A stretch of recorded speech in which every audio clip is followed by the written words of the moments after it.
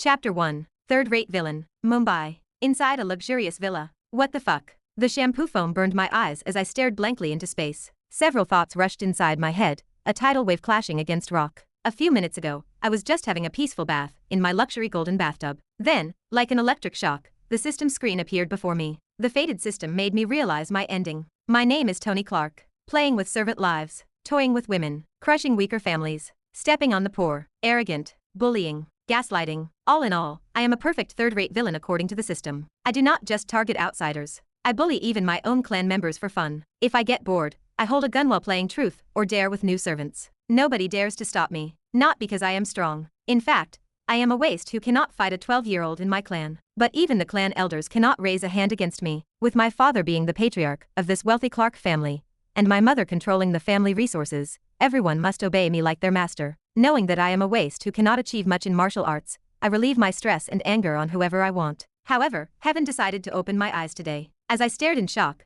the system message appeared before me like a television screen. Transparent text glowed in a vibrant red color. Fated villain system. Villain Tony Clark. Age 18 years, 9 months. Martial arts, 12th class disciple. Comprehension none. Fighting technique none. Movement technique none. System only recognizes worthy achievements and skills. It is not the system itself that freaks me out. I can clearly see that I am a waste from the system screen. I normally would not care, as my talent is the worst to begin with. What scares me are the few lines mentioned below the character status. Fate is not a story waiting to happen. It is a structure already written. Every decision you believe you make freely may just be a branch already accounted for, a path predicted by forces you can neither see nor resist. The most terrifying truth is this: by the time you realize your fate, you may already be living its final chapter. Your fate, third-grade villain, who will bring down family annihilation. My family is destined to perish, and the reason will be me. This is not fair. It is okay if I die because of my actions. But my family? No. I cannot let this happen. But how can I stop this? The system seemed to hear my command. It began showing tips on the glowing interface. Nothing happens without a reason in this world. Everything is connected one way or another. Fate is the ultimate judge. Fate is never constant. It can be changed with actions. People with heaven's blessing can turn the tides of fate. Never offend the heaven's child. Otherwise, wrath will be upon you. Wait. Heaven's child? My family has hurt several gifted people. 9 months ago, I stole a yin flower from a beautiful lady with a serpent physique. With her physique, she is destined to rise. She is a walking heaven's child. My family orchestrated a fake marriage and made her submit to me willingly. After our successful copulation, she was thrown out like trash. How can I stop her now? When she comes back for revenge, no amount of begging will stop her. I am destined to die along with my family. God, how can I stop this? If only this damn system appeared 9 months ago, I could have at least taken care of her. And she is not the only one. Last month, my younger brother crippled a genius at the martial arts academy. That genius belongs to the Rajput family. They may be poor in wealth, but they have produced powerful fighters and assassins for decades. Most importantly, the crippled genius has a brother. The sibling bond will drive him. If only I could have stopped my brother from crippling that genius. Wait, how could I stop him? No, it is not possible. I am a waste.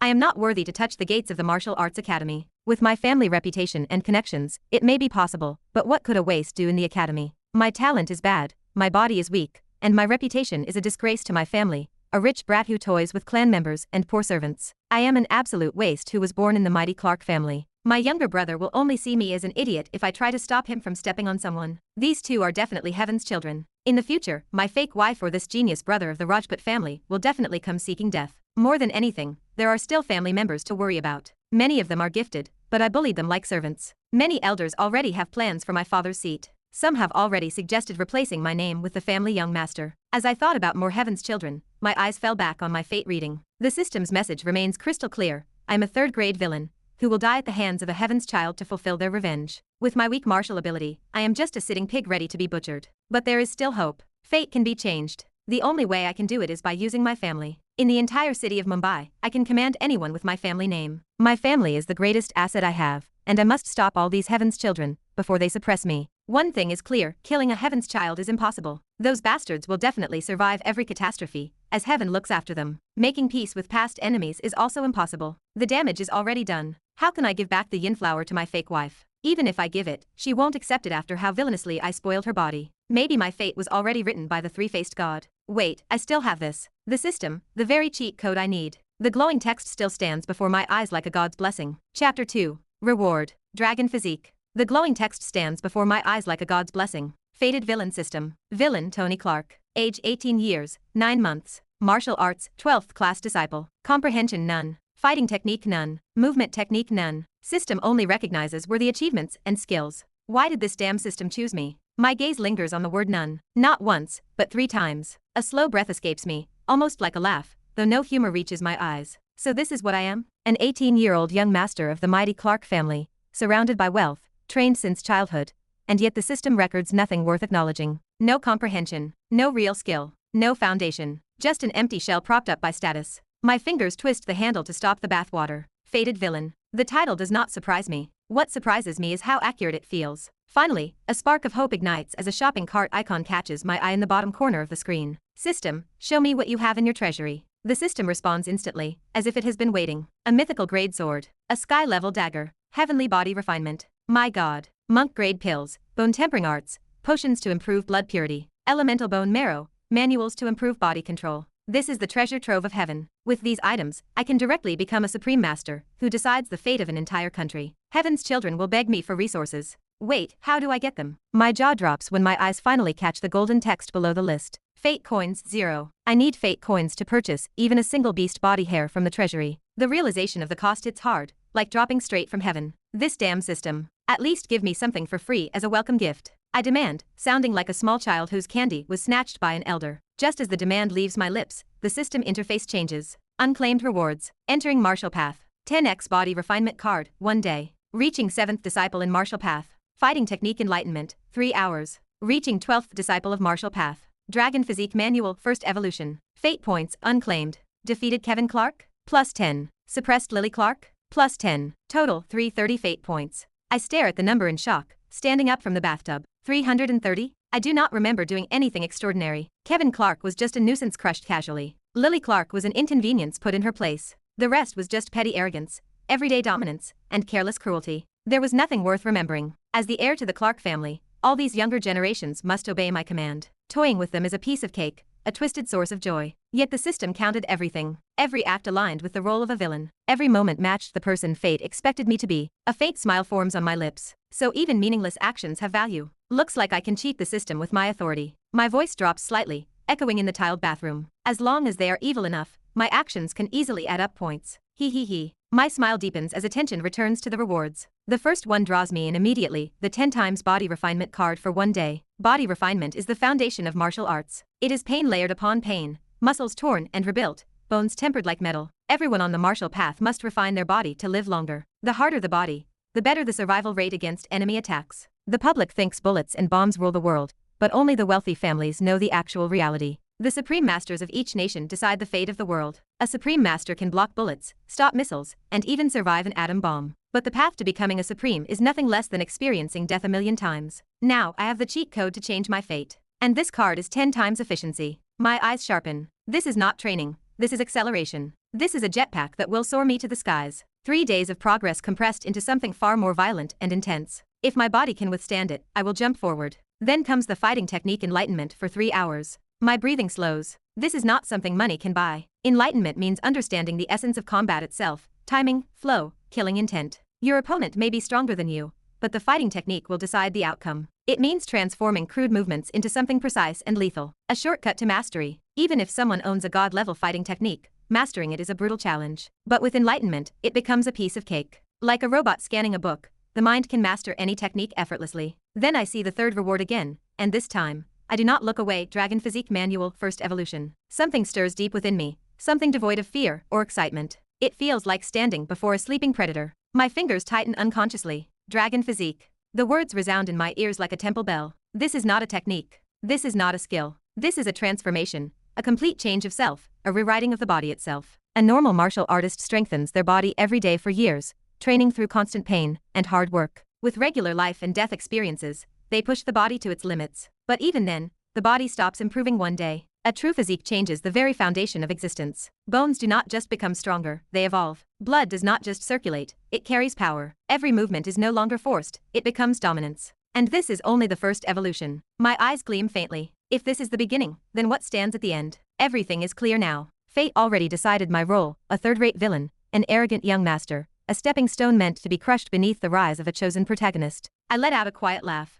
My family already offended many heavenly blessed people. Being the top ruler, it was inevitable. More than anything, I cannot change anything by offering compensation to everyone who got offended. If being good leads to my death, then I will become worse. I will take everything, whether they like it or not. Chapter 3, Heaven-Devouring Origin Scripture. Tony stood motionless, his gaze locked onto the final reward, like a predator studying something far beyond prey. The words Dragon Physique Manual, First Evolution hovered before him in golden text. Show description, he called out, excitement sharpening his voice. The system responded without delay. Dragon Physique Manual, First Evolution. A supreme body cultivation method derived from ancient dragon lineage. Reforges bones with dragon marrow, strengthens flesh into dragon muscle, and converts blood into dragon essence. Upon successful evolution, the host gains explosive strength, enhanced regeneration, and dominance-based pressure capable of suppressing weaker entities with greater regeneration capability. Warning: the evolution process involves total cellular destruction and reconstruction. Survival rate extremely low. Failure results in permanent crippling or death. Tony read it once,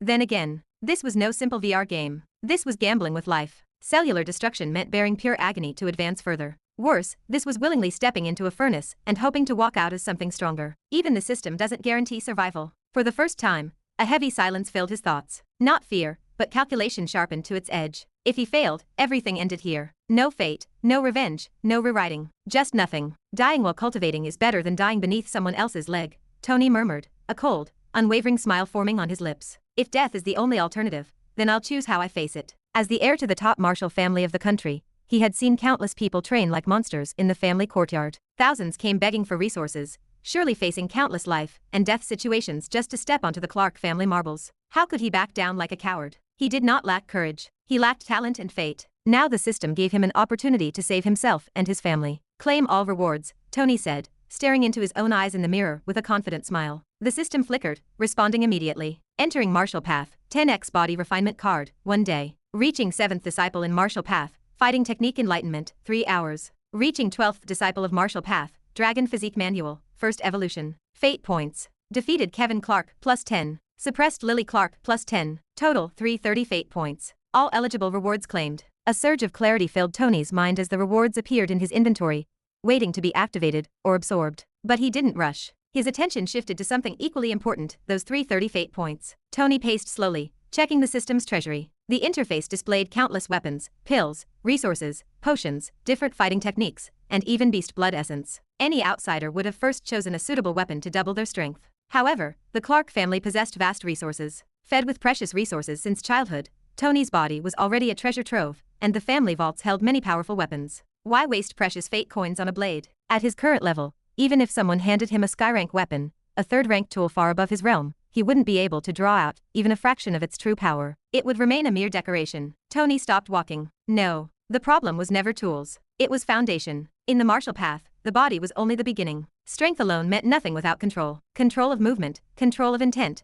control of something deeper. Life energy. His voice dropped. Every martial artist possessed it, few understood it, and even fewer mastered it. To fight wasn't just to strike. It was to channel, to draw from within, and release with purpose. That could not be achieved through body refinement alone. Martial technique. The more life energy I can absorb, the stronger my fighting techniques become. This was the difference between ordinary fighters and true martial experts. One relied on brute strength, while the other controlled power at its source. Tony's mind drifted briefly to his family. The Clark family's foundation lay in a gold-grade martial technique, a second-rank style. It was respected and valuable, but limited. More than 30 families in this world possessed a gold-grade martial technique. It's not enough, he whispered. Gold-grade can support growth, but it cannot break limits. If I can get sky-grade, a third-rank technique. He exhaled slowly. Or even heaven-grade, a fourth rank, no one would be able to stop me. As for God-grade, the fifth rank, those are legends. Untouchable. Even thinking about it is pointless. Even though there are some God-level martial techniques in the system's treasury, they are not available for purchase. His eyes scanned through every available manual. They were arranged in order according to their power. System. Tony touched the best option he could afford, and the panel responded instantly. Available martial technique. Heaven grade, 4th. Name: Heaven Devouring Origin Scripture. Absorption efficiency enhances life energy intake by 300%, drastically accelerating accumulation and recovery. Cost: 300 fate points. Tony's pupils shrank slightly. The moment he saw the name, something instinctive stirred within him. Show description. Heaven Devouring Origin Scripture. A heaven-grade martial technique that allows the host to absorb, refine, and convert surrounding life energy into pure origin force. Enhances control over mind, body, and soul simultaneously. Greatly increases efficiency of energy release in combat. Allows continuous growth through external energy absorption. Tony stared at it without blinking. 300 points. It was almost everything he had. This is the foundation I need, he said. Even though the Clark family's tiger-breathing technique was powerful, it paled in comparison to the heaven-devouring origin scripture. A 300% increase in absorption was impossible to ignore. This would change his fate and his future. Chapter 4 Birthday Party. Chapter 3 The Path of Ruin. Purchase successful. The command left his lips, and 300 fate points vanished without a trace. No sound followed, no dramatic surge of power,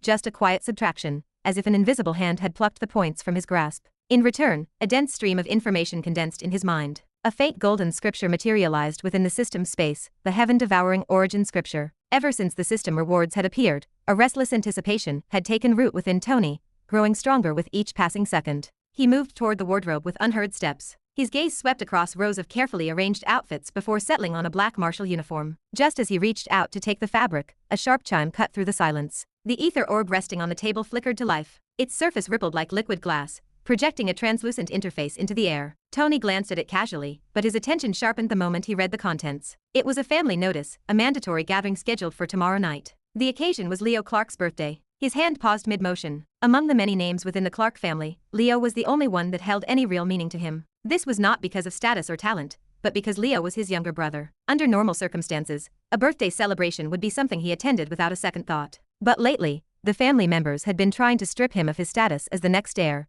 and Leo stood as one of the top contestants for the position. Still, formalities existed for a reason. "Mary," Tony called out, his voice carrying across the room with quiet authority. The response came quickly. The door slid open, and a well-figured woman stepped inside with hurried steps. Mary, one of the senior attendants, lowered her head the moment she crossed the threshold. Despite her composed appearance, the tension in her body was obvious. Her shoulders were stiff, and her hands trembled ever so slightly at her sides. She was a plum beauty with a round face, accustomed to the fearful whispers of the estate. To her surprise, Tony had never looked at her with evil intentions, though the other servants firmly believed she suffered all sorts of humiliation at his hands. "Young master," she said carefully, her voice restrained. Tony smoothed the fabric of his martial uniform, an outfit he wore very rarely. "Prepare the meditation chamber. The 5-star room." The words were simple, but their meaning caused Mary's expression to change instantly. She looked up in surprise before quickly lowering her gaze again. "Young master, the 5-star chamber requires approval from the third elder," she said cautiously. "He may not allow it, considering." She hesitated, leaving the implication clear. Considering Tony's lack of talent and his current shaky standing, such premium resources would be deemed a complete waste on him. Tony let out a faint scoff, treating the obstacle as if it held no real weight. He finished adjusting his sleeves, his tone calm yet edged with something much colder. "If he refuses, tell him his daughter, Ronnie, has grown quite well." The room fell dead silent. Mary's eyes widened, and the color drained from her face. The meaning behind those words was unmistakable. This was not a request, nor was it a negotiation. It was a warning, subtle in phrasing, yet sharp enough to cut through any hesitation. Tony lifted his head and looked at her directly. For a brief moment, their eyes met, and a chill ran down Mary's spine. No visible anger marked his expression, and he had not raised his voice or made a threatening gesture, yet his gaze made it impossible to breathe normally. Standing there any longer would only make things worse. Without another word, she turned and hurried out of the room. Tony watched her retreating figure with a slight frown, noticing the nervous sway of her stride. "Why is her body bouncing?" he muttered under his breath. From his perspective, he had simply stated a negotiation condition. Shaking his head lightly, he dismissed the thought and picked up the ether orb, tossing it casually into his bamboo carry bag. These bags were space treasures exclusive to wealthy martial families. Though they looked like small pocket pouches, they could store the contents of a large transport lorry all at once. As the family heir, he enjoyed the privilege of carrying the best of the best. Tony focused on his inventory, calculating which treasures to use first. Several minutes passed before Mary returned. This time, her movements were more controlled. In her outstretched hand lay a sleek key card that emitted a faint glow, symbolizing full authorization to access the 5-star meditation chamber. "Young master, the chamber has been prepared," she said. Tony accepted the card without comment and turned toward the door. "Why, young master?" she called out suddenly. He paused, though he did not turn around immediately. "There is something you should know," she said, lowering her voice instinctively to avoid being overheard. "Young master, your brother Leo's friend, Elvin, is planning something during the birthday gathering tomorrow. It seems he intends to frame you." Tony's expression did not change. Only after a brief pause did he ask, "How do you know?" "I heard the whispers among the servants." "I thought you should be aware," Mary replied. A faint smile appeared on Tony's lips. "Elvin," he repeated softly, tasting the name. The game had already begun. He didn't ask for details or show any concern. To him, this was nothing more than another predictable move. No one could truly touch him inside the Clark family. "Let him try," Tony said calmly. Without another word, he stepped out. The birthday gathering, the schemes, the petty conflicts of the family, all of it faded into the background. Something far more important awaited him. The 5-star meditation chamber was located deep within the intersection of the Clark estate, reserved strictly for core members and rare occasions. Operating it for a single day consumed valuable resources that could fund a high-class family's luxury for a long time. As Tony approached the entrance, the third elder watched him with a narrow, venomous look. The old man could do nothing to stop him. Tony's smug smile only forced the elder to grind his teeth in silence. "Spoiled bastard," the elder muttered in a weak, bitter tone. Tony ignored him and stepped inside. A subtle pressure greeted him, followed by a refreshing sensation that spread through his limbs. The air itself was different, denser, alive. Life energy flowed freely within the chamber, far richer than anything found in the outside world. It seeped into his pores, his breath, and his very being, welcoming him into a higher realm of existence. The room was designed with absolute precision. Formation yantras were embedded into the walls, faintly glowing as they circulated and purified the surrounding energy. At the center lay a polished stone platform, perfectly positioned to maximize absorption. Tony stepped onto the stone and sat down cross-legged. There was no hesitation on his face, only a fierce eagerness to rise. Activate. Chapter 5. 10 times body refinement card. Inside the chamber, the air was alive. It did not merely feel dense, it pulsed, as if the entire room breathed alongside him. Refined life energy circulated through the formation arrays embedded in the walls, constantly replenishing itself and creating an environment that far surpassed the world outside. Tony sat at the center platform, his posture steady, his mind focused. A faint glow flickered before his eyes. "Would you like to learn the heaven-devouring origin scripture now?" The system's prompt hovered in the silence. Tony did not hesitate. Yes, learning heaven-devouring origin scripture. A golden radiance enveloped his body. It was not blinding, but it was completely overwhelming. A vast stream of information surged into his mind, not chaotically, but with terrifying precision. Every detail, every principle, and every subtle method of circulation embedded itself into his consciousness as if it had always belonged there. Tony's breathing changed. He naturally absorbed the life energy with ease. The way he inhaled shifted, and the way his body responded to the surrounding energy transformed completely. The heaven-devouring origin scripture was not just a better technique. It was a completely different concept. Unlike conventional martial methods, which focused on controlled absorption and gradual refinement, this technique devoured. It pulled in the vitality of the environment aggressively, breaking it down, purifying it, and converting it into a denser, more potent form of energy within the body. It was efficient, dangerously efficient. "So this is how it works," Tony muttered under his breath, his eyes narrowing slightly. "Ha ha ha. This is why people will not hesitate to kill for resources. One martial technique can change the fate of a family." There was no need to practice or meditate, and no need to slowly comprehend the flow of life energy. He simply sat and enjoyed the waterfall of vitality. As he focused on channeling the life energy into his spinal cord, his life chakras filled in a frantic haste. The surrounding energy stirred, then surged toward him as if drawn by an unseen force. It flowed into his body smoothly and rapidly, far faster than anything he had experienced before. Even the 5-star meditation chamber failed to provide enough ample life energy for his greed. Tony's lips curved faintly. Even when he was not actively focusing, traces of energy gathered around him, seeping into his body at a slow but steady pace. He exhaled slowly, a faint mist escaping his lips. For the first time, Tony knew the jubilant feeling of a genius, real progress in the martial path. All his life he had improved like a snail, but today was the exception. This was only the beginning. His gaze fell upon the 10 times body refinement card in his digital inventory. Without hesitation, he activated it. 10x refinement boost activated, 24 hours remaining. The chamber reacted instantly. The life energy in the air thickened, compressing around him until the room itself shook. It felt like stepping into a high-pressure zone where his body was pressed from all sides. Good. Tony retrieved a muscle refinement pill from his pouch, a premium resource meant to accelerate physical conditioning. With everything prepared, he no longer had any reason to hold back. "Thank you, Father," Tony muttered, swallowing the rare pill. He closed his eyes and entered deep cultivation. The moment he did, the heaven-devouring origin scripture fully activated. The surrounding energy surged violently, flooding into his body like a raging current. His muscles tightened under the pressure, his bones vibrated faintly, and every part of his physical form underwent rapid refinement. The 5-star chamber began trembling like a stuck washing machine. Its formation lines flickered wildly as the life energy inside drained far faster than it could circulate. Outside the door, the guards exchanged uneasy glances, before one of them rushed off to report the anomaly. Total shock gripped them. This type of failure had never happened before. The third elder frowned deeply upon hearing the news, irritation flashing across his face. "That useless boy again," he muttered. Reluctantly, the elder loaded additional jade pearls into the mechanism, forcing more life energy into the system to stabilize it. As the chamber steadied, he scoffed coldly. "Humph. He is probably playing tricks inside, instead of refining his body. Next time, I will not let this brat anywhere near the meditation chamber." The third elder, Sukoi, cursed openly to the empty hallway. Time blurred. Minutes turned into hours. The pressure built steadily within Tony, like a reservoir nearing its limit. He guided the energy carefully, ensuring that every bit was absorbed properly. Finally, he reached the threshold. A sharp surge exploded within his body along his spinal cord. A wave of power burst outward before settling instantly. The invisible barrier that once restricted him shattered completely. The first chakra of life filled to the brim, pushing him from the rank of a disciple to a true warrior. Tony's eyes snapped open. His breathing was steady, but his body felt entirely different. I have already broken through, he muttered softly,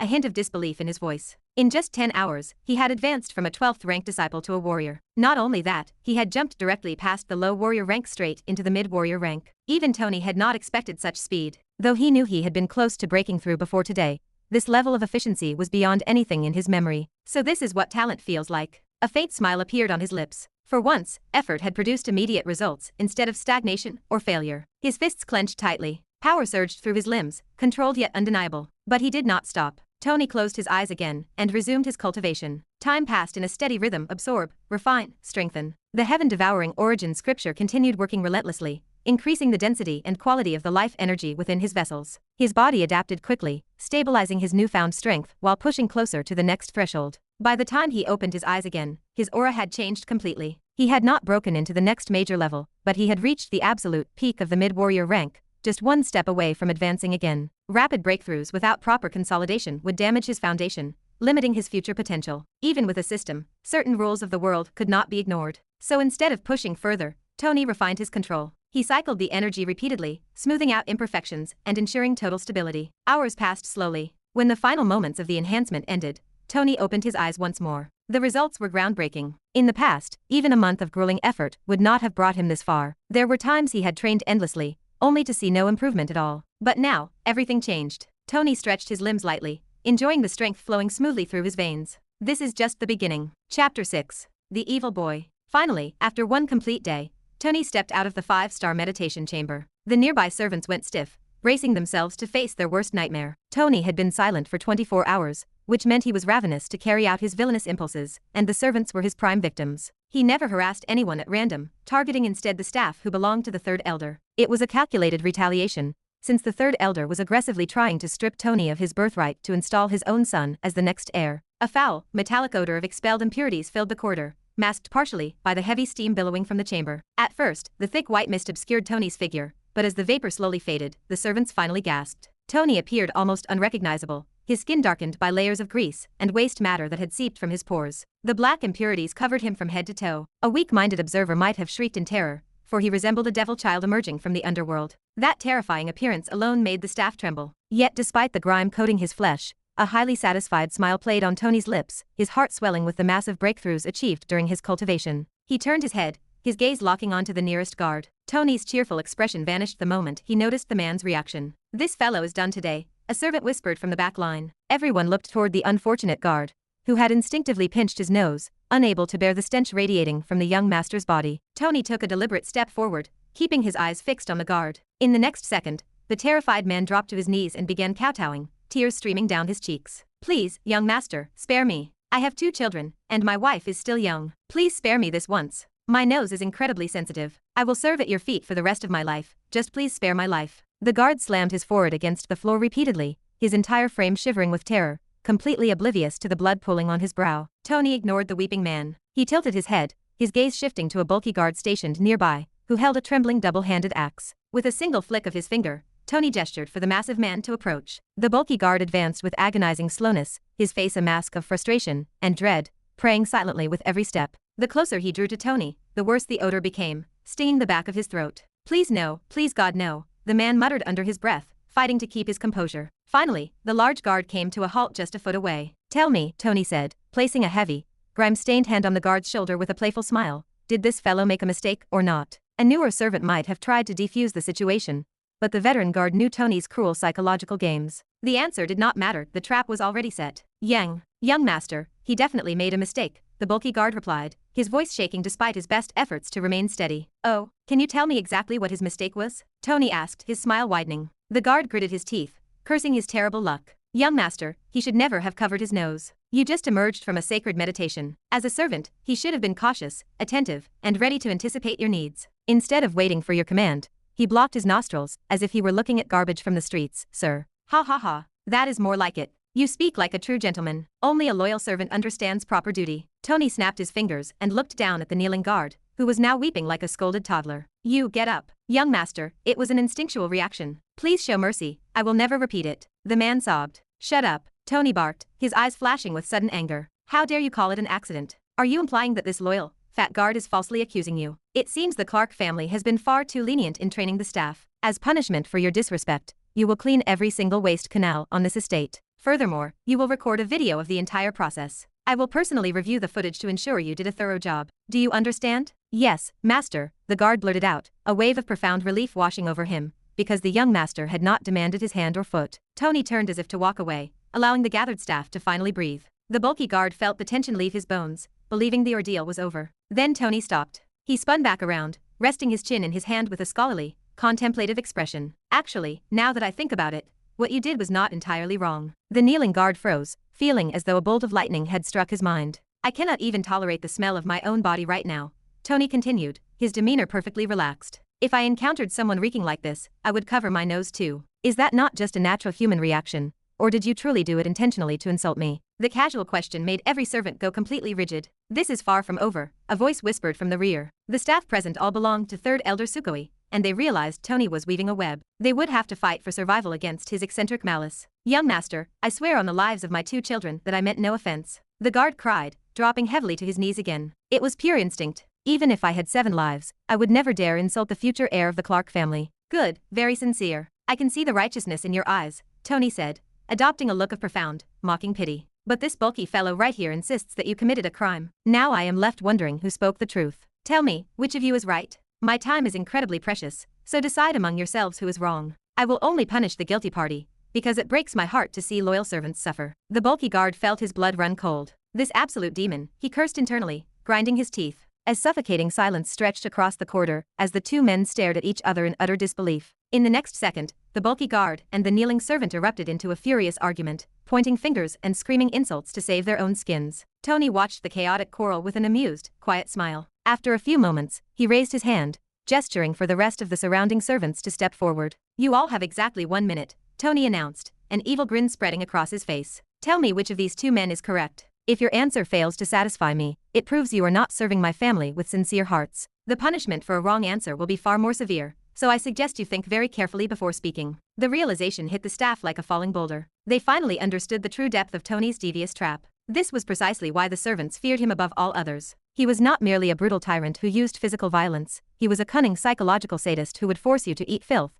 and demand that you compliment the taste. As the servants looked at one another in mute horror, Tony pulled out his golden ether orb and typed out a quick command for Mary to prepare his bath. Time is up. What a complete disappointment, Tony said, his voice dropping into a chilling, murderous register. Since none of you could provide an answer, every single servant present will clean the underground sewage canals with your bare hands. You will record every single second of the work. I expect the stone walls to be as pristine as polished moonstone. If the complete recordings are not delivered to me by tomorrow morning, I will personally sever your right hands. He stepped toward the exit, stopping right at the threshold to cast one final glance over his shoulder. And if any of you try to use my uncle's name to excuse yourselves from this task, I will take both of your legs as well. The moment the heavy doors slid shut behind Tony, the corridor erupted into a chorus of frustrated groans and desperate wails. The physical labor was grueling, but it was Tony's torturous, manipulative methods that truly pushed the weak-minded to the brink of insanity. Chapter 7. Storage Ring. Clark Family Estate. On the way to his private quarters, Tony watched the bustling crowd outside the estate through the massive glass walls. The commotion for tonight's birthday party had already begun,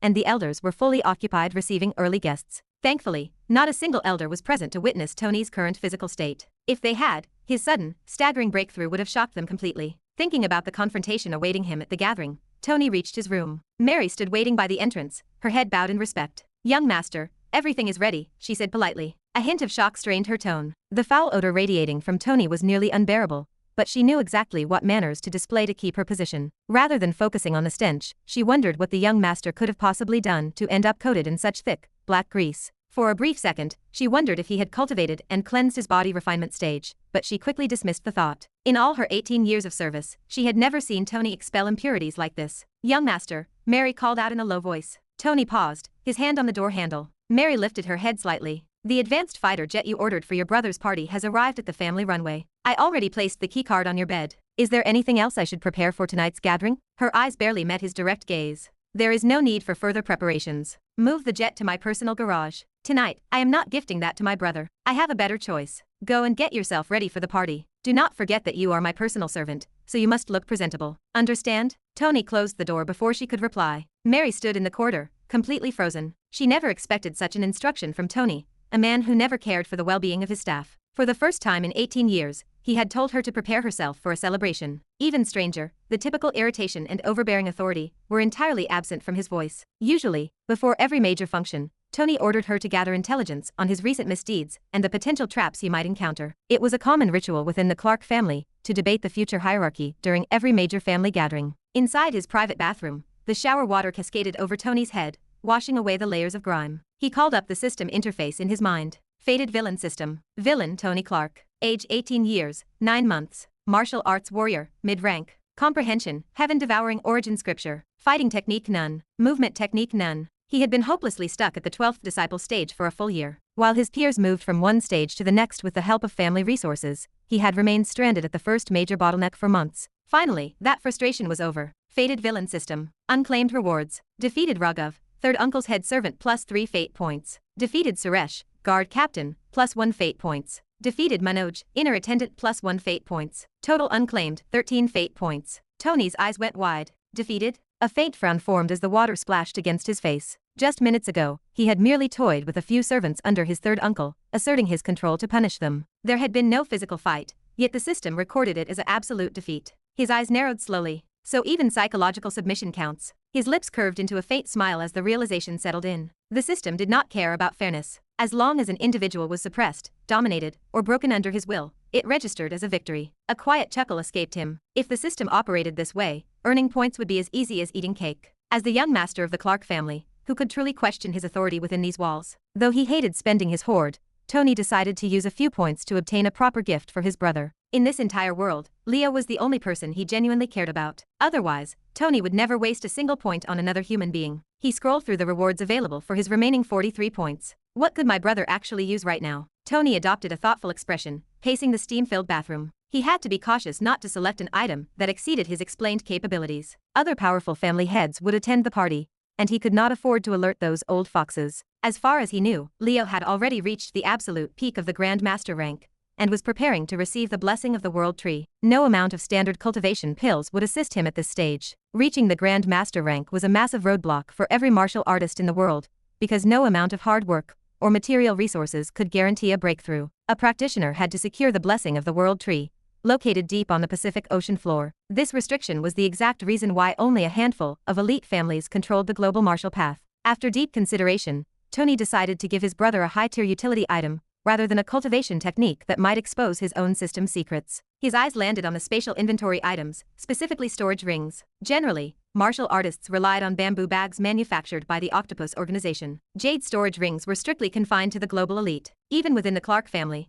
only the ancestors, the senior elders, his father, and his third uncle possessed a jade ring. Tony did not even have one himself. Gifting a premium jade ring would be a massive statement. System, display storage rings. Tony stared in awe as descriptions of various storage rings lined the interface. The technology was incredibly advanced for this world. He spotted a Pegasus jade ring that cost 1,000 fate points. An entire ecosystem existed inside that ring, but Tony could only exhale in disappointment. If he actually possessed 1,000 points, he would have bought a treasure to catapult his own martial stage to the heavens. Finally, his gaze settled on the moonstone ring. It looked deceptively normal, but it included several highly practical functions. This will be perfect for my brother. Chapter 8. Playing with fire. Tony's eyes finally settled on the moonstone ring. It looked deceptively ordinary, but its listed functions were undeniably powerful. Item available. Name Moonstone Jade Ring. Description: a spatial storage ring crafted from refined moonstone jade. Contains a vast internal space with neatly arranged compartments, a small herb cultivation plot, and a life energy liquid fountain to sustain living resources. Capable of storing massive objects, even up to the size of a small mountain. Cost 13 fate points. Without another thought, Tony finalized the purchase, relinquishing 13 precious points. He extended his right hand,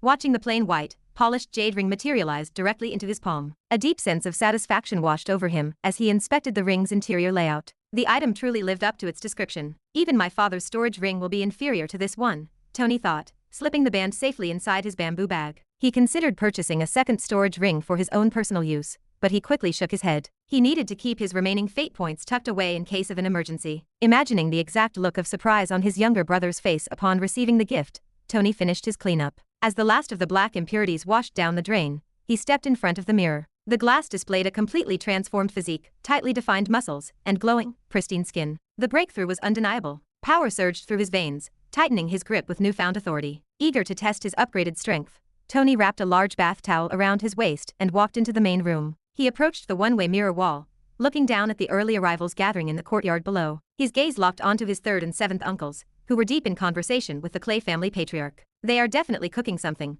Tony muttered, his eyes narrowing as he analyzed the elders. "Are they conspiring to strip me of my inheritance? My third uncle will go to any length to install his own son, Kevin, as the next heir, but my father won't let them have their way so easily." As evening approached, the crowd thickened. The arrangements were lavish, perfectly befitting the prestigious Clark name. Tony smiled as he spotted his younger brother navigating the crowd in stylish designer clothes, but the amusement quickly faded from his face. Standing directly across from his brother was Elvin, the young master of the Clay family. "So, you are really running to my brother to complain? Ha ha ha." Tony smirked, the sight triggering memories of their recent encounter at the herb sanctuary. The Clark family herb sanctuary stretched across a quiet expanse within the outer estate. Unlike the common gardens, this place carried deep ancestral significance. The dark, fertile soil beneath every step was infused with rare volcanic ash brought from Mount Meru, refined over generations with nutrient-rich irrigation fluids. Exotic martial herbs thrived under these conditions, making the sanctuary one of the family's most protected resources. Tony had been standing near one of the inner plots, casually observing a cluster of red lotus tea leaves swaying under the automated airflow. He had no real interest in the flora, his presence was merely a habit,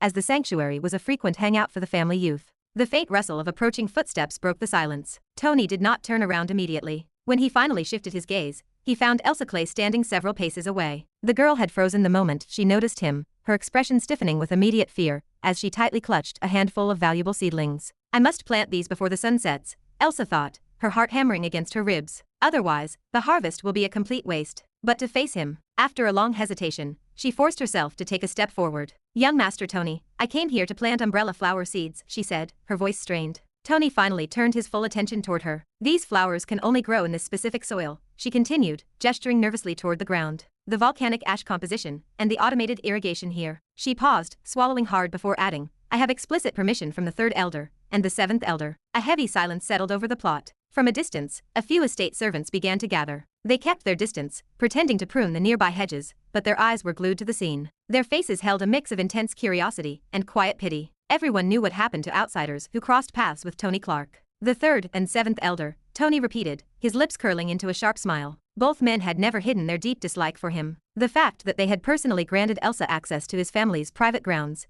made the situation highly entertaining. Tony's smile deepened, though his eyes remained entirely cold. "I see. Go ahead," he said calmly. Elsa blinked in surprise, caught off guard by his lack of resistance. Choosing not to question her luck, she gave a brief nod and moved toward the designated plot just a few feet from where he stood. She knelt on the fertile soil, carefully preparing the earth to receive the seeds. Tony remained standing directly behind her, his gaze dropping to her neckline with an overt, mocking grin. "This bastard," Elsa thought, her cheeks burning crimson. She could feel his eyes scanning her body, intentionally trying to humiliate her. She forced herself to endure the disrespect, knowing that reacting would only give him the satisfaction he wanted. Instead of leaving her to her work, Tony walked over and sat down directly beside her, placing himself so close that his breath brushed against her shoulder. "I'll help," he murmured casually. Elsa's hands paused for a fraction of a second. Every instinct screamed that she was in danger, but she kept her head down, choosing not to reply. She focused entirely on the seedlings, pressing them into the dark soil with practiced precision. For a moment, the garden was quiet. Then, Tony shifted his weight, his elbow pressed deliberately against her chest. She flinched, instinctively pulling her upper body back. Tony didn't flinch, maintaining his relaxed posture. "Accidental," he said lightly. Elsa said nothing, but her movements grew rigid, her awareness hyper-focused on his every micro-movement. A few moments passed in tense silence, and then it happened again. This time, the physical contact lingered, entirely undeniable. Elsa snapped. She pulled her hands from the dirt, her expression hardening as she whirled around to face him. "Young Master Tony, maintain your distance," she demanded coldly. Tony tilted his head, looking mildly amused by her outburst. "You're misunderstanding." "No, I am not," she replied firmly. The hesitation was gone from her voice, replaced entirely by a wall of restrained rage. "I tolerated your behavior last time. Do not assume I will continue to do so." Tony's expression remained perfectly composed. "Oh," Elsa met his eyes directly, refusing to look away. "I am a master rank martial artist, 2 full realms above you. And you are still stranded at the disciple rank, even at your age." The sharp statement echoed across the quiet sanctuary, loud enough for every eavesdropping servant to hear. "God, she actually said it," one servant whispered, staring in absolute shock. "I really wonder what fate she will suffer today," another murmured from the shadows. Chapter 9. Threatening with a gun. "Should we inform the elders?" a servant whispered, staring at the distant confrontation. "What? No," the second guard hissed, his voice tight with panic. "Do not meddle in the affairs of Tony. If the young master finds out, not only you, but all of us will lose our lives." "But the lady belongs to the Clay family. I heard she even studies at the 9 Lotus Academy." Whatever her status, we must stay out of it, the second servant warned, shuddering as memories of Tony's past punishments flashed through his mind. Inside the Clark estate, Tony is the real monster we should fear, not some talented genius. Tony did not respond immediately to Elsa's insult. He simply looked at her, his eyes calm, almost thoughtful. Then his lips curled. In my own house, you threaten me? Tony's voice rose into a loud, dramatic theater bark. So, you really dare to look down on the Clark family? Elsa caught the shift in his tone and the dangerous implication of his words, but she refused to retreat. Her pride held firm, even as a cold drop of unease crept down her spine. Leave your family name out of this, Elsa replied, her righteous tone sharp. Behave in a way that deserves respect. Silence stretched over the garden plot. Tony lunged. Without a word of warning, his hand shot forward like a striking viper, clamping around her wrist and yanking her toward him with sudden, overwhelming force. Before she could process the movement, before her master rank reflexes could resist, his lips crashed into hers. The kiss was abrupt, decisive, and tight, leaving absolutely no room for hesitation or escape. Elsa's mind went entirely blank. Then reality crashed back into her consciousness. She struggled instantly, planting her palms against his chest and shoving with all her might until the contact broke. She stumbled back several steps, shock instantly twisting into pure fury. How dare you? Her voice trembled violently as she pointed a shaking finger at his face. I don't dare, Tony said, raising his voice so it echoed across the sanctuary, his mockery wrapped in a layer of feigned innocence. I am just a 12th class disciple, after all. But you are a master rank martial artist, 2 full realms above me. So why would I dare? I wouldn't dare. You. Elsa clenched her fists, her knuckles turning white. Before she could execute a retaliation, a rustle of leaves signaled a new arrival. Her brother, Elwin, came rushing through the foliage, a sharp, stylish dagger gleaming in his right hand. He inserted himself directly between Tony and his sister, his chest heaving. You bastard. What did you do to my sister? Elwin demanded, his eyes boring into Tony. Nothing major, Tony replied casually. He completely ignored the weapon pointed at his chest, standing tall on his own territory. Within the walls of the Clark estate, he feared no one. I just kissed your sister, since she asked for it. The eavesdropping servants stood stunned by the blatant lie. Elsa gasped, her jaw dropping in utter shock at the sudden slander. Elwin froze, dumbfounded by the sheer audacity of the claim. For a fraction of a second, he turned his head to read his sister's reaction. No, no, brother. Elsa cried out loudly, tears of frustration gathering in her eyes. This fellow is twisting the truth. He is the one harassing me without any reason. He forcefully kissed me. Teach him a lesson. Elwin felt every urge to plunge his blade into Tony's chest, but he swallowed hard, holding his ground while projecting pure murderous intent. Tony, out of respect for your family, and as a fellow martial artist to your brother, I am going to leave this matter here, Elwin said, his voice dropping to a low, dangerous register. But I am warning you never play your tricks against my sister again. Otherwise. The threat hung heavily in the humid air of the sanctuary. Tony felt the killing intent vibrating off the young man, but Tony was not a person who accepted threats in silence. He particularly despised any mention of martial stages and academies, viewing it as a direct mockery of his own stagnant talent. Above all, he would never tolerate a threat inside his own home. You are a fellow disciple of my brother at the Nine Lotus Academy, Tony said, an evil smile playing on his lips as he adopted a tone of heavy ridicule. But I heard a rumor that your mother had to personally beg the academy master just to secure a slot for you. Is that story true? Tony leaned in, his face suddenly serious, as if genuinely curious about the gossip. Careful, Tony. You are crossing the line. Elwin's anger flared, and his hand twitched, lifting the dagger an inch higher out of pure instinct. The rumor was a sore spot for the Clay family, a whisper everyone knew but no one dared utter aloud. Except Tony. What? Why are you getting angry? Tony continued to prod the wound, his smirk widening as a deep sense of satisfaction washed over him. Is the news true? Did your mother really? This is my mistake, Elwin interrupted, his voice shaking. I should have never spoken with a mad dog like you. Now I understand why everyone calls you the Black Suitcase. You are nothing but rotten filth. Smack. Tony's hand moved faster than the eye could follow, delivering a savage, open-handed slap across Elwin's face. The strike was so sudden and explosive that Elwin, despite his early Grandmaster rank body, failed to dodge it entirely. Crimson finger marks materialized on his pale cheek a second later. Absolute silence gripped the herb sanctuary. The watching servants stared with wide, unbelieving eyes. Elsa's breath hitched,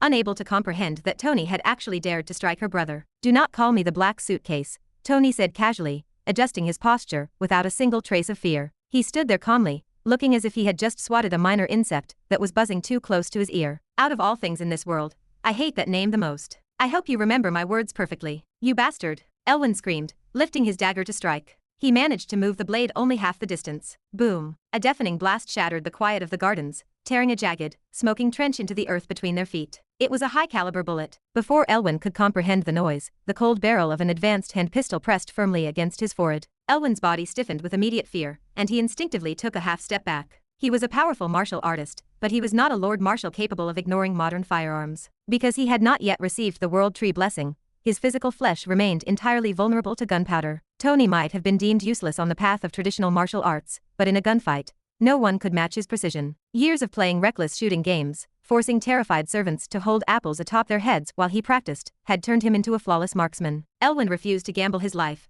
knowing Tony's eccentric expertise with modern weaponry. "I think now you understand your place," Tony said, his voice a low, mocking purr as he stared at Elsa with an evil grin. "Next time, take a good look at your surroundings before you raise a blade against me. Inside this estate, you are nothing more than a stinky bug. I hope my finger marks fade from your face soon." Tony holstered the weapon, turned on his heel, and walked away. He clasped his hands behind his back, adopting the leisurely, proud stride of a scholar satisfied with his work. "One day you will definitely pay for this," Elwyn screamed at the retreating figure, tossing his dagger into the dirt with unresolved, burning fury. Chapter 10. Remove the prince. Inside his private quarters, Tony leaned back lazily on his couch, his attention locked onto the glowing screen hovering before him. The golden orb pulsed faintly, projecting a fast-paced battle game. His fingers moved with sharp precision, his eyes narrowing as he cornered his opponent. "Pathetic. You call this skill?" Tony muttered, his lips curling as his character crushed the enemy with a final blow. The screen flashed with the word victory. A smug smile spread across his face. "Too easy." The door slid open quietly. "Young master,"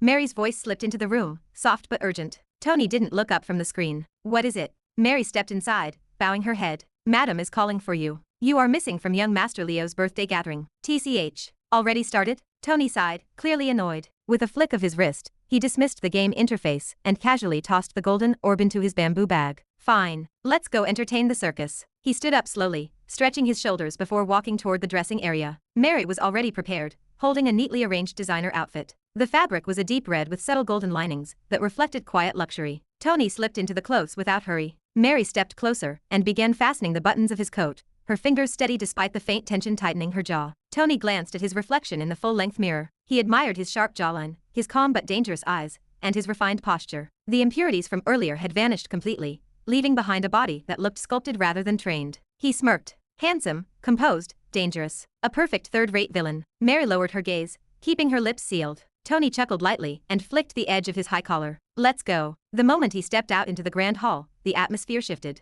The Clark family estate glowed like a star, packed with expensive suits, dazzling gowns, and controlled smiles. Tony's lips curved into a knowing smile. To outsiders, this was just another rich family controlling Mumbai's business world. To those who knew the truth, the Clarks controlled something far more valuable: martial resources. It was power beyond money, the true currency of this world. He walked forward, drawing the immediate attention of the crowd. "Young Master Tony." "Good evening, young master." Looking sharp as always, voices greeted him politely, and heads bowed just low enough to show proper respect. Tony nodded lazily, acknowledging them like a king accepting routine tribute. But beneath those smiles ran a current of whispers, faint, careful, and almost suffocating. "Keep your voice down. He's here. Don't let him hear." Even the powerful guests, people who could shake cities with their influence, spoke like frightened conspirators. Everyone knew that if Tony heard them speaking ill, he wouldn't react immediately. He would remember, and someday, their entire family would pay the price. Meanwhile, the servants moved like shadows. The moment Tony's gaze drifted in their direction, they subtly stepped back, hiding behind guests, lowering their heads,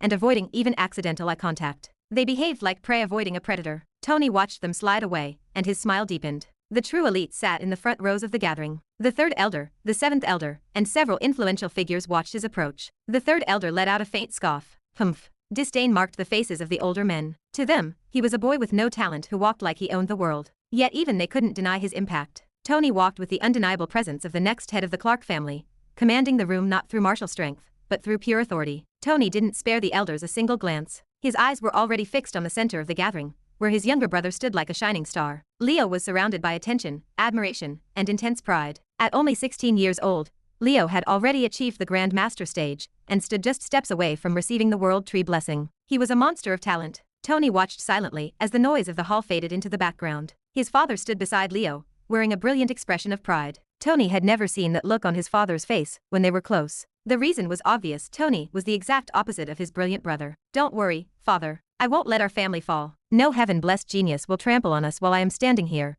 Tony muttered, his mind flashing to his hidden system status. While he stood lost in thought, his enemies began moving their pawns from the shadows. The third elder signaled to the Clay family members and their hidden servants. Following the script, the Clay family head approached the old patriarch of the Clark family, accompanied by his daughter Elsa and his son Elwyn. They delivered a direct complaint to the old man about the incident in the herb garden. "Yes, old patriarch Jim, we saw it with our own eyes," the head servant of the third elder chimed in, stepping forward to validate the claim. Not only that, the young master made us clean all the underground sewer canals for a silly reason. Please do justice. The servants of the third and seventh elders murmured in loud agreement, supporting the Clay family's grievance. Right on cue, the third and seventh elders flanked the old patriarch. Great-grandfather Jim, our family's future is definitely in the wrong hands, the seventh elder said, his voice adopting a pleading, sorrowful tone. That fellow Tony doesn't deserve the title of prince. Even after all these years, he is still stuck at the 12th class disciple stage. He's a disgrace. I beg you to remove him as the prince and place someone capable and worthy. Only then will our younger generation feel motivated by seeing a true leader. The title of prince was not just an honor, it was a legal right to claim the family's premium resources. Old patriarch Jim was an eccentric man of absolute authority. Even though Tony's father,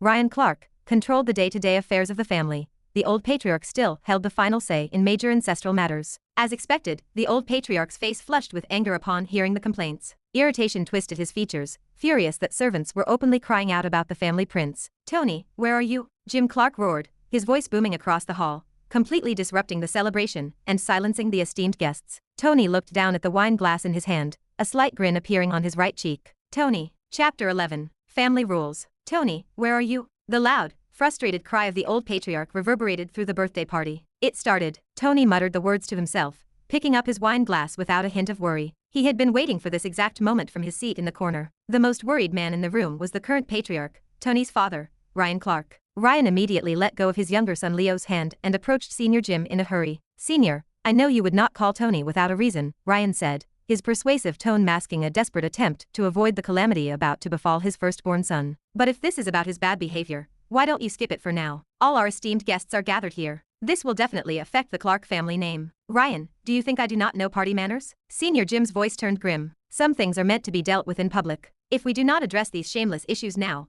people will begin to talk behind our backs. Where is your son?" Ryan could only sigh in disappointment at Senior Jim's relentless attitude. Nearby, the third elder stood directly behind Senior Jim with a smug expression, waiting for the perfect moment to intervene. Whispers filled the air among the guests as the crowd pressed closer to the stage. A quiet pleasure spread among the rival Clark family members. The entire gathering fell dead silent, eagerly waiting for the drama to unfold. Elwyn stood close to his own father, a deep sense of satisfaction warming his chest. "Today I will get my revenge." "Senior Jim, I am truly grateful that you are taking this matter seriously," the Clay family patriarch, Ian, said with a grateful bow. "The Clay family will always remember the righteous character of Senior Jim." Just as Ian finished speaking, Tony stepped forward. With one hand tucked into his pocket and the other swirling his wine glass, he walked casually, his face devoid of even a speck of nervousness. "Old patriarch, did you call for me?" Tony asked, his eyes locking onto the Clay family youth. "I heard a complaint from the Clay family," Senior Jim said, staring directly into Tony's eyes. "Did you really do it?" "I don't know what they told you," Tony announced loudly, his voice carrying over the crowd as if he were entertaining an audience. "But if this is about me kissing that lady and slapping that fellow,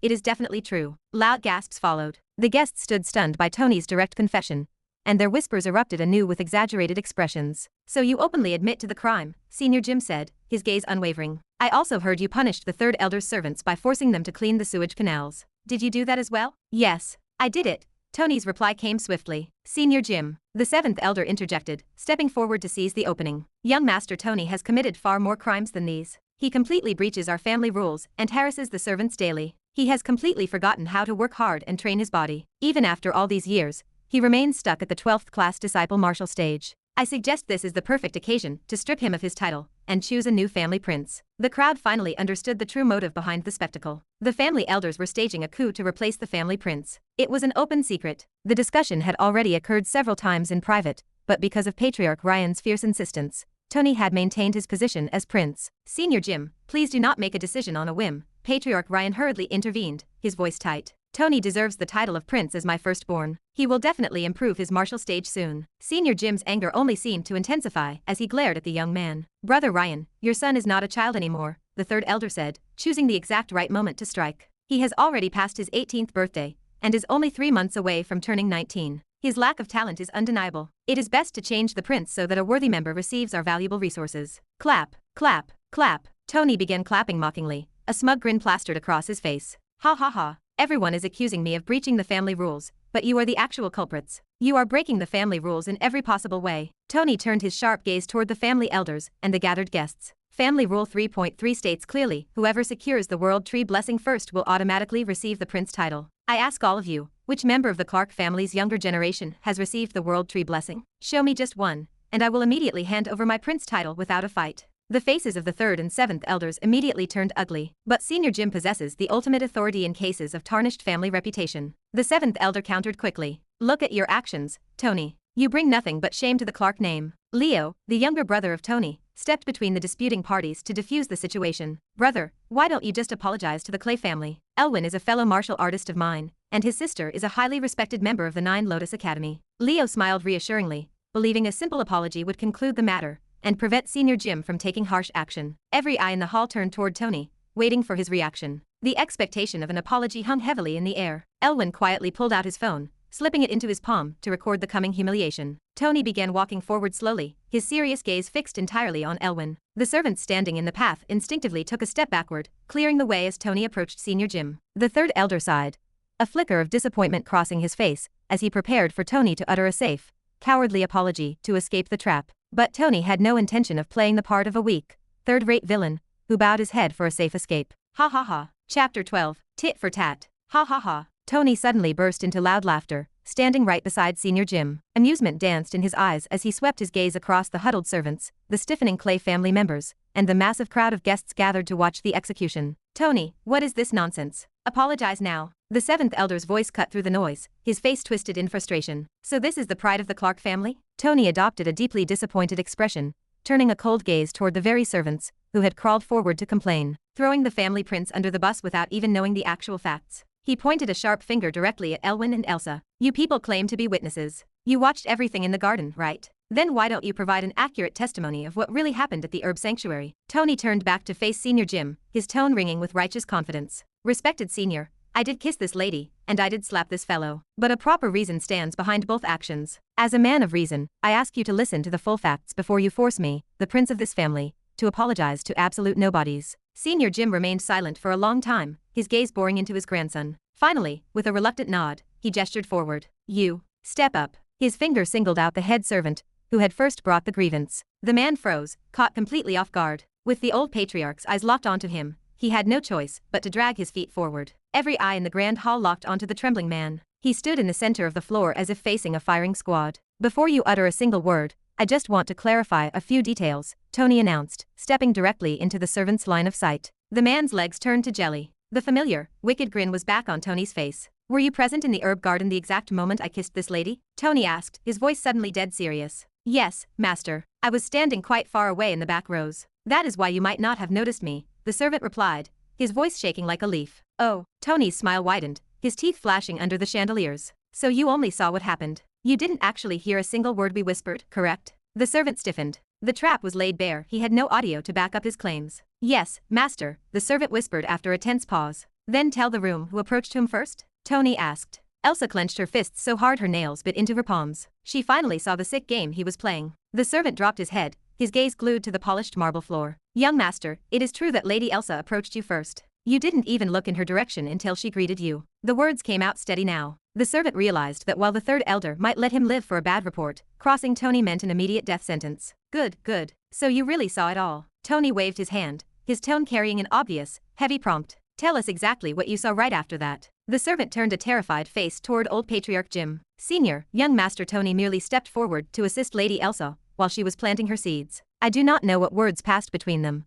but suddenly, the lady stood up and adopted a highly aggressive, threatening posture toward the young master. Only then did young master Tony kiss her. Liar. Elsa's scream shattered the formality of the room. Rage burned through her veins. She had never seen anyone warp reality so effortlessly, let alone in front of the entire high society of the country. See, I am the actual victim here, Tony said, turning toward the guests with a perfectly crafted, naive look. After that, young master Elwyn barged into the plot. The servant continued rapidly, keeping his head down. I couldn't hear the dialogue, but Elwyn drew his dagger angrily, making a dangerous, threatening gesture toward the prince. Senior Jim, please do not listen to this garbage. The servant is blatantly lying because he is terrified of Tony. Elwyn roared, taking a violent step forward. Senior Jim's gaze swerved toward the remaining servants huddled in the shadows. Is his account accurate? Tony shifted his gaze toward them, a silent, murderous warning in his eyes. The remaining staff nodded in unison, their movements stiff and reluctant. Old Patriarch Jim, the truth stands plain before you, Tony said, his voice brimming with unshakable confidence. If you still harbor doubts about the loyalty of our staff, we can easily pull the security footage. The CCTV cameras will confirm everything. He knew perfectly well the cameras only recorded visuals,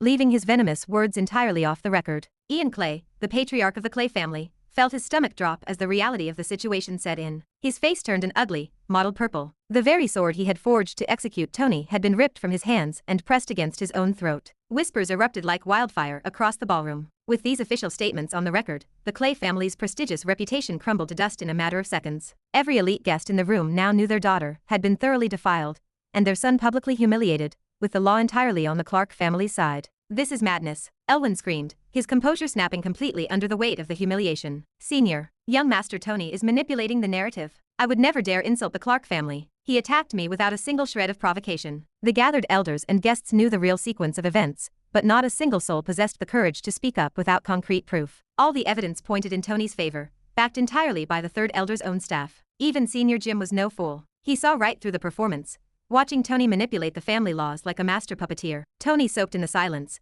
thoroughly amused by the despair radiating from his rivals. Suddenly, he threw his hands wide, his voice booming through the rafters with gleeful malice. "Old patriarch, why the sudden silence? Justice has been laid out perfectly before you. Why haven't you ordered the immediate arrest and punishment of the Clay family for their slander?" The entire gathering gasped at the sheer audacity of the demand. Ian Clay stood frozen, utterly dumbfounded by the boy's relentless assault. "Tony," Elwyn choked out, his throat tight with unadulterated frustration. The trap had closed completely. Any further protest was simply begging for another strike to the face. "What? Are you terrified because your pathetic lies have been exposed to the world?" Tony spun toward the crowd of guests, his voice dripping with mock disgust. "Look at the utter shamelessness of the Clay family. They marched into our estate to frame the family prince, and now they cannot even bear to look at the truth when it surfaces." Elwyn felt the room spin violently, the lights blurring above his head. Before another word could leave his mouth, a heavy thud echoed near his feet. Elsa had collapsed entirely, falling unconscious onto the stage floor, unable to endure the absolute ruin of her family's honor. Chapter 13. Marriage Card. "Sir, this is all a misunderstanding. Please forgive us. In any case, the Clay family would never dare to insult the Clark family." Ian Clay, the patriarch of the Clay family,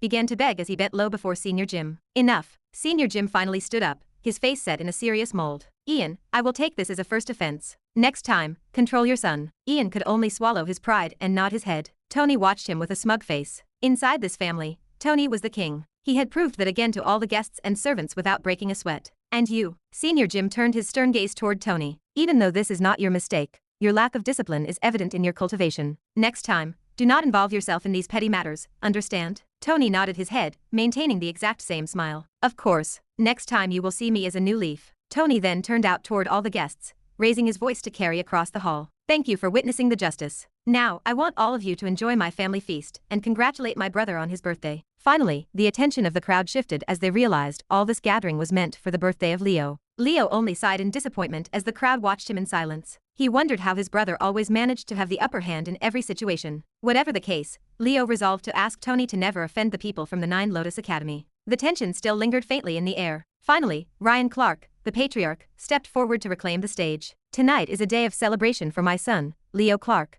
Ryan began smoothly, acting as if nothing had happened moments ago. The guests followed his lead instinctively. Whispers died down in the next instant. Power, after all, was not about addressing problems. It was about deciding which ones existed. Ryan raised his hand slightly. "Bring the gift." 3 servants hurried forward, carrying a long, velvet-covered box. The moment it opened, a faint glow covered the stage. Inside lay a sword. Its blade shimmered with a cold, metallic brilliance, but what truly drew attention was the handle, a finely crafted lion head, majestic and fierce, its eyes embedded with glowing gemstones. Gasps echoed softly among the guests. "That is a sky-grade weapon. Impossible. Wasn't that crafted by the head of the Nine Lotus Pavilion, Lucifer himself?" Ryan smiled proudly upon seeing the reaction from the guests. But only Tony saw the pain behind that smile. His father had spent a fortune and used several favors to secure that sword. "This is a gift for my son," Ryan announced. Leo Clark lifted the sword, his eyes already lit with excitement. Compared to his previous Earth-grade weapon, this was on an entirely different level. "Thank you, father," Leo said, unable to hide his happiness. Ryan simply nodded. Then another figure rose, the matriarch. She had remained silent until now. In her hand was a golden object, intricately carved with layered symbols. "A protective yantra," she said calmly. "It can seal an overlord-level martial artist for 1 hour." The hall fell silent again. Such an item was not just valuable, it was a life-saving treasure. With the world tree blessing approaching, she continued, "This will ensure your safety." Leo accepted it respectfully. "Thank you, mother." One after another, guests began presenting their gifts. Treasures, weapons, and resources were brought forward, each more extravagant than the last. At one of the side tables, Tony Clark sat alone. A glass of wine rested in his hand, its deep red surface reflecting the lights above. He was not watching the stage. A faint smirk touched his lips as he listened to whispers drifting from across the hall. Near one of the pillars, the third elder stood with a small group. His son, Kevin Clark, stood beside him, his expression tight with frustration. "Father, our plan failed again," Kevin muttered under his breath. The third elder's face remained twisted in irritation. Before he could respond, the seventh elder leaned in slightly. "Do not be impatient," the seventh elder said calmly. "Kevin will be the first to receive the world tree blessing. And once that happens, the position of prince will naturally follow." Kevin's expression eased slightly, but the third elder suddenly scoffed. "Idiots." Both Kevin and the seventh elder turned toward him in confusion. "You still do not see it," the third elder said coldly. "Do you think my brother, Ryan, is a fool?" "What do you mean?" the seventh elder asked slowly. "There is a marriage agreement between our Clark family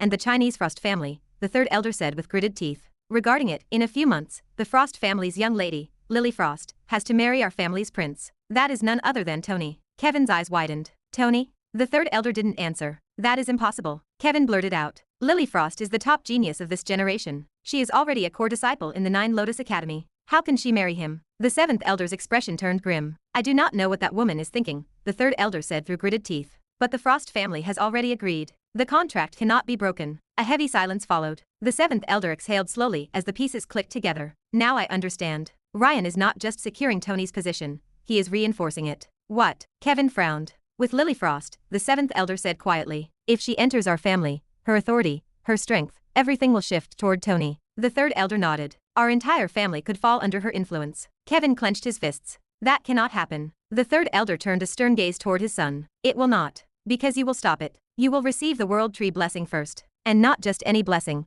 You must secure an inheritance during the World Tree blessing. Then you can easily replace Tony and also marry Lily Frost. If you succeed," the seventh elder added, "no one will be able to challenge your claim as prince." A slow smile formed on Kevin's face. He understood the prize. He could have the jade beauty Lily Frost as his wife. Who would not want her? At that exact moment, a voice cut through their conversation. "My dear third elder." The three men froze. Chapter 14. Tyrant Dragon Fist. Tony Clark stood right beside them. When had he arrived? No one knew. "Didn't you prepare a gift for my brother?" Tony asked slowly, his lips curling into a playful smile. Without another word, the third elder turned on his heel and walked toward the stage. The seventh elder quickly followed. Soon, the elders presented their offerings. A loud-voiced servant announced each and every gift, calling out the prominent names of the donors to the crowd. Finally, it was Tony's turn. All eyes shifted to the corner of the room. Tony walked forward calmly, his steps steady and unhurried. In his hand, he carried a simple ring. He placed the band directly into Leo's palm. The announcer servant stepped forward and projected his voice loudly. "An ancient jade ring, gifted by young Master Tony." A few guests nodded politely out of respect for the lineage. Some lost interest immediately. A ring? Compared to the sky-grade weapons and defensive treasures, it appeared completely insignificant. Even Leo looked slightly confused, staring down at the plain white band. He masked his disappointment quickly. "Thank you, brother," he said sincerely. Tony leaned slightly closer, his shoulder brushing Leo's. "Add life energy to it." "What?" Leo whispered. "Try it." A strange gravity anchored Tony's tone. Leo obeyed the silent command. The moment his martial energy flowed into the polished jade, his expression froze. His eyes widened in absolute shock. A vast, hidden space unfolded within his mind. It was a pocket dimension large enough to hold entire mountains, complete with neatly arranged storage sections and a flowing life energy fountain. "Brother," Leo's voice dropped to a frantic whisper. "Where did you get this?" Tony smiled faintly, stepping back. "SHH. Don't let anyone know. If father finds out, I'm done for." Without waiting for a reply, Tony turned and walked away. He left behind a stunned younger brother and a grand hall that had absolutely no idea what kind of treasure had just been passed between them. Inside his private quarters, Tony quietly shut the heavy door behind him. The laughter, the clinking glasses, and the hollow congratulations of the party faded into absolute silence. For a brief second, he stood still, his back resting against the wood. Then his eyes sharpened. System. The glowing interface appeared instantly before his eyes. Fated villain system. Defeated Elvin Clay, plus 10 fate points. Defeated Elsa Clay, plus 10 fate points. Defeated Ian Clay, plus 10 fate points. Crushed Pride of Clay family, plus 30 fate points. Defeated Servant Kin, plus 5 fate points. Defeated Servant Din, plus 5 fate points. Defeated Guard Raghav, plus 10 fate points. Defeated Guard Mahesh, plus 10 fate points. Total fate points 270. Tony's brows lifted slightly as he reviewed the tally. So much from something this small. He hadn't fought seriously. He hadn't even tried. Most of those encounters had been nothing more than brief displays of dominance, moments of pure social suppression, rather than actual martial battles. And yet, the system had counted every single submission. "So as long as I stand above them, it counts," Tony muttered, a slow smile stretching across his face. His gaze moved downward to the next flashing notification. Grand reward unlocked. Condition met. Resisted targeted scheme, overturned manipulation, and preserved personal fate trajectory. Reward Sky rank fighting technique. Tyrant Dragon Fist. For the first time since the system had manifested, Tony felt genuine surprise. A sky rank? He repeated the words slowly, confirming the text on the screen. This was not just rare. This was the kind of legacy entire ancient families slaughtered each other over. Even the Clark family's strongest heritage technique, the water flow sword, reached only the earth rank. Sky rank techniques were never meant to appear casually, certainly not as a routine reward. Tony exhaled slowly, but the faint gleam in his eyes betrayed his rising excitement. This system is far more generous than I thought. Without wasting another second, he turned and left the room, heading down into the depths of the estate. Deep below the mansion layout lay the 9 Pillars training ground, a fortified subterranean chamber designed to endure immense destructive force and isolate any acoustic disturbance from the world above. The moment Tony stepped inside the concrete vault, he disabled the surveillance system with a precise voice command. One by one, the reinforced steel doors sealed shut behind him with heavy hydraulic clicks. Now, there were no witnesses. Tony walked directly to the middle of the arena and sat down cross-legged on the cold floor. System Tyrant Dragon Fist, Peak Sky Rank. A forbidden fighting technique, with 7 escalating levels, each unleashing a dragon's wrath through the user's fists, multiplying destructive force with explosive recoil. Warning: insufficient physique will result in rebound collapse, causing internal rupture and possible instant death.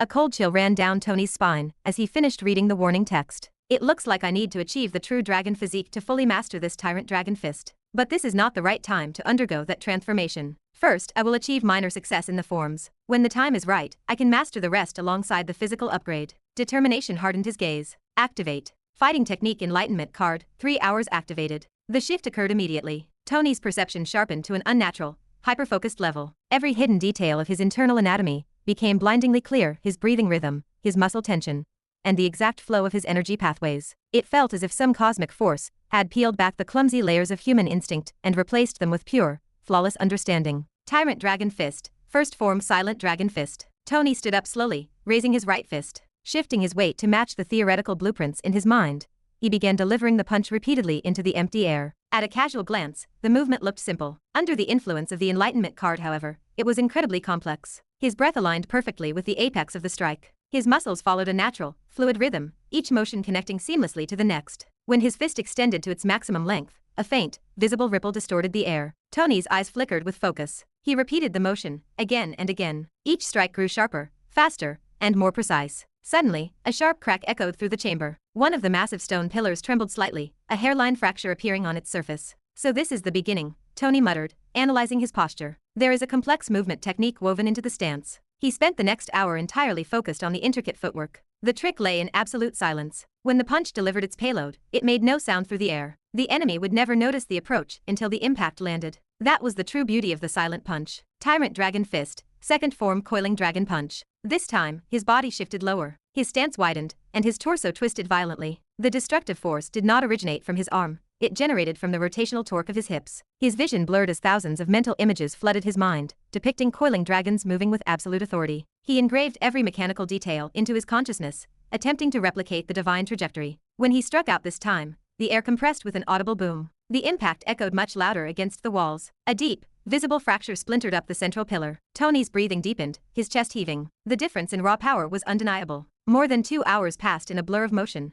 but Tony did not rush to learn the remaining moves. Only after completely stabilizing the coiling dragon punch did he allow his mind to unlock the next sequence. The third form revealed itself within his mind. Tyrant Dragon Fist, third form Flying Dragon Kick. This form carried immense weight, not just physically, but mentally. The strike required more than just physical force. It demanded absolute lethal intent. Tony drove his fist forward, channeling the overwhelming mental pressure into the target. A massive explosion shattered the quiet of the vault. The entire subterranean chamber vibrated violently. A deep, hollow dent formed on the reinforced pillar, far deeper than any previous strike. But the ferocious kinetic backlash sent Tony rolling across the hard floor. Crimson blood oozed from his lips, and his skin ruptured at several pressure points across his arms. Tony immediately forced himself back up into a sitting position, forcing his mind to comprehend the flaw in his execution. The Enlightenment card's duration was rapidly drawing to a close. It seems this is my absolute current limit, Tony muttered, wiping the blood from his chin as his energy reserves bottomed out. That is why a solid foundation matters above all else. I can only truly master the full depth of this Tyrant Dragon Fist by achieving the dragon physique. He opened his eyes, the glowing interface fading away as the training room fell silent once more. Chapter 15. Elite Warrior. The final traces of clarity faded as the Enlightenment card expired. The heightened perception and perfect understanding vanished, leaving the world completely normal once more. Tony stood at the center of the 9 Pillars chamber, his chest rising and falling as sweat traced down his skin. He forced his body into motion again, executing the first form of the tyrant dragon fist, then fluidly transitioning into the second. He did not dare to attempt the third form. The memory of the violent kinetic backlash was still fresh in his mind. Without the system's supernatural guidance, the movements were no longer effortless, but he practiced them anyway. Again and again, he drove his fists into the air. Each strike drained his reserves. Each movement consumed more life energy than his current body could safely sustain. I can't rely on this body forever, Tony muttered under his breath, sprinting forward to deliver another punch. A heavy boom echoed through the vault. The central pillar trembled under the impact, but this time, Tony staggered back. His physical limits had arrived. The life energy within him was nearly exhausted, and his current cultivation rank was simply unable to keep up with the extreme demands of the technique. Damn it. I need more life energy. He exhaled sharply, dropping straight to the ground and crossing his legs. The moment his breathing stabilized, Tony activated the heaven-devouring origin scripture. The response was immediate. The surrounding life energy surged toward him like a tide breaking through a collapsing dam. It flooded into his body, raw and dense, pouring through his spine, and dispersing across his internal pathways like lightning branching through a dark cloud. The energy gathered at key pressure points, reinforcing his skeletal structure from within. Time passed slowly in the quiet vault. Tony remained perfectly still, his mind entirely focused on guiding, refining, and compressing the incoming torrent to strengthen his physical foundation. A soft knock broke the silence. Tony's eyes snapped open. Who would come down here at this hour? The entire estate was occupied with the celebration, and even the low-level servants had been reassigned to the grand hall for the event. He stood up slowly, walked toward the entrance, and pulled the heavy door open. He froze for a fraction of a second. Leo, what are you doing here? Tony asked, his brow furrowing. I could ask you the same thing, Leo said, a faint grin playing on his lips. I thought you'd be enjoying the party. When did you become so obsessed with martial arts? Tony stepped aside slightly. What happened to the celebration? It will probably last all night, Leo replied, walking into the private chamber without waiting for an invitation. His gaze swept across the reinforced layout, pausing briefly on the fresh cracks and deep dents marking the concrete pillars. His expression shifted. You've been practicing here, seriously?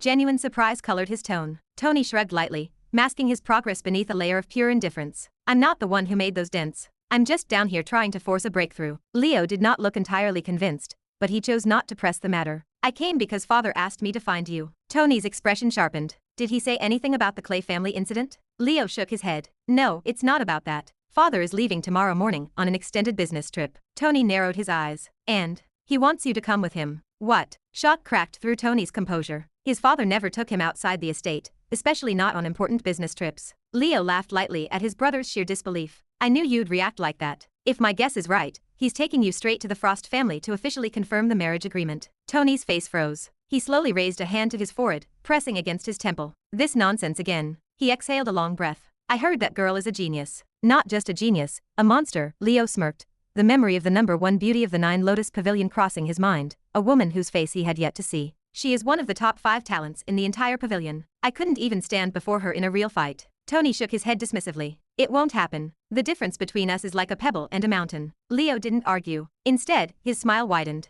Anyway, I won't be around to see how it plays out. Tony glanced at him. Why is that? I'm leaving tomorrow morning as well, Leo said casually. I have an official duel scheduled at the Nine Lotus Academy. Tony raised an eyebrow. With whom? The cold sniper from the Macau family, Leo replied, letting out a loud sigh. Good. Don't tarnish our family name, Tony said, his gaze locking intensely onto his younger brother. Also, if anything ever happens to my position, you take it. If it isn't me, you should be the next prince of this family, understand? Leo frowned at the sudden gravity of the statement. Don't say such nonsense. As long as I'm alive, no one is taking your place. Tony waved his hand dismissively, cutting off the sentimentality. Enough. Go back and enjoy your party. He pushed his brother toward the corridor, reaching out to slam the door. Before the heavyweight could clear the frame, Leo reached out and blocked it. Wait, take these. He pulled a few small glass bottles from his robes and handed them over. Cultivation pills. I received them as birthday gifts, but I don't have any use for them anymore. Tony did not refuse the offer, sliding the bottles into his grip. By the way, that ring, where did you get it? Leo's voice carried genuine,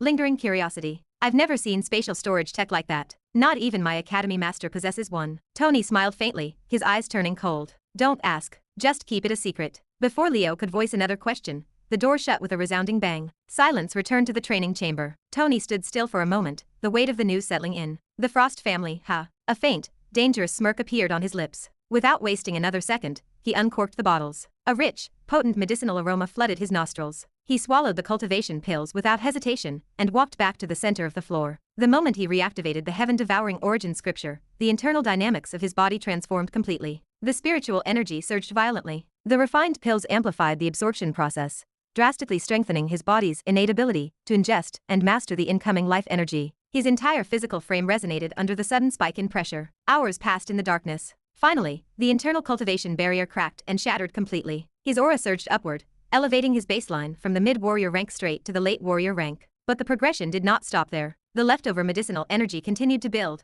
compounding upon itself. Tony's breathing grew deeper, his veins pulsing with heat. Another powerful surge ripped through his core. A second breakthrough shattered his limits, elevating his status to the low elite warrior rank. Tony slowly opened his eyes, the newly acquired power flowing smoothly through his pathways. A faint smile touched his face. I think this is exactly how those geniuses feel. Chapter 16. Traveling to China. Ignoring the passage of time outside, Tony continued to cultivate. Night passed while he remained engrossed in the heaven-devouring origin scripture. A sharp knock rattled the door. Tony's eyes snapped open and turned toward the sound. The interruption was unexpected, especially at an hour when the entire estate should have been fast asleep after the massive celebration. He stood up and walked toward the entrance, traces of physical exhaustion weighting his movements. The moment he pulled the door open, Mary stumbled inside, her breath uneven from running the entire distance. "Young master, your father is calling for you," she said between ragged breaths. "He is already at the runway. The jet is prepared to depart." Tony frowned, glancing at the clock on the wall. Reality hit him. He had completely lost track of time while training. The trip to the Frost family had slipped his mind entirely. "It is already morning?" he asked, though the answer was clear from the urgency in her voice. "Everything is ready," Mary replied quickly, smoothing down her uniform. "I packed your belongings and sent them ahead to the aircraft. You must leave immediately." Shaking his head,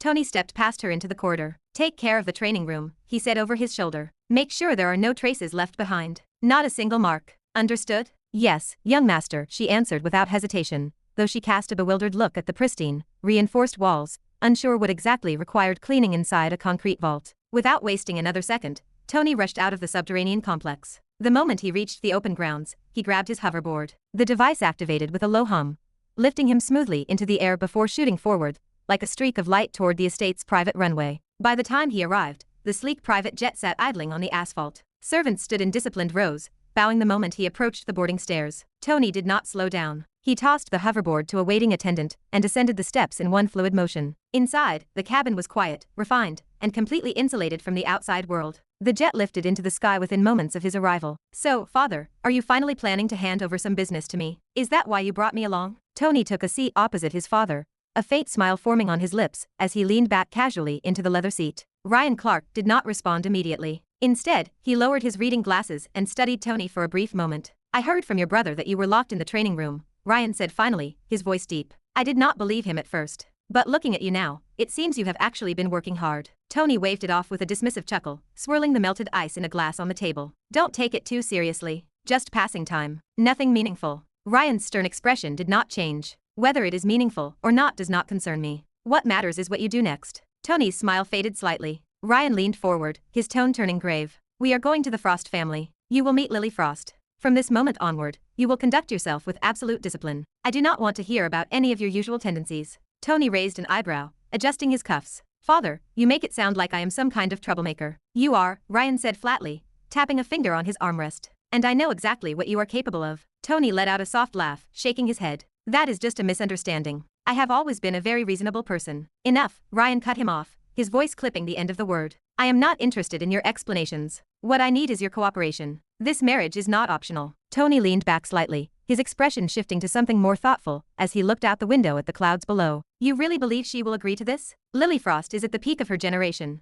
Why would someone like her marry me?" "That is not your problem," Ryan replied, a smug, knowing look settling onto his features. "What do you mean, father?" "I spoke to her personally," Ryan continued, crossing his legs. "She agreed to marry you without a single condition. I am only worried about your actions. If this marriage breaks because of you." Ryan did not need to finish the sentence. The cold gravity in his eyes made the threat perfectly clear. For a moment, Tony simply stared at his father. Then he leaned back slowly, rubbing his forehead. "Is she insane?" Ryan ignored the comment entirely. "You do not need to understand her reasoning. What matters is that this marriage will secure your position. Once it happens, no one in the Clark family will be able to challenge your status as the next head." Tony exhaled slowly, his mind racing to figure out the hidden motive of the Frost family. "Do not ruin this," Ryan added, his voice lowering to a harsh whisper. "If you make her regret this decision, I will personally deal with you." Tony raised his hand slightly in mock surrender. "Understood. I will behave." Ryan gave a small nod before turning his attention to a stack of financial documents brought in by his head servant, Philip. Within moments, the patriarch was fully absorbed in his work, leaving Tony to his own thoughts. Taking advantage of the silence, Tony slipped away toward the rear of the cabin. After a quick, hot shower to wash away the lingering sweat of his breakthrough, he leaned against the cabin wall, his expression thoughtful. Lily Frost, he murmured to himself. Something about the arrangement simply did not sit right. The Frost family estate in Beijing, China, spanned hundreds of acres, a sprawling fusion of modern luxury and ancient architectural prestige. Towering glass structures stood alongside carefully preserved natural landscapes, and the flow of life energy across the grounds was dense enough to be felt even by ordinary individuals. The arrival of Tony Clark had already been formally announced, and the reaction inside the compound was far from welcoming. Inside the main ancestral hall, several elders sat in carved wooden chairs, their expressions ranging from mild irritation to outright displeasure. A waste. Our Frost family is reduced to this? The fifth elder muttered, slamming his teacup onto a side table. Marrying into the Clark family is one thing, another added, crossing his arms. But that boy? That so-called black suitcase? Their frustration vibrated through the room, but one person remained completely unmoved at the head of the table, Vivian Frost. The old ancestor's decision was absolute, and none dared oppose him directly. Elsewhere, in a quiet, secluded courtyard,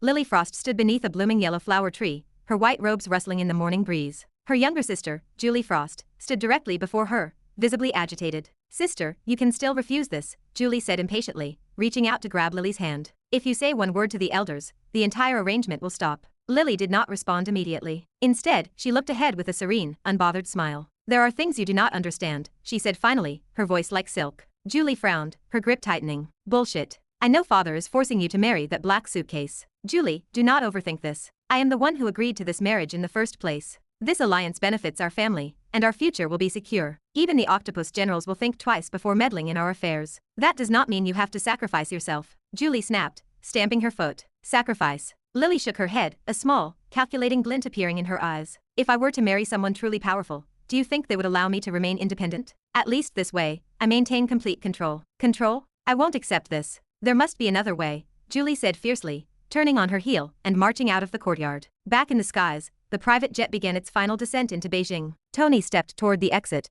adjusting the collar of his red and gold coat as the mechanical doors prepared to open. He had no idea what awaited him inside the ancient estate, but as the sprawling Frost compound came into view through the clouds, a faint, dangerous smile appeared on his lips. Chapter 17. Heaven Blessed. The moment Tony stepped out of the aircraft, a massive green hill rose before him. The estate stretched across hundreds of acres, blending modern luxury with ancient martial prestige. The main home was ancient, built entirely from rugged stone. The traditional Chinese architecture was captivating. Unlike the Clark family estate, which was a modern facility packed with sleek luxuries, the Frost compound felt traditional and antique. This was not just a family residence, it was a domain. What caught Tony's attention, however, was not the grandeur. It was the welcome. Servants lined both sides of the path in perfect formation, bowing as flower petals scattered into the air, creating a ceremonial path leading straight to the main hall. Tony stopped for a beat. This was excessive, far too excessive. Even for a high-profile marriage alliance, this level of reception felt unnatural. As his gaze shifted forward, suspicion deepened. Not only had the Frost family patriarch come out personally,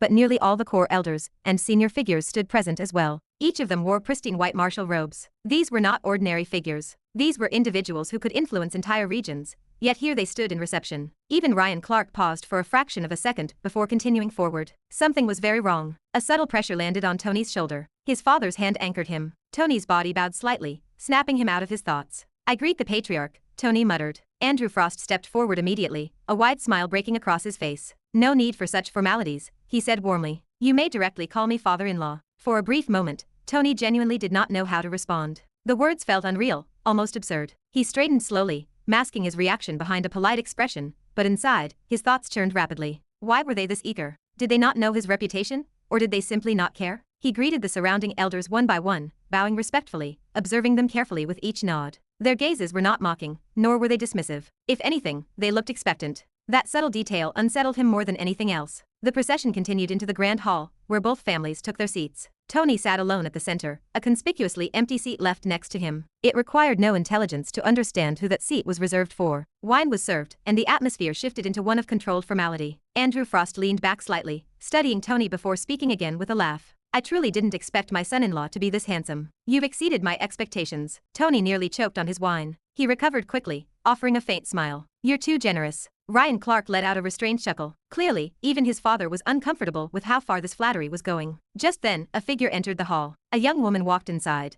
dressed in an elegant white gown. For a brief moment, Tony's attention shifted toward her, curiosity flickering in his eyes. Andrew noticed immediately and laughed. Not so fast, son-in-law. That is my second daughter, Julie. You will have to wait a little longer before meeting your future wife. Tony nodded politely, though something in Andrew's tone made him even more alert. Julie approached and took her seat, offering a gentle smile in Tony's direction. Welcome to the Frost family, she said softly. Thank you, Tony replied. On the surface, the exchange was polite, but a look of cold contempt burned beneath her mask. Julie observed him carefully, hiding her disdain perfectly behind a practiced smile. So this is the man who dares to marry my sister? A third-rate villain with no real strength, and he walks into our family like this? I'll make sure you regret stepping foot here. Her knuckles turned white. Tony, meanwhile, continued observing everyone present. The longer he sat there, the more he caught subtle details, small glances exchanged between elders, brief whispers quickly suppressed, controlled expressions that slipped for just a fraction of a second. They wanted this marriage. That much was obvious. But why? The question echoed repeatedly in his mind.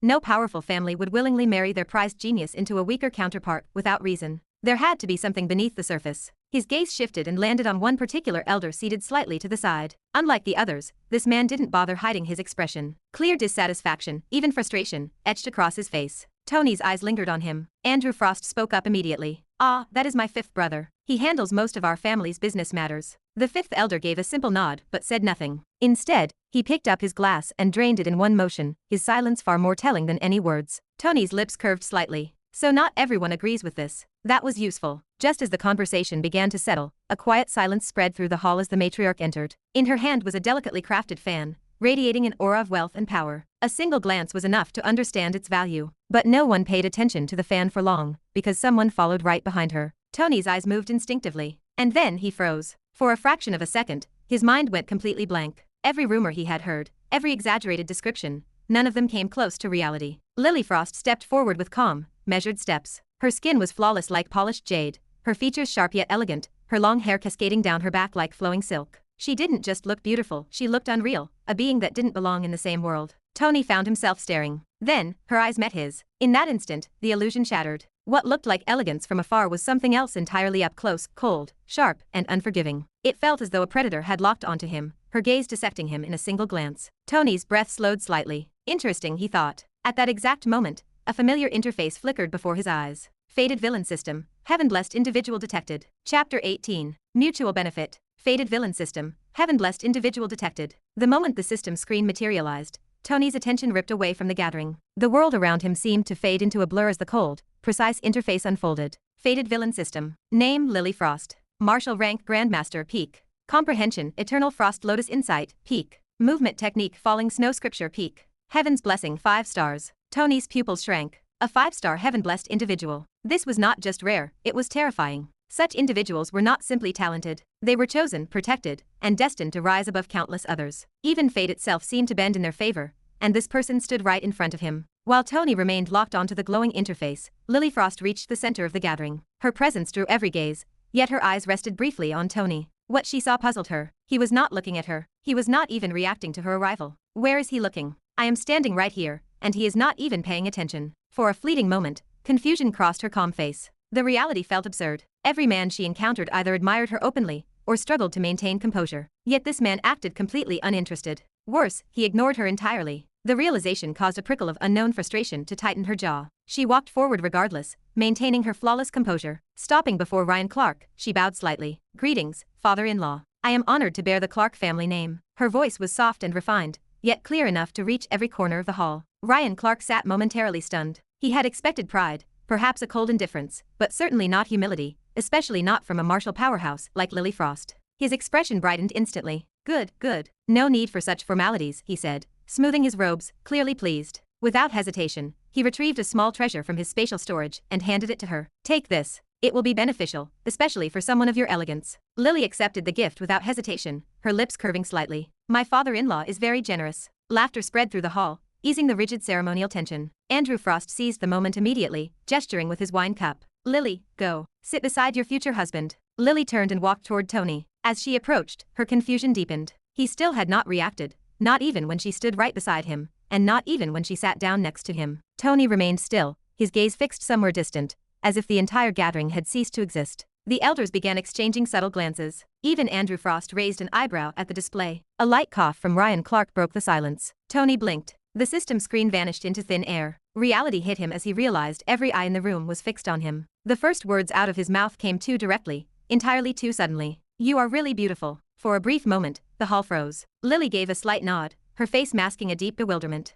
Did he even see my face? Then, Andrew Frost burst into boisterous laughter. Ha ha ha. Good, very good. He bellowed, slapping his knee. It seems my son-in-law already likes my daughter. He turned toward Ryan Clark, patting his old friend's shoulder. What do you think? Ryan let out a restrained laugh. Why wouldn't he like her? She is indeed a jade beauty. The tension dissolved instantly, replaced by light conversation. Elders began discussing the union and praising both families, their voices blending into a polite, calculated atmosphere. But Tony was no longer listening. His thoughts remained completely stuck on the nature of a heaven-blessed child. He wondered what his future would look like after marrying someone marked by fate. It was nothing short of walking on a double-edged sword. Andrew Frost spoke again, this time directing his attention toward his eldest daughter. Show our family estate to young Master Tony. Take good care of him. Lily nodded without hesitation and stood up. She did not look back as she began to walk forward, and Tony followed her out. The moment they stepped out of the hall, the background noise faded. They walked through a vast garden where carefully cultivated spiritual herbs filled the air with a rich fragrance. The surroundings were beautiful and serene, but neither of them commented on the scenery. Silence stretched between them. While Lily waited for Tony to speak, he remained completely trapped in a different world. Tony's thoughts churned.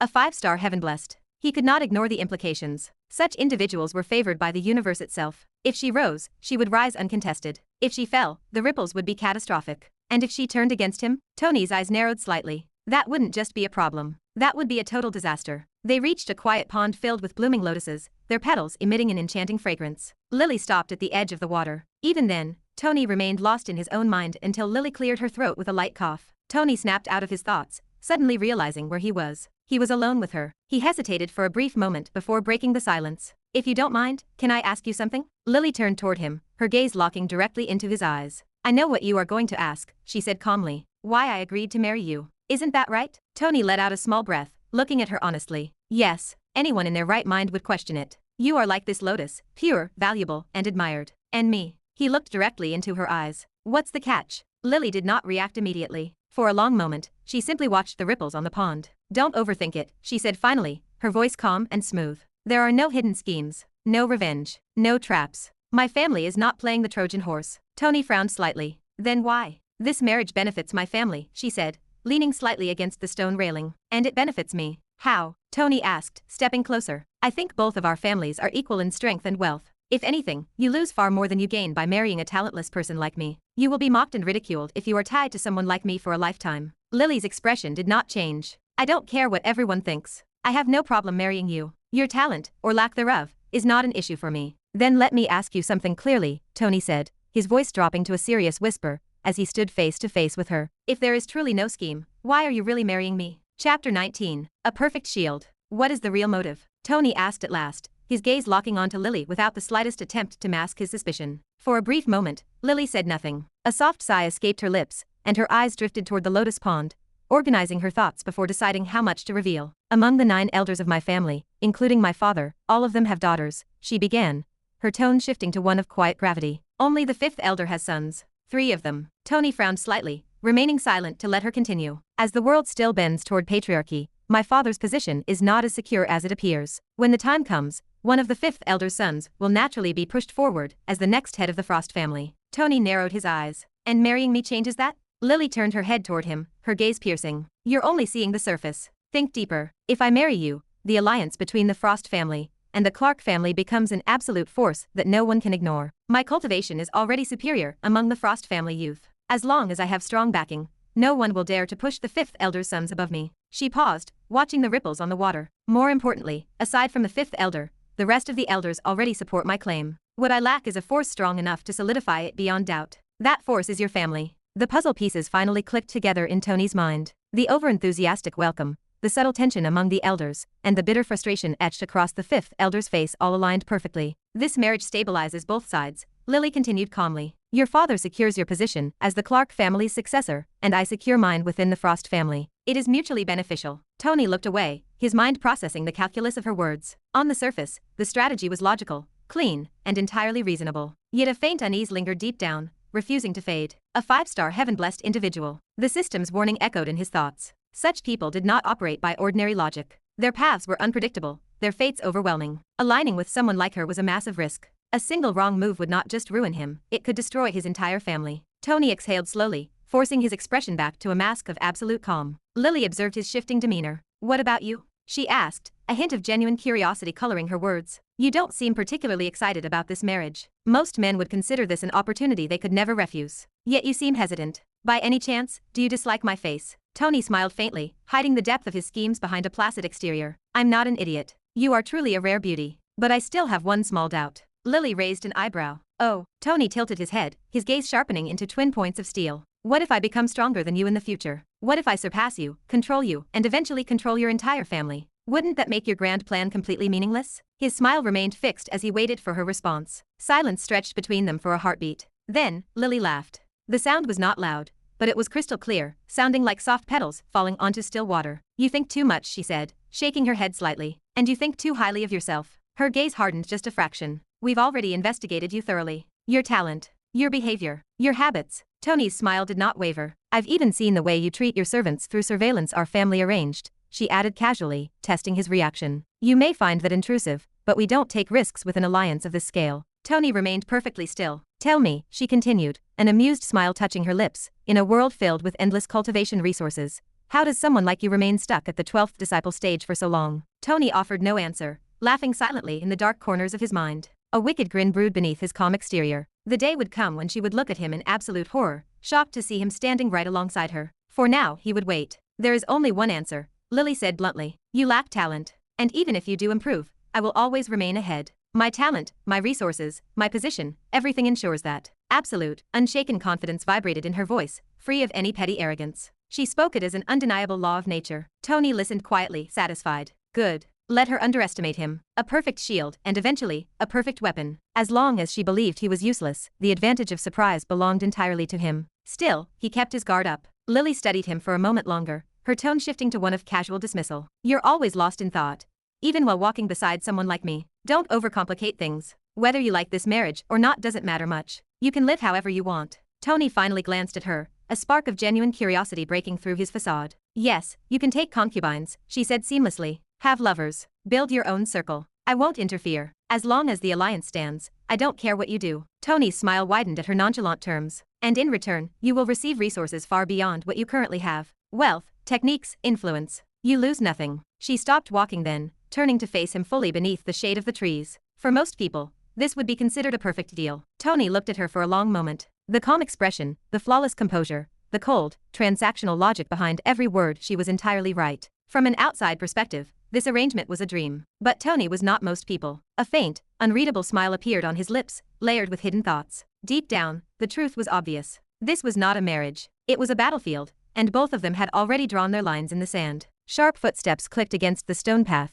breaking the silence as a harsh voice cut through the garden. Sister, Julie called out, her eyes flashing with pure malice, as she glared directly at Tony. Chapter 20. Trapped. Sister, Mother is calling for you, Julie called out, her voice tight with urgency before she even reached the edge of the pond. Both Lily and Tony turned as Julie sprinted toward them, her breath catching in her throat. Sister, hurry. Mother said it is important. I will take care of young Master Tony, and show him around the grounds. Julie pressed her hand against her sister's arm, her eyes wide. Lily frowned, a sharp, calculating gaze resting on Julie for a moment longer than necessary. Mother, right now? Julie nodded rapidly. She seemed incredibly serious. I didn't dare delay. Lily's suspicion remained, but a direct maternal summons could not be ignored. Stepping closer to Julie, she leaned in and whispered directly into her ear, do not do anything foolish. Turning back to Tony, her demeanor shifted instantly to its usual flawless calm. I apologize. I will return shortly. Tony gave a single, stoic nod, watching her white robes vanish down the stone path. The moment Lily disappeared behind the bamboo grove, Julie's polite smile twisted into a sharp, unpleasant smirk. She stepped into Tony's personal space, her eyes gleaming with a malicious light. Come with me, young master, Julie said,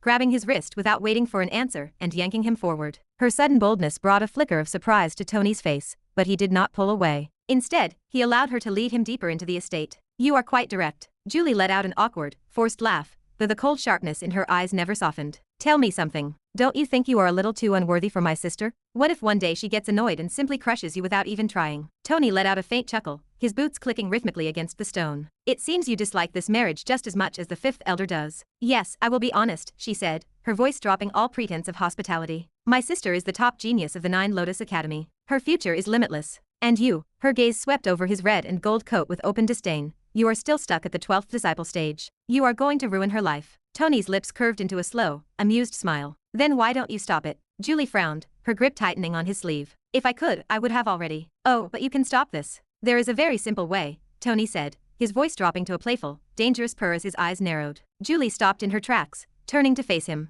Her intense curiosity completely overcame her caution. How? Tell me. I will do anything to stop this alliance. Tony leaned down, his breath brushing past her ear. It is simple. You can marry me in place of your sister. Julie froze, her jaw dropping. If you take her place, Tony continued, his voice perfectly smooth, your family still secures the Clark alliance, and you save your sister from a lifetime with me. Everyone wins. Fury exploded across Julie's face. You. How dare you? She snapped, ripping her hand away from him. You think I would ever marry someone like you? Tony nodded, an amused grin spreading across his face. So you won't even make a small sacrifice for your beloved sister? That is truly disappointing. Julie clenched her fists so hard her fingernails bit into her palms. For a fleeting, desperate second, the thought actually crossed her mind, but the grim reality of Tony's terrible reputation, his arrogant attitude, and his vile actions crushed the impulse instantly. You are playing with me, she said coldly, her voice shaking. If you don't want this marriage, say it openly. Ask your father to call it off. Tony chuckled softly, stepping closer until she had to tilt her head back to meet his gaze. That won't work.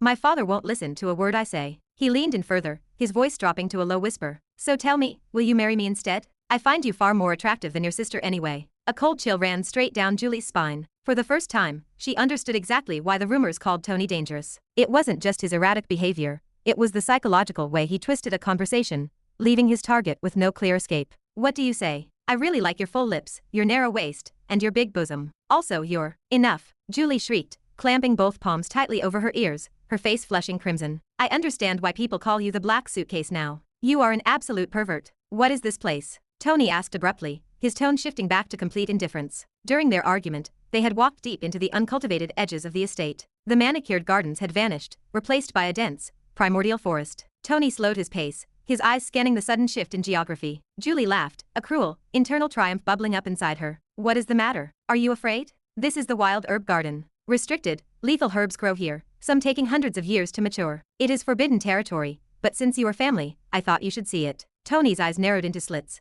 but he kept walking as Julie marched confidently into the thick brush. The deeper they ventured, the more oppressive the environment became. Towering ancient trees blocked out the morning sun, thick clusters of black bamboo hemmed them in from both sides, and strange stone pillars etched with glowing red yantras appeared intermittently through the fog. Tony glanced at one of the carved pillars, his voice casual. Planning to kill me out here? Julie let out a sharp laugh. Are you afraid? Not really. She smirked, pushing a heavy branch out of her way. Even if I did kill you, your family would just send another son to marry my sister. Tony offered no reply. Every survival instinct in his gut was screaming that something was fundamentally wrong. They continued down the winding trail until a dark, moss-covered stone well appeared in a clearing ahead. Julie stopped abruptly and spun around on her heel. Wait here, she said quickly, her words tumbling out in a rush. I forgot to feed my pet back at the courtyard. I will be back in 5 minutes. Before Tony could even open his mouth to question her, she was already sprinting back down the trail, her white gown disappearing into the thick foliage. Tony's expression darkened into a grim scowl. That little witch. He spun around instantly, attempting to follow her exact footprints,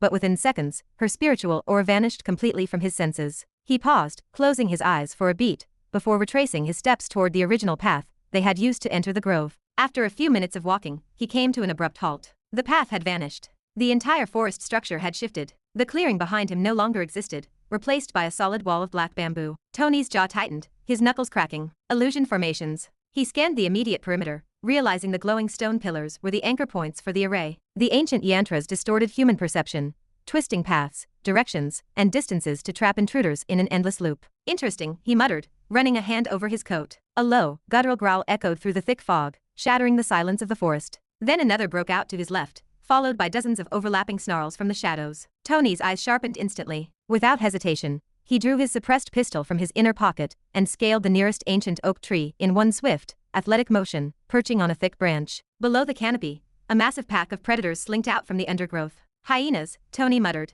counting the mangy, red-eyed beasts. Before he could calculate an escape route, 3 of the beasts lunged upward, their jaws snapping inches from his boots, while the rest of the pack circled the base of the trunk, drilling heavily onto the roots. The loud crack of gunfire shattered the forest's illusion. A bullet tore through the skull of the lead hyena. Tony fired again, then again, each shot ringing out with clinical precision, dropping a beast with every squeeze of the trigger. But the pack did not scatter in fear. Instead, the smell of fresh blood drew more shadows out from the misty darkness, their heavy paws thumping against the dirt. Tony's expression hardened as he slammed a fresh magazine into the grip. This is getting troublesome. He continued firing into the writhing mass of fur below, but the sheer numbers kept multiplying. The forest echoed with frantic growls, charging footsteps, and the wet sound of tearing flesh as the starving beasts began devouring their fallen kin. The metallic click of an empty chamber signaled the end of his ammunition. Tony exhaled slowly, slipping the useless firearm back into his robes. Below him, the massive pack stopped their feeding, circling the tree trunk in a silent, expectant rhythm. More glowing red eyes materialized in the deep fog. Evening was rapidly approaching, and with the darkness, the true danger of the restricted garden would awaken. Chapter 21. Dragon Physique. Seems like I can't stay safe in the trees anymore, Tony muttered, tracking the fluid movements of tree-climbing foxes scaling the nearby branches. Only one way out. I have to break through this pack. Tony dropped from his perch. The moment his boots hit the dirt, the nearest beast lunged. He pivoted on his heel, twisting his torso to drive his fist forward. The first form of the tyrant dragon fist, the silent punch, struck with a dull thud. The beast exploded mid-air, crushed by sheer, uncreaking kinetic force. Tony immediately transitioned into the coiling dragon punch. His hips rotated violently, unleashing an explosive shockwave that shattered 3 more charging hyenas and scattered the surrounding pack. He used the brief clearance to sprint into the dense fog, his eyes scanning the shifting bamboo rows for any sign of a real path or hiding place. The beasts pursued, their heavy paws thumping against the damp earth. One strike after another, Tony unleashed his fury against the darkness. Each punch carried overwhelming force, snapping bones, tearing fur, and sending heavy bodies flying into the undergrowth. The ground rumbled under the repeated impacts as blood stained the soil, and a wall of mangled carcasses piled up in the clearing. 10, 15, 20, 30. Finally, the relentless pack thinned into nothingness. Silence reclaimed the grove. Tony stood perfectly still, his chest heaving as his gaze darted across the shadows. He wiped a smear of hot crimson from his knuckles, staring back toward the heart of the illusion garden. So this is your plan, you little witch, he whispered, a dangerous smile cutting through the dirt on his face. I will make you regret your life. Anger burned through his veins, but his breath grew increasingly ragged as he forced his legs to move through the twisted forest. His physical frame was pushed far beyond its limits. Every execution of the tyrant dragon fist drained the final reserves of his life energy, yet the residual shadows of the pack refused to relent. Blood dripped from his arms, his shoulders, and his back. Deep bite marks tore through his gold and red coat, and his movements slowed with each passing second. If this continued, he would die here, torn apart like common prey in the dark. Damn it. I need a way out, he muttered, forcing his knees to lock. The stone structure materialized through the mist, the ancient black well. Tony sprinted toward the stone rim, his survival instincts overriding all caution. The surviving beasts followed, their howls growing louder as they closed the distance. Reaching the mossy edge, he didn't stop to calculate the drop. He leaped into the abyss. He plunged into the dark water below with a heavy splash. The impact sent a violent shockwave through his battered ribs. For a brief moment, the world went silent. Above the rim, the hyenas roared in sheer frustration, circling the opening, but refusing to descend into the depths. Floating upward to the surface, Tony exhaled a long, shaky breath. I'm alive. The relief lasted only a second. A fierce burning sensation erupted across his skin, spreading inward with terrifying speed. His blood began to boil in his veins. His muscles tightened into agonizing knots. What the hell is this? He gasped, his body thrashing against the stone walls as the agony intensified. The glowing system interface flickered to life in the darkness of the well. Fated villain system. Special environment detected Phoenix blood essence pool. Compatibility, high with dragon physique evolution. Warning, extreme pain and structural reconstruction expected. Failure result, crippled body or death. Tony's pupils shrank. Phoenix blood essence? The sacred fire beast. He clenched his jaw, the water around him beginning to hiss and steam as the pain reached a deafening crescendo. A grim, determined smile broke through his grimace. Good. If I survive this, I won't be the same. He closed his eyes. Activate dragon physique evolution. The system forcefully initiated the process, hitting his core like a physical explosion. A massive torrent of energy surged through his pathways as the interface began injecting rare body-tempering materials directly into his bloodstream. Liquid dragon marrow, refined celestial herbs, and volatile primordial essences flooded his system without mercy. Infernal flame dragon blood entered his arteries. His veins ignited into liquid fire, clashing violently with the phoenix essence saturating the pool. Instead of harmonizing, the two primordial forces collided like mortal enemies, tearing through his muscle fibers. No! Tony's scream echoed off the wet stone walls. His skin cracked open, glowing a deep, incandescent red beneath the surface. His internal organs felt like melting wax, his bones forging in a cosmic furnace. Before his mind could stabilize, the second wave descended, abyssal black dragon blood. A heavy, dark energy flooded his core, suppressing the raging flames for a microsecond only to compress them further. The internal pressure doubled, then tripled. His bones shattered into splinters, reformed under the pressure, and shattered again. Arg! His limbs twisted unnaturally, muscles tearing and rebuilding in violent, rapid cycles. His spine arched rigidly as the dark energy surged through his chakras, each pressure point exploding with unbearable force. The third blood type descended into the mix, Azure Sea Dragon blood. Pure, violent lightning coursed through his nervous system, striking every inch of his flesh from within. His muscles convulsed uncontrollably, his senses overwhelmed by endless flashes of blinding light. It felt like absolute dissolution at the atomic level. Finally, the golden tyrant dragon blood poured in. An overwhelming gravity pressed down on his entire being,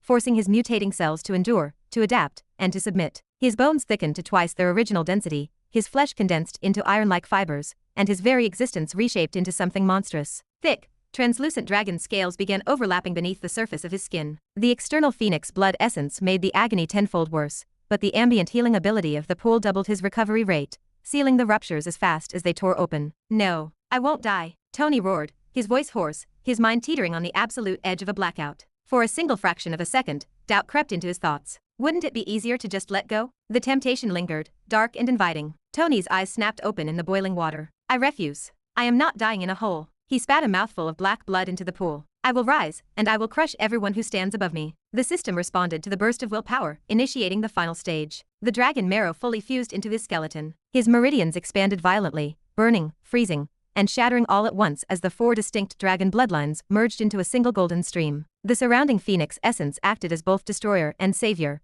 continuously breaking his body down, while forcing it to rebuild stronger with each cycle. Finally, the interface introduced a stabilizing element into his core. An icy surge flooded his system, balancing the elemental chaos just enough to prevent total cellular destruction. Fire, lightning, darkness, and kinetic pressure fell into a precarious equilibrium. His body entered a silent, rhythmic cycle. Time lost all meaning in the dark. Seconds stretched into hours. Hours felt like absolute eternity. His screams faded into silence as his vocal cords gave out entirely. Only his raw will remained, refusing to break. Tony floated quietly in the dark water. His body was no longer broken, and no longer human in the ordinary sense. His skin possessed a subtle, metallic luster, his muscles were refined into lean, hyper-efficient contours, and beneath it all, a faint, overwhelming power pulsed with the steady rhythm of a sleeping predator. He slowly opened his eyes. A sharp golden light flickered within his irises for a brief moment before fading back into the dark. "I survived." Tony clenched his fists, breaking the surface of the water as he gripped the stone edge of the well. Chapter 22. Success. Finally, Tony's eyelids trembled and slowly opened. Vision returned, hazy and blurred, as if he had just crawled back from the very edge of death. For a few long seconds, he remained perfectly still. He simply floated at the bottom of the well, staring upward at the distant circle of light, his thoughts sluggish and disjointed. He was still inside, still completely submerged, and yet he was breathing. There was no struggling, no panicking. His lungs were filled with water, yet his body functioned as if nothing was wrong. The realization came slowly, like a delayed echo. "So this is what changed," he murmured, his voice rough, barely audible. His body ached, but it was a dull, fading soreness, a stark contrast to the unbearable agony from before. That pain had been something else entirely, something that clawed ruthlessly at both flesh and mind. Now what remained was only the aftermath, a lingering reminder of what he had endured. He closed his eyes briefly, letting his thoughts catch up. A faint, uneven breath escaped his lips as he began moving upward, his body cutting through the water with unnatural ease. There was no resistance, no drag, as if the liquid itself accepted his presence. As he rose, the memory of what he had gone through returned in fragments. The boiling blood, the cracking bones, the feeling of being torn apart, and rebuilt over and over again. Even recalling it made his chest tighten. "If anyone told me body evolution is easy, I'd have laughed in their face," he muttered bitterly. The thought of repeating that process sent a chill through him. No sane person would willingly go through such torment again. Yet he knew better. This wasn't the end. It was only the beginning. He let out a slow breath as he reached the surface, pulling himself out of the well with controlled, deliberate movements. His boots landed lightly on the grass, far more stable than he expected. For a moment, he simply stood there, adjusting to the new sensations coursing through his veins. Then he tested it.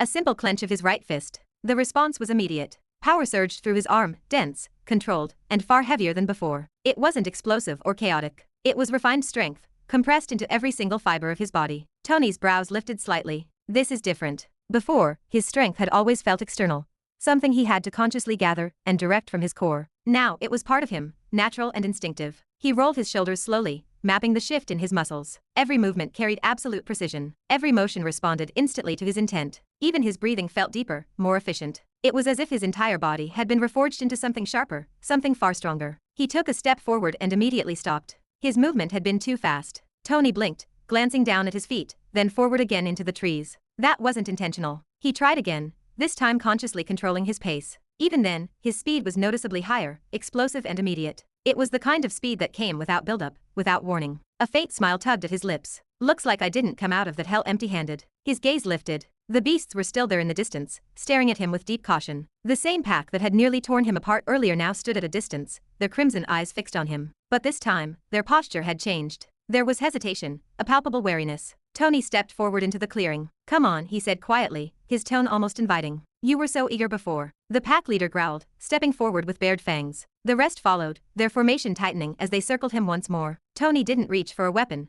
nor did he prepare to retreat. Instead, he lowered his stance slightly, letting his body settle into a sense of newfound familiarity. The first form of the tyrant dragon fist emerged naturally. Silent punch. His blood surged, his muscles coiling with contained force. His entire body aligned into a single, precise motion. An explosive boom shattered the silence. The ground beneath his feet cracked instantly as he pushed forward, his body cutting through the space between them in a blur. Before the nearest beast could react, his fist drove forward. A dull explosion echoed through the grove. The impact didn't just strike, it erupted outward, sending a compressed wave of force through the air. The beast's body folded mid-motion, its form thrown backward as if it had collided with an immovable boulder. Tony's eyes widened slightly. That felt awesome. He flexed his fingers once more, testing the sensation, then turned toward the rest of the pack. Let's try that again. This time, he didn't wait. He stepped forward again, his movements faster, more fluid. Each strike landed with crushing precision, his fists moving like controlled bursts of force. The beasts that rushed him were no longer threats, they were targets. One fell, then another, then 3 more. The difference was undeniable. Within moments, the pack began to break. Their growls turned uncertain, their movements hesitant.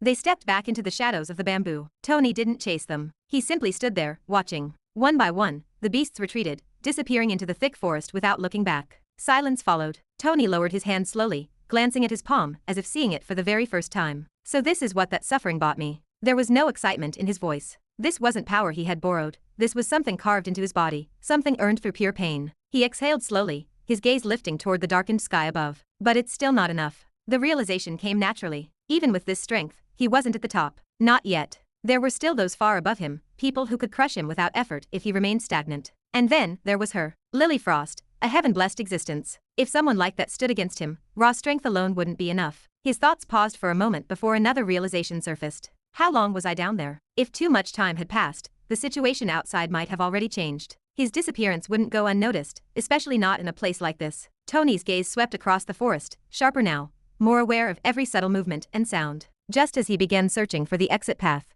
faint footsteps echoed from far away. Chapter 23. Are you looking for me? In the middle of the night, a sudden rhythmic knocking broke the absolute calm inside the main building of the Frost family estate. The sharp sound echoed through Lily Frost's private chamber. She opened her eyes with a displeased look, her brow furrowing at the interruption. Pulling the heavy wooden door open, she found her younger sister standing in the corridor. Julie's posture was rigid, her face pale, and her breathing uneven as if she had been holding back a terrible secret for far too long. What is it? Lily asked, her voice tight with immediate suspicion. Why are you here at this hour? Julie hesitated for a single second, her fingers twisting the fabric of her white robes before the words spilled out. Sister, something is wrong. That Tony, he is in danger. Lily's expression changed instantly. What do you mean? She demanded, her voice dropping to a harsh whisper. What exactly did you do, Julie? Julie looked away, shifting her weight uncomfortably. I only wanted to scare him a little, she muttered defensively, refusing to meet her sister's eyes. I took him out to the wild herb garden training grounds. I thought the illusion arrays and the beast zones would frighten him enough to make him run back to the main house on his own. Lily's face darkened, her eyes flashing like chipped ice. You took him out there? She repeated slowly,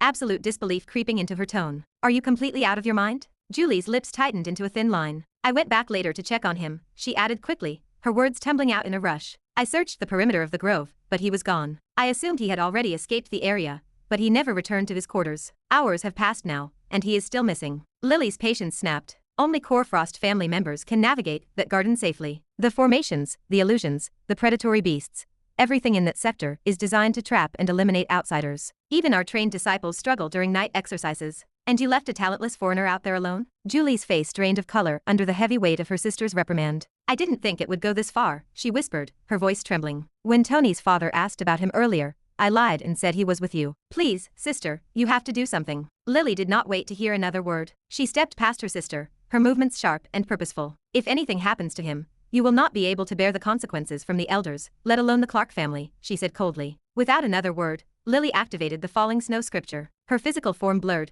disappearing into the dark corridor like a streak of pale light. Julie swallowed hard, suppressing the panic rising in her chest, and sprinted after her. Within minutes, Lily reached the perimeter of the wild herb garden. The moment her boots touched the damp earth, her senses expanded. A faint, ethereal glow formed around her skin as she released a controlled wave of perception into the fog. The ancient illusion formations flickered subtly in response to her powerful spiritual aura, but she ignored the distortion, focusing her gaze entirely on the ground ahead. Her eyes widened slightly. Carcasses littered the clearing, dozens of them. Hyenas, wolves, and wild dogs lay scattered across the grass in unnatural stillness. Some possessed clean, punctured wounds through their skulls. Others looked as though they had been crushed by an immovable, overwhelming physical force. Dark blood saturated the soil, making the midnight air thick with the metallic scent of fresh death. Lily stepped forward slowly, kneeling to examine one of the mangled corpses. The entry wound was precise and mechanical. A firearm, she murmured, her brows furrowing as she touched the singed fur. He used a gun. She moved deeper into the grove, her expression growing more serious with every step. The further she ventured, the more bodies she uncovered. The sheer scale of the slaughter did not match the rumors of the weak, talentless men she was supposed to marry. Something was not adding up.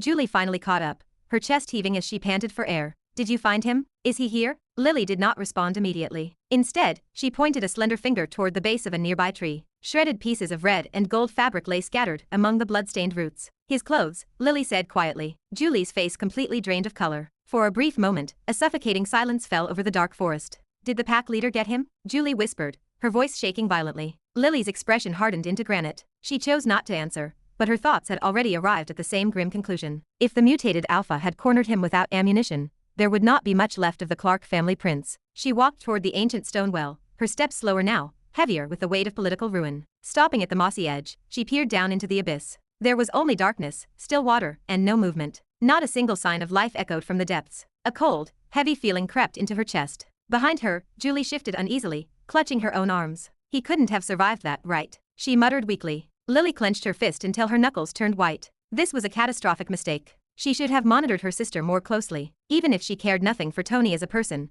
the geopolitical consequences of his death inside the Frost estate were unimaginable. It would mean total war between the two factions. I will go deeper into the restricted zone, Lily said, turning her back on the well. Julie's eyes widened in terror. Are you serious? Even for us, going into the deep forest at night is suicide. She never finished the sentence. At that exact moment, a calm, mocking voice interrupted them from above. Looking for someone? Both sisters froze instantly. They snapped their heads upward, tracking the sound through the canopy. Tony sat casually on a thick oak branch directly above them. One leg dangled lazily in the air, while his back rested comfortably against the rough bark. In his left hand, he held a cluster of fresh spiritual grapes, popping one into his mouth with absolute ease. His expression was relaxed, almost amused, as if he had been enjoying a theatrical performance rather than fighting for his life against a horde of monsters hours prior. Lily exhaled first, a subtle release of tension leaving her shoulders. Relief flickered across her golden irises before she masked it behind her usual cold demeanor. Julie, on the other hand, simply stared up at the branch in utter disbelief. How? Julie whispered, her mouth hanging open. How are you alive? Tony tilted his head slightly, giving them a slow smile before dropping down from the high branch. He landed smoothly on the dirt without the slightest imbalance, his posture perfectly relaxed as he approached the two women. Lily stepped forward, her sharp gaze scanning his physical frame from head to toe. You are completely uninjured, she noted, her tone clipping the edge of disbelief. How did a disciple stage cultivator survive a restricted beast zone? Tony casually twirled his empty pistol around his trigger finger before catching it in a reverse grip. I shot whatever came at me. Standard procedure. Lily did not reply. Her eyes lingered on his torso, analyzing his posture. His clothes were entirely different from the red and gold coat he had arrived in. His previous outfit lay in bloody ribbons across the clearing, yet there was not a single visible scratch, bruise, or bite mark on his exposed skin. That was physically impossible. Even if you used a weapon, Lily said slowly, her voice dripping with skepticism, you should not have emerged entirely unscathed. This garden is not that forgiving to outsiders. Tony shrugged lightly, slipping the firearm back into his trousers. Maybe I am just incredibly lucky. The answer was far too simple, and Lily did not believe a word of it, but she chose not to press further in front of her sister. Tony stretched his arms above his head, his joints popping slightly as he broke the tension. Anyway, I have had enough excitement for one night. Let's head back to the guest quarters. Without waiting for permission or guidance, he stepped forward and casually draped his arm over Julie's shoulders. The sudden physical contact caused Julie to stiffen instantly, her entire body locking up like iron. Tony glanced down at her sideways, a faint, wicked smirk forming on his lips. You're still upset with me? He asked lightly, his voice carrying a subtle threat. Or should I explain to your father exactly how I ended up lost in the Forbidden Garden? Julie's expression darkened into a mask of pure fury, but she kept her jaw clamped shut. She swallowed her immense anger, and allowed his arm to remain heavy across her shoulders. Lily watched the interaction quietly from behind, her eyes narrowing into thin slits as the three of them began walking out of the grove. Something fundamental had changed within the Clark prince. This was not the same fragile, arrogant Tony, who had entered the garden earlier that afternoon. As they walked back together under the dim light of the crescent moon, Lily's thoughts remained fixed on a single, burning question: just how did he survive? Chapter 24. Playing with her. Julie released a frustrated sigh as the grand pillars of the main palace rose before them. The servants stood in rigid silence, their eyes tracking the three figures walking through the courtyard. At the threshold of the inner corridor, Lily stopped and turned a piercing gaze onto her younger sister. Take him to his room, and do not try anything foolish this time. If I hear even a single complaint, I will personally ask father to lock you in the self-reflection chamber for 3 years. Do you understand? Julie stiffened, lowering her head, unable to meet her sister's eyes. I understand, she muttered, the last remnants of her earlier arrogance completely gone. Tony simply smiled, his posture relaxed, treating the heavy threat like a piece of light entertainment. Thank you for your concern. I will also be careful. He gave Lily a casual wave. Lily looked directly at him, her voice tightening with genuine regret. I am sorry. I never expected my sister to go this far. Don't worry. Tony reached out, patting Julie's head with a heavy, mock affection. She will learn her lesson sooner or later. Lily hesitated, her eyes narrowing at the underlying sharpness in his tone, before she gave a short nod and turned away. Her chamber door closed behind her with a soft, final click. The corridor fell silent. Julie did not say a word. She simply spun on her heel and began walking, leading Tony through the maze-like passageways of the Frost estate. The silence between them stretched, heavy and awkward. For the first time, Julie did not dare look at him. The slaughter in the wild herb garden weighed on her mind, and the sight of him returning without a single scratch made her stomach turn. Tony followed with his hands casually tucked into his trousers. His gaze remained fixed on her back,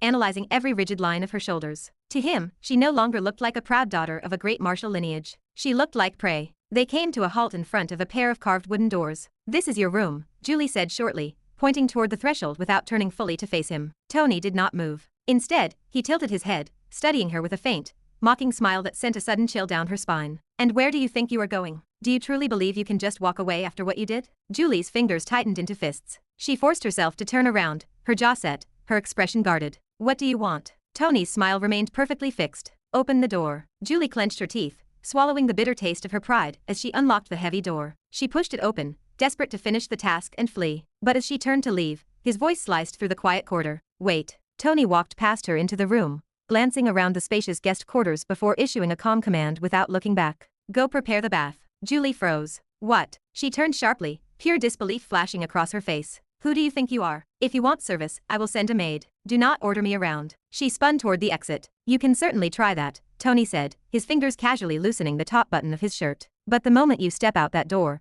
I will go straight to your father and explain exactly how you left me to die in the restricted zone. Julie stopped mid-step, her spine turning to ice. Slowly, she turned back, her eyes burning with hatred. You. Tony did not even look at her, stepping toward the center of the room. I am waiting. Julie stared at him, her fists trembling as she struggled to control the rage boiling in her chest. Then, with a frustrated stomp of her boot, she turned and marched into the washroom. Inside, she gritted her teeth as she twisted the brass handles, deliberately turning the water temperature much higher than necessary. Through the faint reflection on the glass partition, she watched Tony remove his shirt. His movements were calm and unhurried, carrying the absolute confidence of a man who had already won. Arrogant bastard, she muttered under her breath. By the time she finished and stepped out of the steam, Tony stood waiting, his upper body completely bare. The sight caught her off guard for a split second, not out of modesty, but because of a strange, heavy pressure radiating from his skin. His physique was entirely different from the soft, uncultivated body the rumors described. Julie's eyes flickered, and she immediately looked away, her voice tightening. The bath is ready. She darted toward the exit. She did not make it. A hand clamped around her wrist like an iron vice.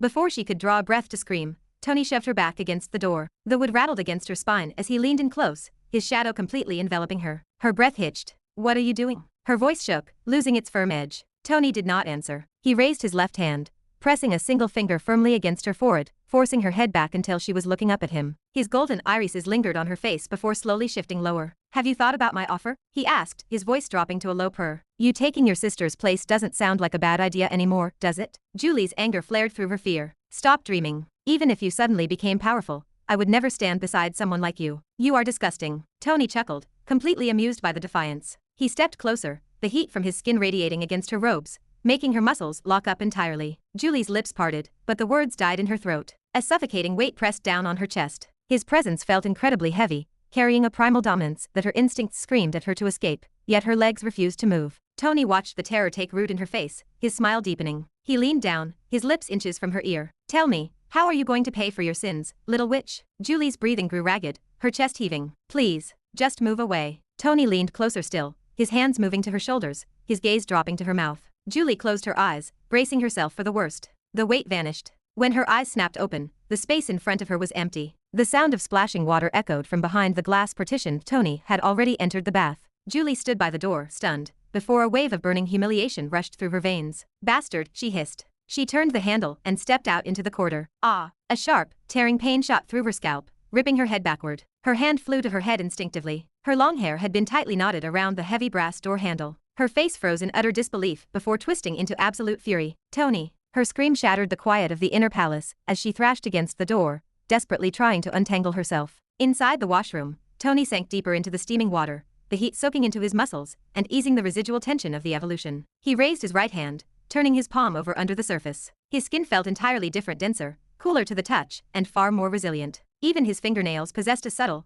metallic sheen that had not existed 24 hours ago. He looked at his reflection in the dark glass of the window. So this is the dragon physique. Tony cleared his mind. System. The cold interface materialized before his eyes. Fated villain system. Villain Tony Clark. Age 18 years, 9 months. Martial arts elite warrior peak. Comprehension, heaven-devouring origin scripture. Fighting technique, tyrant dragon fist, minor success. Movement technique none. Status, tyrant dragon physique. First evolution completed. A slow, dangerous smile spread across his face. It seems my martial cultivation broke through along with my physical structure. With this level of strength, I no longer need to fear common grandmasters. At the very least, I can survive a direct clash. His thoughts drifted back to the main hall. Lily Frost, a 5-star heaven-blessed existence. His expression dimmed slightly. If she remained a loyal ally, this marriage would elevate the Clark family beyond anything the continent had ever seen. But if there was even a trace of hidden malice behind her serene smile, the alliance would become a trap. I need to be careful. Tony closed his eyes, his gaze narrowing into darkness as the water swirled around him. Chapter 25. Trojan Horse. Among the top martial families across the globe, the undisputed sovereign of Europe was the British imperial family. Even the seven-headed octopus organization,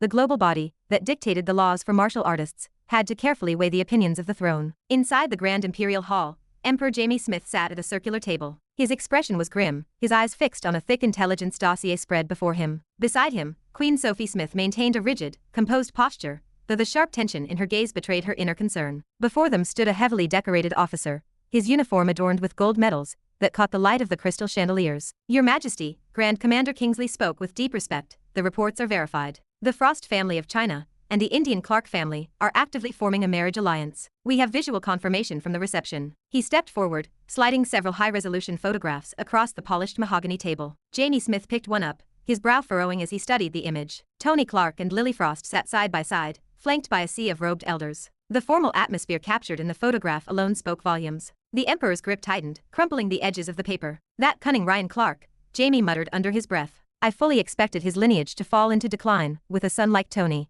A useless heir with absolutely zero martial potential. His voice hardened as he crushed the photograph into a tight ball. But with the Frost family involved, the balance of power shifts. Queen Sophie leaned slightly forward, placing a hand gently over his white-knuckled fist. Calm yourself, husband. The marriage is not yet finalized. There is still ample time to intervene. Her voice dropped to a soft, calculating melody. If that girl, Lily Frost, is truly agreeing to this union solely for the political survival of her family, then all we need to provide is a spark. Something to disrupt the delicate balance. Pride, misunderstanding, public conflict, these things are always enough to turn fragile allies into bitter enemies. A faint smile touched her lips, and once they turn against each other, the alliance will collapse under its own weight. The Emperor leaned back into his velvet throne, weighing her words before shifting his gaze toward the commander. Do you have an operation prepared, Kingsley? Kingsley's posture shifted, an air of quiet confidence settling over him. Your Majesty, direct kinetic action is impossible at the moment. As long as Tony remains within the Clark family's ancestral territory, he is entirely untouchable. However, I anticipated this geopolitical hurdle. Jamie's eyes narrowed into slits. Go on. We have a guest awaiting your audience, Kingsley said, clapping his hands once. The heavy double doors of the hall swung open. An elderly man stepped inside, dressed in refined, dark attire. His posture was perfectly upright, his expression calm and analytical. The moment Jamie recognized the visitor, his eyes widened slightly. Sukhoi Clark, he said slowly, identifying the powerful third elder of the Clark family. Sukhoi stepped forward, offering a polite, measured bow. Your Majesty, it is an honor to finally meet you in person, away from the prying eyes of the subcontinent. Jamie let out a quiet chuckle, his gaze sharp and judgmental. The honor is mine, third elder. I certainly did not expect a lion from the Clark leadership to walk into my court willingly. Queen Sophie watched the exchange with a critical eye before cutting through the pleasantries. Let us not waste time on court etiquette. You did not travel across oceans for mere small talk, Elder Sukhoi. Sukhoi straightened his spine, a deliberate smile playing on his features. Of course not, Your Majesty. I came because our empires share a mutual, pressing concern. Jamie leaned forward, resting his elbows on the table. And what concern would that be? Sukhoi's eyes darkened with cold ambition. Tony Clark. A heavy silence settled over the grand hall. My son, Kevin Clark, is far more capable of serving as the family prince, Sukhoi continued, his voice tight with restrained frustration. He possesses the physical strength, the martial discipline, and the evolutionary potential to lead our clan into the next century. Yet that boy Tony is placed above him simply because of a hereditary title. That systemic injustice must change. Jamie studied the elder, looking for any sign of deception. And what exactly do you expect the British throne to do about it? Sukhoi did not flinch. I want Tony removed from the succession line permanently. The Emperor's fingers tapped a rhythmic, echoing beat against the wood. Removed. Are you asking us to eliminate him? Before Sukhoi could formulate a response, Queen Sophie interjected. And what of Leo Clark, the second son? If Tony falls from grace, wouldn't the second brother naturally step into the vacancy? Sukhoi shook his head dismissively. Leo is not a problem. Tony is the operational linchpin. Once he is stripped of his status, my faction can easily handle the internal fallout. I will secure the patriarch's seat. Jamie's expression remained unreadable, his eyes reflecting the flickering candlelight. You speak with grand confidence, Sukhoi. But tell me, what does the imperial family gain by dirtying its hands for your internal coup? Sukhoi's smile widened,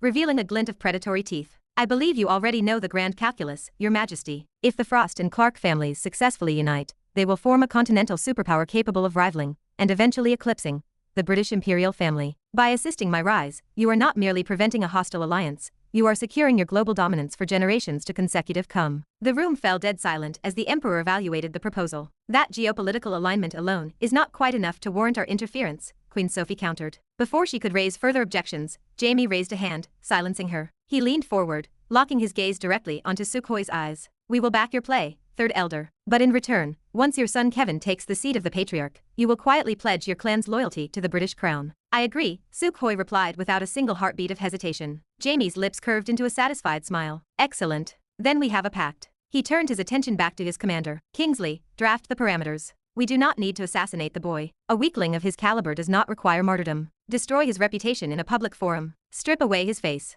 If the Frost family views him as an absolute disgrace to martial society, they will tear up the marriage contract themselves. Kingsley nodded, though his expression remained professionally cautious. Your Majesty, as long as the target remains within the walls of the Clark estate, our covert options are severely limited. Sukhoi spoke up, drawing their attention. I have already engineered a solution to that problem. Both the Emperor and Queen turned to face him. If the imperial family utilizes its diplomatic influence to grant Tony an unprompted, prestigious position within the Nine Lotus Academy, Sukhoi explained calmly, my brother Ryan will have no logical reason to refuse the honor. He will send the boy straight to China without the slightest hint of suspicion. A dangerous, triumphant look settled over the elder's face. And once Tony leaves the sovereign protection of the Clark ancestral grounds, his security detail drops to zero. The brilliant simplicity of the trap caused Jamie's expression to brighten. That is an exceptional strategy. Queen Sophie nodded in slow agreement, a cold spark lighting her eyes. Our son, Prince Mark, is already established as a top cultivator within the Nine Lotus Academy. He will personally ensure that Tony's academic life is thoroughly unforgettable. A quiet, sinister laughter rippled through the imperial hall. Jamie picked up his crystal wine glass,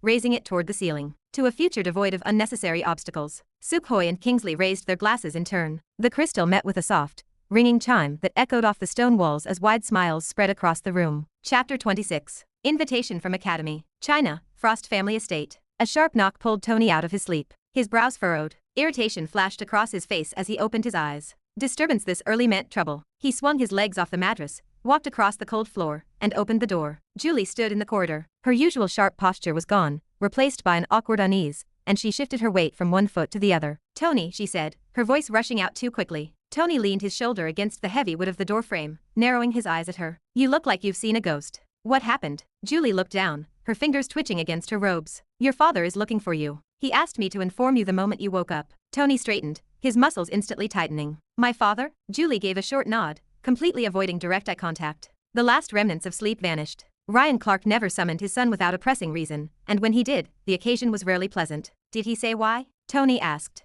No, Julie replied, her throat tight. He didn't explain anything to me. He just told me to make sure you go to his quarters immediately. Tony studied the nervous tension trembling in her shoulders. She was terrified he would expose her little stunt in the Forbidden Garden. A faint, mocking smile touched his lips, but he kept his voice neutral. All right, I'll go see what this is about. He stepped past her without waiting for a reply, his boots clicking rhythmically against the stone floor of the long hallway. A summons this early meant something significant had occurred. On these ancestral grounds, significant usually translated to dangerous. Moments later, Tony halted outside his father's private chamber. He knocked twice, the sound echoing off the heavy wood. Come in, a cold voice commanded from within. Tony pushed the door open and stepped into the room. Ryan Clark sat behind a massive carved desk, his sharp gaze locking onto his son the moment the threshold was crossed. On the polished wood beside his right hand lay a thick, sealed envelope marked with a distinct crest, an insignia Tony recognized instantly, the Nine Lotus Academy. Tony shifted his gaze back to his father, keeping his face perfectly expressionless. You called for me? Ryan did not answer right away. He leaned forward, inspecting Tony with a critical eye, searching for something different. A subtle change lingered in the boy's posture, a weight in his presence that had not been there the day before, but the impression was too vague to pinpoint. Ryan shook his head slightly, dismissing the thought. There are 2 matters you need to know, Ryan said,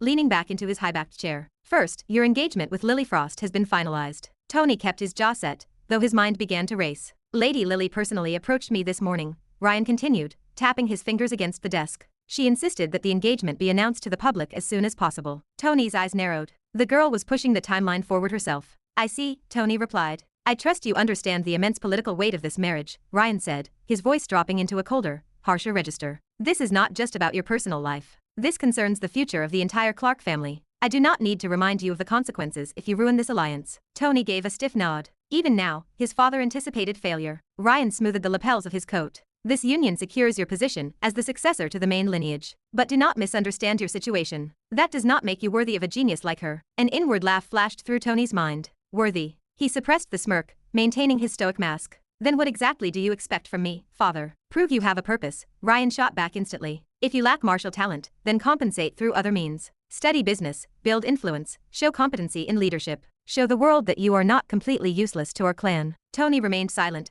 letting the insult wash over him. Let them believe he was a weakling. The less they knew about his actual strength, the better. And the second matter, Ryan continued, breaking the brief silence as he lifted the heavy envelope, is that you have been admitted into the 9 Lotus Academy. Tony's composure cracked. What? The word slipped past his teeth before he could stop it. He stared at the crest on the paper, genuinely stunned. That is impossible. I do not meet a single one of their entry requirements. The academy was a sanctuary for monsters. Its standards were ruthless, and even renowned prodigies failed the trials. A 12th disciple stage cultivator should not even be allowed to stand near the outer gates. Ryan's expression hardened, his hand slamming flat against the desk. Watch your tone. It is not something for you to question. The invitation has already been issued under their official seal. Tony tracked the golden ink on the envelope. How did this happen? Ryan narrowed his eyes. They made a rare exception with a few specific conditions. Consider it a direct result of my diplomatic efforts. A trace of doubt wavered in the patriarch's voice. Ryan had spent years exhausting every connection to secure a slot for Tony, and the academy had rejected every bribe. This sudden invitation had arrived completely out of nowhere. Your association with Lily Frost likely played a major role as well,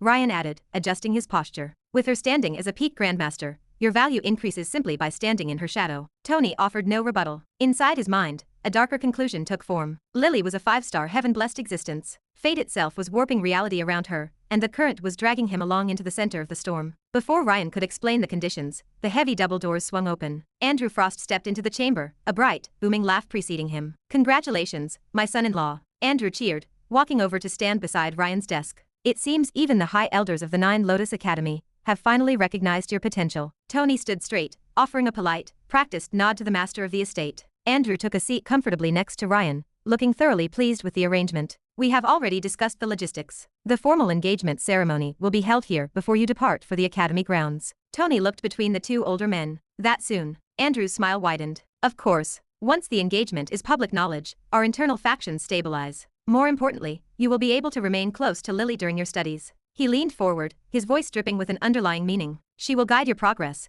and she will protect you from any unnecessary trouble. Tony kept his face still to hide the amusement bubbling in his chest. Protect. More like monitor every breath he took. Do you have any objections to this timeline? Andrew asked, his sharp eyes locking onto Tony's face. Before Tony could formulate a reply, Ryan cut in. He wouldn't dare object, the patriarch said flatly. This is the best possible outcome he could hope to achieve. Andrew let out a booming laugh, slapping his knee. Good. Excellent. Then everything is settled. Tony remained perfectly still, a silent spectator to his own future. Andrew stood up, smoothing his white robes as he walked over to Tony. He lifted the sealed parchment from the desk and pressed it into the young man's hand. Go on then. Lily is currently in the central training hall. You should go meet your fiancé. Tony gripped the heavy parchment, his thumb rubbing over the raised wax seal. The golden insignia of the academy caught the morning light. Without another word, he turned and exited the chamber. The moment the heavy doors clicked shut behind him, Tony tore the wax seal open, eager to read the true conditions of his trap. Chapter 27. Dealing with a clown. Tall Russian willow trees bordered the wide, open field of the Frost family training ground,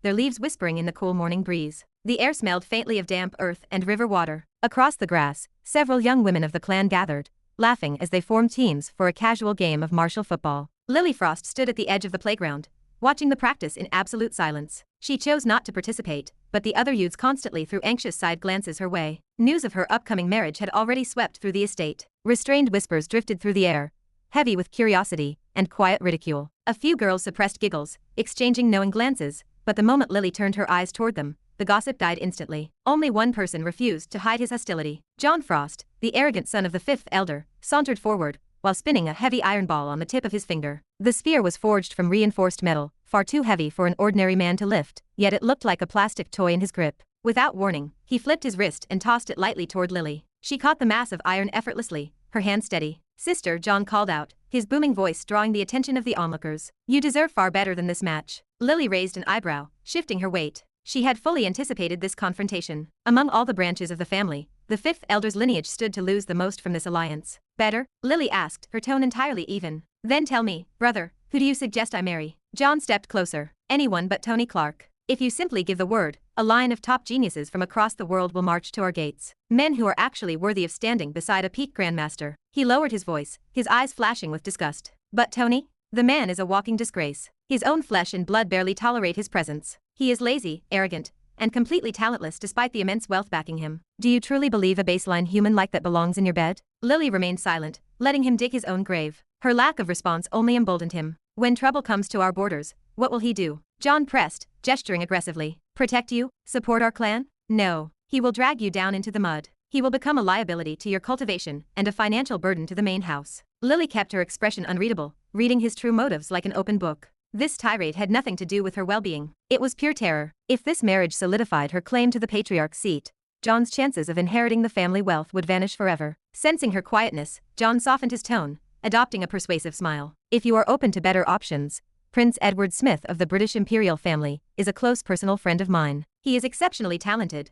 politically influential, and destined for greatness. He is a true match for your beauty." He spread his hands. "With the crown backing you, you gain global status and a future far beyond this province. The elders would ratify the contract by nightfall. You deserve a peer, sister, not a useless black suitcase." He pointedly avoided using Tony's name, letting the derogatory nickname hang in the air. Lily's lips curved into a faint, frosty line. "Thank you for your immense concern for my future, John. Do not repeat those words again." John blinked, his smile faltering. "Tony Clark is my fiancé," Lily continued, her voice dropping into a sub-zero register. "The matter is settled. Unless I explicitly request your counsel, keep your opinions to yourself." The sudden coldness stunned him, his jaw tightening as the girls on the field stopped their game to watch. "Sister, you cannot be serious. The ceremony has not happened yet. Why ruin your life for a political transaction?" "My decisions do not require your validation," Lily replied, her posture rigid. "And my position within this lineage is not nearly as fragile as your faction seems to think." John's face darkened, but he quickly forced a tight laugh. "You are tying yourself down out of a twisted sense of duty. But before the ink dries on the contract, you still have a choice. Do not waste your potential on a cripple." Lily's patience disintegrated. "That is enough. The engagement is confirmed, the High Elders support it, and I have zero intention of altering the path. Stop interfering." John clenched his teeth, realizing he had pushed her past the safety threshold. Still, his pride refused to let him back down in front of the younger disciples. "Then at least look at the chessboard clearly," he whispered venomously. "That boy might not even keep his title as the Clark family prince. Even with your backing, his future is entirely uncertain." A calm, mocking voice sliced through the willow trees. "Have you finished running your mouth?" John and Lily froze. Tony stood a few paces away at the edge of the tree line. His hands were casually tucked into his trousers, his posture completely relaxed, but his golden eyes carried a lethal, predatory edge. No one had heard his approach. John stiffened for a fraction of a second, before slapping a fake, theatrical smile across his face. "Ah, Tony, I didn't realize you were visiting the grounds," he lied smoothly, altering his tone instantly. "We were actually just discussing the logistics of your engagement. I was just telling my sister how lucky she is." Tony did not let him finish the sentence. He walked forward, closing the distance between them with slow, measured steps, his gaze locking onto John's throat. The heavy iron ball remained in Lily's hand. Tony reached over, taking the metal sphere from her fingers without looking at her. Then, with a casual flick of his wrist, he tossed it back directly at John's chest. The throw was not violent, but the dense weight of the iron forced John to catch it with a heavy thud,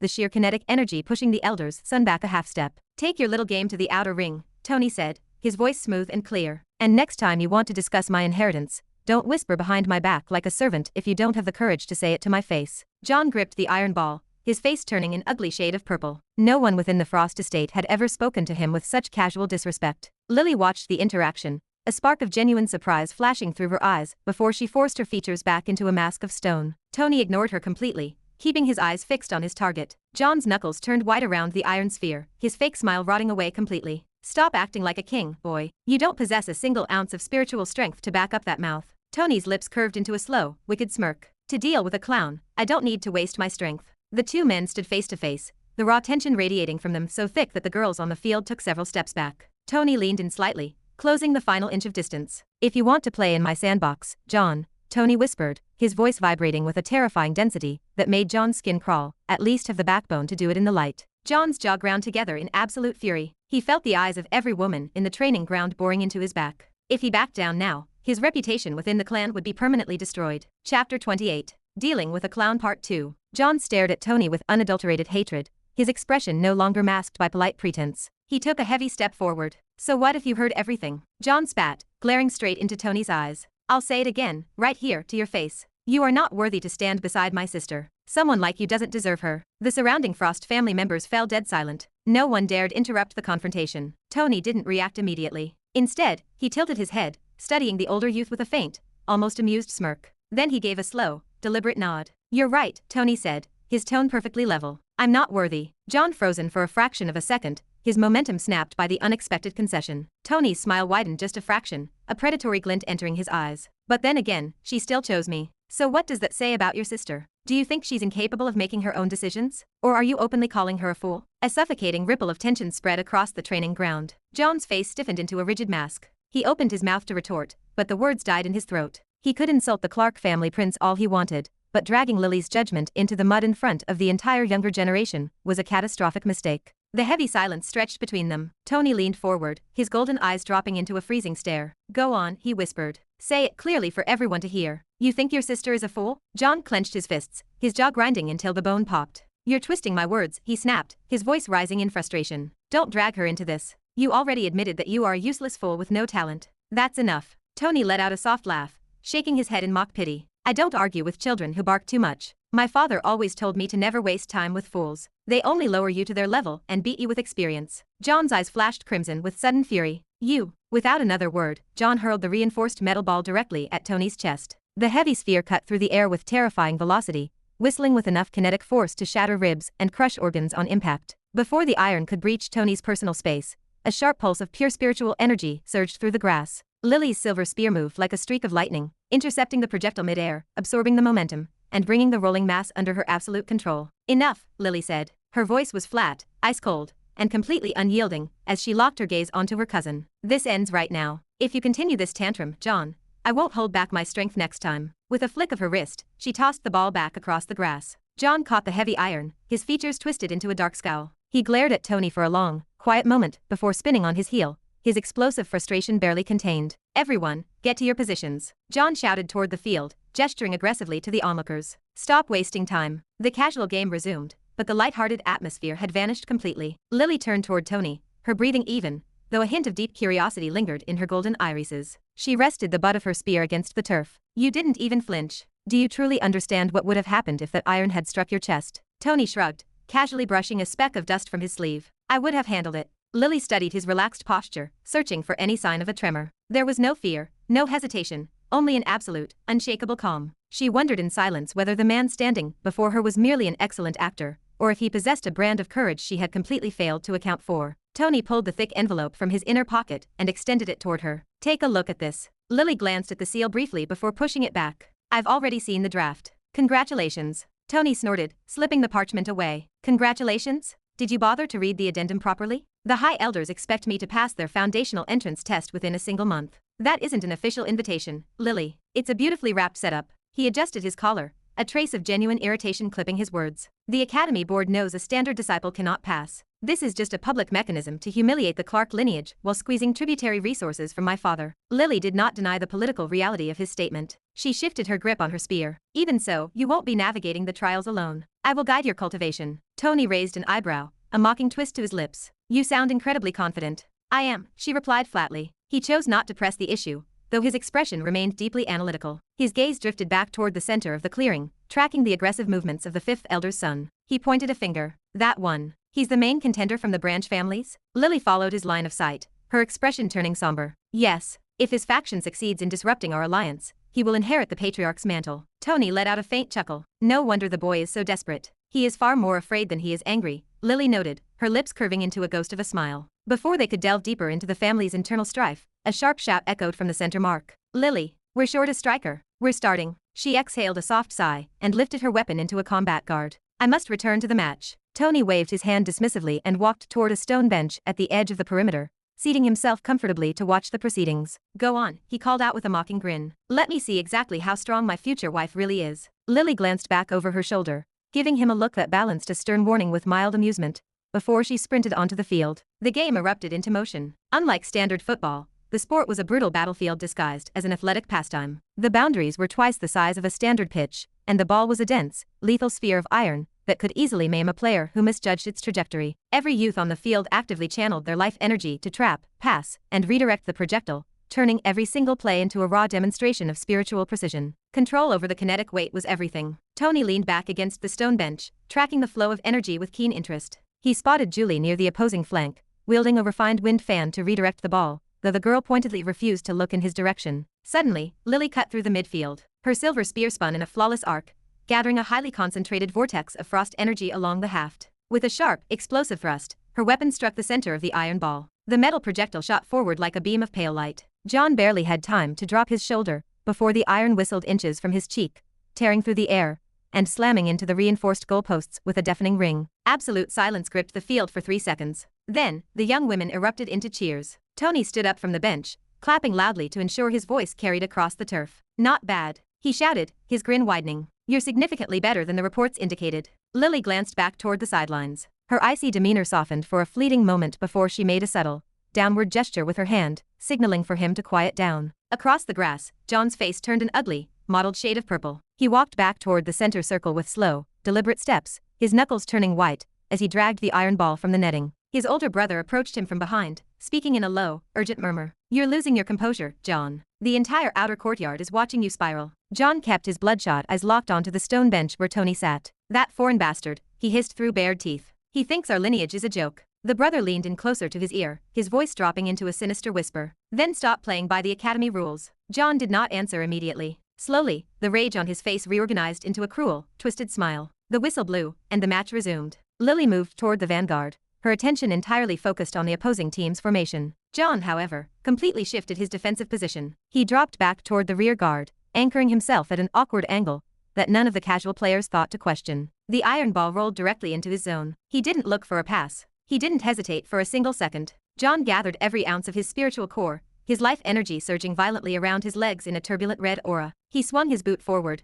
striking the iron sphere with the full, unchecked force of an elite warrior. The projectile did not fly toward the opposing goal. It screamed low across the grass, tracking a straight line toward the stone bench. Toward Tony. No. Lily's voice shattered the field as she realized the trajectory too late. She was positioned too far up the flank. Her frost energy could not span the distance in time to intercept the strike. Julie froze on the opposite wing, her eyes widening in horror as the path of the ball locked in. There was no stopping the momentum. The iron sphere tore through the air, moving far faster than before, humming with enough kinetic energy to crush a human skull into splinters instantly. Tony remained seated on the bench, his golden eyes unblinking as he watched the lethal mass rocket toward his face. John's lips curled into a triumphant, bloodthirsty smile. You're finished, he muttered. Chapter 29. Dealing with a Clown Part 3. Tony. Lily's voice broke through the air, sharp with disbelief and urgency. The iron ball tore across the field like a missile meant to kill. She was too far away. Even with her speed, even with her total control over life energy, the distance was too great to bridge in time. Around the perimeter, every member of the Frost family froze. No one moved, and no one spoke. They all understood the same brutal truth. If that ball hit him, Tony Clark would die. The iron sphere cut through the air, humming with momentum to shatter bone and crush a skull instantly. It closed the distance in a heartbeat. And yet, Tony simply stood there, watching. Julie closed her eyes, refusing to watch the bloody aftermath. The ball stopped. Just like that, the devastating force behind it vanished into nothing. For a split second, no one understood the scene. Then their eyes followed the ball down to Tony's raised hand. His palm held the massive iron sphere, balancing it as if it weighed nothing at all. A stunned silence swallowed the entire field. What? John Frost's voice came out faint, his eyes wide with disbelief. Before anyone could react, Tony casually flicked his wrist, spinning the iron ball on his fingertip like a toy. The heavy sphere rotated smoothly, balanced with impossible precision. The sight shattered whatever composure remained among the Frost family spectators. Julie's mouth parted slightly, her usual nervous expression completely gone as she stared, unable to process the display. Lily had already moved, her body cutting through the field in a blur, but she slowed abruptly as she reached him. Her eyes locked onto the ball, then his steady hand, then his face. How did you stop that? She had seen everything clearly. There was no life energy and no technique. It was raw,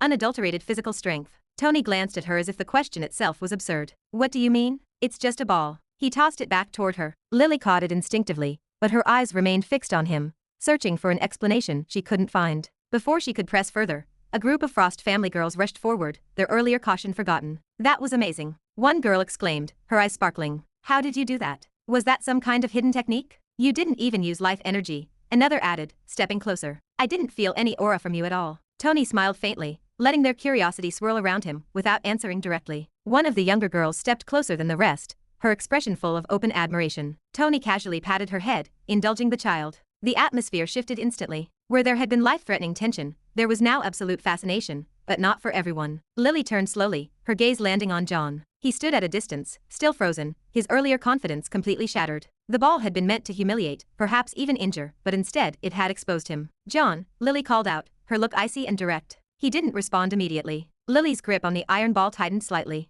What exactly were you trying to do? Her tone was no longer questioning. It was a direct accusation. John's expression hardened as he forced himself to regain composure. He straightened his posture, waving his hand dismissively. You're overreacting. It was a miscalculation. Things like that happen in a game. Lily's eyes sharpened. Don't insult my intelligence. I saw the direction, and I saw the force. You did that deliberately. John smiled casually, feigning annoyance. Nothing even happened to him. Why are you making it sound like I committed a crime? If anything, it just proves he's not as useless as people say. Well done, Tony. Tony watched him for a quiet moment, then suddenly burst into loud laughter. What's so funny? John snapped, irritation surfacing again. Tony shook his head slightly, holding back his amusement. I was just thinking, he said slowly, his tone dripping with mockery. For someone at your level, that kick was incredibly disappointing. The surrounding girls stiffened. John's expression turned black. Tony continued, his voice calm but cutting. I thought a grandmaster would at least have some real power behind his attacks. But that felt like it came from someone who could barely stand. My grandmother could have kicked it better. In fact, you should probably avoid games like this, Grandma. You might hurt yourself. Silence gripped the clearing for a beat. Then, laughter broke out. The Frost girls couldn't hold it back, their chuckles echoing across the field as they looked at John. Even Lily's lips curved slightly. John's face flushed a deep red. You. He stepped forward, his spiritual aura flaring aggressively. Don't push your luck. You wouldn't survive a real fight with me. Tony didn't back down a single inch. Now you are threatening me like my fat aunt. The words hit harder than any physical strike. John's control snapped completely. You useless piece of trash. He shouted, his voice cracking. You're stuck at the bottom while pretending to act superior. You're nothing but a disgrace, a fool, an idiot, a waste, a black suitcase, an evil boy. The insults spilled out rapidly, filled with raw anger, frustration, and deep humiliation. Lily tried to step between them, but John wouldn't stop shouting. Tony watched him quietly. Then, he moved. One step, then two, until he stood directly in front of John. Tony looked down slightly, treating the boy like something beneath him. John's voice faltered. What are you? A loud slap cracked through the air. It was sharp, clear, and final. Everything went silent. John staggered back, his head snapping to the side from the sheer impact. A thin line of blood appeared at the corner of his mouth as he struggled to process the physical strike. Julie's eyes widened, and Lily stood completely frozen. Tony remained exactly where he was, unmoved and unshaken. You talk too much. John slowly turned his head back, his eyes filled with absolute disbelief. Tony's expression didn't change. I've heard people like you my entire life, talking behind my back, calling me useless, laughing at me. His voice dropped to a low whisper. And you know what? Tony leaned slightly closer. I crushed every single one of them under my foot. You are no different. Remember, I am the prince of the Clark family, and soon, a member of this family as well. Know your place before opening your mouth. He stepped back just one pace, giving space, but refusing to retreat. The suffocating silence remained. Every single person present felt the weight of the moment, not because of the slap or the insult, but because of his presence. The sheer audacity and certainty radiating from him was palpable. Lily stared at his back, her thoughts momentarily blank. This wasn't the Tony she had expected, and this wasn't the waste everyone spoke of. John stood there, unmoving, his cheek burning. His pride was shattered. His eyes slowly lifted, locking onto Tony. In that moment, everyone held their breath, waiting for the fallout. Chapter 30. Grandma. John Frost stood frozen, glaring at Tony in pure disbelief. His pride lay shattered across the grass in front of the entire younger generation. Every single lady on the field watched him, their eyes boring into his skin. The surrounding silence grew suffocating, pressing down until the world centered entirely on his humiliation. Then, the dam broke. A low growl ripped from his throat, and his eyes locked onto Tony with unmasked hatred. The heavy restraint he had maintained because of Lily, because of Tony's noble identity, and because of the family ground rules dissolved under the sting of that single slap. Tony. John's voice came out hoarse, trembling with raw fury. Do you even understand what you just did? His fists clenched so tightly that his nails pierced his palms, yet the physical pain vanished beneath the burning shame. You slapped me. In front of everyone. His pitch rose sharply, cracking under the weight of his rage. Do you really think you can walk away from this just because you carry the Clark name? Tony stood perfectly still, his posture completely relaxed, and his expression bordering on bored, treating the explosive outburst like white noise. The total indifference only fueled John's wrath. I tolerated you, John snarled, his words turning cold and venomous. I endured your arrogance and your disgusting behavior only because you are about to marry my sister. But do not mistake that for respect. You are completely unworthy of standing here, not in this family, and certainly not beside her. A faint, turbulent ripple of life energy began to coalesce around his limbs, pulsing violently. With your talent, or rather, your pathetic lack of it, you won't even keep your position as prince. Do you think people will bow to a title forever? That name won't protect you when real strength enters the room. The crimson energy surged outward, creating a visible pressure wave that forced the surrounding girls to take a step back. You shouldn't have provoked me, John whispered, his voice dropping into a dangerously calm register. Now, you pay the price. In the next heartbeat, his aura exploded. Grandmaster rank. There was no hesitation this time, no restraint, and no tactical calculation. John lunged forward, moving so quickly that the onlookers saw nothing but a blur. A single, explosive step tore through the turf, and his fist shot straight toward Tony's jaw, carrying the full, unrestricted force of a grandmaster. The air distorted around the punch, the sudden atmospheric pressure making the weaker disciples gasp for breath. Terrified shouts erupted from the sidelines. Stop him. He's serious. Tony will die if that lands. Panic rippled through the group. The casual game had transformed into an execution ground. No one wanted to witness a murder, especially one that could ignite a blood feud between two massive clans. Lily's expression changed completely. She bolted forward, her body cutting through the air as her silver spear materialized in her grip. If that strike connected, Tony would be utterly destroyed. But John had already factored her into his strategy. His timing was meticulous. He had chosen the exact fraction of a second where any outside intervention would arrive just slightly too late. The fist closed the distance. Then it halted, freezing a few inches away from Tony's nose. For a long moment, the onlookers stared, unable to comprehend the sight. Then, their eyes drifted to Tony's hand. He had casually raised his arm, his fingers firmly gripping John's wrist. No veins bulged in his hands, no tension strained his shoulder. It appeared as though he had simply reached out to catch a drifting leaf, and reality bent to his whim. The silence that followed was absolute. Lily skidded to a halt, stunned into immobility, as she watched Tony handle the attack effortlessly before her spear could even cross the distance. John's features twisted into a mask of pure horror, the rage instantly evaporating. He threw his weight forward, trying to force the strike home, but his arm refused to budge an inch. His momentum wasn't just blocked, his entire body was locked in place. What is this? John muttered, his voice cracking. Tony tilted his head slightly, observing the trembling wrist with mild curiosity. This, he asked softly, his voice clear in the quiet air. You call this an attack? The words cut deeper than any blade. John's eyes widened, and he tried to wrench his arm back, but the grip tightened. It wasn't enough to break the bone, but it was more than enough to render any resistance entirely meaningless. How are you doing? You talk too much, Tony interrupted. There was no visible preparation, no dramatic buildup of aura, and no release of spiritual energy. With a single fluid motion, his free hand shot forward. The tyrant dragon fist silent form. The technique lived up to its name. No one saw the strike coming. John's ribs reacted before his brain could process the impact, the blow landing dead center on his torso with devastating precision. For a heartbeat, nothing happened. Then, John's feet left the grass. A strangled wheeze escaped his lips as he launched backward through the air, his limbs flailing before he crashed heavily onto the hard earth. The impact echoed across the training field. He landed face first, sliding through the dirt before coming to a dead stop. He lay motionless for a long second, then began to hack violently. Crimson blood spilled onto the grass. The damage was entirely internal. The spectators stood rooted to the spot, their lifetime of martial assumptions shattered beyond repair. The gap between a 12th class disciple and a grandmaster was supposed to be an unbreachable wall, an evolutionary boundary. Yet, they had just watched that wall crumble into dust. John struggled to push himself up onto his hands and knees, one palm clutching his ribs as his breathing rattled. You, he gasped, glaring up at Tony with a hatred that bordered on insanity. You'll regret this. Tony looked down at him with an unreadable expression. If you want revenge, he said softly, you should at least stand properly first. The girls exchanged frantic glances, their faces pale with confusion. A few whispered about hidden defensive artifacts, while others began to question their entire understanding of cultivation ranks. But Lily knew better. She had tracked every movement. There was no spike of life energy, and no trace of an external treasure activation. This was pure, unadulterated physical power. That realization unsettled her far more than any hidden weapon ever could. Tony flexed his fingers, testing the lingering heat within his knuckles. The memory of the ancient well flashed through his mind, the agony, the total destruction, and the agonizing reconstruction of the dragon physique. Every single second of that torment had been worth it. If you're still not satisfied, Tony continued, his tone turning casual, we can keep going. No interruptions. No excuses. He locked his gaze onto John's trembling form. Or is this your absolute limit? John's fists shook against the dirt.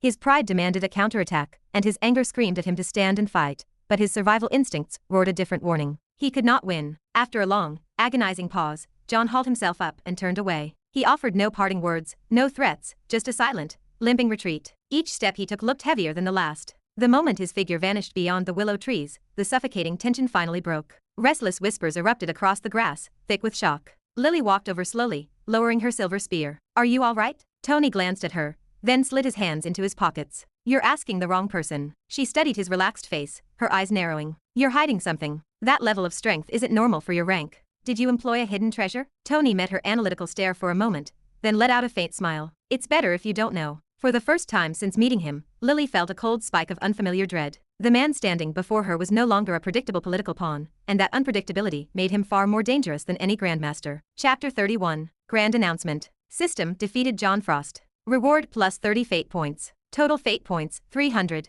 That night, Tony fell asleep while calculating exactly what to purchase from the system marketplace. The next morning, the Clark and Frost families simultaneously announced the marriage alliance. The announcement did not arrive quietly. It exploded. The entire business sector shook, and the stock market rushed to new peaks in both countries. Across screens, networks, and borders, within a single hour, every major media outlet in Asia broadcast the same message, stamped with the insignias of two of the most powerful families on the continent. Clark family, Frost family, official engagement notice. The text formed a long declaration discussing the joining of the two clans in every aspect: corporate, martial, and political. The wording was formal, precise, and unmistakably authoritative. It bore the signatures of both patriarchs, sealed with ancient wax crests that symbolized legacy, power, and absolute dominance. The Clark family and the Frost family hereby announced the engagement of their heirs, Tony Clark and Lily Frost. The rest of the message spoke of unity, prosperity, and shared futures, but no one read between the lines. Everyone already understood the terrifying implications of this bond. In high corporate towers, executives paused mid-meeting, their presentation screens frozen on the breaking news feed. Deals were delayed. Negotiations halted. Phones lit up across continents as business magnates recalculated alliances that had taken years to build. "If this goes through," one chairman muttered, staring at the financial terminal, "the entire market shifts." "It's not just business," his advisor replied quietly. "It's influence. Military contracts, energy control, global trade routes, they will dominate everything." In fortified government offices, ministers and military advisors gathered in urgency. Intelligence reports were rewritten within minutes. Strategic assessments updated in real time. "This changes the balance of power in Asia completely," a senior official said, his voice tight as he adjusted his glasses. "If the Clark and Frost families align fully, they won't just be dominant. They will be untouchable." But in the martial world, a silent discussion began behind closed curtains. Inside the bustling Nine Lotus Martial Academy, the news spread like wildfire. Students, instructors, scholars, and even servants gathered in clusters, their overlapping voices thick with disbelief and excitement. "Did you hear?" a young disciple exclaimed, practically slamming his fists on a training dummy. "The Clark family is hosting the grandest engagement ceremony in decades." A tea house owner nearby leaned over his counter, lowering his voice as if sharing forbidden text. "Who hasn't heard? It's everywhere. But tell me, out of everyone, why Tony Clark?" A customer scoffed loudly, slamming his porcelain cup down onto the wooden table. "Exactly. That's what makes no sense. Lady Lily Frost is a once-in-a-generation genius, a peak grandmaster, and she is marrying him." An older cultivator sitting in the corner chuckled softly, stroking his white beard with slow amusement. "You are all thinking too simply. This has nothing to do with love. This is power. Pure power. When two giants join hands, who dares to oppose them?" He leaned back against the wall, his eyes narrowing into slits. "Whether Tony is useless or not does not matter. His surname alone is worth more than most lives." A younger martial artist clicked his tongue in annoyance, crossing his arms. "That's still ridiculous. A person like him doesn't deserve her." "Deserve?" The tea house owner laughed bitterly, wiping down the counter. "In this world, since when did merit decide marriage? It has always been strength and benefit." Another voice cut in from the crowd, sharper, filled with disdain. "Even then, it is hard to accept. A phoenix like Lily Frost tied to someone like Tony? It's a waste. Waste." Another student added. "It's worse than that. It's a tragedy." The murmurs grew louder, rippling through the academy halls. "Even I am more worthy than that guy. If not for his background, he wouldn't even be allowed near her courtyard." Poor Lady Frost. It seems even geniuses cannot escape their fate. Across countless cities, tea houses, training grounds, and hidden sects, the same conversations echoed. The same conclusions formed. No one believed this was love. No one believed it was voluntary. To them, this was a political sacrifice. Lily Frost, the peerless genius woman, was being bound to a notorious, talentless villain for the sake of family survival. If Tony had heard the gossip, he might have laughed, or perhaps coughed blood from the sheer irony. Somehow, in a situation where he had been forced into the arrangement himself, he had become the villain who stole the heroine's future. But while the world whispered, the Clark family acted fast. Within their ancestral estate, preparations had already begun at a scale unseen in decades. The decorations were not merely luxurious, they were symbolic. Every banner, Every emblem and every announcement carried a clear message of absolute supremacy. Meanwhile, far away, within the heart of British Imperial territory, the atmosphere was far less celebratory. Inside the Grand Imperial Chamber, Emperor Jamie Smith stood before a massive digital tactical screen,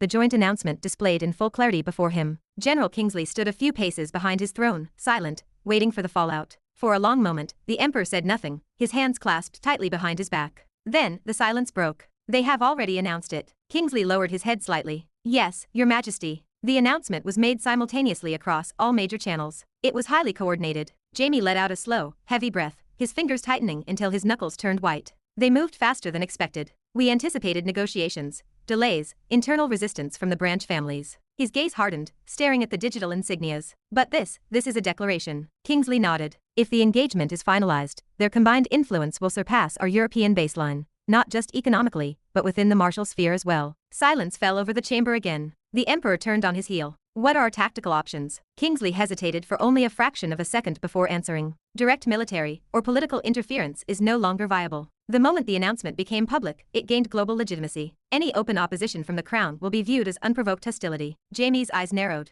So we move indirectly. Kingsley met his gaze, a cold smile touching his lips. But Majesty, it is just an engagement. We can still stop the actual marriage. The Emperor walked slowly toward the circular table, his expression darkening into a mask of pure ambition. This engagement cannot proceed smoothly. There must be instability, doubt, internal conflict. He tapped his finger against the wood. If the foundation cracks, the structure collapses on its own. Kingsley understood the underlying order immediately. Should we target Tony directly? Not yet, Jamie replied, turning back to the glowing screen. We observe first. A forced alliance is never perfect. There are always fractures. The room fell silent as the two men began to draft their covert operations. Outside, the world celebrated, gossiped, argued, and speculated, but beneath the surface, forces had already begun to move. A single announcement had reshaped the world, affecting millions without their awareness. Chapter 32. Octopus House. In the imperial training grounds of the British Empire, the 9th Prince, Edward Smith, sparred against his servants. He single-handedly dealt with 9 armed men at once. His sword cut through the air in clean, controlled arcs, forcing the ring of soldiers to retreat step by step. Steel rang sharply, breaths grew uneven, and one by one, their formation broke. A final swing ended the bout. His blade stopped just short of the last man's throat. The soldier froze, eyes wide, chest heaving. The others were already down or had stepped back, unable to continue. Edward lowered his sword and sheathed it in a single fluid motion. That's enough. Leave me. The soldiers immediately bowed and left the courtyard without looking back. Edward turned away, rolling his shoulder to ease the tension. The fight had been nothing more than routine exercise. His personal servant, Lassie, stood at the edge of the grounds. She had not moved since arriving, offering no signal and no interruption, simply waiting. Edward had noticed her during the last exchange, and that alone was enough for him to end the session early. He walked toward her, taking a white towel from her extended hand. His fingers brushed hers briefly, but neither of them reacted to the contact openly. What's the news? He asked. Lassie tilted her head. You didn't see the announcement? Edward wiped the sweat from his face slowly. What announcement? The Clark family made it public. Tony Clark is getting engaged to Lily Frost. Edward paused for a fraction of a second, then continued drying his neck as if the information were trivial. That was bound to happen sooner or later. Powerful families don't stay separate for long. This one matters, Lassie insisted, her tone hardening. If the Clark and Frost families join hands, their combined influence will grow beyond control. They will be strong enough to pressure even the imperial family. Edward gave a faint smile. You think my father will sit quietly and watch that happen? The Emperor is already making his moves, but there is no solid plan yet. Tony Clark rarely leaves his family estate, and no one can reach him there. That is the structural problem. Edward stopped wiping his face and looked directly into her eyes. So what can I do? I want you to act, Lassie said, her gaze steady and decisive. Edward let out a quiet breath. That's a heavy statement. Say it clearly. Stop the engagement before it happens. Do it yourself. Edward studied her features for a moment. You're asking me to eliminate Tony Clark. I'm telling you this is your historical chance. If you succeed, your position in the succession line changes immediately. You won't be compared to your older brothers anymore. Edward folded the towel and handed it back to her. And how exactly do you expect me to reach him? The man never steps outside. He does this time, Lassie said. She pulled a small parchment slip from her pocket and placed it in his palm. Edward glanced down, his eyes sharpening as he read the coordinates. The 7th Octopus House. Yes. He's going there with Lilyfrost to purchase high-grade cultivation supplies for his enrollment in the 9 Lotus Academy. Edward looked up, processing the logistics. And once he is inside the academy, I won't get a clear shot. You won't, Lassie confirmed. Your brother Mark is already established there. Once Tony enters those gates,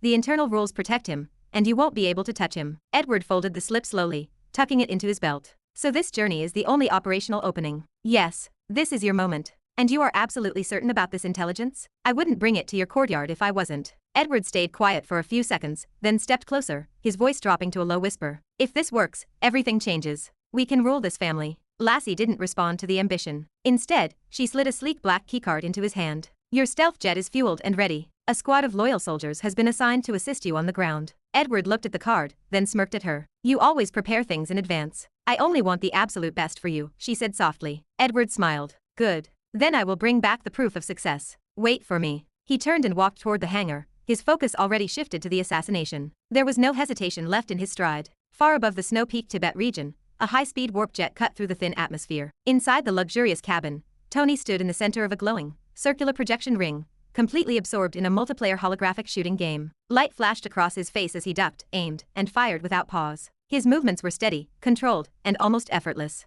A final digital crack ended the round. Tony removed his visor and stretched his neck slightly. Winner, winner, chicken dinner. It's boring, Julie complained from her leather seat, crossing her arms in clear annoyance. You're the one who insisted on coming along, Lily replied without looking up. I wanted to see the famous octopus house, Julie grumbled impatiently. Not sit in a cabin watching him play arcade games. Tony glanced over at them, tossing the visor onto a console. You can still see it when we land. That's not the point, Julie replied. Do you even understand the weight of the market we are visiting? Tony leaned back against the bulkhead, locking his hands behind his head. Not really. I never looked into the logistics. Dear wife, can you explain the function of the octopus house for me? Lily lowered her glowing sky orb, her golden eyes reflecting the cabin lights. The octopus houses are underground markets controlled entirely by the Octopus Syndicate. Simply put, there are 7 elders managing 7 hidden locations globally. They regulate the black market of the martial world, control rare resources, and trade premium information. Tony listened quietly, his posture relaxed. We are heading to the 7th branch, she continued. It is identified by a crimson theme and a trident crest. It is also historically the most resourceful among all 7 houses. Who controls the territory? Tony asked. Lady Jasmine, Lily said. She is the only female elder in the syndicate, but that doesn't make her weak. If anything, her methods are far more unpredictable than her peers. Tony nodded slightly. Sounds like a place worth visiting. Julie looked at him, exasperated. That's all you have to say. What else should I say? Tony replied smoothly. We will land, take the resources we need for the academy, and leave. Julie shook her head at his nonchalance. Cultivators spend their entire lives trying to secure an entry pass to places like this. Tony picked up his gaming glasses again. Then they should try harder. Lily didn't interrupt the bickering this time. She returned to her orb, scrolling through the latest administrative updates regarding the 9 Lotus Academy enrollment criteria. Outside the armored windows, the mountain peaks grew closer. The snow-covered ridges stretched endlessly, silent and still, the kind of desolate landscape where nothing moved without a dangerous reason. And somewhere ahead of them in the clouds, an Imperial jet was already closing the distance. Chapter 33. Public Insult. The war jet descended through a narrow chasm carved deep into the mountains, the sheer rock faces flashing past the windows until the 7th octopus house appeared in the distance. This was no single building, but an entire connected fortress. Crimson structures spread across the snow-draped terrain like veins, each marked with a trident emblem that gleamed under the pale, high-altitude light. Tony stepped out first, burying his hands in his pockets. Lily followed right beside him, her golden eyes cold and indifferent, while Julie walked a step ahead, turning her head left and right, unable to hide her curiosity. This is bigger than I expected, Julie said, looking around the massive landing pad. Lily elbowed her sister sharply in the ribs. There is more to see. Control your drooping face. They walked through the main entrance without obstruction. No guards stopped them. But the absence of physical barriers did not mean they were unwelcomed guests walking in secret. Heavy eyes followed them from every direction. Staff, wealthy buyers, and hardened martial artists all subtly shifted their postures to observe the newcomers. The whispers started early, rippling through the corridors. That's him, Tony Clark, walking with Lily Frost. So it's true. The engagement announcement is real. The black suitcase himself. What is he doing here? Isn't he supposed to be completely useless in cultivation? Yeah, but look at him walking like he owns the place. Tony caught every single word, but his stride remained unbroken, his face a mask of absolute calm. Julie glanced sideways, lowering her voice. They're talking about you like you're some kind of villain. They're not wrong, Tony said. That doesn't bother you? No. Lily stepped forward without breaking her pace, her silver boots clicking against the polished stone floor. Ignore them. Let's buy the supplies first and leave. They entered the uniform hall, where rows of academy outfits were displayed in precise, geometric order. Each set varied slightly in material and design based on rank and martial specialization. Lily moved ahead, scanning the racks with clear, professional intent. You'll need at least 3 sets, Lily said,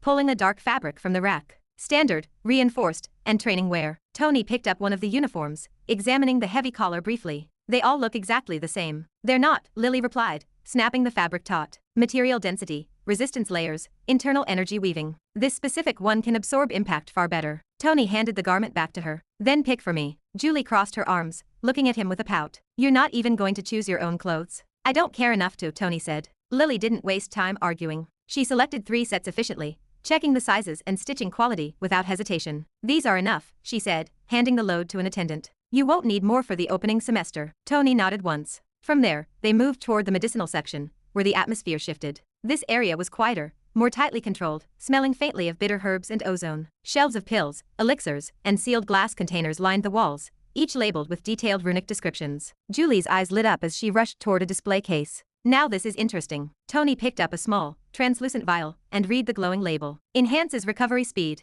Temporary effect. Following Lily's strict guidance, they selected several items, basic recovery pills, energy stabilizers, and a few higher-grade elixirs that she insisted were mandatory for the Academy's harsh training regimen. Next came the pet section. The moment they crossed the threshold, the quiet environment dissolved into a chaotic symphony of beast cries. Chirping, low growling, and the heavy fluttering of wings filled the air. Creatures of all sizes and colors were housed in reinforced, temperature-controlled enclosures. Julie's attention shifted instantly, her eyes wide. Finally, she drifted from one enclosure to another, completely absorbed by the exotic wildlife. There were small scaly beasts, winged predators, and glowing-eyed nocturnal animals, each more unusual than the last. Tony walked through the habitat slowly, observing the cages, but never stopping to inspect a single creature. You're not interested in a companion? Lily asked, walking at his shoulder. Tony shook his head. Nothing here stands out. Julie turned back, pointing at a golden-furred creature. Are you serious? Some of these are incredibly rare species. They're not for me, Tony said. Julie didn't argue further, quickly returning to her own search. She had already made her choice anyway. A small bird with soft, rose-pink feathers perched calmly inside a glass enclosure. Its eyes were bright and intelligent, and it tilted its small head as Julie approached the glass. I'll take this one, Julie declared, tapping the pane. The attendant bowed politely. That is a whisper-wind parrot, young lady. It can mimic complex human voices and sense emotional fluctuations in its environment. Julie smiled slightly, her expression softening. Then it's perfect. What are you naming it? Lily asked. Julie thought for a second, watching the bird preen its wings. Rose. The bird let out a soft, melodic whistle, almost as if acknowledging the title. Tony glanced at it once, and then they completed the purchase, moving forward into the deeper chambers of the market. As they moved from one storefront to another, the background whispers refused to die down. If he's really that useless, why would Lily Frost stand right next to him? Maybe the rumors from the capital are wrong. Or maybe the Frost family has their own hidden plans. Still, that's Tony Clark. The black suitcase. The evil boy. Tony walked through the sea of judgment without a single flicker of emotion changing his expression. From a high, elevated platform, the 9th prince of the imperial family, Edward, watched the trio. He stood partially concealed behind a massive structural pillar, his steady gaze fixed entirely on Tony's back. So that's him, Edward said quietly. One of his personal guards shifted his weight behind him. Should we move now, your highness? Not yet, Edward replied, his fingers tapping the hilt of his sword. Let him walk a little more. His eyes shifted briefly to Lily, noting her protective stance, before locking back onto Tony. I want to see how he reacts under pressure. The group finally reached the weapon hall. This section was vast, dwarfing the previous pavilions combined. Weapons of every imaginable discipline were displayed in organized, defensive configurations. Swords, spears, heavy bows, curved blades, and more specialized martial equipment hung from the racks. Tony stepped forward, his slouched posture finally straightening as his attention sharpened. Now this is something. He picked up a heavy broadsword first, testing its weight, balance, and the texture of the leather grip. He swung it once, then twice, the steel whistling through the air, before placing it back on the rack with a soft click. Too light. Next, he lifted a long silver spear. Too slow. He tried a pair of balanced daggers, flipping them in his palms. Not stable. Julie crossed her arms, tapping her foot against the floor. Do you actually like anything in here? Not yet, Tony replied. He moved from one weapon rack to another, testing each piece with the same calm, ruthless evaluation. Nothing held his interest long enough to warrant a purchase. Lily watched him quietly, refraining from interrupting his process. She knew he wasn't being careless or arrogant, he was simply entirely unimpressed by standard military steel. Then, Tony stopped. At the far end of the hall, a separate exhibition area stood apart from the main floor. It wasn't crowded. In fact, it was completely empty of customers. A faint, shimmering energy barrier surrounded the display cases, and each weapon resting inside carried a distinct symbol, a shield engraved with the personal insignia of the 7th Elder. Tony stepped closer to the barrier. These are different. Powerful. They're restricted, Lily replied, her hand resting near her spear hilt. They are not available for general purchase. Tony's eyes moved across the glowing display, until they settled on a pair of gauntlets. They were dark, compact, with a subtle, flowing design that represented something far greater than simple craftsmanship. He stared at them for a long moment, his focus intensifying. I want to try those. You can't, Lily said. Those specific artifacts require an octopus token to unlock. Tony looked at her. What token? The master of this octopus house distributes special coins to elite clients, Lily explained, her voice dropping. They use them to grant exclusive access to restricted items. It's a political way to reward loyalty, or show favor to certain high-tier individuals. Tony looked back at the gauntlets,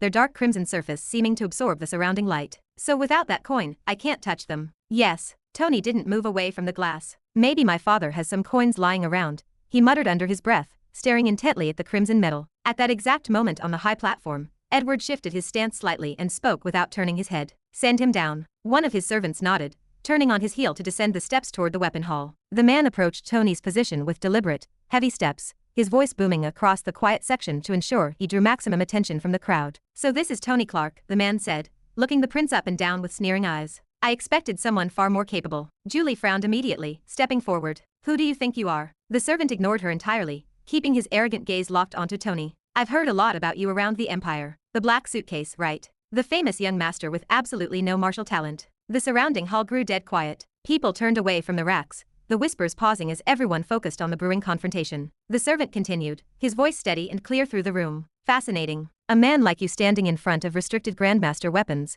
looking at them as if you could actually use them. Tony didn't respond, his hands remaining in his pockets. The servant, Kelvin, smirked slightly, crossing his arms over his chest. Do you even understand what you're looking at, boy? You won't be able to lift them with your pathetic level of martial strength. Tony finally turned his head to look at him. Yes, what you said is right. These restricted weapons are really better than everything else in this room. Kelvin's expression tightened slightly at the lack of anger, his brow furrowing. And they are something you can never have, he replied, maintaining his mocking tone. Tony's gaze didn't waver. That's fine. The raw simplicity of the answer caught the onlookers off guard, diffusing the tension more effectively than an angry outburst would have. Kelvin paused for a moment, caught off balance, before forcing a loud, hollow laugh. At least you understand your own pathetic limits. An evil grin slowly appeared on Tony's face as he fully turned towards the insulting servant, his eyes glinting with a dangerous, unspoken malice. Yes, Tony whispered. From the high platform in the distance, Edward watched the interaction closely, a sharp smile forming on his lips as the situation unfolded exactly as he had orchestrated. Chapter 34. I challenge you. The servant Kelvin did not step back after his first remark. Instead, he straightened his posture and raised his voice,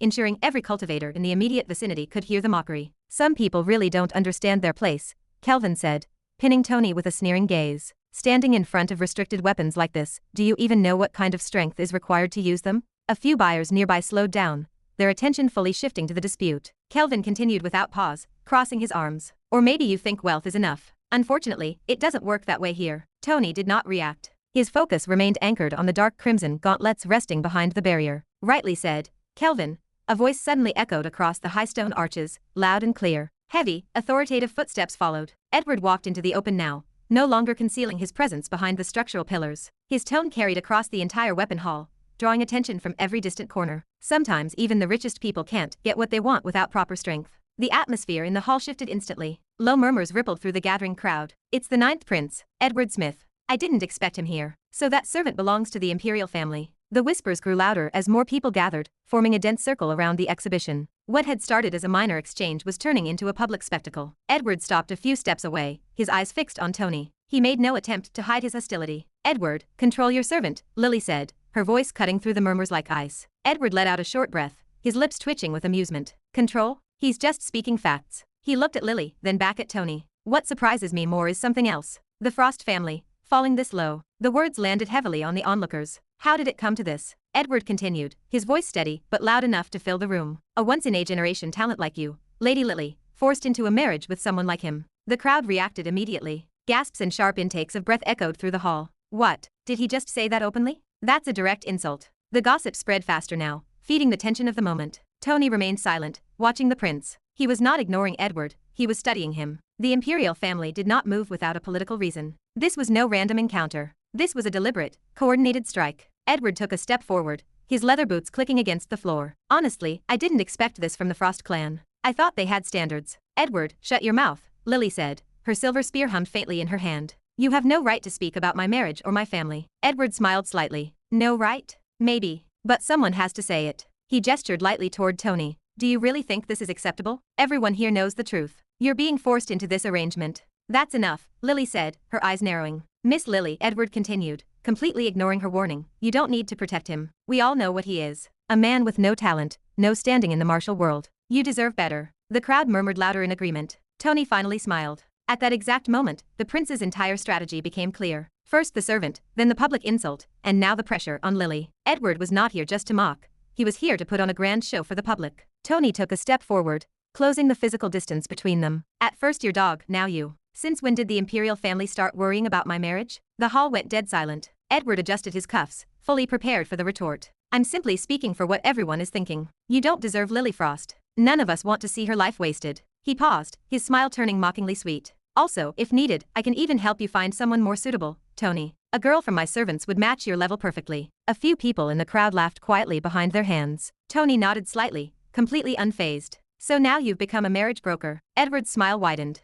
If it saves the life of the talented Lily Frost, why not? Tony's expression remained solid. Forget my marriage for a moment. Tell me something. He locked his eyes directly onto Edward's. Who do you think is worthy of Lily Frost? Edward did not hesitate. Me, he said clearly. The declaration spread through the hall like fire. I am stronger, more capable, and from a better position, Edward continued, his chest swelling. A woman like her deserves someone who can stand beside her properly. He turned slightly toward Lily, extending a hand. Say the word, Lady Lily. You'll become part of the imperial family. I'll make sure you're treated the way you deserve. The entire hall waited in breathless anticipation. Even the shop attendants stopped moving. Julie stared at Edward in absolute disbelief, but she kept her mouth shut. Tony said nothing. He wanted to hear Lily's answer. Lily looked at the extended hand for a long moment, then smiled faintly, her expression dripping with absolute disdain. You're thinking too highly of yourself. My strength is far beyond yours. Even in a direct fight, you wouldn't last more than 3 moves. Her reply felt like a physical slap to Edward's face. The crowd exchanged frantic looks. Edward clearly did not expect Lily to reject the Empire and support Tony so directly. If you want to try, let's fight right here, Lily added calmly, her fingers tightening on her weapon. Edward's face turned an ugly shade of red. The memory was still fresh and painful. Inside the academy grounds, he had already lost to her multiple times. Maybe I can't defeat you directly, he spat, his voice trembling with frustration as he pointed a finger at Tony, but compared to him, I'm 100 times better. If he could not win against the Phoenix, he would push against the garbage instead. That was always the easier path to victory. Tony Clark, Edward continued, his voice rising to mask his humiliation, you're nothing but a disappointment. An evil boy with no place in the martial world. More buyers pressed forward into the aisle, eager for the climax. You don't belong here, the prince said, and you definitely don't deserve to stand beside her. Tony listened, his hands still casually in his pockets. Edward stepped closer, the space between them down to a mere arm's length. You'll only ruin her life. Ruin both families' reputation. So let's end this properly. He stood directly in front of Tony, putting on a grand, righteous look for the spectators. I challenge you. The words echoed with absolute clarity. If you think you're worthy, prove it, Edward demanded. If you win, I'll accept your place beside Lily Frost. He held Tony's gaze, refusing to blink. But if I win, this engagement ends here. The hall went completely quiet, the tension stretching tight. Lily Frost will be free to choose someone who actually deserves her. No one spoke. No one moved. Every eye in the 7th Octopus House pinned itself directly onto Tony. Chapter 35. K-Drama Queen. All eyes shifted toward Tony Clark. The challenge hung heavily in the air, impossible to ignore. The entire weapon hall had transformed into a theater, and everyone present knew their role. Several elders standing near the edge of the pavilion exchanged quiet, knowing looks. They understood the brutal reality of the matchup. A 12th class discipline marshal stood no chance against a seasoned grandmaster. The gap in power was not an obstacle, it was a death sentence. Julie clenched her fists, her knuckles turning white against her dress. Edward had not traveled to the outer markets for a fair match. He had engineered this entire spectacle to humiliate Tony in front of the continental elite. She forced herself to remain still, knowing this decision belonged to Tony alone. Low murmurs rippled through the gathering crowd as spectators placed their bets. He won't accept. He can't win. It will be a slaughter. Edward stood in the center of the floor, his chin raised in arrogant confidence. Before Tony could open his mouth, Lily stepped forward, her silver boots clicking sharply against the stone. Edward, why are you issuing challenges to a man who does not carry a blade?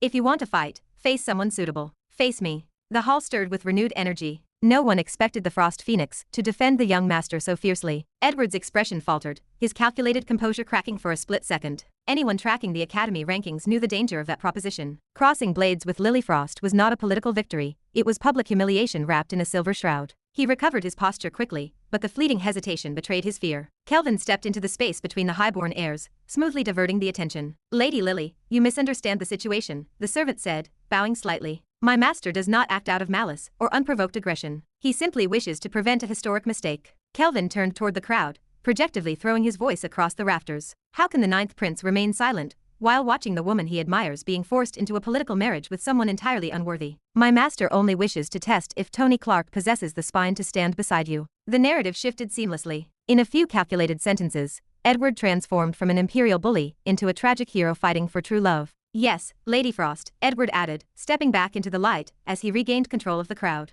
I only desire to see if he is worthy of the alliance. Surely the young master of the Clark family will not flee from a simple bout when his own fiancée's honor is on the line? Julie snapped, stepping past her sister. Enough. Do you think we are blind? You came here with an army just to corner him. Kelvin maintained his smooth, unbothered smile. If the match feels unfair, we are perfectly willing to adjust the parameters. The crowd leaned in closer. We will seal all life energy and restrict internal techniques, Kelvin continued, gesturing to the open floor. A pure physical contest. Fists and legs. No ancestral advantages, no martial pressure. He glanced at Edward for confirmation, then faced the onlookers. Edward nodded. That is more than reasonable. I have no interest in crushing a weaker man. The surrounding whispers took a different turn. That seems fair. Prince Edward is showing remarkable restraint. A physical bout levels the playing field. If Tony refuses now, a merchant muttered, he leaves with no dignity left. Lily watched the crowd carefully. The trap had closed. If Tony remained silent, the public narrative would permanently label him a coward. She kept her lips sealed, knowing that any further interference from her would only validate Edward's claims.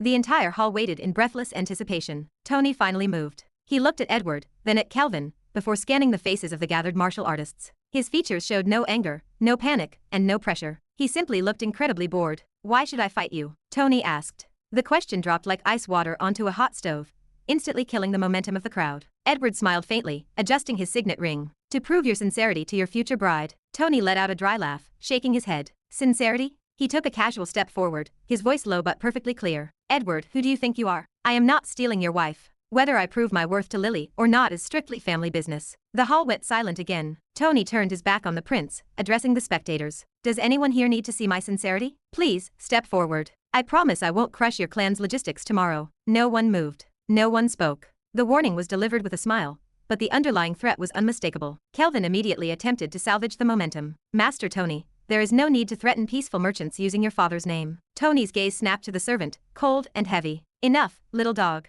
You have barked far too much today. Kelvin swallowed hard, struggling to maintain his professional smile. I am merely explaining the guidelines. No, Tony cut him off, his voice sharpening. You are twisting words. Fight, fight, fight. That is all you people know how to scream. He stretched his arms behind his head, letting out a small yawn. Since when did it become my job to entertain every random royal who wants to prove his worth? Several sect masters in the rear exchanged subtle nods. The logic was impossible to argue against. If the ninth prince wants to broadcast his feelings and test his muscles, that is his prerogative, Tony continued, turning back to Edward. But why should I waste my afternoon helping you sort out your personal frustrations? The murmurs shifted in Tony's favor. He has a point. The prince is crossing a line. You are upset, Tony said, pointing a finger at Edward's chest. You like Lily, and you cannot accept the fact that your empire was too slow to secure the contract. That is your administrative failure. Why should I fix your broken heart? A ripple of quiet amusement spread through the pavilion. And this entire performance, Tony added, gesturing around the red-accented hall. Standing on platforms, giving grand speeches, throwing down gauntlets. What is this? A soap opera? A few merchants laughed openly. Tony didn't let up,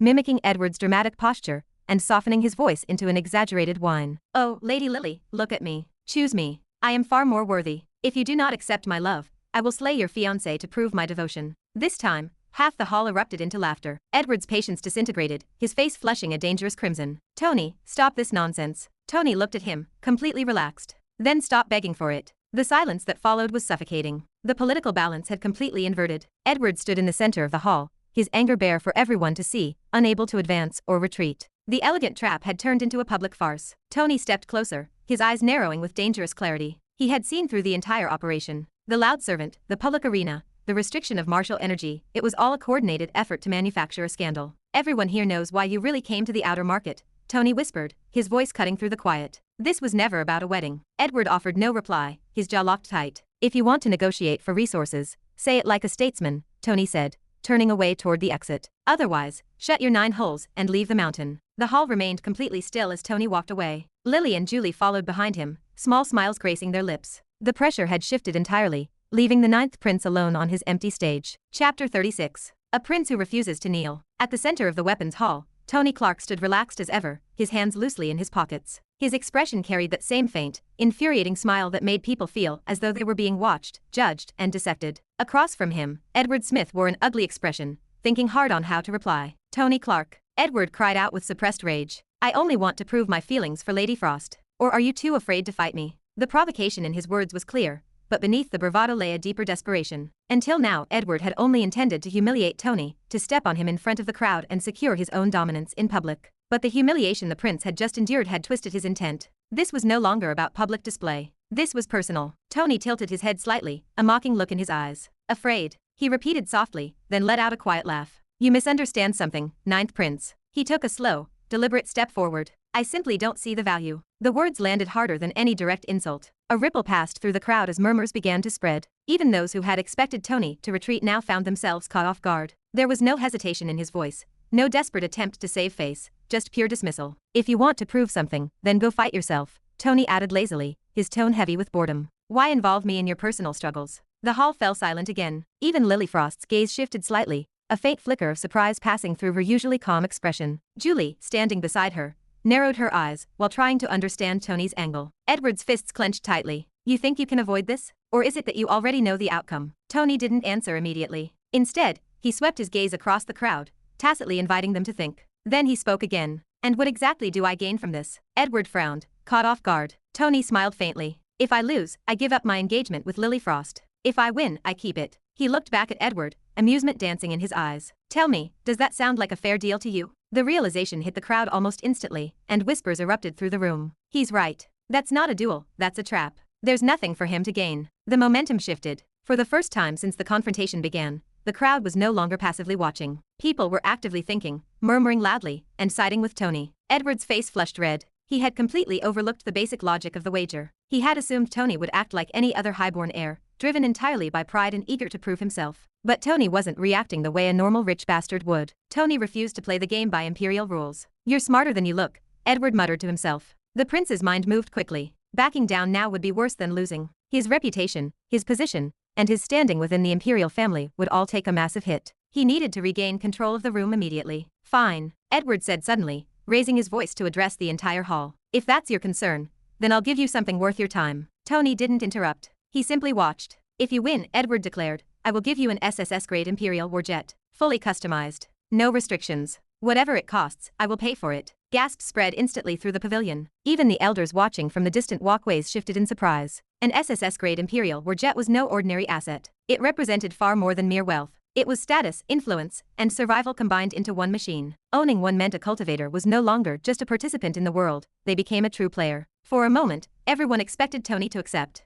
The offer was too valuable, too tempting, and too rare to decline. But Tony laughed. A warjet, he said slowly, his voice dripping with disbelief. Edward, do you take me for your servant? The hall went completely still. No one had expected that reaction, least of all Edward. Tony stepped forward again, locking his gaze onto the prince. You came all this way to challenge me, to prove your love, and the best you can offer is a piece of machinery? His smile sharpened into a dangerous edge. I didn't realize the imperial family had fallen this low. The insult landed like a physical blade, and Edward's face flushed instantly. Watch your words. No, Tony cut him off calmly. You should watch yours. Tony leaned slightly closer, lowering his voice just enough to command absolute attention. Let me ask you something. Is your warjet equal to Lilyfrost? The question struck like lightning, and Edward froze in place. The crowd fell into a stunned silence. Tony straightened his posture, letting the weight of the moment linger in the air. Because from where I'm standing, you're trying to exchange a woman of her level for a toy. That's an insult. No one spoke. No one dared to break the silence. Edward's lips parted, but no words came out. For the first time since the confrontation began,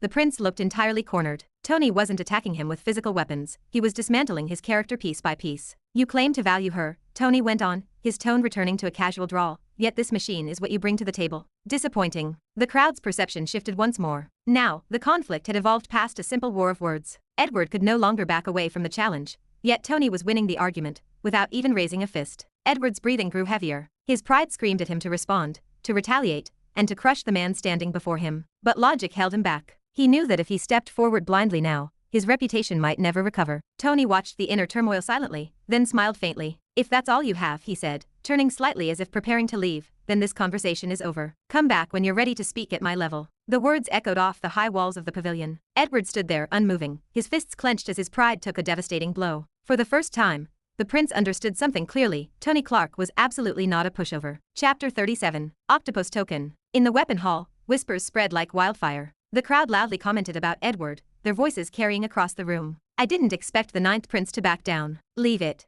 He can't even stand against Tony in real value. Yeah, I heard the ninth prince has no standing inside the imperial family. Disdain rippled through the onlookers as they looked down on Edward. This confrontation had already gone beyond a simple challenge. Pride, status, and reputation were now entangled, and neither side could walk away without leaving their pride behind. Edward stood still, his expression dark. His mind raced to regain control of the situation that had slipped so easily from his grasp. Just a moment ago, confidence and arrogance had driven him, believing that everything would unfold exactly as he planned. But Tony had dismantled that confidence piece by piece, leaving him exposed in front of everyone. Kelvin, his personal servant, leaned closer and whispered into his ear. Edward's eyes widened almost instantly at the mention of the octopus token. For a brief moment, hesitation appeared on his face. The suggestion carried immense weight, not something to be decided lightly. The octopus token was not just a treasure, it was his future. Every prince in the imperial family received only one octopus token before the world tree blessing. It allowed them to purchase a powerful weapon to face that blessing, which was a life and death trial. Losing it meant losing everything tied to it. Tony noticed the shift immediately. His eyes narrowed slightly, and then,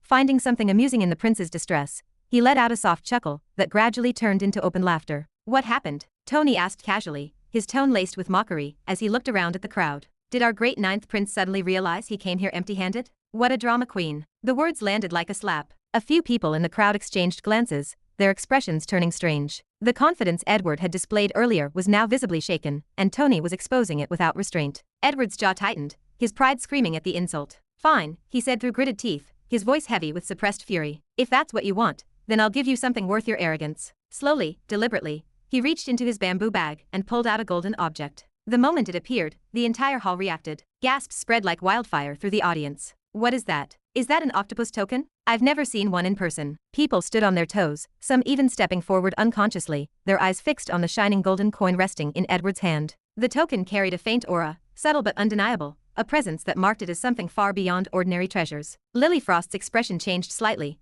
her brows furrowing as she understood exactly what that token meant. Even within the Frost family, such an item would not be given casually. It was reserved for those with unquestionable potential, those destined to rise above others. And now, Edward had placed it on the line. The crowd's expectations shifted again. The assumption was clear, Edward was going to win. There was no doubt left in their minds. On the other hand, Tony began making calculations. So you finally brought something interesting, Tony said, his tone softer now, but far more dangerous. Now this is worth my time. He looked directly at Edward. Very well, I accept. The reaction was immediate. Lily and Julie both turned toward him, genuine surprise flashing across their faces. They had expected him to refuse until the very end, to continue cornering Edward rather than step into the trap willingly. Even Edward himself was momentarily stunned. Then he laughed, loudly and confidently, as if everything had finally returned to its rightful place. At least you're not as cowardly as they say, Edward said, his tone regaining its arrogance as he pointed toward the central sky ring, the fighting arena of Octopus House. Let's settle this properly. Everyone will witness it. The raised platform stood tall in the center of the Octopus House, designed for high-level duels, a place where strength decided everything. But Tony didn't move. He remained exactly where he was, standing beside Lily, his posture relaxed, and his expression unchanged, as if Edward had just suggested something insignificant. Silence returned to the room. Edward's smile froze slightly. What now? Edward asked, irritation creeping back into his voice. Don't tell me you're afraid after all. Tony glanced at him lazily, then waved his hand dismissively. Afraid, Tony said. You really think someone like you is worth that emotion? The words were not loud, but they hit harder than shouting. Edward's face darkened again, the anger he had barely suppressed rising once more. Then why are you still standing there? Edward demanded, his voice sharper now. If you accepted the fight, then move. Tony looked at him for a moment before speaking. Before we fight, give me the token. Edward frowned immediately. What nonsense are you talking about? He said, his tone filled with disbelief. You'll get it after you win. Tony shook his head slowly, as if disappointed. That's where you're wrong, he replied calmly. I don't deal in promises. The hall fell silent again. I don't trust words, especially from the imperial family, Tony said, his gaze locking onto Edward. Edward's expression stiffened. I am the imperial prince, he said, his voice cold. That token is genuine. Everyone here can see it. Tony nodded slightly. Yes, I can see it. I just don't believe you. The bluntness of the statement stunned the crowd. Some even felt a chill. Who dared to say that to an imperial prince? You might change your mind halfway during the fight, Tony added, his tone almost conversational. Or suddenly get injured. Or simply walk away. After all, what can I do then? The logic was flawless and humiliating. Edward stood there, silent, his mind caught in conflict. If he refused, he would look like a coward. If he agreed, he risked everything. The octopus token was not just a wager, it was his future. The weight of every gaze in the hall pressed down on him, and Tony watched like a predator that had already cornered its prey. Finally, Edward moved. Step by step, slow and heavy, he walked toward Tony. His expression was dark, his eyes filled with something far more dangerous than anger, killing intent. When he reached his opponent, he stopped. For a brief second, their eyes met. Then, Edward placed the token in Tony's palm. "This is the octopus token," Edward said, his voice low and barely controlled. "Now fight."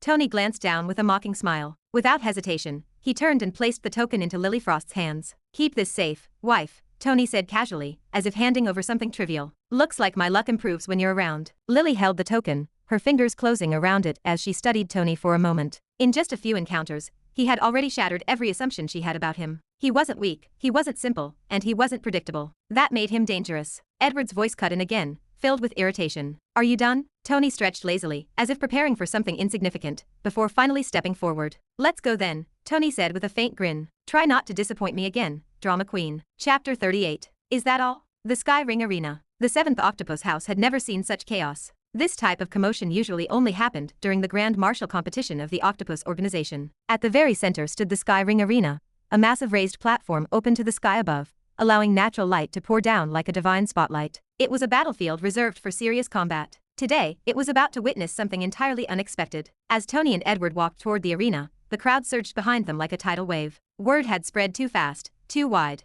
Within minutes, thousands filled the gallery, every seat occupied, every standing space claimed. The ringing bell of the Sky Ring echoed loudly, its deep metallic sound announcing a duel that no one had expected, yet no one wanted to miss. Is it really happening? Tony actually accepted? This is insane, he's going to get crushed. Forget crushed, he's going to die. Voices overlapped, excitement and disbelief mixing into a chaotic roar. Edward stepped onto the platform first, his posture confident, his expression already regaining the arrogance he had lost earlier. He casually took out his bank card and paid the arena master, deliberately glancing at Tony with a mocking smile to remind everyone who was in control. Tony followed without hurry, his steps relaxed, almost lazy, as though he were entering a casual spar rather than a life-deciding duel. "Any restrictions?" the arena master asked, his voice deep and neutral, though his eyes carried interest. Before Edward could answer, Tony spoke up. "Suppress the arena. No life force. Pure fist fight." The words landed heavily. For a moment, even the arena master blinked. Then, a smile slowly spread across his otherwise stoic face. "Very well," the master said, clearly intrigued. "It has been decades since this Sky Ring hosted a pure fist fight.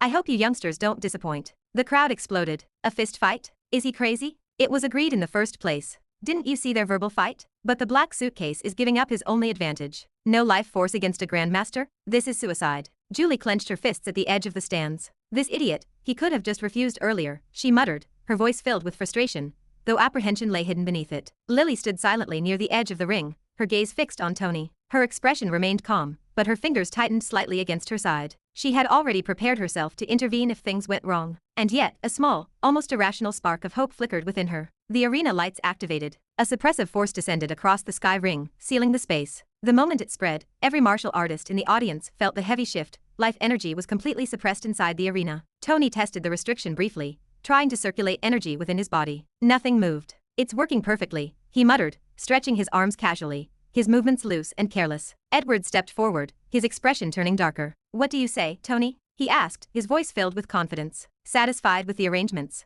The excitement in his eyes was unmistakable. All the humiliation, all the anger, this was his chance to release it. Tony yawned, actually letting out a loud yawn. "Do you have backup medicine?" he asked lazily. "Because I'm going to break your teeth today." The entire crowd froze, then exploded with noise. Did he just say that? Is he insane or fearless? He's provoking a grandmaster like this? Edward's face twisted. "Stop your nonsense," he snapped, his voice cold. "This isn't your Clark family where you can say anything and get away with it. This is the Sky Ring, and here," his killing intent surged, "you will be crushed like a ping-pong ball." Tony nodded thoughtfully. "Sure," he replied, his voice dripping with mockery. "Let's see who becomes the softball." The speakers carried their voices across the entire arena. Every word, every tone, nothing was hidden. Far away, hidden from the public eye, powerful figures watched silently through viewing screens. As the news of the fight between Tony and the Ninth Prince spread, family members gathered in their respective estates. The Clark family, the Frost family, and the Imperial family were all tuned in. Even within the Clark estate, curses filled the air. "That idiot actually accepted. He's going to ruin our reputation." But not everyone was displeased.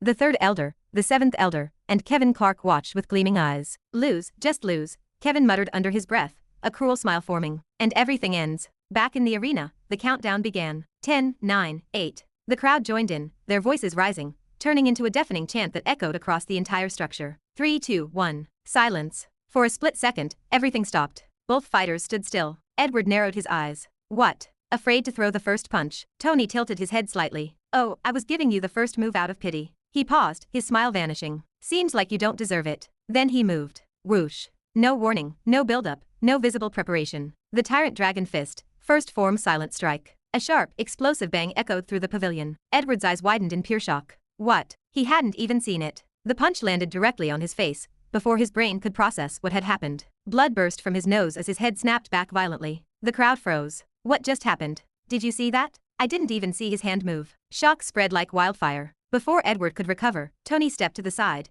his body moving like flowing water. The tyrant dragon fist, second form coiling dragon punch. Another heavy bang resounded. The second punch landed cleanly on Edward's cheek. With a sharp cry, Edward staggered as a tooth flew out. It spun visibly through the air while the entire arena watched. The silence shattered completely. What? His tooth. He knocked out a grandmaster's tooth with bare fists. This isn't normal. Edward staggered backward, his vision spinning, his face already swelling as blood dripped down his chin. His mind went blank before the intense pain finally registered. How is this possible? Someone whispered in disbelief. Tony stood there, his posture unchanged, his expression calm, as if nothing extraordinary had just happened. The crowd stared at him, no longer with mockery, no longer with disdain, but with something entirely new: fear, confusion, and awe. Lily's eyes narrowed slightly, her heart beating faster than before. She had seen it clearly. There were no tricks. This was pure, overwhelming physical power. And that truth was far more terrifying than anything else. Tony flexed his fingers slightly, then looked down at Edward, who was still struggling to stand properly. Is that all, drama queen? He asked quietly. The question echoed louder than any shout. And for the first time, no one laughed.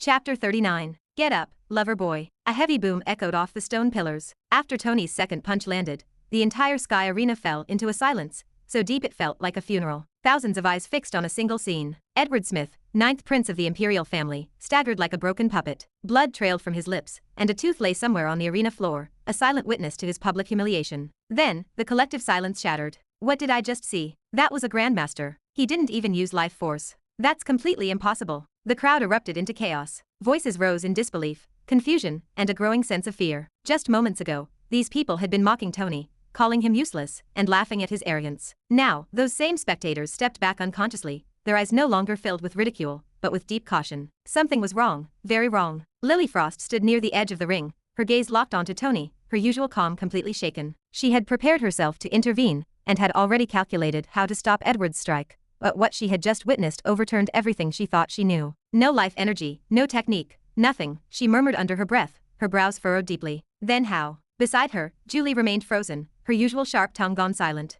Her eyes moved from Edward's broken stance to Tony's relaxed figure again and again, trying to reconcile two completely different realities. This isn't normal, Julie whispered, her voice tight. Even if he trained his body, this level, this speed, this power makes no sense. Far away, inside the Clark family estate, a massive screen displayed the live broadcast, and chaos erupted there as well. What is he doing? That idiot, how is he still standing? No, how is Edward the one getting beaten? Several elders stood up from their seats, unable to remain calm as the scene unfolded before them. But among them, three figures remained seated: the third elder, the seventh elder, and Kevin Clark. Their expressions were ugly and twisted, disbelief mixed with anger, their earlier anticipation collapsing into something far darker. This shouldn't be happening, Kevin muttered, his fists tightening as his nails dug into his palms. He's supposed to lose. He has to lose. The third elder's eyes narrowed dangerously. Don't panic, he said coldly. It's just the beginning. Edward hasn't used his full strength yet. But even as he said the words, he knew something had already gone wrong. Inside the Frost family estate, the reaction was completely different, defined by shock, silence, and calculation. The elders watched closely, their eyes sharp,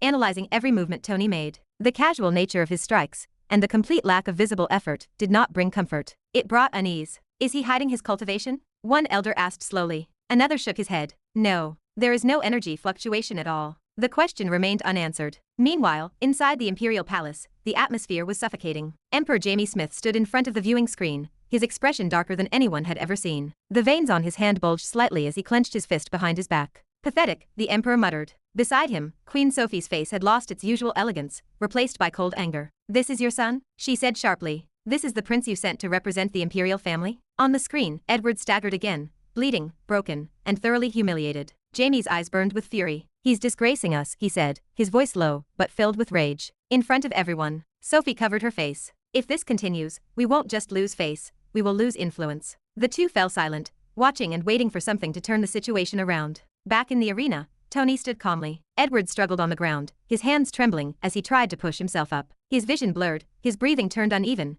and his body refused to respond the way it should. Tony took a step forward, then another, until he stood directly in front of his opponent. "Get up," Tony said. Edward's fingers twitched. He tried, failed, and his body collapsed again. The crowd watched in stunned silence. Tony tilted his head slightly. "That's it?" he asked, his voice filled with disappointment. "This is the man who came all the way here to fight for love?" A few people in the front rows swallowed nervously. Those words cut deeper than the punches. Tony crouched slightly, his gaze lowering to Edward's level. "I thought you came here to prove something," he continued. "To show everyone how much you care about Lily Frost. Is this how you prove it?" Edward gritted his teeth, his eyes filled with humiliation and rage. "Stand up," Tony said again, his tone colder now. A lover should at least be able to stand on his own feet. There was no response, no movement, just violent trembling. "Pathetic," Tony said loudly, making no effort to hide his disdain. The crowd watched Tony as if he were a villain toying with his prey. Suddenly, Tony lifted his leg and kicked. With a heavy thud, Edward's body rolled across the arena floor like a ragdoll. Gasps erupted from the stands. "What is he doing? He's crossing the line. That's not a duel anymore." Tony did not stop.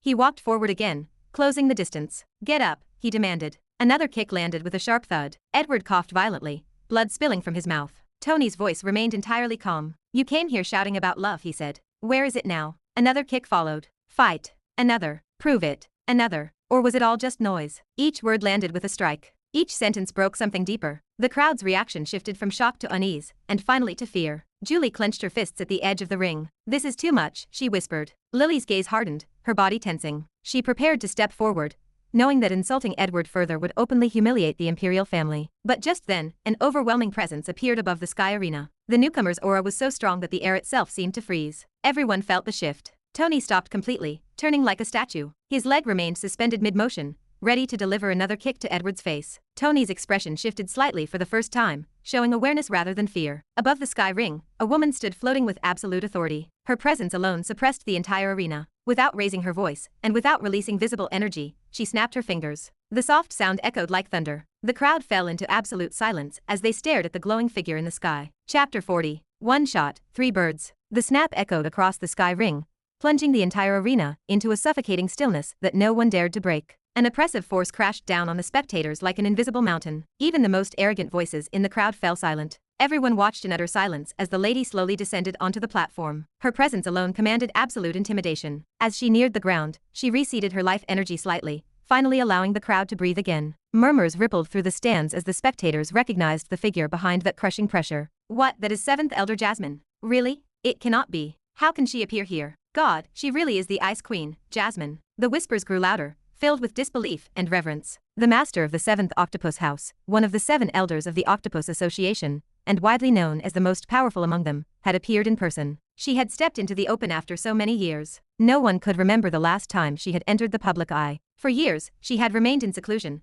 a distant legend rather than a visible authority. Yet now, she stood at the center of the sky ring, her presence dominating everything without effort. Even the 3 great families watching through their viewing screens were shaken. Inside the Clark family estate, the elders who had been cursing Tony moments ago now froze. "She came personally?" one of them muttered. The 3rd elder, Sukoi Clark, wore a grave expression. "What is she doing here?" Kevin's face twisted further, his earlier excitement completely evaporating. "Why now? Why would she appear now?" Inside the Imperial Palace, Emperor Jamie Smith's gaze sharpened dangerously. "Jasmine," he muttered. Beside him, Queen Sophie frowned. "If she intervenes, this won't end the way we want." Their attention remained locked on the broadcast. On the arena floor, Lily Frost and Julie stood side by side, confusion clouding their faces. Neither spoke for a long moment. "Why would she come here?" Julie whispered. Lily kept her lips sealed because she simply did not know. At the center of the ring, Tony moved freely again. The suppressive force faded just enough for him to regain control of his body, and without even sparing a glance toward Jasmine, he lifted his leg and kicked Edward. A heavy thud resounded. Edward's body jerked violently as his ribs took the impact, and a sharp scream tore out of his throat. "Ah!" The sound echoed across the arena like the cry of an animal being slaughtered. The crowd froze. The young master was still continuing, even in the presence of Jasmine. Jasmine's features changed slightly, a rare flicker of surprise crossing her calm face. She had expected Tony to stop immediately, to show at least basic restraint. But he didn't. "That is enough," Jasmine said, her voice calm yet firm. "You already won the fight. There is no need to humiliate the Imperial family further." Her words carried absolute authority. Yet Tony didn't stop. "You don't understand," Tony replied casually, as if explaining something obvious. "This fellow is a genuine lover. He came all the way here to prove his love. Let him prove it." He delivered another kick. A sharp thud followed. Edward curled further, clutching his ribs as his screams grew louder, more broken. "Era!" The spectators couldn't breathe. Some turned their faces away, while others stared, unable to look elsewhere. I said enough. Jasmine's tone sharpened, her voice carrying a hint of seriousness for the first time. Tony finally paused, though not out of fear. He looked down at Edward, then glanced toward Jasmine. He still hasn't admitted defeat, Tony said, his tone almost complaining. How can I stop now? Besides, I cannot take this lightly. He even bet on the octopus token. Edward's body trembled on the stone floor. No, I lost, he muttered weakly, fear finally overtaking his pride.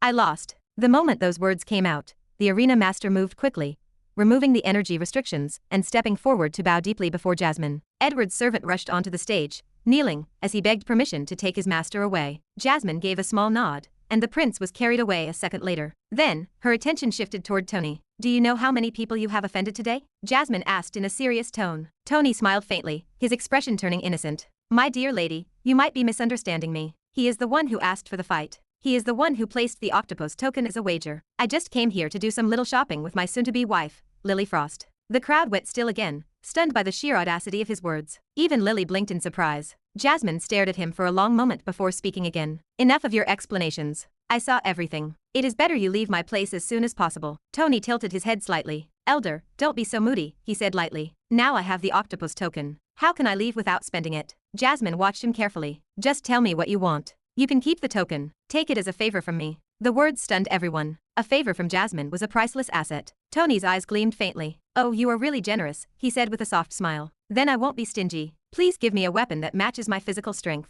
He deliberately avoided stating his specific requirements directly. You are as cunning as your third uncle, Jasmine said calmly. Tony immediately shifted his expression, looking almost pitiful. Respected lady, you misunderstand me. I am just a talentless martial artist trying to survive. I can only rely on your generosity. Jasmine stepped closer, coming so near that only Tony could hear her next words. Do you really think I cannot see through your act? She whispered. You are not a 12th class disciple. I can clearly see your martial body. Tony's smile didn't change, but his mind instantly went on high alert. This was real danger. Jasmine straightened again. But defeating a grandmaster with just your body, you should be proud. Tony nodded slightly. You are also impressive, elder. When you used your energy, I couldn't even move a finger. The crowd gasped. He had just casually praised the Ice Queen like an equal. Jasmine's lips curved faintly. I think you will become stronger than me someday, she said calmly. But I wonder, will you survive until then? With a wave of her hand, two weapons appeared on the platform, a pair of dark gauntlets and a massive iron bow. Both radiated a powerful aura. Sky rank. The entire arena erupted into frantic whispers. She had given him 2 sky rank weapons. Tony was genuinely surprised this time. Why are you doing this? He asked. Jasmine's answer was simple. Consider it an investment. Today I give. Tomorrow, you repay. If I survive until then, I will repay it, Tony replied. As he stored the weapons in his bamboo bag, the crowd stared at him with entirely different eyes. No one expected Tony Clark to beat the talented 9th prince so easily. Some spectators were already writing draft articles about the fight, with many speculating that Tony was hiding his true strength and simply acting the part of an evil young master for outsiders. Chapter 41. Ripples of a single punch. The noise of Tony's fight spread like wildfire, turning the 7th Octopus House into the main headline across the martial world. But Tony had already left the chaos behind. The private war jet cut through the evening sky, its sleek body gliding smoothly above the clouds as if the turmoil below meant nothing. Inside the cabin, Julie sat directly across from Tony. Her eyes remained fixed on his face, trying to peel away a layer and find the truth beneath. Beside her, Lily Frost maintained her composure, but her quiet, observant gaze was far more calculating. Tony leaned back comfortably. One arm rested lazily against the seat, his expression as relaxed as though he had just returned from a casual stroll, rather than dismantling an imperial prince in front of the world. Julie couldn't hold back any longer. How? She asked, leaning forward with an eager look. How did you defeat Edward so easily? Tony didn't answer immediately. He turned his head slightly, looking at her as if the question itself amused him. What kind of question is that? He said lightly. Julie frowned, her irritation flaring. Don't play games with me. That was a grandmaster. Even without life energy, his body alone should be stronger than yours. Yet you, she paused, her brows tightening. You made it look effortless. Tony smiled, offering a calm shrug. Because I'm stronger, he said simply. Julie stared at him for a second, before letting out a small scoff, clearly dissatisfied with the dismissive answer. You expect me to believe that? Believe whatever you want. That supreme indifference irritated her more than any elaborate explanation would have. Julie turned her face toward the window, choosing silence over continuing a conversation that felt like talking to a brick wall. Lily, however, did not look away. She continued to observe him, trying to uncover the secrets he kept hidden. After a moment, she reached into her robe and placed the octopus token on the table between them. I don't need this, Lily said calmly. Keep it. Tony glanced at the metallic token. No interest. Lily shook her head. I already have everything I need. Weapons, armor, resources. That token is more useful to you. Julie didn't even react to the exchange. She didn't ask questions or show any interest, which was strange given her usual nosy nature. Tony picked up the token slowly, turning it between his fingers as a faint smile appeared. "Then I'll keep it," he said, examining the intricate carvings closely. As he stared at the token, the recent memories flashed through his mind. 2 sky-rank weapons, public recognition, and sudden attention from a powerhouse like Jasmine. Everything had escalated faster than expected. Too fast. And when things moved too smoothly, a worse storm usually waited ahead. While the jet flew through the sky, the world below erupted. Inside the Frost family estate, the atmosphere had shifted completely. Elders gathered in the discussion halls, their expressions moving between surprise and cautious interest. "That boy, Tony Clark," one elder said slowly, "he is not what we were told." Another nodded in agreement. "Either the Clark family has been hiding his potential, or we've all been misled." Lily's father remained silent at the head of the table, his fingers tapping a steady rhythm against the armrest. A useless heir defeating an imperial prince through pure physical strength was a reality that could no longer be ignored. Meanwhile, the younger members of the Frost family spoke more openly in the courtyards. "So he's not trash after all. That fight, did you see it?" Edward couldn't even react. Yes, even on the day of the football match, brother Ethan was defeated by Tony. The tone within the Frost family had completely inverted as they began seeing Tony in a dangerous new light. Inside the Clark family estate, the exact opposite reaction took hold. Celebrations grew loud and unrestrained. The patriarch announced a sudden bonus for all estate workers, driven by the unexpected surge in the Clark family shares. "He actually won," an uncle shouted. "That brat actually won against the 9th prince." For once, he didn't embarrass the family. Servants moved hurriedly through the corridors, preparations doubling in speed as orders were issued one after another. "Expand the engagement ceremony. Invite more influential families. Let the entire world see this union." The elders who once doubted Tony now pushed harder than ever to elevate the event, eager to ride the wave of his sudden fame. Only a few remained dead silent. The 3rd elder, the 7th elder, and Kevin Clark sat in a secluded room. Kevin's face was twisted with frustration, his earlier expectations completely shattered. "This shouldn't be happening," Kevin muttered, his voice low and shaking. The 3rd elder's eyes darkened as he gestured for quiet. "Calm yourself. Winning one fight doesn't change everything." But even he knew Tony had severely spoiled the plans of the British imperial family. Beyond the clans, the wider martial world exploded. Videos of the fight spread across networks at unbelievable speed. Every angle, every frame, and every punch was played, replayed, and meticulously analyzed by commentators. "Did you see the first strike? It's too fast, it doesn't make sense. Was that even human movement? It must be a sky-rank fist technique." And Jasmine appeared. Jasmine herself. The mention of the Ice Queen's name caused another wave of shock, forcing news media to cover the event on their front pages. Private blogs described the fight with added drama and fantasy, causing Tony's name to spread like wildfire. Meanwhile, inside the Imperial Palace, the Grand Hall was completely silent. Dead silent. A sharp smash echoed through the room as a wine glass broke into pieces against the wall. "Who asked that idiot to involve himself in this matter?" Emperor Jamie Smith's voice thundered through the hall, his rage no longer contained. The advisors stood frozen. No one dared respond. On the massive screen, Edward's defeat replayed again and again, each strike digging deeper into the Emperor's pride. "This is a public humiliation," Jamie continued, his voice cold with fury. "In front of the entire world." Queen Sophie remained seated, her expression sharp and unyielding. "Not just humiliation," she said calmly. "This has severely weakened our political influence." Around them, the other princes watched quietly. Some hid small smiles, while others didn't even bother to mask their amusement. "The 9th prince has fallen," one prince muttered softly to his brother. "His chances are gone. Completely." Edward's defeat wasn't just physical. It was a total political disaster. It completely ruined the imperial family's plans to halt the engagement ceremony through public pressure. "Enough with your brainless ideas," Emperor Jamie barked, cutting off the murmuring advisors. "For now we do nothing. Do not discuss the matter of the engagement or Tony Clark." The advisors looked up in surprise. Jamie's gaze hardened into flint. "This engagement, let it proceed. We will deal with him later." He turned slightly toward his personal secretary. "Prepare an encrypted message to the first prince, Mark Smith." The name alone changed the atmosphere in the room, drawing sharp intakes of breath. Jamie's lips curved into a cold, predatory smile. "The moment Tony Clark steps into the 9 Lotus Academy, I want him handled. Ask Mark to fulfill this duty for the family." Chapter 42. A beautiful wife is like an enemy. 9 Lotus Academy. On top of Sword Mountain, the cold wind swept across the snow peaks as clouds drifted beneath towering cliffs, giving the place an almost divine presence. At the edge of one such peak, a heavy stone door slowly ground open. The first prince of the Imperial British family, Mark Smith, finally stepped out of his chambers after a deep seclusion. His aura was calm and restrained, but suffocatingly dense, like a sharp blade hidden within silk. Planning to collect the monthly mission from the Academy Administration Hall, he stepped onto the path clad in dark combat clothes. A soldier in the Imperial uniform waited right outside. The servant directly bowed his head, holding his sword in a rigid military salute. Mark frowned slightly. He did not like interruptions, especially not from outside forces. "What is it? Any urgent news?" Mark asked, his features hardening. Young master, your father, his majesty, sent me to hand over this letter to you, the servant said. He withdrew a sealed parchment from his bamboo bag and offered it with both hands. Mark took the letter slowly, his eyes scanning the lines. The page contained detailed news about the marriage bond of the Frost and Clark families, and the total humiliation of the 9th Prince, Edward, at the hands of Tony at the Octopus House. Every word was precise, every instruction clear. His Majesty explicitly ordered him to deal with Tony, to humiliate him, and make him a laughingstock inside the 9 Lotus Academy. Mark's fingers tightened, and the paper crumpled into his palm. So that black suitcase of the Clark family is finally coming to the 9 Lotus Academy. I really wonder who approved his recruitment, Mark muttered,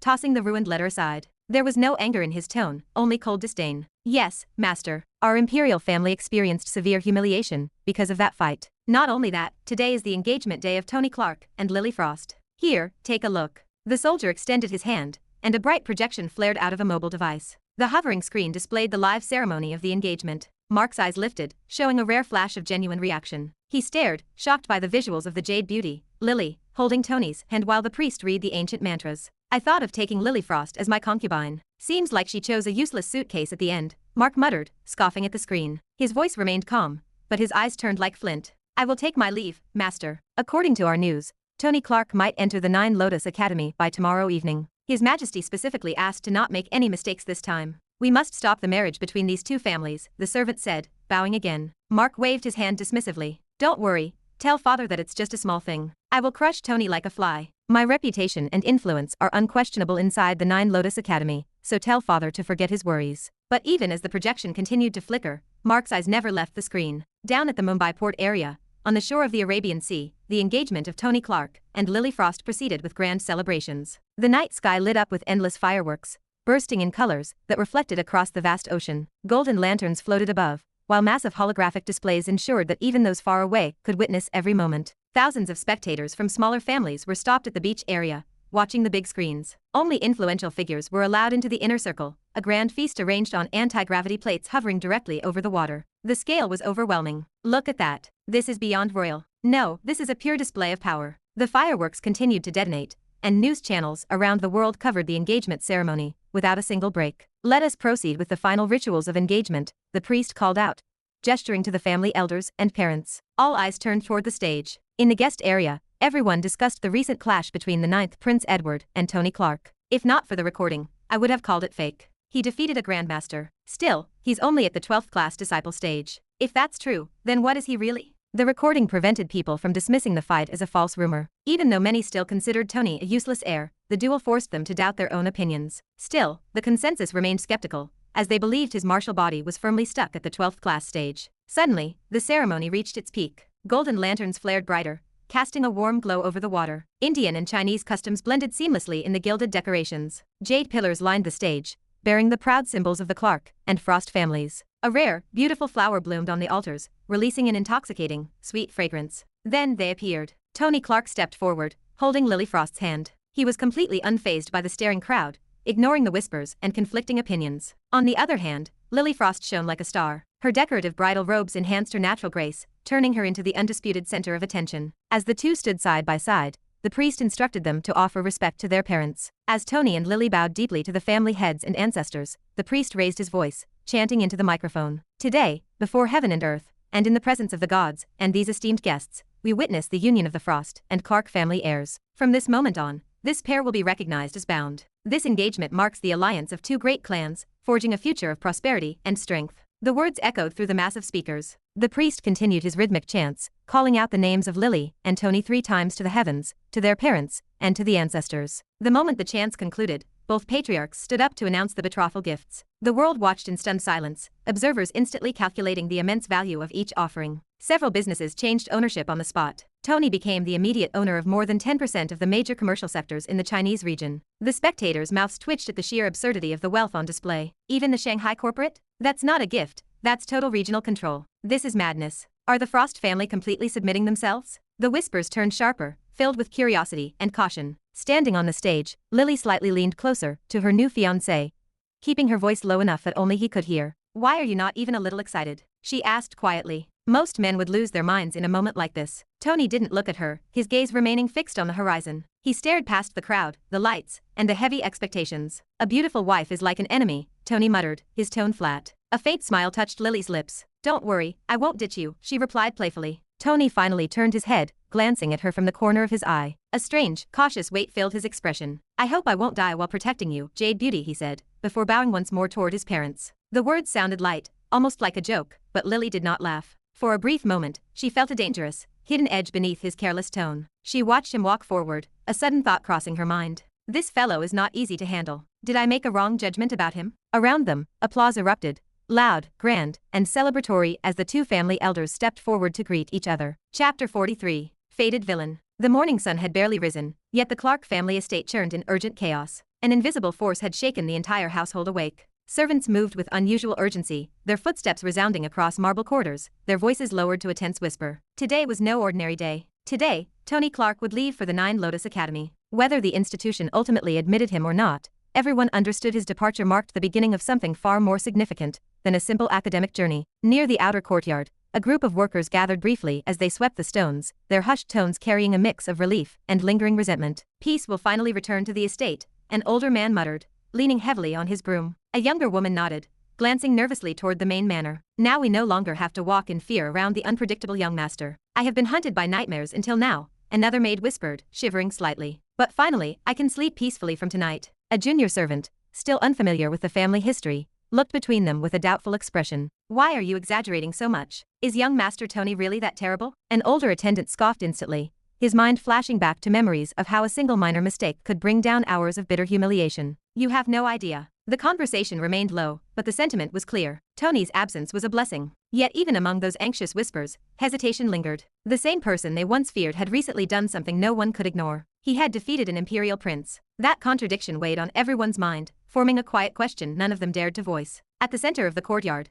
Tony stood alone. His face remained perfectly calm, but his mind was far from idle. While the world around him moved with anticipation, his attention focused inward, where a faint blue interface hovered within his vision. The system panel shimmered clearly before him, its cold, precise text reflecting a reality hidden from everyone else. Fated Villain System. Unclaimed rewards. Defeated Edward Smith-10X body refinement card. 1 day. And fate points. 200 married to 5-star Heaven Blessed Lady Heaven Grade Protective Charm. Can kill a weak Overlord Warrior one-time use only. Total fate points 500. Fated Villain System. Name Tony Clark. Age 18 years. 9 months. Martial Arts. Elite Warrior. Peak. Comprehension. Heaven Devouring Origin. Scripture Fighting Technique. Tyrant Dragon Fist.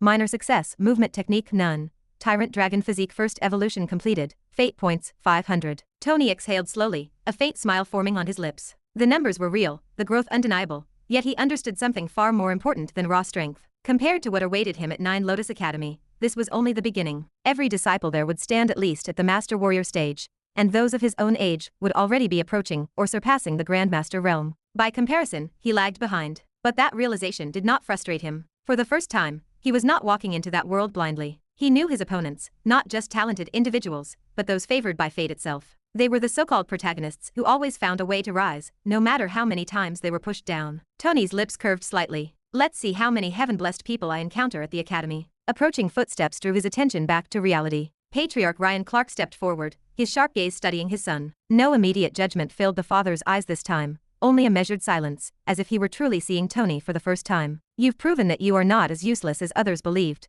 Ryan said finally, his voice calm, but carrying immense weight. As the saying goes, a hidden jade eventually reveals its luster. But don't mistake a single victory for true mastery. Tony's expression didn't change. I don't. Ryan nodded slightly. Nine Lotus Academy is not a place where your name will protect you. Even the weakest among them will be stronger than most you've faced so far. If you carry arrogance into that place, you will be crushed. Tony met his father's gaze without hesitation. I know exactly where I'm going. The response was calm, but a dangerous edge beneath it made Ryan pause for a fraction of a second before continuing. He raised his hand, signaling an attendant to step forward with a silver storage ring. These are resources for your cultivation elixirs, protective yantras, and essentials. Nothing extraordinary, but enough to keep you alive. Tony accepted the ring and scanned its contents. As expected, nothing reached the heaven grade, but the items were still valuable and highly practical. Good enough, he said casually. Ryan didn't press the disrespectful tone. Instead, his gaze shifted toward Leo Clark and Lily Frost, who stood near the courtyard entrance. Leo, Lily, you are already core disciples of the academy. If he gets into trouble, guide him. Leo smiled slightly, adjusting his robes. Don't worry, father. Brother won't be able to cause any trouble there. Tony let out a faint chuckle but remained silent. Lily stepped forward, her expression composed, her voice calm and confident. Father-in-law, Do not worry, Tony will be fine with me in the academy. Tony glanced at her, something unreadable passing through his eyes. Finally, the patriarch led the three outside. The heavy gates of the Clark estate slowly ground open, revealing the sleek Warjet waiting on the tarmac. Its engines hummed softly, ready to depart at a moment's notice. The scene carried a strange finality, marking a transition between two completely different worlds. Tony didn't look back. Not at the whispering servants, not at the sprawling estate, and not at anything he left behind. In his mind, that chapter had already ended. As he stepped into the cabin, the system panel flickered once more in his vision, the rewards waiting, the path ahead uncertain. Tony leaned back into the leather seat, closing his eyes for a brief moment as a faint smile appeared. Let's see who survives this game. The engines roared, and the jet rose sharply into the sky. The villain carried his system into a world that had no idea what was about to change. Chapter 44. The Martial Sect. 9 Lotus Academy. The gates of the sect. The warjet, named Sleeping Beauty, cut through the sharp mountain air. Flowery decorations lined the outer hull, and a Sleeping Beauty emblem was etched clearly onto its side. Inside the cockpit, Leo Clark adjusted the controls, guiding the aircraft down toward the mountain peak below. Tony, Lily, Julie, and Leo sat together in the main cabin alongside a handful of young members from the Frost family, all traveling toward the 9 Lotus Academy. After clearing the last of several security checkpoints, the final barrier lifted. The jet began its steep descent. Below them, the rugged mountain terrain opened up into a sprawling valley that existed somewhere between an airport and a fortress. Wide roads and advanced infrastructure stretched across the landscape, with dozens of high-tech vehicles already parked across a massive clearing. Nothing about this place appeared on any public map. For ordinary people, this facility simply did not exist. Only those walking the martial path knew of 9 Lotus Academy and the absolute authority it represented. Tony stretched his arms lazily, sitting up from the plush leather sofa. Finally, I never expected the journey would be so long. Julie turned to him from her seat, her expression slightly disappointed. Brother-in-law,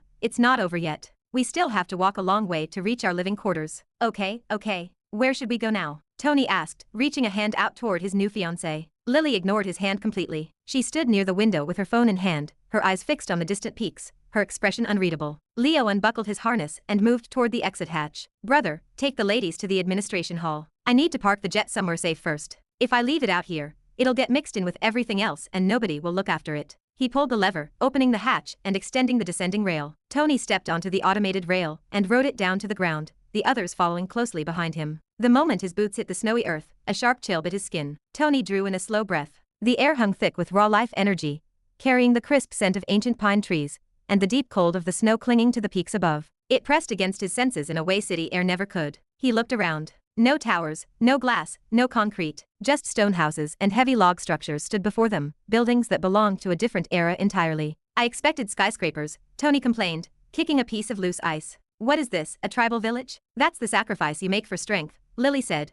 walking past him without slowing her pace. Don't worry, all the facilities you need will be there, same as back home. Julie and Lily led the way toward the administration hall, a massive stone temple-like structure set further into the mountain. On the path, a large wooden board mounted near the main entrance caught Tony's attention. Papers covered the surface, and several lines of disciples stood rigidly in front of it. What is that board? Tony asked, gesturing toward the crowd. The quest board, Lily replied, her gaze fixed straight ahead. Every disciple must complete at least one mission for the sect each month. Fail to do so and you spend the next month working as a servant for the academy. She tilted her chin toward a young man standing stiffly at a doorway nearby. Like that disciple over there, standing guard. Oh, Tony said, studying the frantic scribbles on the notices. And did you complete your monthly mission? Before Lily could answer, Julie jumped into the conversation, her voice carrying the smug pride a younger sister reserves for showing off. Brother-in-law, you'd better not even ask. My sister takes 3 or 4 platinum rank missions every time she goes out. She has so many points that the academy wouldn't punish her even if she skipped missions for the next full year. She's number 1 on the rankings. Tony listened,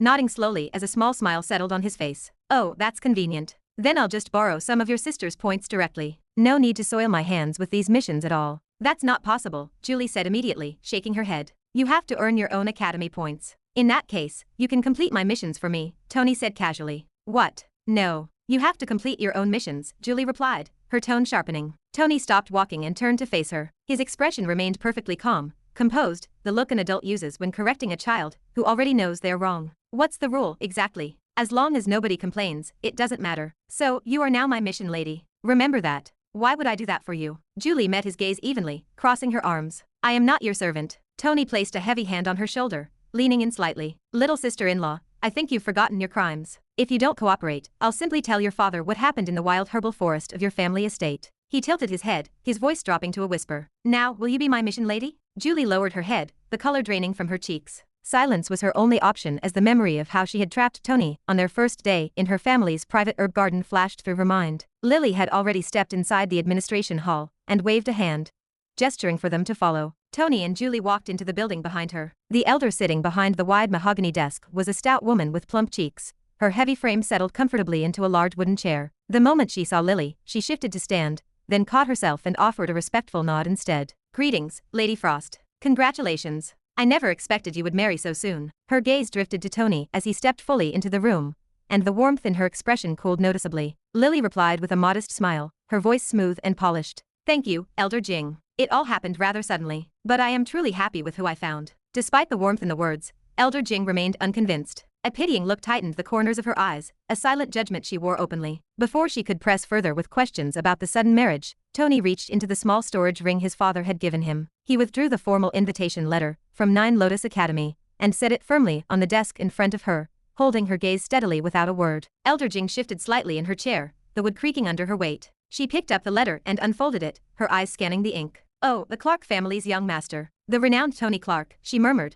her face settling into a careful, neutral mask as she read the credentials. Lily stepped forward before the silence could stretch any longer. "Elder Jing, I believe my father has already spoken with Master Ronan of Sword Peak regarding the arrangements. I would like to request that my fiancé be placed in the same quarters as me. He will not require a separate hut." Chapter 45. Healing Tower. "I would like to request that my fiancé be placed in the same quarters as me," Lily said, her voice smooth and unyielding. "He will not require a separate hut." Elder Jing reached under the mahogany desk and produced a thick, worn logbook. The heavy parchment scraped against the wood as she flipped through the pages in rapid succession. Her calloused finger landed on a specific line and slid to a halt. "Tony Clark, 18 years old, Prince of the Clark family." The elder looked up, her face settling into a rigid mask of judgment. "Young Master Tony has been assigned to the Healing Tower." The room went completely quiet. Lily and Julie exchanged a sharp, worried look. "What is the Healing Tower?" Tony asked, his brow furrowing in genuine confusion. Julie stepped closer to her sister, her voice rising in a panicked whisper. "Sister Lily, something must be wrong. How can brother-in-law go to the Healing Tower? He doesn't even know how to hold a syringe." Lily leaned over the desk without waiting for permission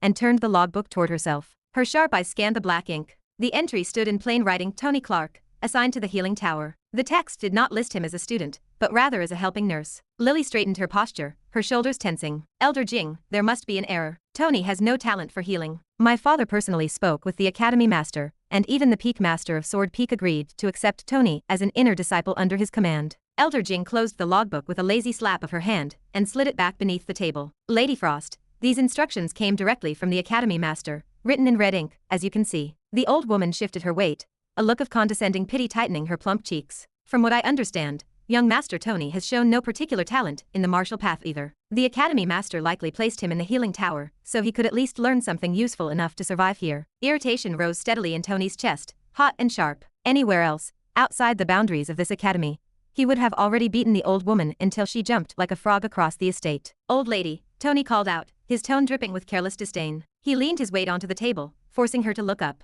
"You may not know much about me, so I'll say this clearly for you, and for whoever was foolish enough to make this decision." He locked his gaze onto hers. "If I step inside that Healing Tower, I will kill 100 people a day without question. Every single day. Do you want me to go there and prove it?" The air in the room grew heavy and suffocating. Elder Jing's mouth opened slightly, her breath catching. In 50 years of service at 9 Lotus Academy, not a single disciple had ever raised their voice at her inside this hall. Young martial artists always entered nervous and left either grateful or disappointed, but they never forgot their place. Yet this boy had walked in, called her old lady to her face, and now stared at her as if she owed him an apology. Offense struggled against a sudden, creeping alarm in her chest. Lily's hand came down firmly on Tony's shoulder. "Husband." Her voice was quiet, commanding. "I will go and meet Academy Master myself. He already gave his word, and he will sort this out. Please, just wait. Brother-in-law, this is not our house," Julie added in a rushed whisper, her wide eyes darting between them. "Please, watch what you say." Elder Jing recovered her composure, folding her hands neatly on the desk. "Lady Frost, the Academy Master is currently away on leave,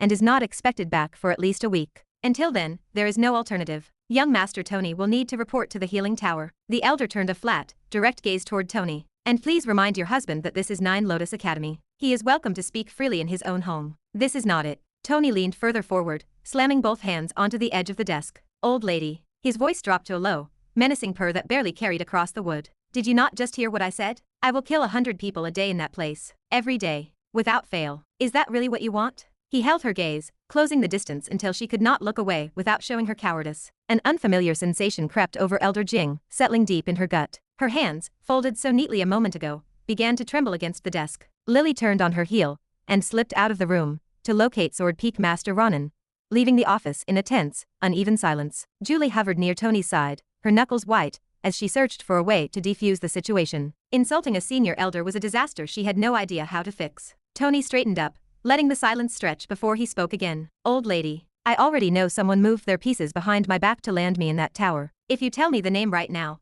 I'll reward you generously. You have my word. A casual smile broke across his face, as if he were merely discussing the weather. What do you say? A shadow of panic flickered across Elder Jing's eyes. She pulled back almost immediately, forcing her features into a rigid, defensive mask. Watch your words, young Master Tony. This is Nine Lotus Academy. I will not sit here and listen to baseless allegations. Stop the act. Tony's tone remained dangerously light. In a few days I'll find the person myself, and deal with them accordingly. But if I find out you were involved in any part of this, he tilted his head, his eyes darkening, I'll make sure you receive exactly the kind of attention you deserve. Elder Jing snapped her head away, grabbing a stack of papers and shuffling them furiously across her desk. Her hands moved too quickly. Her eyes darted from page to page, focusing on nothing at all. Tony watched the frantic movement, his silence delivering a final judgment. He had his answer. Someone had intentionally set this trap. The suspicion had lingered in his mind before he ever boarded the private jet. A personal invitation from Nine Lotus Academy did not simply land in the hands of a notorious useless heir without a hidden motive. But the healing tower assignment was a new piece of the puzzle,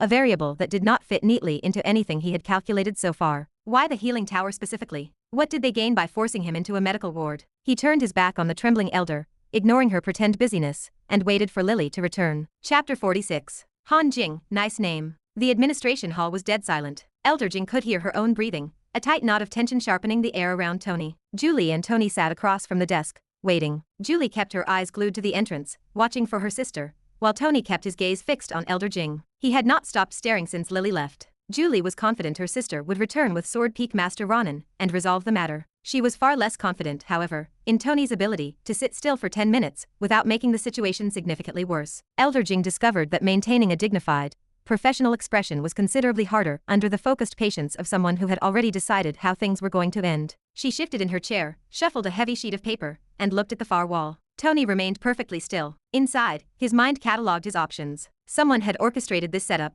Waiting for rescue was a losing strategy, which left two paths: walk into the healing tower as assigned, or walk out of the academy entirely. He weighed which choice annoyed him less. Old lady, Tony said, breaking the silence. Do you have any family members here? Elder Jing blinked. Of all the things she anticipated, a casual question about her family was not on the list. She studied him carefully. My granddaughter, Han Jing. She studies on Sword Peak. Why do you ask? Nothing. The corner of Tony's mouth pulled up. I just want to treat her well when we meet. The smile made his intention perfectly clear. Elder Jing's hands closed into fists beneath the desk. Regret settled heavy in her chest. She had handed over the name of her granddaughter without a second thought, and now he sat there wearing that grin like a prized gift. My granddaughter is a Grandmaster rank martial artist, she said, steadying her voice. A 12th class disciple like you wouldn't be able to scratch her nails. Tony laughed. It was not a polite chuckle, but a full, unheard sound. His eyes locked on hers. Old lady, money can do many things in this world. And someone like me? I can do quite a bit more than that. Brother-in-law. Julie's voice came out as a low, urgent hiss. She turned to Elder Jing immediately, bowing her head. Please forgive him, Elder. He's frustrated about the arrangement. He doesn't mean any of it. It was clearly a mistake and he's just upset. Please be patient. Tony, notably, did not bow. Elder Jing smoothed the front of her robe and lifted her chin. Young Master Tony, I don't think you'll be staying in this academy for long regardless. The academy master left specific instructions. You must pass the entrance examination within 1 month of arrival. Without clearing that test, your position here means nothing. A small, satisfied smile settled on her face. The door clicked open. Lily walked back in, her footsteps quicker than usual. She looked straight at Tony, the disappointment in her eyes telling the story before she even spoke. Sister. Julie stood up. Did Peak Master Ronan agree? Lily shook her head slowly. Elder Jing's smirk returned, quiet and unbothered. He said he can't get involved directly, without speaking to the academy master first, Lily said, her voice flattening, as she fought to keep her frustration hidden. He won't help Tony until the academy master returns. Then what do we do? Julie asked. Lily turned to Tony instead of answering, her helpless expression aimed entirely at him. Tony stood up, smoothing his clothes. Let's go. Show me the healing tower. Tony, I'm sorry about all of this, Lily said, stepping closer. If you're willing, there's another option. What option? Julie leaned forward, curious, while Elder Jing watched them closely. You could cancel your academy position and come with me as my attendant, in name only, of course, Lily suggested, an eager warmth returning to her tone. You'd live with me on Sword Peak. You wouldn't have to deal with any of this. She clearly believed he might accept. Julie nodded along. Surviving the 9 Lotus Academy alone, without a peak, without backing, and without knowing the rules was a terrifying prospect. Julie remembered practically trembling on her own first day. Tony remained quiet for a single second. No need. The words came out without hesitation, bitterness, or doubt. I want to see what game these idiots are playing. Honestly, I'm more interested in the healing tower now than anything. He reached out and took Lily's hand, his grip decisive and easy, closing the matter. Lily looked at him for a long moment, then let out a quiet breath. She stepped forward, lifted the disciple token directly off Elder Jing's desk without asking, and walked out. Tony followed. At the doorway, he paused and turned back. Elder Jing was watching him, waiting for him to leave so she could finally exhale. Han Jing, Tony said thoughtfully, as if testing the weight of the syllables. A slow grin spread across his face. Nice name, old lady. He turned and stepped through the threshold. Elder Jing sat very still, but her hands began to shake against her will. A new worry took root behind her ribs, cold and deeply unsettling. The path down the mountain slope was long, uneven, and slick with ice. Lily and Julie walked ahead, side by side, while Tony followed with his hands shoved into his pockets, navigating the terrain like someone who had never signed up for a hiking trip. Tony, 9 Lotus Academy sprawls across 3 great snow peaks: Sword Peak, Rising Sun Peak, and Falling Sun Peak, Lily explained as they descended. The healing tower and the academy's smaller divisions sat at the base, nestled between the mountain slopes where the air is slightly less punishing. Tony stopped walking, staring down the seemingly endless path. Why are we walking like cavemen? Don't we have hoverboards or something? Hoverboards, hover boats, and any kind of travel machine are banned under academy rules, Julie said, her tone reflecting her own personal acceptance of the tragedy. They believe walking the mountain paths every day builds strength. Tony considered this for a moment. So there really are idiots running this place. You can ride a tamed beast if you have one, Lily offered, keeping her eyes on the trail. Tigers, lions, leopards, anything strong enough to carry a person. That falls within the rules. She reached out to steady Julie on a slippery patch of ice. But taming a beast isn't easy. I'll just have my father buy me a humble lion to carry me, Tony said, brightening slightly at the prospect. They walked in silence after that. The mountain air bit cold and sharp, the path curving downward through patches of old pine and jagged rock. They encountered a few other disciples struggling against the slope, all of whom stared in open surprise at the sight of Tony. Julie glanced back. He looked completely unbothered, showing no nerves or hesitation, only mild irritation at the steep terrain. She recalled the tight knot of anxiety that had dominated her own first day, lasting until she finally locked her bedroom door. Brother-in-law, Julie said, slowing her pace to match his, aren't you worried at all about surviving alone in the healing tower? She shook her head slightly. I genuinely can't tell how you're going to manage working as a helping nurse. There is no trace of fear on your face. Lily slowed down as well, turning her head to catch Tony's response. Chapter 47. Ghost from the Past. Meanwhile, the moment Tony and the 2 sisters stepped out of the administration hall, Elder Jing reached into her drawer and pulled out a small golden orb. She held it in her palm, pressed 2 fingers against its surface, and sent a message. The reply came almost instantly. Good job, Elder. The reward will be delivered to your room by tonight. Elder Jing exhaled slowly and typed back. I only hope for the Imperial family's favor on my Jing family. The Imperial family always takes care of its subjects. We expect only loyalty in return. The response carried a small icon beside the sender's name, an imperial crown. Elder Jing straightened in her chair. Thank you, my prince. She paused, then added, please deal with the black suitcase as soon as possible. He even threatened to harm my granddaughter, Han Jing. The crown icon appeared again without delay. Don't worry, Elder. He is a small insect with no real talent. In 1 month he will be a public joke with nothing to his name. I will deal with him personally. Elder Jing set the orb down on her desk, folded her hands, and allowed herself a small, satisfied breath. On the snowy path, Tony fixed his eyes on the tower-like structure at the base of the mountain. Why would I be nervous? I only pity the patients who are going to die in my hands down there. Julie laughed before she could stop herself. Brother-in-law, you're thinking too much. Nobody will even come for treatment after hearing your name. They'll all run away in fear. I only hope so. Tony studied the building as they drew closer. It was nothing like the stone and timber structures scattered across the rest of the academy.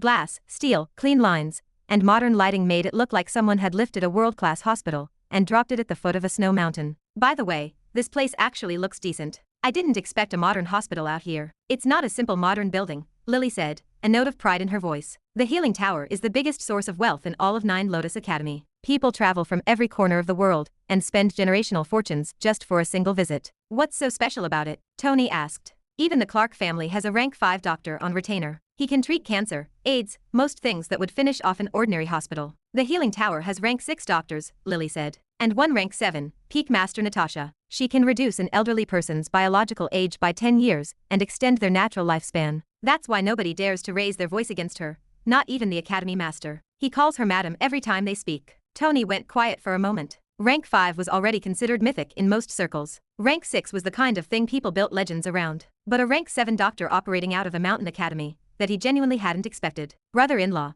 don't offend Peak Master Natasha, Julie said, her tone less of a suggestion and more of a warning. She has a very short temper. Cross her line and she won't let it go. I probably won't even meet her, Tony said, waving a hand. The moment they hear my name and watch me try to do anything medical, they'll transfer me somewhere else within a week. I give it 3 days. Lily glanced at him sideways. Husband, the healing tower has 2 divisions. The first handles modern medicine. The second practices traditional techniques, Indian Ayurveda, Chinese needle therapy, pressure methods. In the worst case, they'll assign you to gathering medicinal herbs from the mountain slopes. She paused, letting her gaze linger on the path ahead. If that happens, just hire some capable servants and have them do the collection. You can use your room to cultivate in peace. You don't need to worry about your husband, Tony said lightly. Lily didn't respond to that. She turned her attention to the outer gate as they approached. A long queue of patients stretched nearly half a mile from the entrance. Everyone in the line understood exactly where they were and how fortunate they were to be there at all. Most of them had their faces partially covered, but their clothes, posture, and quiet confidence showed that everyone here was wealthy.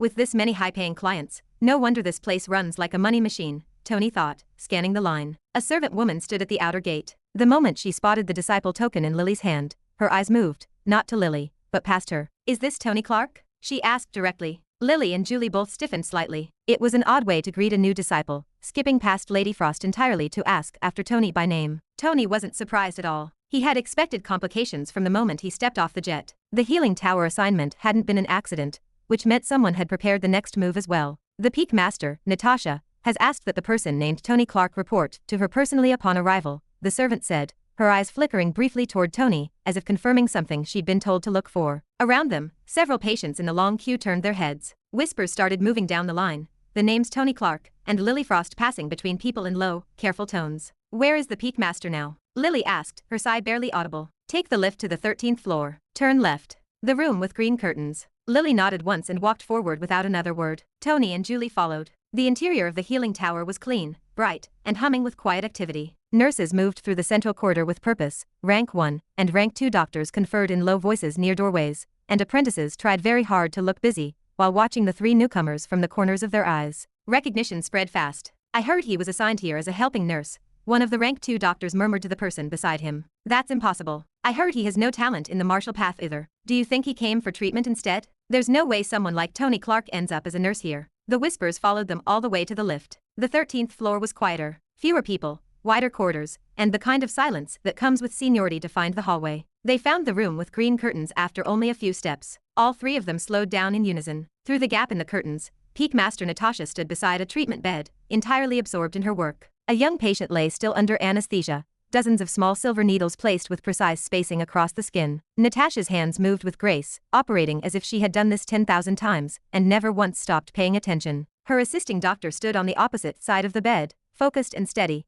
carefully maintaining the balance of the needles without looking up. Tony's eyes moved to the assistant's face. His breath caught. He stood utterly shocked, his mind spinning at the sight. It was not because of the patient with needles. He was terrified to see the assisting doctor who stood beside Peak Master Natasha, working hard to balance the silver pins. How can she be here? Tony muttered, stepping closer to study the face of the assisting doctor. Memories stirred all over. Chapter 48. Future threat detected. Tony's eyes went wide as he recognized the assisting doctor beside Peak Master Natasha. It was her. It was definitely her. His mind went quiet in the way it only did when something genuinely blindsided him. Images surfaced without permission, her delicate face, those naive eyes, skin like fresh snow, the warmth of her that one night, and the way she had trusted him. That was never meant to happen. Emma, he murmured. Emma Rock. Future threat detected. The system responded before the name had fully left his mouth. Fated villain system. Heaven-blessed person detected. Named Emma Rock. Martial stage Grandmaster Peak. Martial technique Night Flower breathing technique, Earth rank. Fighting technique Falling Autumn Leaves, Sky rank. Movement technique Falling Wind, Sky rank. Physique Phoenix physique, not evolved. Heaven's blessing 5 stars. Warning future threat to host. Tony stared at the floating panel with utter shock. A 5-star heaven blessing, a phoenix physique, and she was already standing beside a rank 7 doctor inside the 9 Lotus Academy. Emma Rock was the girl his mother had selected, convinced, and quietly arranged into a marriage that was never real. She was the girl Tony had spent one night with, a night that had cost her the yin flower, and who had been thrown out of the Clark household the very next morning like she had never been there at all. The yin flower was snatched from her by copulation. Tony was the main villain in this script. Tony had always known this day would come in some form. A villain like him, sooner or later, would stand across from someone the heavens had decided to favor. That was simply how the story goes. He had accepted that as a fact a long time ago. What he had not accepted, what he had genuinely never imagined, was that it would be her, and that she would already be this far. My family is finished, he thought, reading the warning again. There is no way I walk away from this clean. No doubt, she will do anything for revenge. Emma lifted her head. Her eyes found Tony across the room, and everything in her face changed at once. The needles slipped from her fingers, clattering against the metal tray. For one long second she simply stood there, frozen, anger rising through her expression like heat through glass. Lily and Julie both noticed. The shift was too sudden, too violent to miss. Then suddenly, she began shaking as a layer of frost began covering her like a snake skin. It crept across her fingertips first, thin white crystals forming at the edges of her skin, spreading inward. Her breathing seized, her body locked. And then she dropped, folding to the floor before anyone could move. Seizures rolled through her in slow, terrible waves. Peak Master Natasha abandoned the patient without a second thought, and reached Emma in 3 steps. Her hands were already moving, reaching into her storage ring, pulling out several dried herbs, and a small bronze fumigation device. She loaded the herbs, ignited them, and guided the rising smoke directly to Emma's nostrils, her expression tight with focus, and something that looked very close to fear. What in the world, she muttered under her breath, hands steady even as her voice wasn't. I never expected another attack before the full moon. The seizures slowed, Emma's breathing evened out slowly. Then she went still, unconscious but alive, her face pale against the floor. Tony, Lily, and Julie stood in the corridor doorway, and watched without a word. Natasha called for servants with a single sharp command. 2 arrived within moments, and carried Emma carefully to an observation room down the corridor. Natasha watched until the door closed, then turned back to her original patient, the one still lying on the treatment bed with needles mapped across her face. She finished the procedure with the same steady hands, as if she had not just spent 10 minutes pulling someone back from the edge. When the patient was done and escorted out by her attendants, Natasha finally stepped through the green curtains into the corridor. She looked at the 3 people waiting there. Lily stepped forward immediately and gave a respectful greeting, holding out Tony's disciple token with both hands. Natasha took it, turned it over once, then looked up and studied Tony from head to toe. So you're the famous evil boy, she said. Not unkindly, more like she was confirming a detail she had been briefed on. I'm still not entirely sure what happened. The Academy Master said he was sending you here. He also made it clear you have no talent for healing, and that you'd only be staying for 1 month. She crossed her arms. So, what should I do with you? I can give you full freedom, your own room, no obligations, do as you please for the month. Or you can tell me if there's something you actually want to learn. Your choice. She stared directly into Tony's eyes. Lily and Julie both looked at Tony.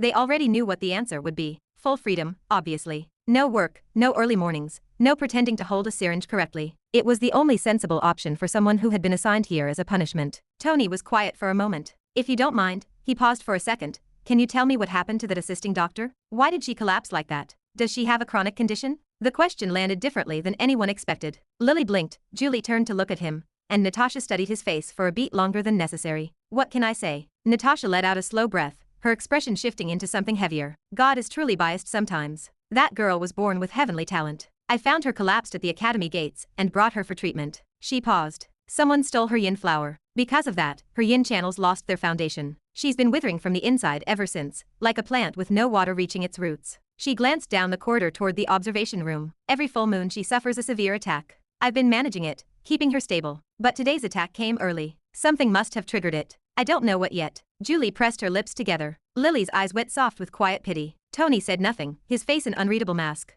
How many more years can she survive like this? He asked. Natasha looked at him with mild surprise. It wasn't the question she had expected next. It doesn't have to be years. If she can hold on long enough to participate in the World Tree Blessing, her talent alone would guarantee a god-level response. That kind of blessing could restore everything. She was quiet for a moment. But whether she can last that long or not, I honestly don't know. I pray the World Tree sends its blessing soon. That's all I can do. She will survive. Tony said it quietly, almost to himself, his voice low enough that only he could fully hear it. His fists closed at his sides. She will definitely survive. How can she not when the heavens have claimed her as their own child? Natasha watched him for a second, then shook her head slightly. Anyway, that's not your concern. Tell me, 1 month of full freedom, or do you want to learn something from me? Chapter 49. Report to me tonight. Tony remained silent for a long time. Lily and Julie waited, fully expecting him to choose full freedom for the month. Even Peak Master Natasha held no expectations for the boy. She had heard the rumors regarding his deeds and reputation. She had only met him personally on his first day to ensure he would not bring chaos into her medical sanctuary. Full freedom was the obvious choice.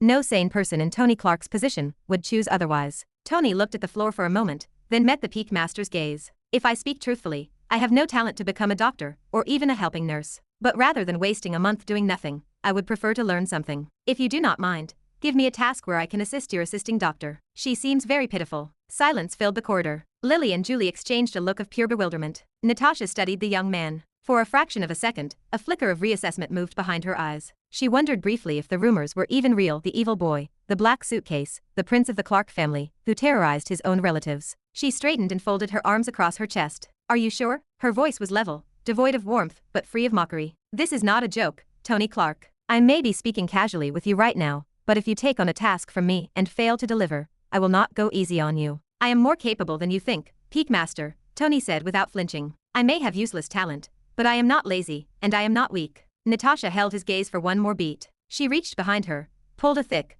ancient-looking book from her shelf, and extended it toward him. Tony reached out with one hand out of habit. The sudden weight nearly dropped his arm, forcing him to grab the spine with both hands to keep it level. Memorize every herb listed in that book and the foundational techniques of traditional medicine, Natasha commanded. That is my personal reference. Handle it accordingly. You have 1 week. If you cannot master it by then, you will spend the remaining 3 weeks cleaning every floor of this tower. Understood? Tony stared down at the heavy cover, reading the embossed gold letters, the complete canon of traditional healing arts. He realized he was completely screwed. He had expected a hands-on task, to help around the ward, not a text-heavy punishment. Lily could barely contain her frustration, while Julie pressed her lips together and stared very deliberately at the far wall. Husband, Lily said, choosing her words carefully, why don't you reconsider? It would be better to withdraw now rather than waste the Peak Master's time. Natasha glanced at Tony, waiting. She fully expected him to slide the book back across the desk. I will memorize it within 1 week, Tony said. He opened his storage ring and dropped the massive book inside before anyone could object. Natasha blinked in surprise.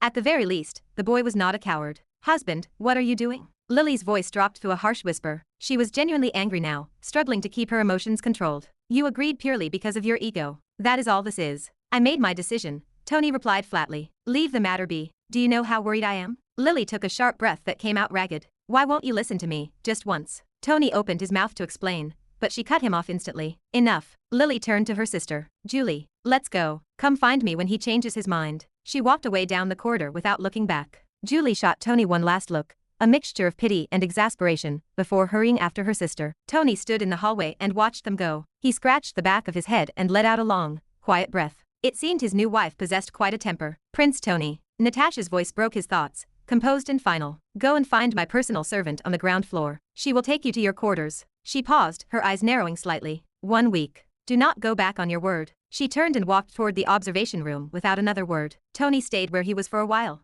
The corridor was entirely empty now. He turned the metal disciple token Lily had pressed into his hand over and over between his fingers. His decision had surprised everyone in the room, including himself. Yet he knew exactly why he had done it. Emma Rock was in this tower, suffering from a condition that was entirely the fault of the Clark family. He needed to stay close to her. He needed to understand the true extent of the damage. He pushed the thought of an angry Lily aside for now. A more immediate problem demanded his attention. Someone had moved a lot of pieces to land him in this specific medical ward, and he still did not know what the grand strategy looked like. He needed information before his enemies finished setting whatever trap awaited him. He had to strike first. He reached into his storage ring and pulled out his golden communication orb. He accessed the closed group network for the Clark family and typed a message. Hello, Clark family members. Remember me? I am Tony Clark. All Clark family members currently present in the 9 Lotus Academy, report to me at the Healing Tower tonight. If you dare to ignore this command, you will face the consequences. Brother Leo, you are exempt. Cultivate hard. He sent the broadcast and immediately pocketed the orb. He did not need to wait for the replies to know what was happening on the other end. A ripple of shock would be moving through every relative who read those words. Across the academy grounds,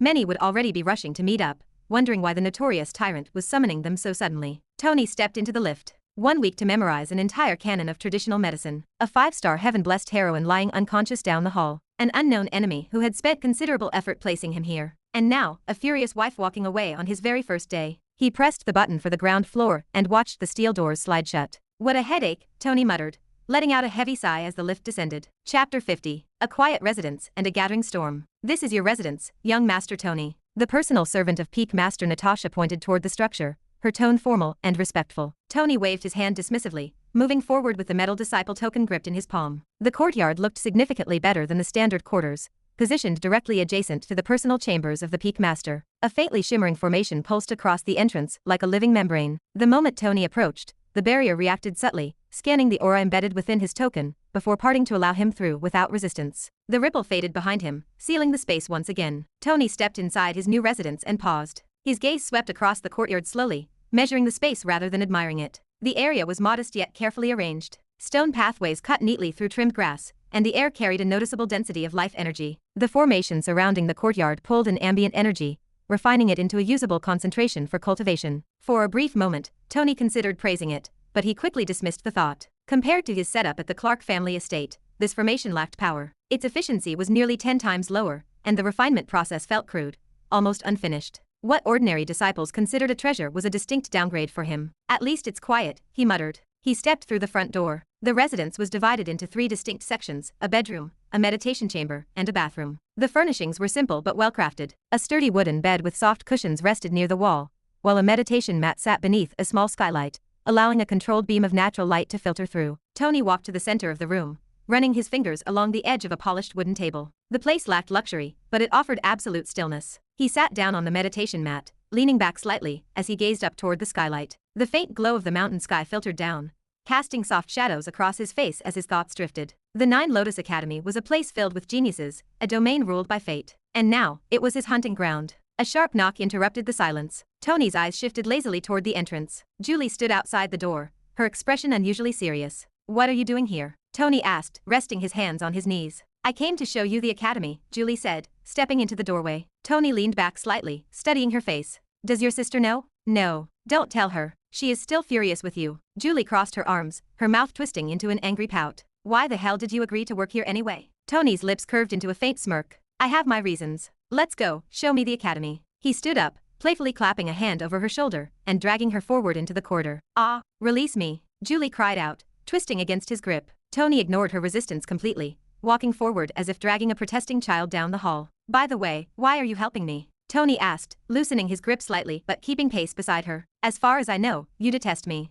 Julie hesitated, her eyes darting away. She mumbled a reply about changing her opinion after his fight with Edward, her face flushing slightly. Tony glanced down at her. How girlish, he thought, keeping the observation to himself. The tour began at the primary entrance gate. Large, imposing, and constantly crowded, the plaza served as the main hub where outsiders gathered, waiting for entry permissions or medical services from the academy. "This is where you'll see most people during the day," Julie warned, turning to face him with a half-serious expression. "Don't go causing trouble, or the senior disciples will put you in your place." Tony smirked. Trouble was entirely a matter of perspective. They continued forward, navigating the various wings of the healing tower. Disciples hurried past them, many greeting Julie with polite nods and warm, respectful tones. But the moment their eyes landed on Tony, the atmosphere shifted. Some frowned, others looked away immediately, and a few began whispering behind their hands. Tony noted every reaction and chose to ignore them all. Indifference was far more insulting than an actual confrontation. Next, they arrived at the Cloud Pavilion. A faint blue mist lingered in the air, swirling slowly as formation arrays gathered, and refined life energy into a concentrated pool. The entire space hummed with power. "Each disciple has to spend academy points just to sit here," Julie explained, breaking into a sudden laugh. "Unless, of course, you impress Peak Master Natasha with your brilliant medical skills." Tony observed the energy pool carefully. It was a controlled environment, a system of resource gatekeeping designed for predictable outcomes. They moved through the remaining facilities, the alchemy hall, the weapon forging yard, and the central task board. Each location revealed another layer of how the institution functioned. The posted tasks ranged from simple herb gathering on the slopes to dangerous, beast subjugation missions in the wild. Everything revolved around contribution, merit, and survival. The moment they moved beyond the boundaries of the healing tower and approached the paths leading to the other peaks, the hostility became overt. The density of disciples increased, and so did the murmurs. "Who is that?" "That's the guy who came through connections, the famous black suitcase." "An inner disciple already? What a joke." The mockery was loud enough to carry across the snow. Tony listened to the insults, his smile widening faintly. Julie stayed close to his side, her presence acting as a buffer against any immediate escalation. More importantly, news of yesterday's duel had traveled fast, and the fact that Peak Master Natasha had personally taken Tony into her tower added a layer of hesitation. No one wanted to test an anomaly they didn't understand. By the time the tour ended, the sun had dropped beneath the horizon, painting the mountain peaks in deep orange hues. "I think that's everything," Julie said, stopping near the path back to the medical wing. "There are other places, but they aren't important right now. You'll learn about them gradually." Tony nodded slightly. "You can go." Julie stared at him for a moment, clearly annoyed by his casual dismissal, but she turned and walked away without saying another word. Tony watched her figure disappear down the trail before turning back toward the healing tower. By the time he reached his courtyard, midnight had arrived. The academy had settled into its quiet nocturnal rhythm, the stillness broken only by the occasional rustle of the wind. His residence, however, was not vacant. Several figures stood outside the perimeter of his courtyard, their faces illuminated by the faint glow of the security barrier. They were the youths of the Clark family. Their expressions held a volatile mix of confusion, curiosity, and a distinct trace of fear. "Why did he call us here?" one murmured, shuffling his feet in the snow. No idea. He wouldn't try to bully us here, would he? The voices were low and cautious. No matter what circumstances had changed, Tony Clark remained a tyrant in their eyes.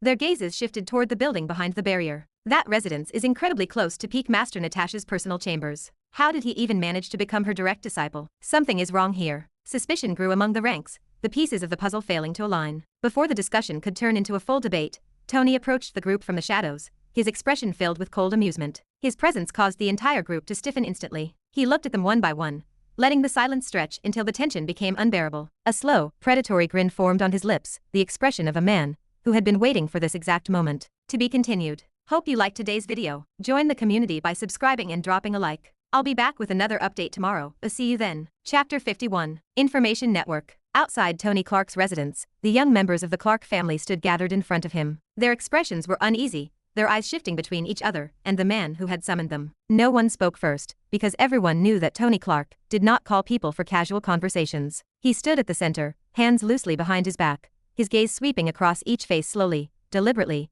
as if measuring their worth. The silence stretched long enough to become uncomfortable. Finally, he spoke. So, Tony's voice was calm, almost soft. Not a single one of you came to receive me. No one answered. And not one of you, he continued, his tone slightly sharper now, attended my engagement. A few of them flinched. One of the youths stepped forward hesitantly, his boots crunching in the light snow. Brother Tony, we were occupied with sect duties. The academy tasks. Shut up. The words were not loud, but they cut cleanly. Tony's gaze snapped toward him, cold and dismissive. Do you think I asked because I don't know the answer? He said flatly. Or are you stupid enough to think I care about your excuses? The youth's face turned pale instantly. Another tried to step in quickly, waving his hands in a frantic gesture. It's not like that. We just arrived recently and… Tony raised a hand, and silence returned immediately. Let me simplify this for you, he said, his voice lowering slightly, carrying a dangerous edge. You didn't come because you didn't think I was worth showing up for. No one denied it. They couldn't. Tony let out a faint chuckle. Fair enough. That single sentence confused them more than anger would have. But before anyone could relax, his expression changed.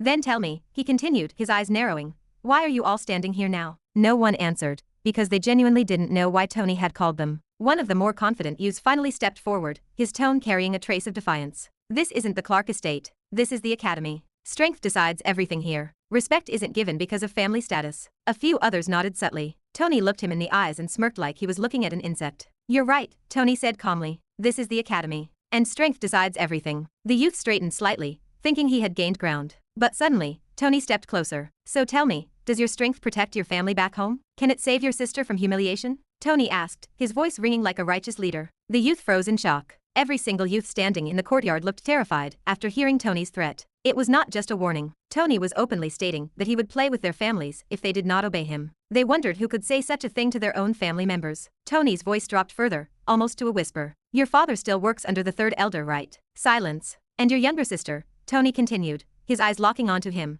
just entered the family training division last year. The youth's face went completely pale. The others stiffened in utter shock. Tony stepped back slowly, his smile widening just slightly. You're absolutely right, he said. This isn't home. He paused. But your family still is at home. No one spoke after that, because now they understood Tony's hidden meaning. This was not about strength alone. It never was. The defiance in their eyes faded. Tony clapped his hands lightly once, breaking the tension. Good. Now that we understand each other, let's get to work. He turned slightly, gesturing toward the courtyard. Line up according to your academy division. They hesitated for a second, then obeyed in silence as the first one moved into place. The group quickly rearranged themselves, forming 4 separate lines. Rising Sun Peak. Falling Sun Peak. Sword Peak. Healing Tower. Tony walked slowly in front of them, his gaze scanning each line carefully. This is better, he muttered before speaking up. From today onwards, you don't represent the Clark family inside this academy. They looked at him, waiting. You represent me. The words hit heavily. And I don't tolerate useless people. A chill passed through the group. Tony continued, his tone calm but commanding. I want information. He raised one finger. Everything about sect politics.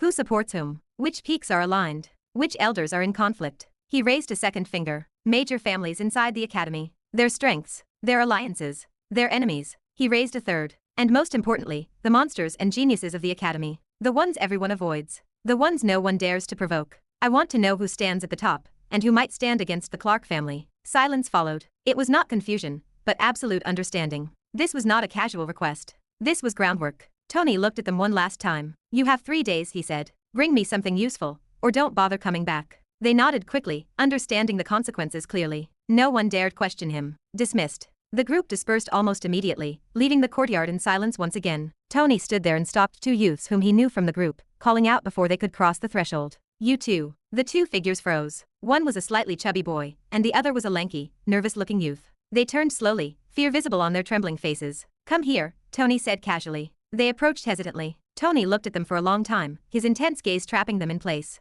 They were not strong, not talented, and not impressive, but they were perfect for Tony's needs. "What are your names?" he asked, even though he already knew. Fatty Lin," the chubby one said quickly, his voice cracking. "Sunil," the other added nervously. Tony nodded slightly. "I have a special task for you." Their eyes widened. "You're not going to compete with the others," he continued. "Your job is simple." He stepped closer, lowering his voice. "I want you to find out who arranged my placement in the healing tower." The two exchanged looks in confusion. "That's it?" Fatty Lin asked in surprise, expecting a much heavier chore. Tony smiled. "That's it." Then, he took out two small bottles containing body-refining pills. Their eyes widened instantly at the sight of the medicine. "These are for you," Tony said, tossing them casually. They caught them hurriedly, their hands trembling under the weight of the gift. "For us?" Sunil asked, disbelief clear in his voice. Tony nodded. "Do your job well, and there's more." Excitement replaced fear almost instantly. Yes, young master. We'll find out everything," Fatty Lin said eagerly, clutching the bottle to his chest. Tony waved his hand dismissively. "Go. Don't disappoint me. Otherwise, I will hang you both from my door curtains." They ran off immediately, moving like two rats fleeing with a prize. The courtyard fell silent once again. Tony stood alone under the faint glow of the formation, his expression calm, his mind already moving ahead. An information network, control, and leverage were essential in a powerful place like the Nine Lotus Academy. That was why Tony acted beforehand to stay a step ahead of his enemies. Everything was falling into place. "Let's see who's pulling the strings," he murmured. Chapter 52. Sneaking on the first day of Academy. The Nine Lotus Academy lay cloaked in the middle of the night. High atop Sword Mountain, inside a secluded chamber, the first prince of the imperial family, Mark Smith, stood near a wide window overlooking the distant peaks. The moonlight reflected faintly on his sharp features, casting a cold, calculated shadow across the room. A faint knock echoed. "Enter," Mark said. The door opened quietly as two servants stepped in and bowed deeply. "Master," the first servant spoke, keeping his tone respectful, "we have gathered information regarding Tony Clark." Mark did not turn immediately. He remained still, his gaze fixed on the landscape outside, as if the matter held no real weight. Only after a brief pause did he speak. "Speak," the servant continued without hesitation. "As we planned,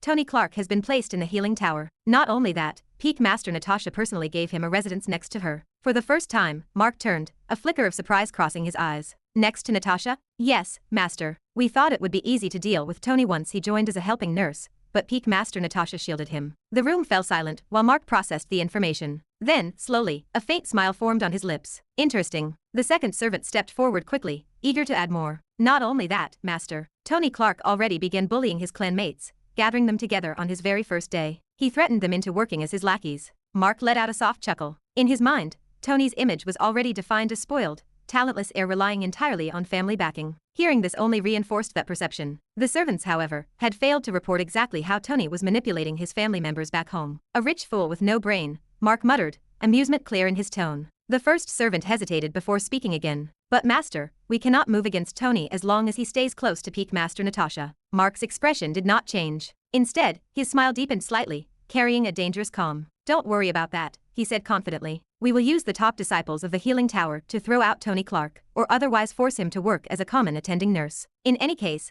we will take our revenge sooner or later." The servants immediately straightened, their expressions turning gleeful. "Yes, Master. We must take revenge for what Tony did to the imperial family." "The ninth prince brought disgrace to the imperial family name," the second servant added, his teeth clenched tightly. Mark's gaze turned colder. "Tony is a small fly. My brother Edward made a big mistake by underestimating him in the fistfight. This is also good for us. My brother Edward will learn his place, and in the future, he will become a lackey of mine." A faint, cruel grin appeared on his face. The servants exchanged looks, clearly pleased by the declaration. "Master, what should we do next?" "We should force Tony out of his hole," the first servant asked carefully. Mark waved his hand lightly, dismissing the urgency. "Don't worry, we still have 1 full month to play with Tony. Don't rush things. We must make it look natural and smooth, so Tony won't know what hit him. He must become the laughingstock of this world." Mark waved his hand in a final dismissal. As the servants turned to leave, Mark spoke again. "Spread the word." They stopped immediately. Everyone should know about Tony as the useless talent who got into the academy through connections without any actual ability. Also, everyone must know Tony is an evil bully who steps on weak servants to prove his dominance, like a demon who makes servants his playthings. The servants smiled, clearly relishing the assignment.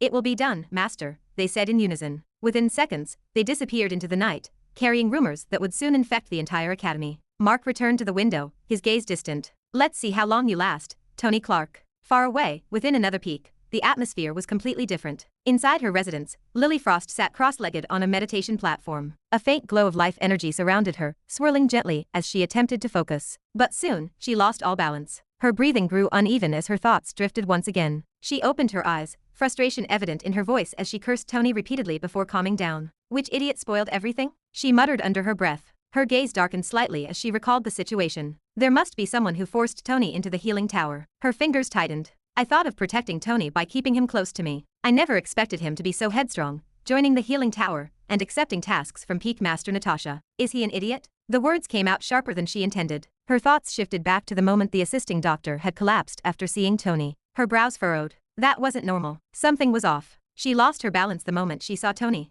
Do they know each other? The unanswered questions annoyed her deeply. In any case, I need to protect Tony from killing himself. This fellow is a ticking time bomb, Lily muttered, her voice soft but firm. Midnight deepened, and the academy fell into a deep slumber. Inside the shadows of the healing tower, a figure moved silently. Tony Clark, dressed in dark clothing, blended seamlessly with the night as he navigated the corridors with careful precision. His steps were light and controlled, leaving no sound behind. He paused, watched, and waited for an opening. The guarding disciple stationed near the corridor shifted slightly, then walked away to get a drink of water. That was enough. Tony moved instantly. He slipped into the elevator without hesitation and pressed the button for the 13th floor. The ascent was silent, smooth, and brief, but his mind remained sharp throughout. The doors opened and a quiet, dimly lit corridor greeted him. He stepped out slowly, scanning every corner and shadow to ensure no one was present. Before moving forward, he pressed the call button to send the elevator back to its previous floor. Finally, he reached the observation room. Inside, Emma Rock lay in a peaceful sleep, still unconscious from the yin-cold stroke.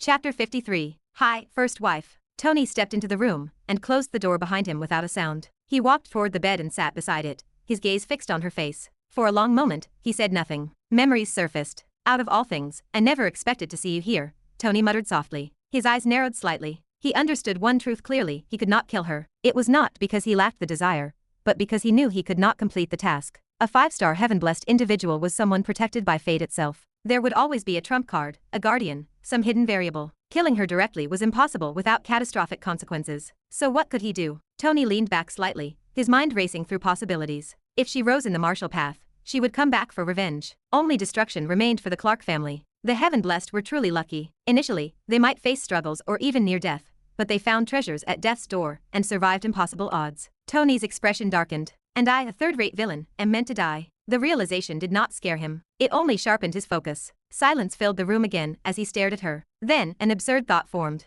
It was ridiculous, even laughable, but Tony felt it was his only option. He had to heal her. Tony frowned. Even a 7th-rank doctor couldn't heal her completely, and I don't even know how to hold a syringe. He let out a soft breath. Wait, I have a system. The realization hit him instantly. Why should he learn from scratch? A healer did not need years of training. A healer needed knowledge, technique, and memory. He needed an inheritance. Tony's lips curled into a serious smile. System, show my inheritances of healers. A faint blue interface appeared instantly before him. The panel expanded, revealing professions and paths. Tony's eyes widened as countless inheritances spread out like digital cards, ready to be swiped and selected. The system screen resembled a structured digital marketplace, rather than a simple notification panel. Rows upon rows of inheritance options appeared, categorized by profession, rarity, and compatibility. Each panel displayed glowing symbols, names, and descriptions that carried an ancient, almost sacred aura. Tony leaned back, scanning through them one by one with growing interest. Some inheritances focused purely on healing, while others blended combat and medical techniques. There were ancient alchemist legacies, poison masters, spirit surgeons, and even rare hybrid paths that combined life manipulation with elemental control. Each one carried its own weight, its own history, and most importantly, its own price. Tony's curiosity gradually shifted to irritation. Almost all of them were outrageously expensive, costing thousands of fate points, or tens of thousands in some cases. He tapped one casually, and the interface zoomed in to display the specific details. Inheritance: Divine Touch of Old Monk. Type: Healing Inheritance. Grade: Sky Rank. Core Skill: Healing by Nature Aura. Effect: accelerates natural recovery by manipulating life essence flow within the body. Cost: 3,200 fate points. Requirement: practice needle techniques continuously for 5 years to unlock full mastery. Tony stared at the panel for a moment before shaking his head. 5 years? His lips curled slightly. So even the system expects me to work like a slave. He scrolled further, his eyes narrowing as more conditions appeared. One inheritance required the user to complete 100 real-life surgeries before unlocking its abilities. Another demanded a rare body constitution that resonated with spiritual herbs. Yet another required complete emotional detachment, forbidding the user from forming attachments for at least 3 years. Tony let out a slow breath. So this isn't a shortcut. Every inheritance has a price beyond fate points: time, effort, risk. He leaned forward, his fingers tapping lightly against his knee as his thoughts deepened. If it were that easy, everyone would become a master. The realization settled in quietly, but it did not discourage him. Instead, it sharpened his focus. He needed something efficient, something practical, something that could help him deal with Emma Rock without wasting years of his life. Just as he was about to scroll again, searching for a loophole, a sudden movement broke his concentration. The system screen vanished instantly. Tony's head snapped toward the bed. Emma Rock's fingers had latched onto his shirt. She pulled at the fabric with a weak, trembling grip. Their eyes met. Even in her weakened state, the killing intent in her gaze was unmistakable. It burned with a clarity that no illness could suppress. She pulled at his shirt with all the strength she could muster, her expression filled with hatred and defiance. Tony blinked once, then let out a small laugh. It's okay, Tony said jokingly, gently prying her fingers away and placing her hand back beside her. Don't kill your husband at first sight. Her grip loosened slightly, but the intensity in her eyes did not fade. How dare you show me your face again? Emma asked, her voice painful and strained, raw with a murderous look. Did you come to kill me? To save your future family? Tony leaned back, completely unbothered. You are thinking too much, wifey. She immediately tried to rise up in fury, incensed by the title, but her strength failed her, and she fell back against the pillows. Don't ever call me by that name, Emma said angrily, coughing loudly. I am not your wife. Tony raised his hands slightly in mock surrender. Okay, don't stress out too much. I didn't come here to kill you. In fact, I want to cure your condition and help you regain your strength. Her eyes narrowed further, her fists clenching against the sheets. Are you mocking me? You don't even know how to hold a needle. I know you came here to end my life so that you and your family can live peacefully again. But remember, I will definitely take my revenge. You must all pay for your sins. Tony watched her quietly for a moment, his expression unreadable. Easy. As I said, don't stress out too much. In your current state, you're not even eating properly. Why are you threatening me? Whether you believe it or not, I'm going to treat your condition in 1 month. Whether you like it or not, I will forcefully heal you. If you reject me. Tony stood up, leaving the sentence hanging. Emma spat words laced with venom. I won't let your filthy hands hold me again. I'd rather die than be cured by your hands. Tony paused, then turned slightly and spoke in a low, resonant tone. Who was asking you to die? Cure yourself and rise up in strength. One day, if you really stand above the Clark family, then come for your revenge. Until then, know your place. Don't forget that I'm still your husband. Whether you accept it or not, I have your yin flower. He took a few steps back, preparing to leave. Her eyes burned with fury. You are still the same, Tony, smug, arrogant, and belittling your opponents. But one day when I stand above you, I will make sure you suffer. You will be begging on your knees. I will see how proud you are at that time. Tony laughed, not loudly, but genuinely. Then he turned and walked out of the room. The moment he stepped outside, the smile faded. As expected of the heaven-blessed child, Tony muttered quietly as he walked through the dimly lit corridor. She still has the will to rise again. He reached the ground floor of the healing tower and stopped in his tracks. Someone stood directly ahead of him, blocking the path. Peak Master Natasha, Chapter 54, Heaven Rank Inheritance. As Tony reached the ground floor of the healing tower, he stopped in his tracks.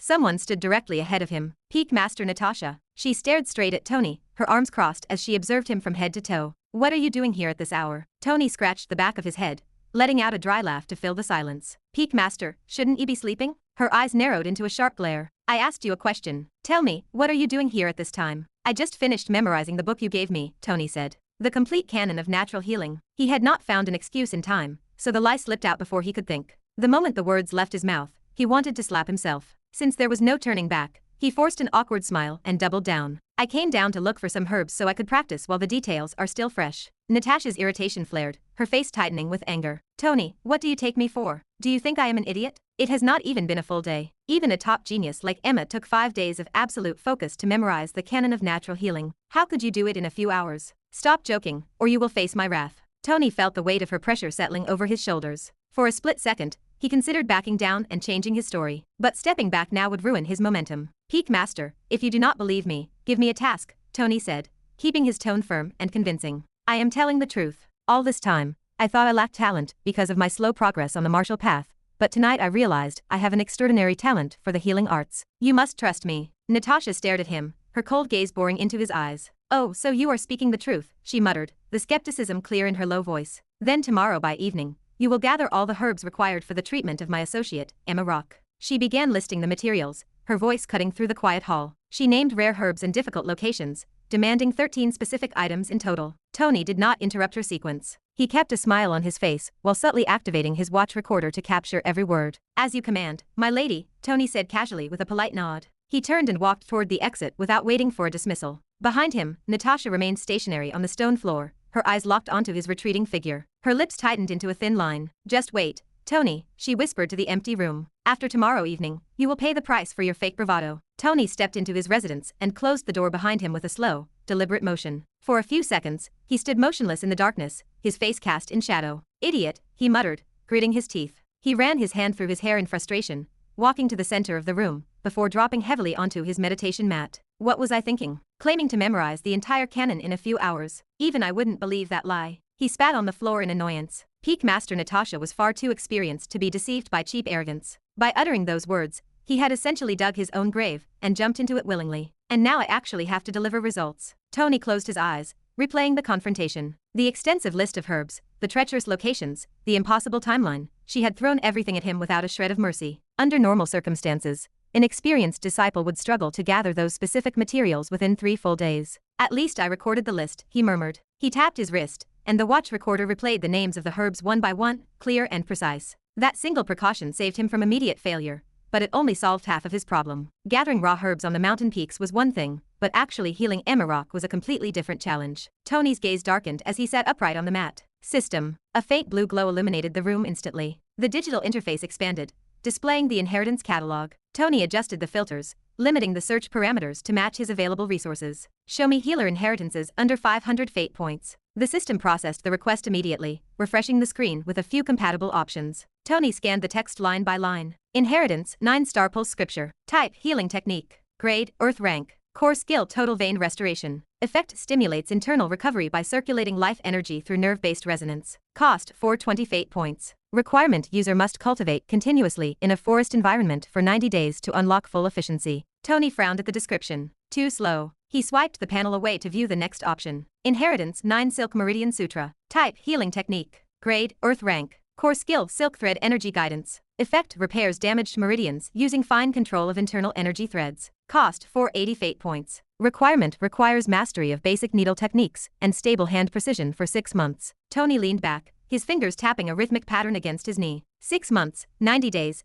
Every single option requires an immense investment of time. But I do not have the luxury of waiting to master these techniques. He scrolled lower, watching the options pass by. Each entry carried restrictive conditions, demanding time, practical experience, or rare physical compatibility that he simply did not possess. For the first time since entering the academy, Tony felt a knot of genuine pressure tightening in his chest. "If this cheap trash is all the system has to offer, I might as well save my 500 fate points," he muttered. Then, his finger froze above the glass interface. A different entry caught his attention at the very bottom of the scrolling list. A single panel began to shimmer with a distinct, golden brilliance that stood completely apart from the standard blue text. Tony leaned closer to the terminal. "What is this?" He tapped the glowing icon, and the interface expanded to fill his entire field of vision. As his eyes flew across the description, his breath caught in his throat. Cough. His expression shifted rapidly from disbelief to absolute confusion. Inheritance, pleasure, Dr. Pigma's inheritance. Type, healing inheritance. Grade, heaven rank. Healing style, by hand casting. Core skill, pleasure-inducing restoration. Effect, heals the body by stimulating vital pleasure energy pathways,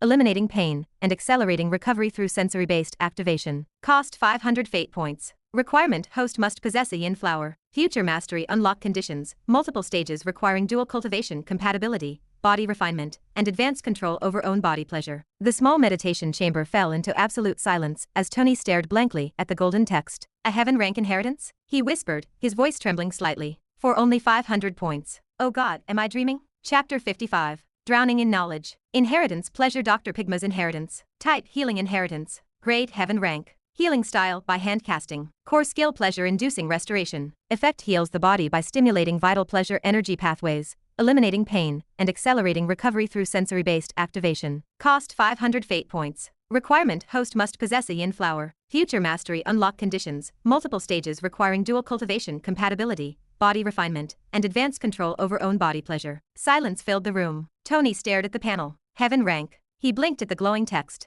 For 500. That alone made no sense. He scrolled slightly, but the details remained unchanged. Then his eyes landed on the specific requirement. The host must possess a yin flower. Tony froze for a second, and then a sudden laugh burst from his chest. The so-called yin flower was the very essence he had taken from Emma Rock through that fake marriage. He leaned back slightly, exhaling a long breath as he stared at the golden panel. I don't know whether to laugh or curse my luck, he muttered. A heaven-grade inheritance stood right in front of him, at the exact cost he could afford, with the exact requirement he had unknowingly fulfilled. Fate really had a twisted sense of humor. Tony focused his gaze on the system screen. Purchase. The system responded instantly, and the panel dissolved into particles of light. The next moment, agonizing pain filled his thoughts. A flood of information crashed into his mind like a tidal wave. Tony's body tensed, muscles locking as countless streams of knowledge poured into his consciousness without restraint. He gritted his teeth, drowning inside an ocean of information. The process was slow and brutal. So this is how inheritance works. Images flashed rapidly. Herbs, their hidden properties, complex combinations, elixirs, formulas,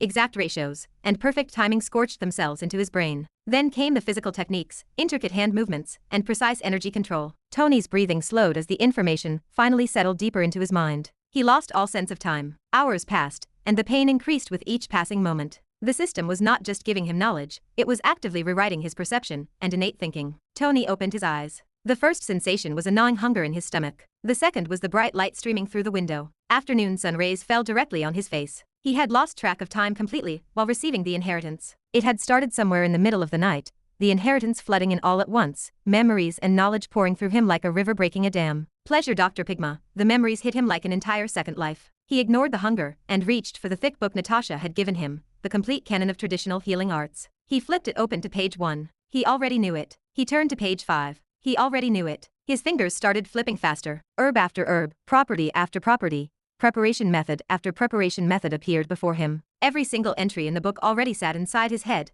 cleaner and more detailed than what Natasha had written. Pigma's memories had not just given him names, they provided the smell, texture, growth patterns, rare variants, and combination effects that were completely absent from any standard text. The entire canon took him 10 minutes to scan completely. Seems like this Dr. Pigma is really worthy, Tony muttered, closing the heavy book. There was not a single herb he did not already know. Not one. He paused on the pages where Natasha had written her own personal insights in the margins, small notes, underlined passages, and questions she had left herself. Those he took his time with. Her theories were worth understanding. She was a rank 7 doctor. Even Pigma's memories had limits, and Natasha had clearly pushed past several of them in her own way. After finishing, Tony sat back and stared at the ceiling. What rank doctor am I right now? He muttered to himself. Compared to Peak Master Natasha, where did Pigma's inherited knowledge actually place him? He did not have a clean answer, but it was a question worth investigating. He glanced at the golden orb on the table. The time on the display made him sit up straight. God, it's already too late. He was on his feet before the thought finished. Natasha had given him the task of collecting 13 specific herbs,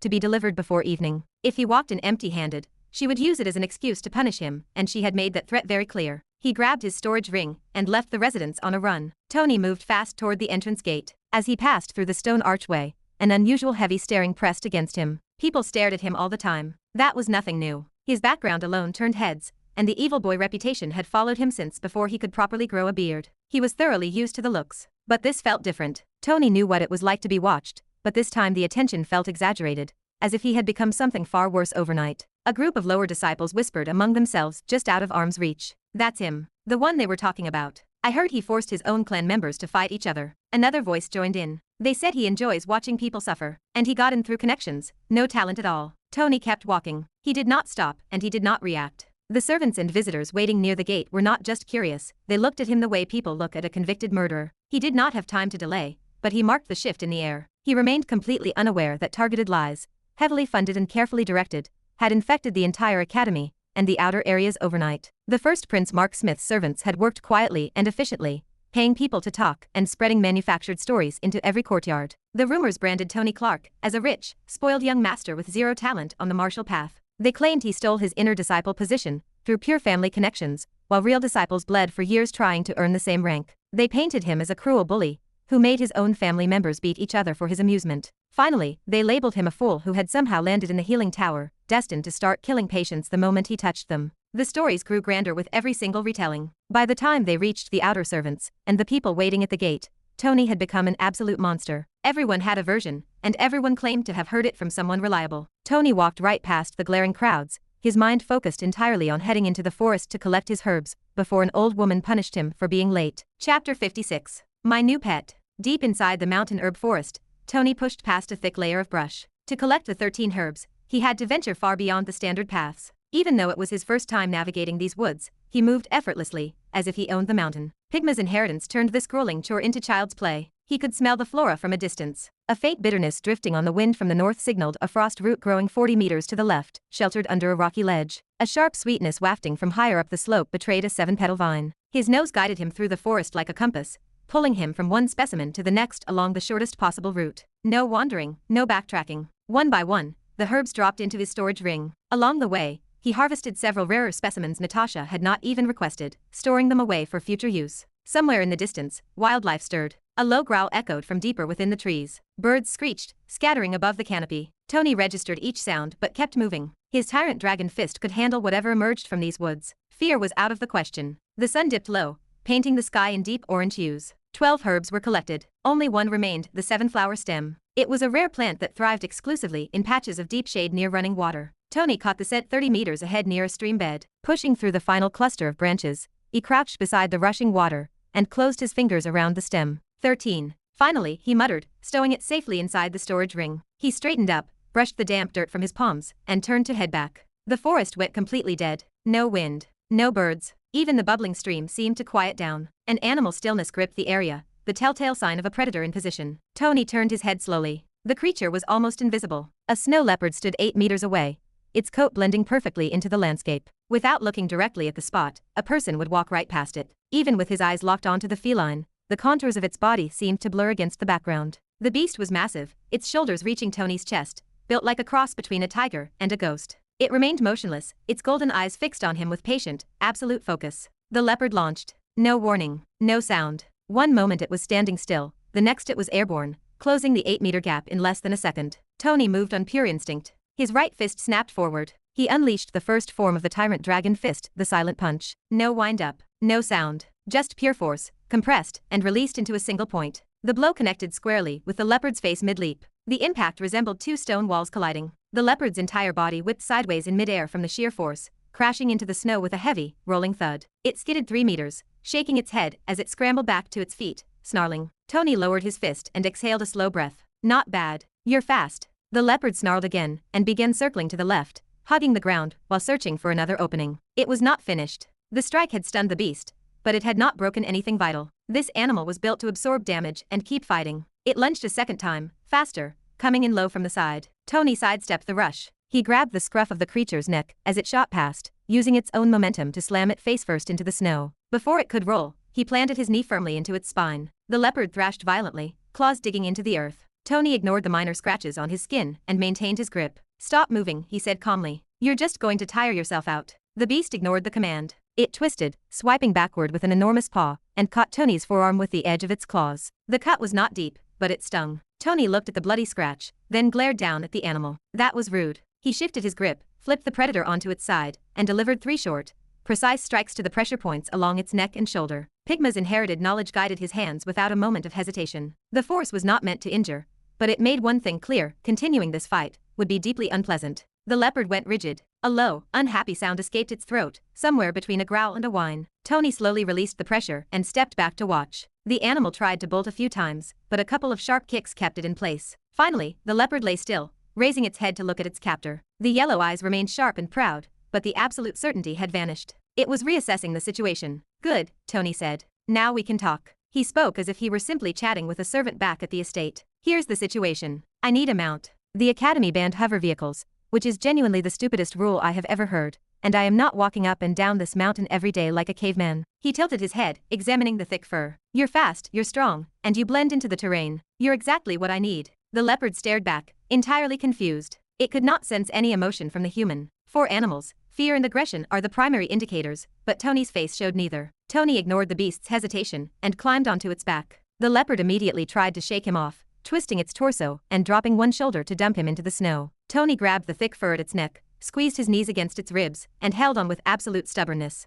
I said stop. Tony tapped the pressure point on the left shoulder 3 times. The leopard flinched and immediately went still. The strike had not caused standard pain. The beast was actually experiencing an overwhelming wave of pleasure. Good. Tony settled into a more comfortable position and pointed toward the tree line in the direction of the academy. That way. Move. Nothing happened. Tony reached for the pressure point again. The leopard stood up slowly, keeping its ears flat and tail low to salvage its remaining dignity, and began walking. Tony accessed the storage ring with his free hand, pulling out the 13 herbs one by one to confirm the inventory before putting them back. Everything is accounted for. Faster. He touched another point, sending a ticklish sensation through the beast's nerves. The leopard let out a frustrated cry and broke into a full sprint. The tree line opened up ahead. In the distance, the lights of the 9 Lotus Academy entrance gate flickered against the darkening sky. The small silhouettes of people clustered near the archway grew larger with every stride, servants, disciples, and visitors alike. Let's see what kind of reaction this gets, Tony thought, as the leopard raced straight toward the crowd. Chapter 57. Chaos inside the academy.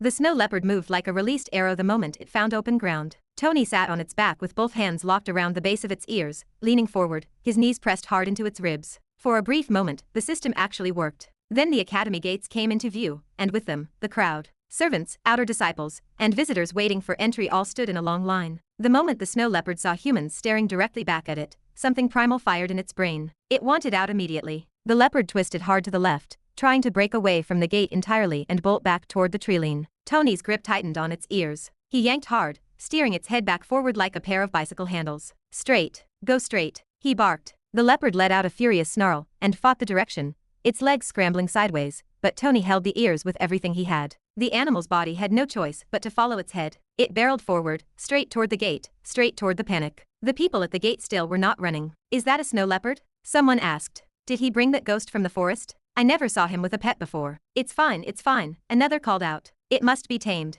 Tamed beasts don't attack people. The onlookers stood and watched, curious and surprised, but not yet afraid. A tamed beast was not an unusual sight at the academy. Disciples rode all kinds of animals. The logical conclusion was that Tony had simply acquired a mount from somewhere. The logical conclusion was wrong. The leopard launched itself directly into the middle of the gathered people, and Tony's grip slipped for a split second. Chaos erupted like a bomb blast. It's wild. Run, run. Get out of the way. Move. Someone call the senior disciples. The crowd exploded in every direction. People scrambled over each other, dropping bags, knocking down neighbors, and sprinting for the nearest wall or doorway. Any structure would do, as long as it put something solid between them and the beast. Surrounded by screaming, running humans, the leopard panicked further. It spun and lunged, looking for a way out, finding only more obstacles in every direction it turned. The more it thrashed, the more people scattered. The more people scattered, the more it chased the movement, instinct overriding everything else. Tony was still on its back through all of this, barely. Behave. He shouted, slamming a fist into the top of the leopard's skull. The leopard ignored him completely, and made a sharp lunge toward the left.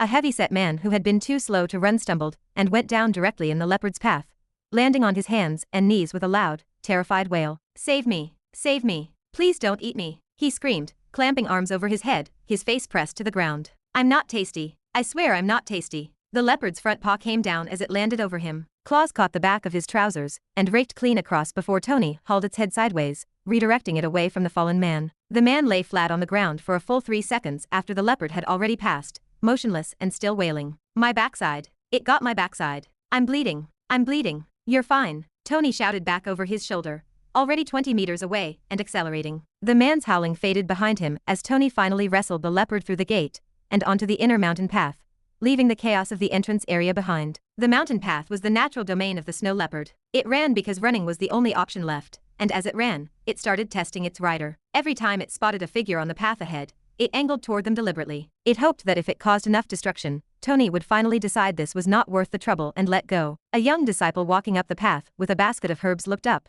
saw what was coming, and dropped everything. What in the? Get that thing away from me. Tony yanked the ears left. The leopard ran past the disciple with a meter to spare, close enough that the wind from its movement sent the disciple's robes flapping. Sorry, Tony called back, not sounding particularly sorry. 2 outer disciples sparring on a flat section of the path dove in opposite directions as the leopard bore down on them. Is that Tony Clark? Why is he on a leopard? Why is it not tamed? It is not tamed. Tony did not answer. He was busy. Every time you aim at someone, I will punch your head, Tony said through gritted teeth. You want to test how many times I can do it? The leopard snarled again, but it stopped angling toward people for about 30 seconds. The healing tower now loomed in sight. Tony leaned down closer to the leopard's ear. Listen to me, he said, his voice lower now, calmer. You're not getting away. I'm not letting go. You've tried every trick you have and I'm still here. The animal's heavy breathing pulsed beneath him. Stop fighting me and I will stop hitting you. That's the deal. It's a good deal. Take it. The leopard ran on in furious silence, showing no hint of obedience. The healing tower entrance came up ahead.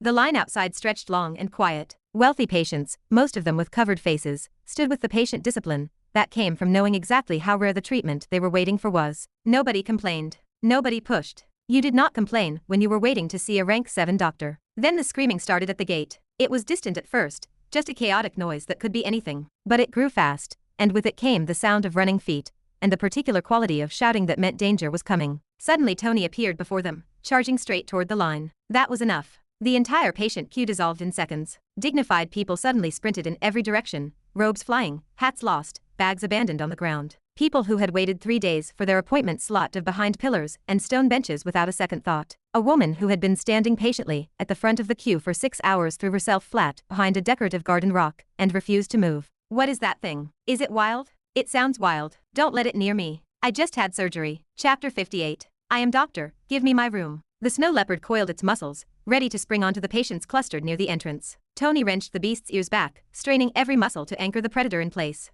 Peak Master Natasha stood squarely at the threshold of the healing tower. She had waited for this exact moment, determined to break the young man's arrogance. This absolute troublemaker, Natasha thought, keeping her eyes locked on the approaching beast. He brought a wild animal into a medical sanctuary specifically to distract from his failure with the herbs. Rampaging through her tower on day 1 demanded a heavy response. The massive white cat barreled straight toward her. Tony wrestled the ghost of the forest from its spine, trying to force it into a slide. Master, get out of the way. A 5th-rank doctor shouted, her voice tight with panic. Why isn't she moving? Whispers rippled through the gathering crowd, yet Natasha stood firm against the rushing avalanche of fur and fangs. Move. Tony barked as the leopard lost all sense of direction. Natasha did not flinch. 2 fingers dipped toward her waist, her wrist snapping in a single, fluid motion. 3 golden needles flashed between her knuckles, slicing through the air before Tony could shout another warning. The needles flew in a tight, geometric formation, burying themselves into 3 precise meridian points on the snow leopard's skull. The leopard froze instantly, every muscle locked at the exact same millisecond. The beast transformed into a rigid statue of fur and arrested momentum, its nose mere inches from Natasha's robes. Unprepared for a dead stop at full speed,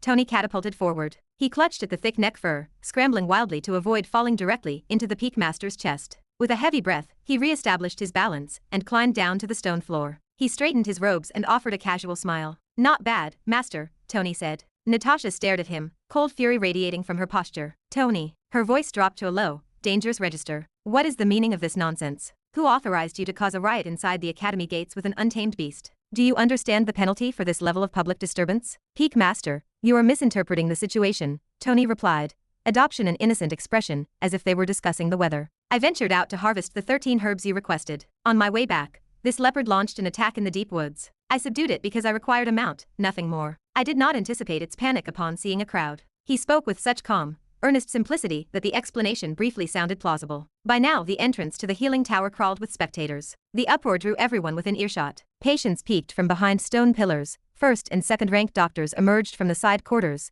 and a cluster of assisting nurses gathered near the main doors. Further back, a growing contingent of 3rd and 4th-rank practitioners watched with wide eyes, trading hurried whispers. Is that actually Tony Clark? He rode that monster down the mountain path. I saw it from the 3rd-floor window. He nearly trampled 5 people. How can he stand there smiling right in the Peak Master's face? She is going to break him. There is no way he walks away from this. Good. Someone needs to humble that boy. It's his first day, and he has already turned the academy upside down. A few 3rd-ranked doctors nodded in agreement, eager to witness a severe, public reprimand. Natasha crossed her arms. Do you truly believe you can spin any fairy tale you wish, and I will simply nod? She snapped. A snow leopard is a ghost beast. It moves without sound and blends into the frost. No cultivator at your current level subdues a ghost leopard alone. Cease these lies and accept your punishment. Tony sighed, rubbing the back of his neck. Whether you believe me or not is your choice, he said. The fact remains that I tamed this beast myself, and it serves as my mount from this day forward. The academy bylaws explicitly permit tamed mounts. I checked the rules. Now, regarding your assignment. He flicked his wrist. The storage ring flashed, and a neat bundle of 13 herbs materialized in his palm. The specimens were immaculate, fresh, and cleanly separated, without a single bruised leaf or trace of cross-contamination. He extended the bundle toward her. The 13 herbs you requested. Natasha stared at the offering, the words dying in her throat. The harvest was flawless. The stems were clean, properly handled, and preserved with a level of care her own 4th and 5th-ranked disciples rarely achieved. These components required zero preparation. She could incorporate them into Emma's treatment immediately. She took the bundle, inspecting each leaf with a critical eye. Looking back up at Tony's smirk, she refused to buy the performance. He obviously employed servants or an elder from his clan to do the work, she reasoned. There was no other logical explanation. Yet, she possessed no evidence to prove the deception. The herbs were present, pristine, and delivered before the deadline. A knot of irritation tightened in her chest. She had no legal basis left to penalize him. Peak Master Natasha, Tony called out before she could dismiss him. The task is complete. Now, I have a request of my own. Speak, she replied flatly. I want to treat patients. He held her gaze, his eyes entirely steady. Allocate a personal treatment room to me inside the healing tower. An abrupt, absolute silence blanketed the courtyard. Every brow furrowed. Even Natasha blinked, staring at the young man in sheer bewilderment. What did he just say? A private treatment room? For him. He wants to practice medicine? Is he insane? The third and fourth ranked doctors who had gathered to watch his downfall now exchanged looks of utter confusion. The boy has lost his mind, one clinician muttered. Peak Master, please reject this, another whispered, keeping his face hidden, but ensuring his voice carried. The patients waiting in line looked the most terrified. A servant in the front row leaned toward a fourth-ranked doctor, her voice trembling. Doctor, Tony declared he would kill 100 patients a day when he registered at the administration hall. Elder Jing confirmed it. He stated it himself, 100 deaths a day. 100. That was his exact promise. The rumor swept through the line like a brushfire. A third-ranked doctor stepped forward, unable to restrain himself any longer. Peak Master, with all due respect, this request is preposterous. This individual possesses no medical background, zero formal training, and holds no rank. Granting him a consultation room would be an insult to the tower. Yes, Master, do not give him quarters. Exactly, the boy is a dangerous dilettante, a wealthy, stout woman waiting for treatment added, raising her voice to join the protest. More onlookers chimed in, creating a chorus of opposition against Tony's demand. Enough, Natasha shouted. Chapter 59. The Moon Goddess. Enough. Natasha's voice cut through the noise like a blade. Instant silence blanketed the courtyard. Every whisper, every muttered complaint, and every dramatic gasp died immediately. The third-ranked doctors who had been inching forward to voice their opinions stepped back, their expressions tight. The patients who had been loudly complaining went completely quiet. Even the snow leopard, still frozen with 3 golden needles in its skull, seemed to hold its breath. Natasha swept her sharp gaze across the crowd with the absolute authority of a Peak Master. This is my tower. I am its master. Do not presume to teach me how to behave. Her voice resonated through the stone pillars. The onlookers retreated a few steps, lowering their heads under her weight. Natasha turned back to Tony, her expression hard as stone. Tony Clark, she said, her tone dropping. I cannot give you a personal treatment room simply because you memorized a basic healing canon. That is not how this works. Not here. Not anywhere. Peak Master, Tony began. I am not finished, she barked, cutting him off directly. You will not be allotted a room based on words alone. Bring me proof of your ability. Until then, the answer is no. Tony remained quiet for a moment. Then a smile touched his lips, not his usual arrogant grin, but something more calculated and careful. Peak Master, the truth is I didn't start from zero, Tony said, his voice steady. My family prohibited me from pursuing the healing arts, but I studied regardless, quietly, privately, for years. I know far more than what is written in that canon. He paused, meeting her eyes. I'm not asking you to trust my reputation. I'm asking for a chance to prove my skill. He delivered the fabricated history without a single hint of doubt or fear. Weaving unbelievable, instantaneous lies was a specialty Tony had perfected. Natasha stared at him. Was it absolute nonsense? Probably. Almost certainly. The Clark family was a prominent martial lineage. The idea of Tony secretly mastering complex healing arts while the entire world labeled him a talentless troublemaker strained all belief. But the herbs in her hand were perfect. The canon had been returned with advanced annotations she had never expected from a novice. And he stood here boldly demanding a treatment room instead of begging to go home. She possessed no proof he was lying, just as she had no proof he was telling the truth. Fine, she decided, her eyes narrowing. Let us see your actual plan, Tony Clark. She turned her head slightly toward the entrance doors and called out a name. Hikaru. A young woman stepped forward from the back of the dense crowd. Heads turned instantly as a striking figure approached, her face concealed beneath a transparent silk mask. Hikaru was Natasha's personal disciple, and held the prestigious status of a 6th-ranked doctor. She hailed from a renowned Japanese family that had produced master healers for generations. Cultivators affectionately called her the Moon Goddess because of her pure family lineage, and her reputation inside the healing tower stood second only to Natasha herself. She looked at Tony with the measured, professional expression of someone handed an assignment they had not asked for but were too disciplined to openly complain about. Hikaru, Natasha commanded. Take charge of Tony Clark. Test him, utilize him, and observe what he can actually achieve. Report his progress directly to me. She paused, her voice hardening. Do not go easy on him. Hikaru bowed low, her silk robes rustling. As you command, Master. The spectators exchanged glances, and several looked at Hikaru with open sympathy. Poor Moon Goddess, someone muttered near the back of the line. She did absolutely nothing wrong, and now she has to babysit this disaster. Honestly, this is worse than a punishment, another whispered back. At least a punishment ends. Tony Clark never ends. Natasha cleared her throat with a sharp cough, silencing the murmurs. Tony Clark, listen to me very carefully. She held up one finger. One complaint. That is all it takes, one single complaint from a patient, a staff member, or anyone in this tower, and I will personally escort you out of this academy. Not just the healing tower, the entire academy. She let the threat hang in the air. Do you understand me? Perfectly, Peak Master, Tony said, nodding with an expression of complete, unblemished sincerity. Natasha held his gaze for one final second, then turned and swept back into the tower. Tony walked calmly toward the paralyzed snow leopard. He reached up and pulled the 3 golden needles out of its skull, clean, precise, one after another, in the exact reverse sequence of their striking. The leopard roared back to life, a powerful sound that rattled the glass windows on the ground floor. Natasha spun around so fast her heavy robes whipped against her ankles. She stared in genuine shock. Tony stood holding all 3 needles between his fingers, completely uninjured. The snow leopard was very much alive, moving, and furious,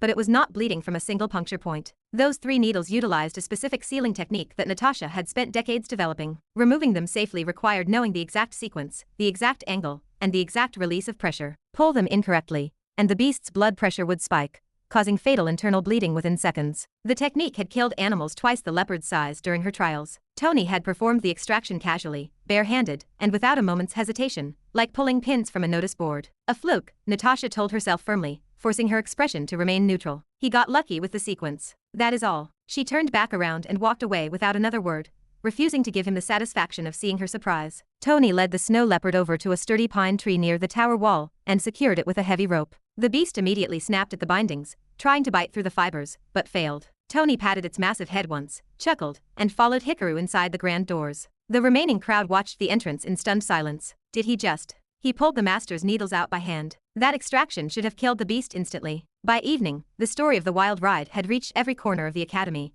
growing more exaggerated with every retelling. The servants of First Prince Mark Smith worked tirelessly to weaponize the commotion. They spent gold in the right places, fueling the fire and manufacturing fresh lies to destroy Tony's standing. By the time the rumors reached the outer disciples training on Rising Sun Peak, Tony Clark had not merely ridden a snow leopard through the gates. The gossip claimed he had hunted the monster using junior Clark family members as live bait, forcing them to run through the snow to tire the beast before he leaped onto its back. The patient scratched at the entrance. The rumor mill now claimed the man had lost the use of both legs permanently. I heard he demanded a private treatment room so he could experiment on patients without any elders supervising him, a paid servant whispered to a group of wide-eyed outer disciples near the task board. The Peak Master refused at first, but he threatened her directly. He threatened Peak Master Natasha? Someone repeated, horrified. That is exactly what happened. And she was so intimidated she handed him over to the moon goddess Hikaru. Poor Hikaru is basically his prisoner inside the tower now. That's not how it. One of the actual healing tower disciples started to object, but the crowd drowned him out. Nobody wanted to hear the mundane truth. I also heard, a third servant cut in, warming to the narrative, that he plans to use sick patients for dark cultivation experiments. That is why he demanded isolation. Yes,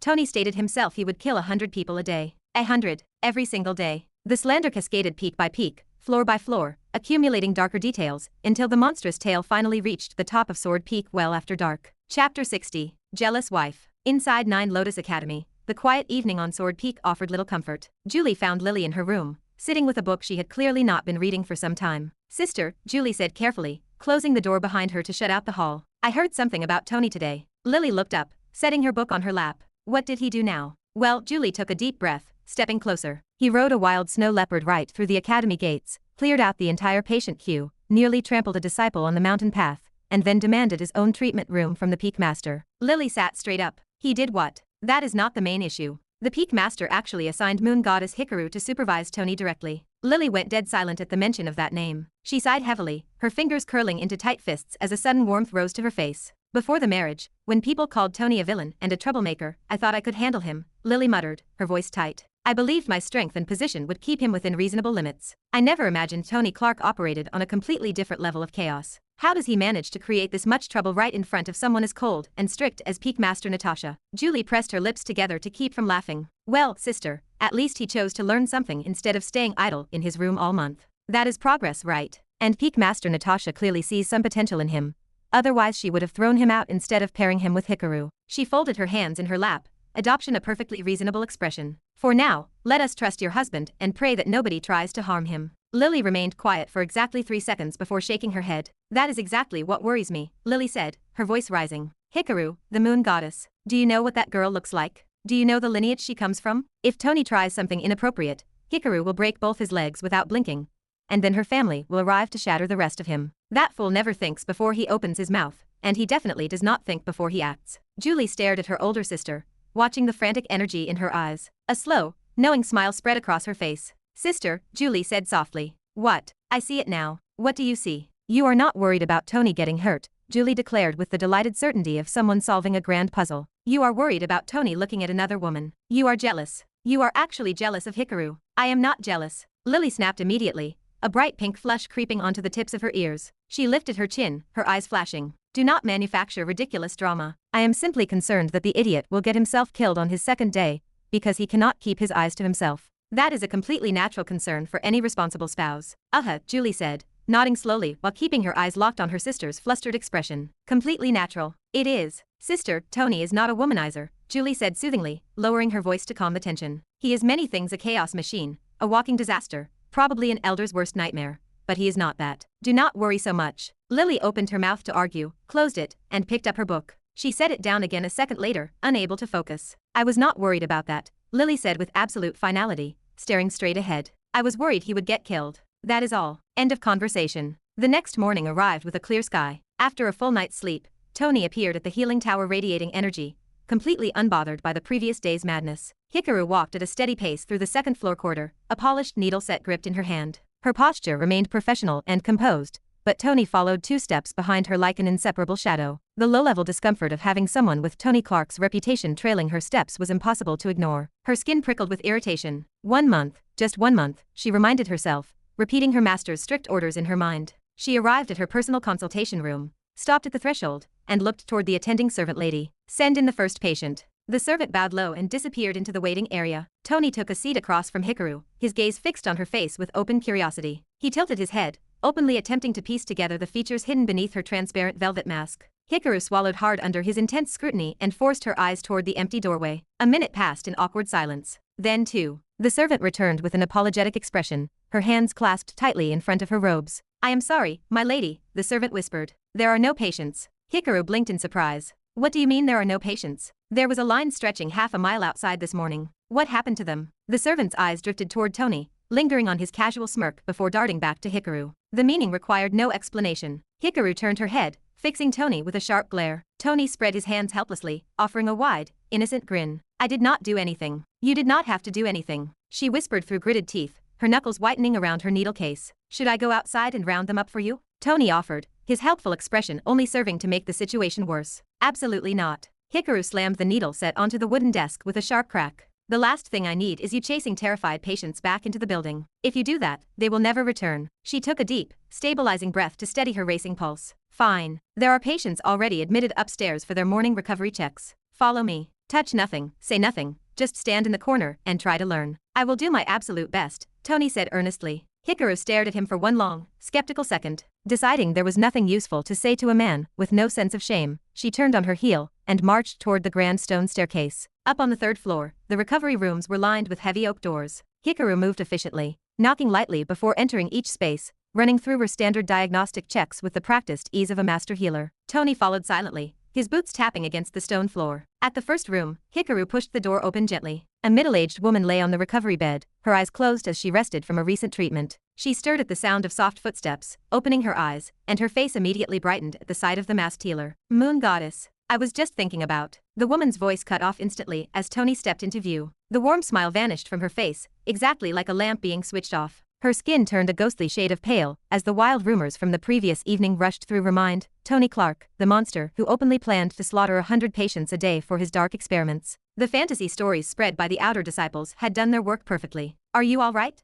Hikaru asked, hurrying to the bedside with furrowed brows. Is there sudden pain? Tell me what is wrong. No, I am completely fine. The woman gasped, her wide eyes locked entirely on Tony's casual posture. She pulled the blankets up to her chin, her voice trembling. There is absolutely no need to check anything. I feel perfect. Truly, the best I have felt in years. Please do not trouble yourself. Just leave me be. Chapter 61. Touching bottom line. No, I am completely fine, the woman said, her eyes locked on Tony. There is no need to check anything. I feel perfect. Best I have felt in years. Please do not trouble yourself. You were running a mild fever. I need to check your pulse, Hikaru said firmly, reaching for her wrist. The woman pulled her arm back into the safety of her sheets. The fever is completely gone. Totally. I can feel it. I do not need any more treatment, truly. I think I should check out tomorrow. Actually today, maybe right now. You have not finished your treatment course. Hikaru sighed, exasperated. That is fine. I feel very healed. Thank you so much for everything. The woman's eyes did not leave Tony for a single second. Tony waved at her pleasantly. The motion made the woman let out a small, strangled noise. Hikaru shot Tony a sharp warning glare, but she refrained from speaking. She packed her supplies and marched to the next room. An elderly man, thin and white-haired, leaned up on pillows with a book in his lap. He looked up when Hikaru entered, then his gaze slid instantly to Tony. Moon Goddess, the old man said carefully, his voice trembling slightly. I appreciate you coming. I must say though, I feel remarkably well today. Very well indeed. Considering. Considering what? Hikaru asked, already pulling a silver needle from her pouch. Considering everything, the old man said. His eyes tracked Tony as the young man walked over to the window, looking out at the morning sun hitting the mountain peaks. I really feel I do not need any more treatment. My body has healed on its own. It does that sometimes. Remarkable, really. You have 3 needle points that need to be closed properly, or your left arm will go numb by next week, Hikaru said flatly. Let it be. I will take the numb arm, the old man said. What? I will take it. Both arms, even. Thank you, Moon Goddess, you have been wonderful. Please do not waste your time. Enough, Hikaru snapped, her voice ringing out louder than she intended. Several assistants in the corridor outside went very quiet. Tony turned back from the window. Should I wait outside? Yes, both Hikaru and the old man barked simultaneously. Tony nodded and stepped out into the corridor, closing the door behind him. Through the thick wall, he listened to Hikaru completing the treatment. The old man made small noises of discomfort that sounded less like actual pain and more like the relief of a man who had narrowly avoided a disaster. The same scene played out 3 more times in the next 4 rooms. One patient pretended to be asleep so convincingly that Tony genuinely questioned if the person had passed out from sheer terror. Another asked Hikaru in a very polite, hurried whisper if Tony was there as a punishment for something she had done, and whether there was a different floor she could move to. A third simply pointed a finger at Tony, said a firm, final no, and turned his back to face the wall. By the 5th room, Hikaru had stopped reacting. She worked with the stiff, rigid expression of a doctor mentally revising her opinion of what a difficult shift looked like. In the hallway between the rooms, Tony moved close to her side. I have an idea. No, Hikaru said. You have not heard it yet. I do not need to hear it. Whatever it is, no. She picked up her pace, ignoring him. The last 2 patients on the floor actually allowed the treatment. They were 2 younger disciples who either had not heard the rumors yet, or were simply too unwell to care. Hikaru worked quickly and efficiently. Tony watched from the corner, his expression detached and completely devoid of interest.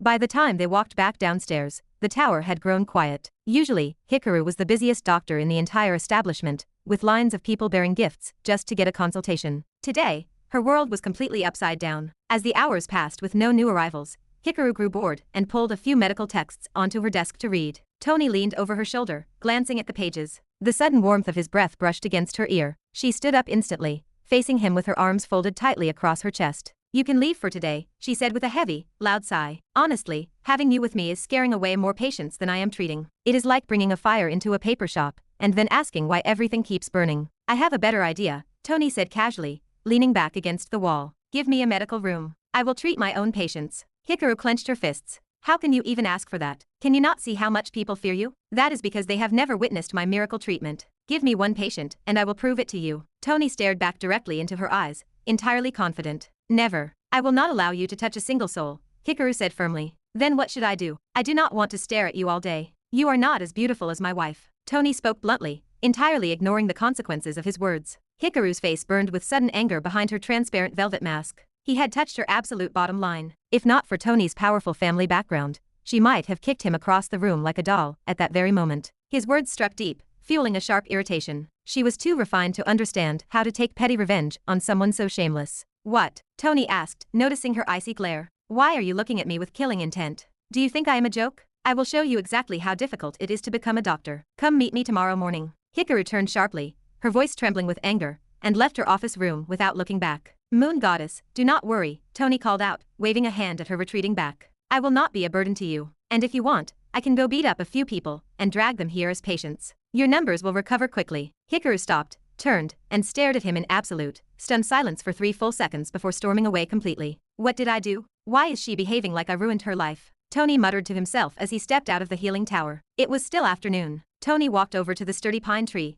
and untied the snow leopard. The beast immediately snapped its jaws, trying to bite his hand, but he directly slapped its snout and cursed at it. The leopard stopped its resistance, submitting into a low growl. Tony climbed onto its back, adjusted his grip on its ears, and guided the wild animal toward the Academy Food Hall. Chapter 62. Chaos in the Food Hall. 9 Lotus Academy operated on a strict hierarchy, where even something as simple as a daily meal reflected a disciple's value. Servants handled the cooking and delivery without fail, carrying trays directly to the residences of inner disciples 3 times a day. Core disciples enjoyed even grander privileges, commanding multiple personal attendants who managed every single aspect of their lives. Outside those ranks, luxury vanished. Outer disciples, visiting cultivators, and unaffiliated individuals faced a completely different reality. They gathered daily at the Academy Food Hall, standing in long lines to collect their meals like commoners. The system was a deliberate filter. The Academy invested nothing in those who lacked talent, making the distinction clear to everyone. Consequently, the food hall remained the most crowded building on the mountain, a melting pot of ambition, frustration, and quiet resentment. Noise, movement, and constant observation filled the space, turning the communal tables into the ultimate hub for gossip and news. Today, an unusual presence disrupted that routine. Tony Clark walked through the wide double doors, accompanied by the wild snow leopard. The massive beast showed no fear, moving with heavy, controlled steps, its piercing eyes scanning the room like a predator surveying its territory. The moment the giant paws hit the floorboards, the entire hall fell silent. People scrambled aside, clearing a wide path without a word. "That's him," an outer disciple whispered, ducking behind a pillar. "Tony Clark. The one from the rumors. He brought that monster inside." Tony ignored the staring. This was his first time stepping into the lower-tier gathering area. While the crowd was noticeably larger than anywhere else in the academy, the sea of faces did not interest him. He wanted food, not conversation. Lunchtime brought a fresh wave of disciples pouring into the hall, filling every corner with clattering trays and loud chatter, yet all attention gravitated toward Tony like iron filings to a magnet. He walked straight to the central counter, where a chef was busy searing meat on a hot iron grill. "I want something tasty for my pet," Tony said, leaning casually against the counter wall and gesturing to the leopard.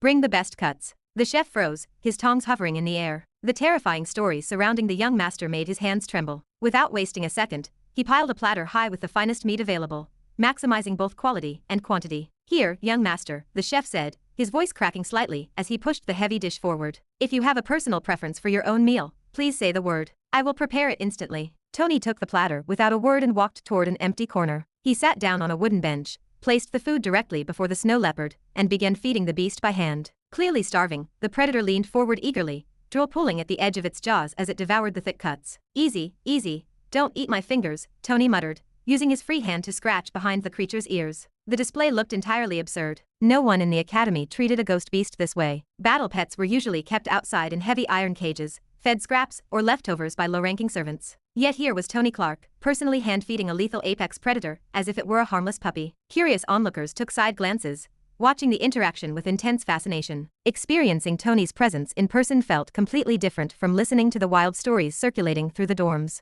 Still, no one dared to voice a question. No one wanted to risk his wrath. Tony remained completely immersed in the task. Watching the animal eat stirred a quiet satisfaction he had not felt in years. Back when the clan considered his talent non-existent, he had spent his solitary days with animals, feeding them, caring for them, and finding a strange comfort where humans offered only disdain. Those distant memories resurfaced, bringing a wave of calm to the noisy hall. For a brief moment, the afternoon progressed smoothly. A loud smash shattered the peace. The wooden table splintered as a heavy force struck the edge, sending the platter flying violently against the stone wall. Raw meat scattered across the floorboards. The snow leopard let out a furious, ground-shaking roar, its muscles coiling instantly as it prepared to spring. Every conversation in the hall died. Hundreds of eyes locked onto the source of the disturbance. Tony slowly turned his head, his expression darkening as his gaze landed on the instigator. A muscular youth stood over the ruined table, a massive iron warhammer resting on his shoulder. His posture remained firm, his face twisted in open contempt. Tony stared at the challenger for a few seconds, searching his memory, but the proud face and the weapon meant absolutely nothing to him.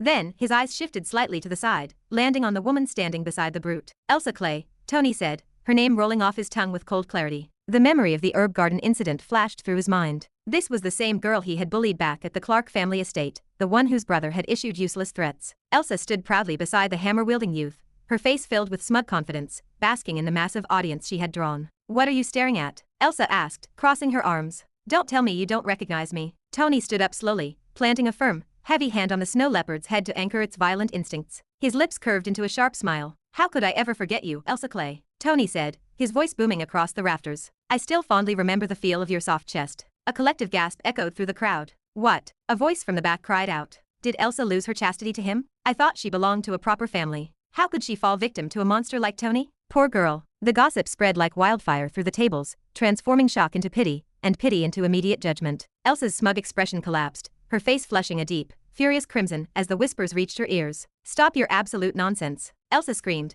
her voice cracking under the weight of the humiliating rumors. Her screech carried across the entire building, drawing even more spectators from the courtyards outside. Disciples pushed through the doorways, jostling for position to witness the unfolding drama. Several hands flew into robes, pulling out golden recording orbs and mobile devices to capture every single word. Chapter 63. Bullying in Public. Tony's single line detonated the entire food hall. The moment his words about Elsa spread through the air, the atmosphere turned chaotic. Conversations overlapped, whispers multiplied, and within seconds, the confrontation became a grand spectacle. Disciples from outside rushed in, drawn by curiosity, while others immediately activated their golden orbs and mobile devices to capture the moment. Tony stood calmly, completely unaffected, while the storm he created grew larger around him. The hammer-wielding young man shifted his gaze toward Elsa, his brow furrowing with doubt. "Bond, don't believe him," Elsa said in a hurried tone, struggling to face the suspicious stares of the crowd. "I won't even allow this fellow to touch my fingertips. He is just speaking nonsense." Tony tilted his head slightly, his expression almost thoughtful. Yes,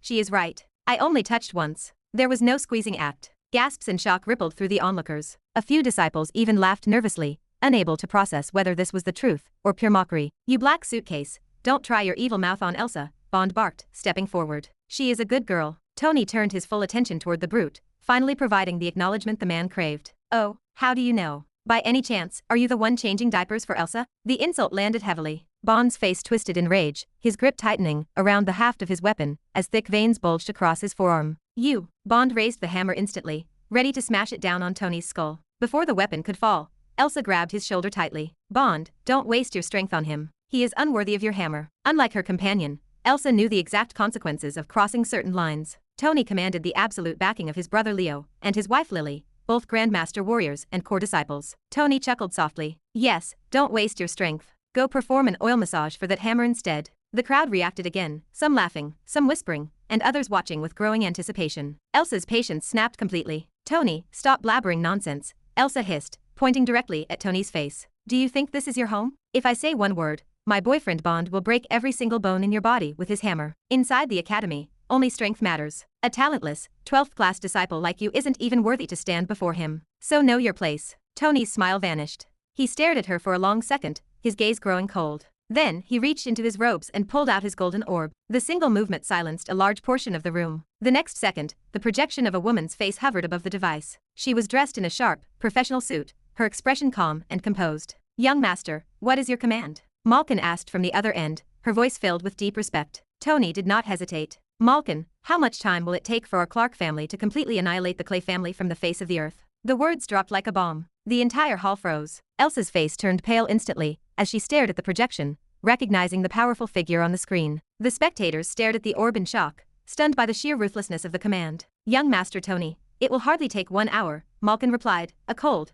devilish smile touching her lips. "Should I take action?" Absolute silence blanketed the food hall. Tony slowly turned his head toward the girl. "What do you say, Elsa?" Elsa Clay trembled violently. Her confidence vanished, her arrogance completely shattered. "I'm sorry, Tony. I forgot my own place," Elsa begged, tears streaming down her face, as she stepped back repeatedly. "Please, I beg you, don't involve my family. Please spare me. My father will kill me if he knows that I messed with the Clark family. Please." She turned and ran out of the hall, sobbing, without looking back. The crowd watched the retreat in stunned silence. Tony casually closed the golden orb and locked his gaze onto Bond. "What is it, lover boy?" Tony asked with a cold smile. "Do you also want a special show?" For a brief second, everyone expected Bond to back down. Instead, the youth burst into laughter. "Ha ha ha." Bond's laughter echoed loudly through the rafters, filled with arrogance and defiance. "You can't threaten everyone with your family name, Tony Clark. I have heard many stories about your evil deeds. Now I understand how shameless you truly are, using your family background to bully women." The crowd stirred again with rising anticipation. "But your tricks won't work against me, because I am an orphan," Bond continued, spinning his hammer confidently, as if victory were already his. "You can only beat me with strength, which you completely lack." "What a pity." Cheers began to rise from the surrounding tables. "Beat him. Yes, beat him. He is just an evil black suitcase. Beat him. He came through connections, he needs to know his place." The voices grew louder and more aggressive, feeding Bond's confidence. The individuals who lacked the courage to face Tony directly shouted from the safety of the crowd, hiding their faces carefully. Tony stood perfectly still, waiting patiently. He knew one rule clearly: the one who attacks first loses. He had survived many dangerous arguments inside the Clark family based on this single principle. In combat, the timing of action was everything. Bond, however, had already discarded all logic. "Why are you silent, pink boy? Now you realize your position? Ha ha ha, how do you feel? Do you feel helpless now?" Bond laughed confidently, increasing the circling speed of his hammer. The heavy weapon whistled through the air, building massive momentum. Beside Tony, the snow leopard crouched low, its muscles coiling as it prepared to spring at the slightest command. "Beat him, don't waste time," someone shouted loudly from the back. The pressure mounted, and Bond's breathing grew heavier. Finally, with a loud roar, Bond lunged forward. Ushu. The hammer shot forward with full force, aimed directly at Tony's head. People in the back rows stood up on the food tables to witness the impact. Oh my god. Chapter 64. Fake deathbed. The hammer shot forward with full force, aimed directly at Tony's head. People in the back rows stood up on food tables to witness the impact. Gasps erupted through the room. Onlookers leaned forward, expecting a brutal collision, while mobile devices tracked the movement eagerly to capture a lifetime spectacle. Everything stopped in the next fraction of a second. The heavy iron weapon did not move an inch. Bond's triumphant expression froze. Tony's left hand gripped the hammerhead effortlessly, catching it mid-swing as if it weighed nothing. Impossible. How did he stop that? Shock exploded across the hall. How? Bond muttered weakly. He strained against the handle, attempting to yank the weapon back, but the iron remained locked in place. Tony smiled before delivering his counterattack. His leg snapped forward. The kick landed directly on Bond's stomach, sending the brute flying backward across the room until he crashed hard onto the floorboards. Before the youth could recover, Tony stepped forward, wrenched the hammer away, and slammed it downward. The heavy weapon shattered instantly. The metal split apart under the force, and the fractured head embedded itself deep into the wood right beside Bond's pale face. Bond closed his eyes tightly, bracing for death, but the final blow never came. Today you will learn what happens when you place your butt in other people's affairs. Tony snapped his fingers. The snow leopard moved like a jumping shadow. It leaped onto Bond, claws tearing through his trousers, and painful screams erupted throughout the hall. The crowd froze. The very same people who had cheered moments ago now watched the scene in absolute horror. Tony bent down, grabbed Bond's thick leather belt, and with a single powerful motion, tied him up and hung his body from the iron support rod above the dining area. He turned around slowly, facing the entire audience. Does anybody else want to beat me? Please come up. I won't do anything to your family, or your mothers, or your sisters, or your wives, I promise. His voice echoed off the high ceiling. No one moved. Tony snapped his fingers again, and the snow leopard returned to his side instantly. Without another word, he walked out of the double doors, leaving behind a heavy silence and a story that would infect the entire academy by nightfall. The eastern corner of Sword Peak was not a place most disciples frequented at night. A lavish rock fort stood near the cliff edge. The building carried no nameplate, and it did not need one. Everyone knew it belonged to the top core disciple of the academy, Mark Smith.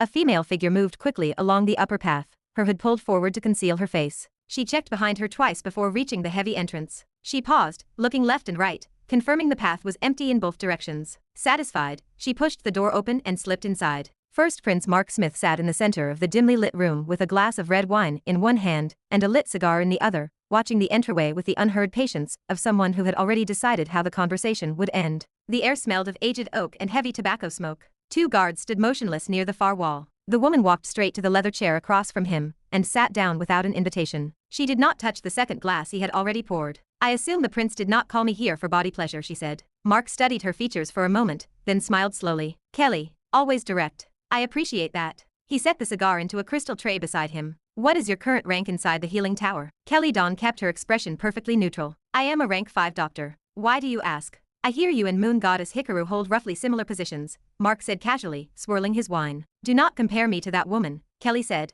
her tone turning flat and icy. My ability exceeds hers by a significant margin. She carries that goddess title because of her family lineage and nothing else. If we stood on equal ground with equal resources, I would command 10 times her reputation by now. She finally picked up the wine glass, holding the stem without drinking. Do not compare us. Of course, Mark replied smoothly, as if he had been waiting for that exact flash of resentment. I meant no offense. In fact, I called you here precisely because I believe your talent is being wasted in your current position. He leaned forward slightly, resting his elbows on the desk. I want to change that, if you do one small thing for me. Kelly looked at him steadily. If the prince is looking for pleasure, I won't deny your request, she said, her fingers moving to the top button of her robe, slightly shifting the fabric. I am not interested in that, Mark said, dismissing the gesture with a cold wave of his hand. If I wanted company, there are 100 women waiting outside that door right now. This is a business conversation, Kelly. Keep your robe on. Kelly paused, then slowly lowered her hand. A brief flicker of surprise and reassessment moved across her face before she buried the emotion. Then what do you need from a rank 5 healer? Do you know Tony Clark? Mark asked.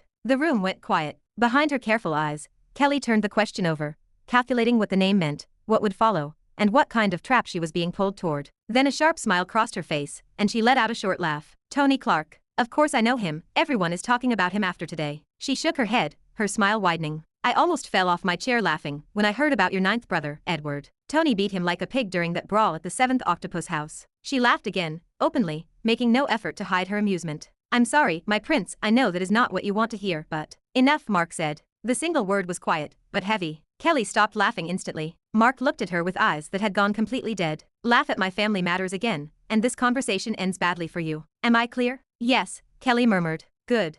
Mark picked up his cigar again, the tip glowing red. Here is what I need. Tony Clark is now assigned to the healing tower for 1 month. Starting tomorrow, I want you to position yourself close to him. Direct him, subtly, without him realizing, toward the patients who are closest to death. The ones who are already at the edge, the ones who won't survive regardless of treatment. His voice remained level and precise. Every one of those patients who dies while Tony Clark is nearby becomes evidence. The academy, the outside families, the public, they will all come to believe that Tony Clark is not just incompetent, but that he is deliberately killing people. That whoever goes near him dies. He paused, letting the malicious plan sink in. I want the entire academy to see the Healing Tower's newest member as a walking deathbed. Kelly listened to the proposal without showing any expression. When he finished, she remained quiet for a long moment. You want to destroy his reputation using dying patients. I want to destroy the Clark family's reputation, Mark corrected. Tony Clark is simply the tool. Kelly tapped one finger against the wine glass, thinking it through. She was not a sentimental woman. Having grown up in a Russian underground family, she weighed decisions in profit and loss, never feelings. She ran the calculation in her head. This is not a simple task, she said finally. Tony Clark is not an idiot. He might behave like a walking disaster in public, but he is not stupid, and he is not someone who forgets a debt.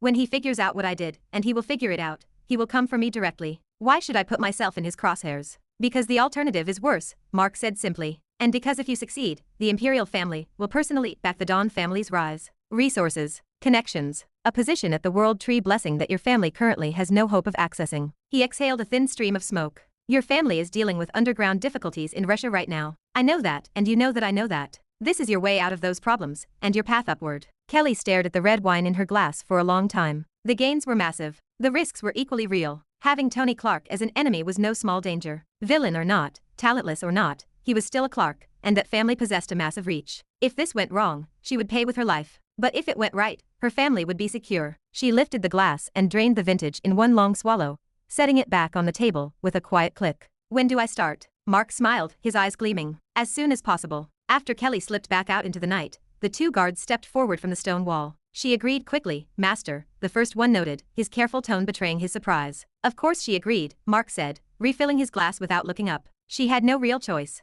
She knows exactly what happens to people who turn down requests from the Imperial family. He swirled the dark liquid once. Besides, ambition is very easy to manipulate. It is much easier than loyalty. Loyal people have limits. Ambitious people will walk through fire if the destination looks good enough. He set the crystal bottle down. You too, tomorrow morning you start spreading the next layer of rumors. Tony Clark, the deathbed of the Healing Tower. Every patient he touches, every room he enters, I want the story already circulating, before the first body drops. By the time a patient actually dies, everyone will believe they already foresaw it. He looked at each of them in turn. Understood? Yes, Master, both servants replied, their smiles matching his cold expression. Mark leaned back in his leather chair, lifted his cigar, and stared at the stone ceiling through the rising smoke. 1 month, Tony Clark. Let's see how you survive this. Chapter 65. Test of Medical Skills. By the time Tony went to sleep that night, his name had already spread across the world. In the dark web of the martial community, a video was circulating wildly. It showed a single scene of raw, brutal, undeniable dominance. That one recording was enough to shake perceptions that had been built for years. Many began speculating about Tony's true strength,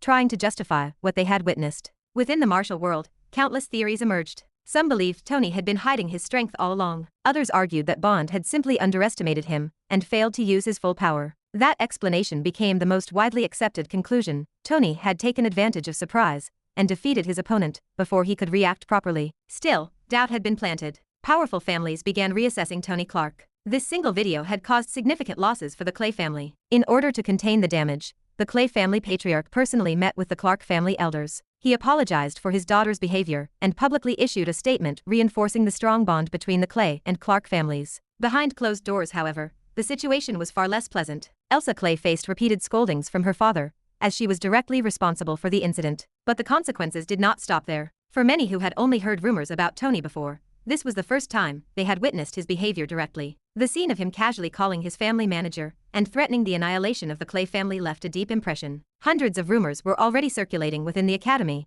and this video only intensified them. More and more people began labeling Tony as a villain, someone who used his family's power to dominate others without restraint. Tony, however, remained completely indifferent. He ignored all the drama happening outside and slept soundly inside his residence, wondering how the moon goddess Hikaru was going to behave tomorrow. The next morning inside the Healing Tower, Tony arrived exactly on time and stood waiting near the entrance. Yesterday she was clearly upset by my words. I should not have said she is not as beautiful as my wife, Tony muttered to himself while staring ahead. She must have planned something to punish me, but why is she still not here? Just as he finished speaking, a figure appeared at the entrance. Hikaru walked toward him with a steady pace, her face expressionless, her presence cold and sharp like a blade. Tony felt the temperature drop instantly. She is definitely not happy, he muttered under his breath. He forced a polite smile, trying to ease the tension. "Good morning, Moon Goddess." She did not even look at him. Stopping beside him, she stared straight ahead, her expression unchanged. "There is no need to go to patients. Nobody is there for us. Follow me to the underground training hall. From today onward, I will teach you to become a proper doctor." Without waiting for a response, she turned and began walking. Tony let out a quiet sigh before following behind her, silently cursing himself for provoking her the previous day. As they walked through the corridors, doctors, nurses, and patients turned their heads to watch. Their gazes lingered on Tony, filled with curiosity and judgment, but he ignored them all. They soon reached the underground section. The first floor was quiet, almost unnaturally so. Unlike the bustling upper levels, this area was filled with laboratory equipment, medicinal storage, and rows of herbs carefully preserved under controlled conditions. There were very few people and no unnecessary noise. They continued downward using the stairs, as no lifts were installed for the underground levels. On the second floor, Tony's eyes widened slightly. Books surrounded them, countless books. Shelves upon shelves filled the entire space, forming what looked like an endless library. "Is she going to ask me to read all these books?" Tony muttered, staring at the overwhelming collection. But Hikaru did not stop. She continued downward. Finally, they reached the third underground level. Tony paused. This place was different. A cold, heavy atmosphere filled the air. Rows of preserved bodies hung in perfect alignment. Organs floated in glass containers filled with preserving liquid. Unlike skeleton displays, these bodies were intact. Muscles, skin, structure, everything was preserved exactly as it was at the moment of death. It was a silent archive of death, a library of corpses, and it was massive. The space was larger than any of the upper floors, almost resembling a hall meant for gatherings, yet filled only with the dead. Tony's expression sharpened slightly. At the center of the room stood a large stone table, designed for dissection and operation. Hikaru walked toward one of the glass chambers, activated a handling device, and carefully extracted a preserved corpse. She placed it on the table with precision, then began arranging surgical tools methodically. Gloves, mask, equipment, everything was prepared with cold efficiency. She tossed a spare set toward Tony, and he caught it silently. Now they stood opposite each other. Between them lay a lifeless body. "Show me," Hikaru said, her arms folded, her gaze locked onto Tony. Tony stepped closer and examined the corpse. Interesting. His eyes moved across the body, analyzing. The damage was not external, it was internal. Specifically, the spinal meridians were targeted. The core pathways that carried life energy had been completely destroyed. This was a martial artist, Tony concluded internally. Hikaru watched him with a cold look. "What's the problem,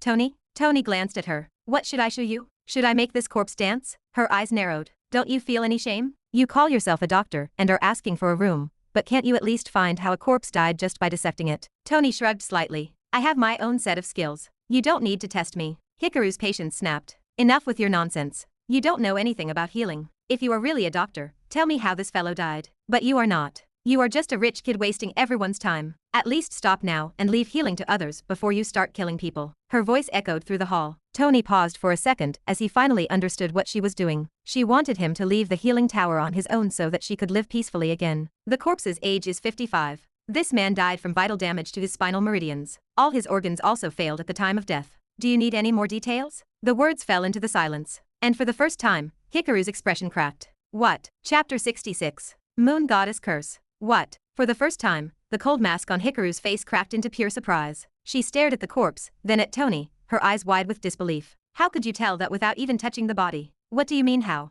Tony flashed a proud smirk, leaning casually against the edge of the stone table. "I am a doctor, whether you choose to believe it or not." Hikaru fell silent, her mind racing as she processed the fact that Tony had given the exact, correct diagnosis. She searched for any logical explanation, but after a long minute, she came up completely empty. Determined to prove it was a fluke, she marched over to another glass chamber, hauled out a second corpse, and placed it flat on the table. "Tell me," she demanded, her voice tight with urgency. "How did she die?" "Blockage of blood to the heart, likely caused by a low-level martial technique," Tony said. He barely glanced at the body before offering the answer. Once again, Hikaru froze. She had intentionally selected a more complex case this time, yet he answered instantly, without a single hint of doubt or hesitation. She turned back toward the glass chambers, reaching out to pull a third body from the archive. Before her fingers could touch the latch, Tony caught her hand. "Kidney failure," he said, his grip firm on her wrist. Someone smashed a fist into his back using the skyward fist technique. Tony maintained his hold on her hand, leading her down the long row of preserved specimens. He pointed at one body after another, explaining the exact cause of death for each one in under 5 seconds. Hikaru moved like a puppet, completely dumbfounded, her mouth slightly open under her velvet mask. In her shock, she entirely forgot that Tony was holding her hand like a lover, pulling her along the gallery of the dead. Her medical worldview shattered around her. Only a 7th-ranked doctor should be capable of this kind of diagnostic stunt, she thought, a sudden wave of panic rising in her chest. But him. It should be impossible. She finally dug her heels into the stone floor after the 13th corpse. Tony stopped as well, feeling the resistance, and turned around to face her. There is no need to see more, Hikaru said reluctantly, pulling her arm back. I admit it. You are a doctor. Now you realize? Tony let out a casual laugh. That's good. Go tell the Peak Master to allocate my room. I want to start treating patients. Hikaru stood frozen, unable to make a decision. Even though her arm was free, her pulse was still hammering from the sheer absurdity of the display. Part of her knew he deserved a consultation room, based on this supernatural skill alone, but his reputation as a walking disaster made her hesitate. What's the issue? Tony asked, watching her closely as she stared blankly at the floor. If you still doubt me, give me more tests. I will prove my skill. I cannot just, Hikaru stammered, unable to finish the sentence. What do you mean you cannot? If you still don't believe my medical prowess, I can even cure your moon goddess curse. The words echoed through the underground vault. Hikaru's entire body shuddered in fear. She snapped her head up, staring at Tony with complete shock and astonishment. Utter silence filled the room, heavy and suffocating. Her mind exploded. The moon goddess curse was a secret completely unknown to outsiders, guarded so fiercely that even the male members of her own family were kept in the dark. Hikaru Luna was her full name, and she belonged to the prestigious Luna family of Japan. Unlike other wealthy clans, the Luna family possessed a devastating advantage: the peak sky rank moon goddess breathing technique. Only female descendants were permitted to practice it, allowing them to absorb moonlight and build martial strength at a terrifying pace during night cultivation. However, the power came with a hidden price. During the day, the technique caused an intense, agonizing itching sensation beneath the skin. The women managed the symptoms using rare herbs and specialized medical solutions, but a permanent cure did not exist. To make matters worse, the torment peaked on a no-moon night, turning into a burning pain that drove the victims to the brink of madness. This was the Luna family's absolute bottom line. If rival clans discovered this vulnerability, they would create specific poison elixirs to wipe out the lineage. A sharp metallic click broke the silence as a hidden dagger slid into Hikaru's left hand. What? You want to murder me for diagnosing your sickness? Tony asked, his cold smile never wavering as the blade caught the dim light. How do you know about the moon goddess sickness? Hikaru demanded, her voice dropping to a lethal whisper as her knuckles turned white around the hilt. Tell me the truth. Do not play games with me. How do I know? I held your hand just now and took your pulse, Tony explained, entirely unbothered by the weapon. I can clearly sense the unnatural friction beneath your skin. It matches the exact profile of the moon goddess condition. If I am not mistaken, a no-moon night drives you crazy with pain. Am I right? Hikaru hesitated, her gaze locked onto his confident smile. She could not comprehend where his lack of fear came from. Killing him here would be simple, but surviving the fury of the Clark family would be impossible. Sooner or later, the elders would trace his death back to her. If not for his monstrous family background, she would have driven the blade into his throat already. Tony, stop this nonsense, Hikaru threatened, keeping the dagger level with his chest. Even Peak Master Natasha could not identify this affliction. Speak the truth, or I will not hold myself back. First of all, you cannot kill me with that tiny toy. I am much stronger than you think, Tony said, offering a loud, exaggerated yawn. Second, my healing arts simply exceed your level. That is why a simple touch told me everything. Now, you have only one choice. Let me treat you, or we both take this secret to our graves. Hikaru stood perfectly still for a long time, weighing the consequences. Finally, she accepted the reality of the situation and snapped her wrist, sending the dagger back into her storage ring. Tell me, Hikaru said, crossing her arms tightly over her chest to hide her trembling fingers. How do you intend to treat me? The temporary fix is simple. A precise meridian massage will suppress the daytime itching, Tony stated calmly, deliberately withholding the deeper complexities of the process. But for a total cure, I must treat you on a no-moon night, when your body is at its weakest and the pathways are fully exposed. The process involves manipulating multiple forbidden pressure points. My methods are entirely different from anything you have ever learned. Chapter 67.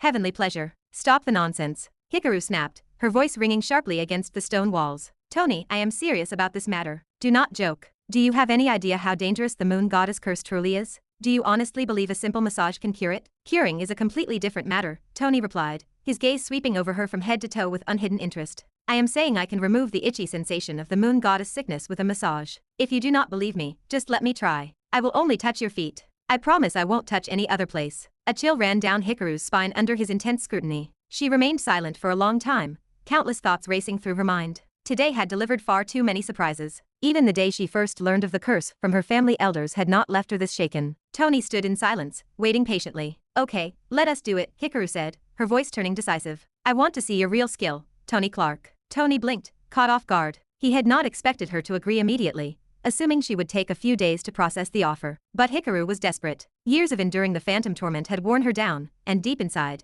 she secretly prayed for a solution. Without waiting for him to reply, she cleared the stone table, wiping the surface clean with wet tissues. Then, stepping back, she removed her shoes and stockings. What are those rubber bands around your legs? Tony asked, frowning at the numerous small, band-like objects constricting her skin at various points. These things help suppress the itching and the pain, Hikaru replied, unfastening them one by one. What? Your blood flow must be terrible with those on. Controlling the agony is more important than blood flow issues, Hikaru said, climbing onto the table and lying flat on her back. A rare hint of pity touched Tony. She was actively torturing her own body just to survive the backlash of the moon goddess martial technique. Shall we begin? Hikaru asked, closing her eyes tightly. Tony's gaze settled on her snow-white feet. With her slender legs, curvy silhouette, and striking features, she looked like a living replica of the moon goddess itself. He rubbed a dollop of moisturizer into his palms and sat comfortably at the base of the table. Hikaru peeked open one eye, watching his face. From her position, looking past the curve of her chest, Tony's face appeared like a rising sun between two mountain peaks. Tony cracked his knuckles, stretching his fingers wide. Close your eyes and control your voice. Wait, what do you mean by ah? An unexpected moan of pure pleasure escaped her lips. Tony flinched at the volume. What did you just mmm? The words cut off as her mouth involuntarily cried out again. The echoes of her moaning vibrated through the subterranean vault. Fortunately, the third underground level remained completely deserted, otherwise anyone nearby would have grossly misunderstood the situation. Do not move. Stay still, Tony warned, his voice firm, as he pressed a specific meridian point at the exact center of her arch. Do not turn a foot massage into something scandalous. Ah. Hikaru's body twisted on the stone table. She tried to yank her leg back, but Tony's grip remained unyielding. A powerful sensation erupted from her solace, surging up her legs and cascading through her entire body. The overwhelming wave washed away the chronic irritation completely. She had never experienced such intense, profound relief in her life, not even in her most private moments. It transcended simple physical pleasure. Something deeper, dormant within her pathways, had suddenly awakened. Hikaru covered her mouth with both hands, desperate to stifle the noise, while Tony maintained his calm, precise rhythm. Internally, Tony shared her surprise. He knew his technique would provide relief, but the sheer intensity of her reaction exceeded his expectations. Hikaru's body grew entirely responsive under his touch. His hands moved with steady confidence, manipulating pressure points and guiding the flow of trapped energy. As the minutes ticked by, Hikaru lost the strength to fight her own voice. She stopped resisting, letting out free, breathless groans, completely forgetting her pride and her surroundings. Tony observed her reactions silently, focusing on his work. For a fleeting second, a stray thought crossed his mind about how this method might affect other parts of the body, but he quickly dismissed the distraction. Heavy consumption of his own life energy began to take its toll, leaving him slightly exhausted. He had never expected the proud moon goddess to be his very first patient, so he poured more effort into the treatment than necessary. To Hikaru, it felt as though she were floating on clouds, drifting on endless waves of warmth. Then, everything stopped. The sensation vanished instantly. Ha, why did you stop? Hikaru opened her eyes in confusion, her cheeks flushed a deep, vibrant pink. The treatment is over, Tony said, stepping back calmly. Do you still feel the moon goddess curse? But. Hikaru almost begged for more, catching herself just in time before the embarrassing words could leave her mouth. I did my best, Tony said, washing his hands with a bottle of sanitizing gel. According to my calculations, you won't experience any daytime itching for the next week. See for yourself. Hikaru lay still, trying to steady her erratic breathing and calm her racing emotions. Just as he predicted, the torment was gone. The deep-seated discomfort that had plagued her for years had vanished without a trace. I will wait for you upstairs. Clean yourself up first, Tony said, turning toward the stairs without looking back. Hikaru did not understand his comment at first, but then she looked down at her clothes. God. Her robes were completely drenched in sweat, the damp fabric clinging tightly to her skin. Her face burned with intense embarrassment. Chapter 68. Information is wealth. The observation room on the 13th floor of the healing tower was quiet. Emma Rock opened her eyes slowly. The ceiling was white, clean, and familiar. She had stared at it enough times to know every hairline crack in the plaster. The light through the window was afternoon light, golden and low, which meant she had been unconscious longer than she thought. Peak Master Natasha sat beside the bed, hands folded in her lap, her expression warm. How do you feel? Emma tested her fingers, then her arms. She braced for the familiar dull ache in her chest that never fully went away, then nodded slowly. Better than last time, right? Natasha asked, tilting her head toward the digital clock on the wall. You recovered 3 days faster than your previous fall. Emma blinked. 3 days was significant. She knew better than anyone how these attacks usually went, with the frost spreading, the yin channels locking, and the long, painful crawl back to consciousness. 3 days faster meant something had changed. Thank you, Master, Emma said, her voice still rough. Did you use a new method? Something different this time? Not the method, Natasha said. The materials. The herbs used in your treatment this round were in peak condition, better quality than anything the core disciples brought back last month. Fresh, properly handled, and at full potency. She gave a small, satisfied nod. The results speak for themselves. Emma was quiet for a moment. Did you send someone specific to collect them? Your personal disciples? No. Natasha's expression shifted into something between amusement and exasperation. It was Tony Clark, that troublesome rich kid who is currently causing chaos in my tower. You probably haven't seen him yet, since he only arrived 2 days ago. He rode a snow leopard through the academy gates, demanded a personal treatment room, and somehow managed to scatter my entire patient queue before lunch on his first day. She shook her head. Very hard to manage. But the herbs he brought were exceptional. Emma went still. The name hit her hard, not with pain exactly, but like something cold pressing against a bruise. Her fingers, resting on the blanket, curled slightly. Master, Emma said, her voice carefully controlled. I don't want that person's help. Not for my treatment. Not for anything. Natasha looked at her. Emma, I mean it. Emma stared at her mentor. Please don't use anything he brings for my treatment. I don't care about the quality. Natasha studied the girl's face for a long moment, reading the unspoken tension. Then she leaned back with a small sigh. Don't worry yourself over it, Natasha said. Honestly, Tony Clark will be gone within the month regardless. He has to pass the academy entrance examination before his 30 days are up, and from what I can see, that is not a simple matter for someone of his current rank. Once he fails the test, he leaves the academy entirely. She patted Emma's hand once. Rest. Eat something. He won't be our concern for long. Emma let out a slow breath and nodded. She stared back up at the ceiling after Natasha left,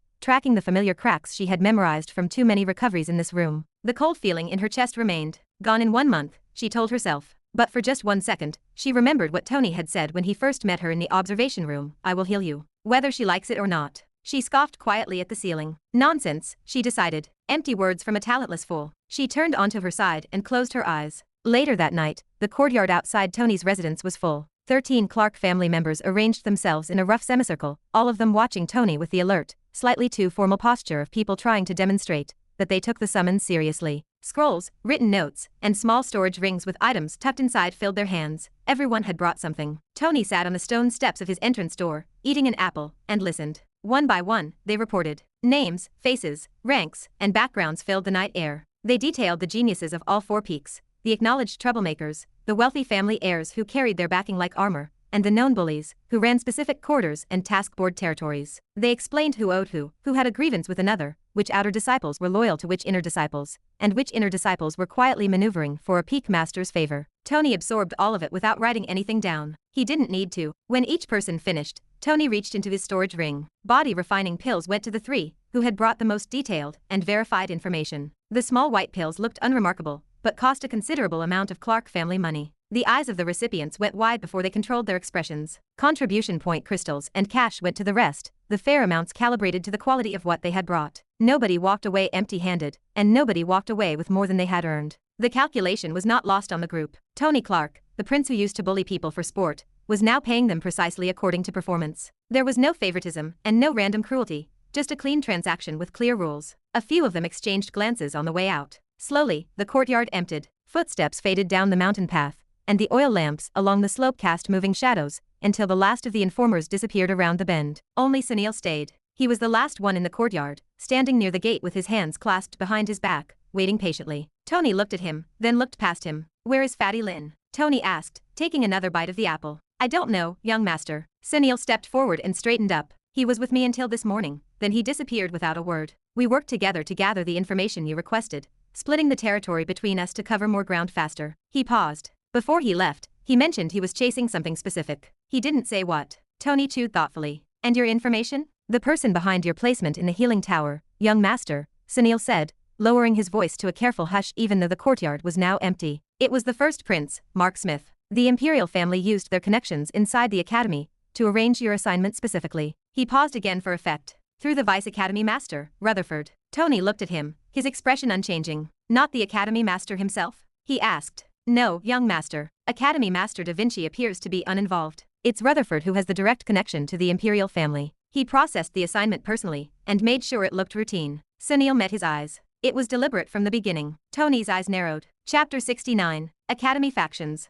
Not the Academy Master himself? Tony asked. No, young master. Academy Master Da Vinci appears to be uninvolved. It is Rutherford who has the direct connection to the imperial family. He processed the assignment personally and made sure it looked routine. Sunil met his eyes, his voice steady. It was deliberate from the beginning. Tony turned that over quietly. For the last 2 days, he had assumed the Academy Master was the axis the conspiracy rotated around. That assumption had been wrong, which meant his read of the entire situation needed adjusting. The Academy factions, Tony said, tossing the apple core aside. Give me the full picture. Sunil nodded. 2 main groups. The first supports the current Academy Master, Da Vinci. Sword Peak falls here, and Da Vinci has the edge in pure strength, which keeps the balance tilted slightly in his favor. The second faction supports Vice Master Rutherford, who controls Rising Sun Peak and Falling Sun Peak. He has been building toward replacing Da Vinci for years, patient, careful, and using every connection he possesses. Sunil paused, letting the wind whistle through the courtyard before continuing. Peak Master Natasha of the Healing Tower is neutral. She declared openly that she has no interest in academy politics and answers to neither faction. Both sides have tried to bring her over, and both sides have failed.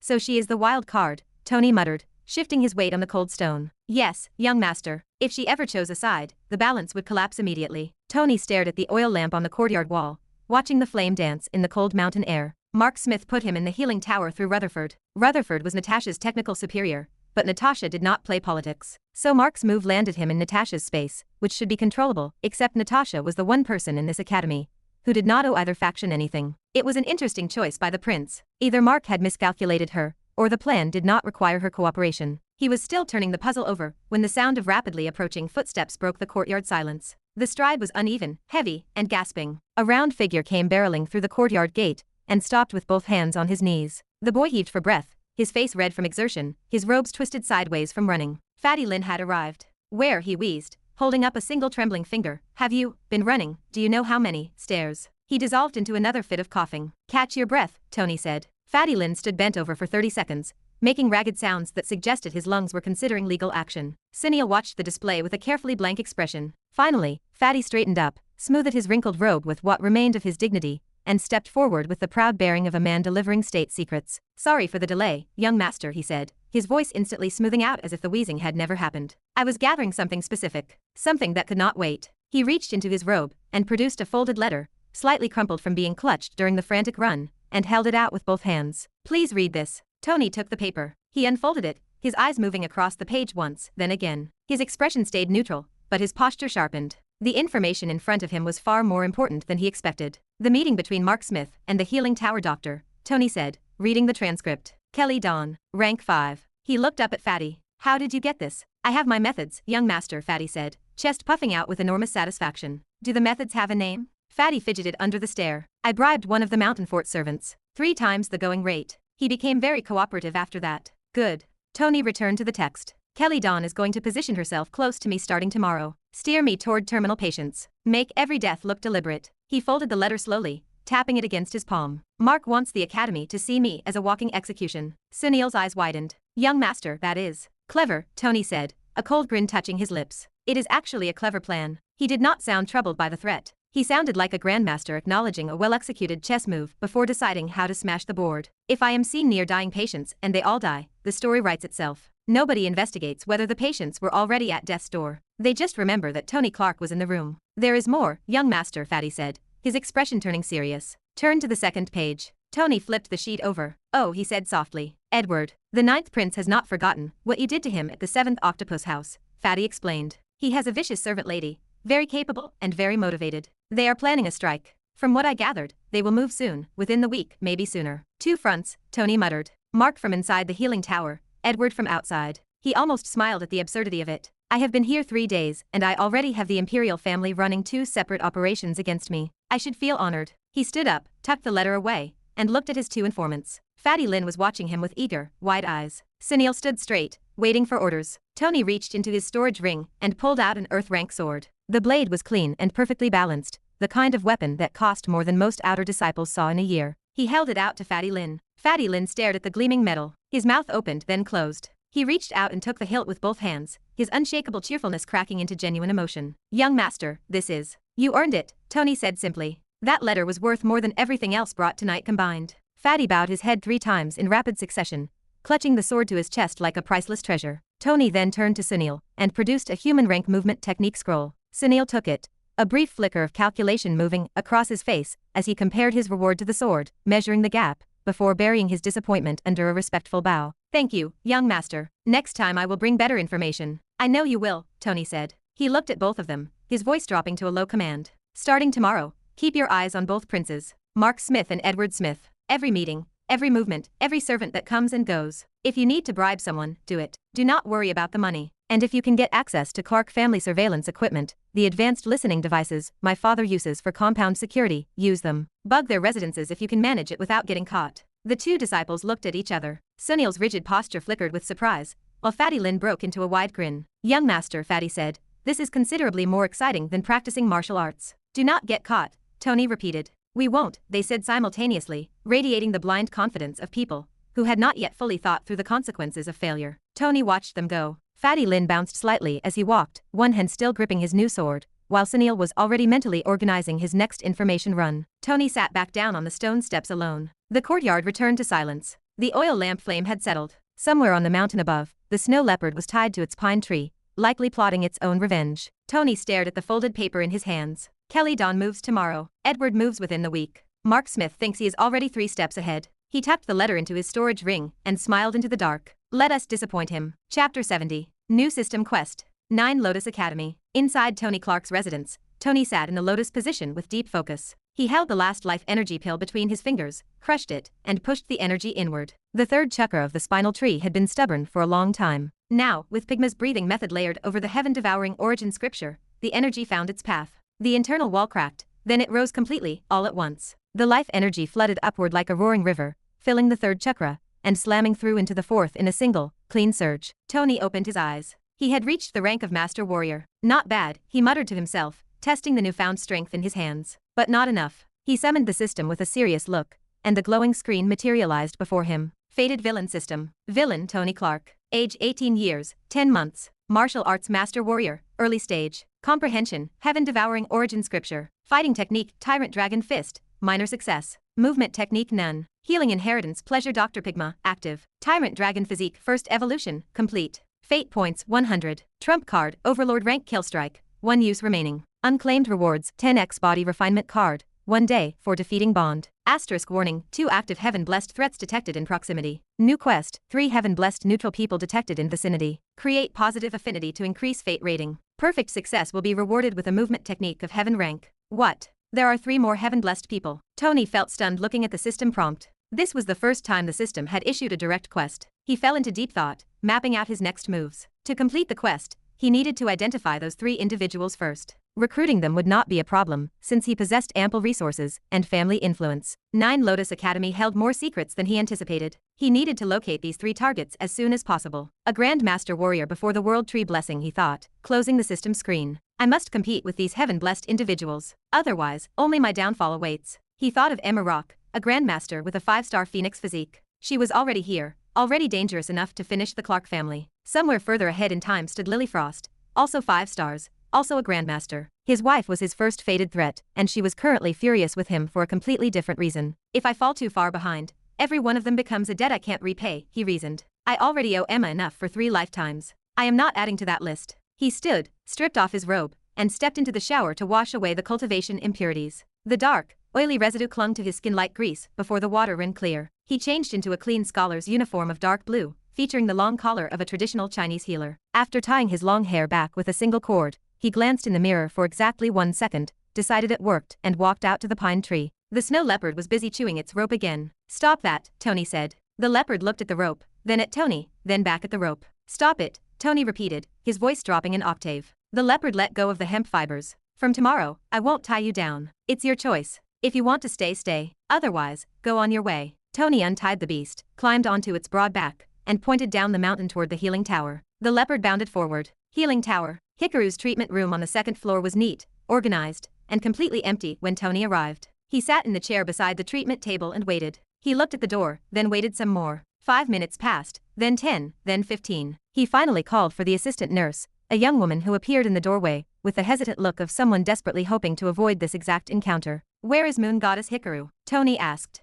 I'm not sure of her exact location, sir, the nurse said carefully, her eyes darting away. Is she coming today? She may have adjusted her schedule due to the patient situation. She paused, shifting her weight. The patients have been reluctant to book appointments. Her eyes drifted back to Tony's face, then away again, her silent glance shouting that they both knew exactly why the queue was empty. I see, Tony said pleasantly. Thank you. The nurse bowed and vanished into the corridor. Tony leaned back in the chair and stared at the ceiling. I thought after my massage, she would support me. It seems my fate still hasn't changed. The sound of crisp footsteps echoed outside. Tony turned immediately, expecting Hikaru, but a different woman in a doctor's uniform stood in the doorway. 5 gold stars were stitched onto her breast pocket, marking her as a rank 5 healer. She was in her early 20s, poised, and wore a bright, unprompted smile. You must be Tony Clark, she said, stepping inside without an invitation. I heard you were waiting. I'm Kelly Dawn, a rank 5 doctor and 3rd floor specialist. She tilted her head, assessing him. Kelly Dawn, Tony thought, the name instantly triggering the memory of Fatty Lynn's message about her secret meeting with First Prince Mark Smith. "That's kind of you," Tony said, offering a warm, slightly too impressed smile. It was the same expression he had perfected at Clark family banquets over many years of pretending to like people he despised. "I was worried I'd be sitting here all day." "Nonsense." Kelly laughed lightly, waving a dismissive hand. "We don't waste talent in this tower. Even if Hikaru is occupied, there's plenty to learn." She leaned forward against the table, her low neckline intentionally shifting to reveal her cleavage. "Between Hikaru and me, I'm far more experienced in practical treatment anyway. She has the title, but I have the results." A small, knowing smile played on her lips. "I think you'd learn more with me." "I think you're probably right," Tony said, standing up with an expression of complete sincerity. "Then follow me. You will know the difference soon," Kelly said, her smile widening. She clearly had not expected Tony to follow her lead so easily. Kelly started with simple cases, guiding him to see 2 routine patients on the first floor. Both patients fled the room the moment they saw Tony, a reaction Kelly laughed off with practiced ease before smoothly redirecting their route toward the second floor. Tony followed along closely, asking occasional questions that were just naive enough to seem real, all while analyzing her every movement. She was genuinely talented. Her needle technique was clean, and her diagnostic instincts were sharp. Under different circumstances, Tony would have been glad to work with her. But under these circumstances, he was simply observing her plays and waiting for the trap to spring. The moment arrived on the third floor. Kelly made direct eye contact with a few assistant nurses, who stood ready beside a curtained bed, waiting to ensnare Tony Clark. Chapter 71. Treating Cancer Girl. Kelly continued to act polite and cheerful around Tony, occasionally brushing against his arm, shifting her posture to show off her low neckline, and even holding his hand with exaggerated fondness. Any ordinary man would have fallen straight into her romantic trap, but Tony observed the entire performance with a calm, knowing smile. "Be very careful, Tony. The patients on this floor are critical cases," Kelly said, walking down the corridor with the easy grace of someone on familiar ground. "Terminal illness, organ failure, late-stage conditions. Most of them have weeks left at best." She glanced back over her shoulder, meeting his gaze. "As a healer, you learn the most from the hardest cases. That is where real skill shows itself." "That makes sense," Tony replied. Of course it made sense. She wanted him near dying people so that, when they inevitably passed away, blame would fall squarely on him,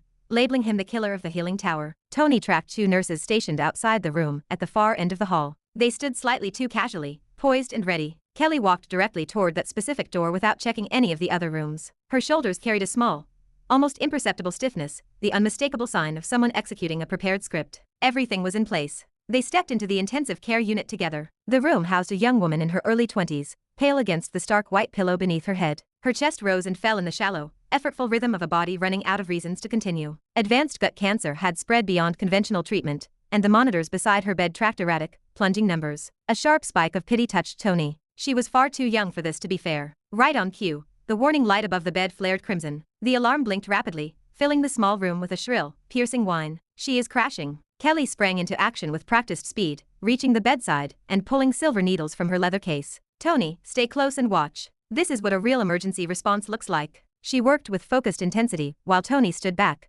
analyzing her technique. The needles sank into precise anatomical points. Her placement was good and her theory was correct as she channeled her own life energy through the steel threads. The monitor numbers wobbled, climbed slightly, and then dropped right back down. They climbed, then dropped. Climbed, then dropped. The patient's condition refused to stabilize. She hovered in a terrible middle zone, not dying fast enough to be beyond help, yet not recovering enough to sustain herself. Kelly's eyes cut sideways toward the door. The 2 assistant nurses exchanged a quick nod and stepped out into the corridor. "We will get the emergency compression equipment," one of them announced loudly, their footsteps fading instantly. "Good acting," Tony thought. Kelly turned to him, her face tight with artificial gravity. "Tony, I need to get the specialist medicine from the dispensary. It is only on the first floor, but there is no time. Stay here and maintain her life energy. Just channel it through the needles already in place. Do not remove anything. Can you do that?" She was already moving toward the exit before finishing the sentence, not waiting for a confirmation. The decision was made, the stage was set, and she slipped out of the room with the confident stride of a saboteur. The heavy door swung shut behind her. Tony stood entirely alone with the dying girl, the blinking red alarm, and a pattern of needles that was technically correct, but fundamentally insufficient. He studied the monitors, the needle placement, and the young woman's face. Her shallow breathing grew fainter by the second. Then he looked toward the glass pane of the door. Through the thick wood, distant voices began gathering in the hallway, a crowd forming out of nowhere. Kelly's nurses were spreading the word with efficiency. "Tony Clark is alone in the emergency room. Tony Clark is operating on a critical patient. Come and see. Come watch what the villain does when nobody is supervising him." Tony reached into his dark blue uniform and pulled out his personal needle set, the brand new kit he had collected from the supply counter 2 days prior. He placed the leather wrap on the metal tray beside the bed. Then, with clean, rapid movements, he removed Kelly's needles one by one, tossing them aside. Outside the room, the voices grew louder, pressing against the glass. He is in there alone? Someone needs to stop him. That patient could die. She is already critical. If Tony Clark touches her, she won't survive. Where is Dr. Kelly? Where is Moon Goddess Hikaru? Someone get Peak Master Natasha. Tony ignored the rising uproar. He slipped the first needle from his own set,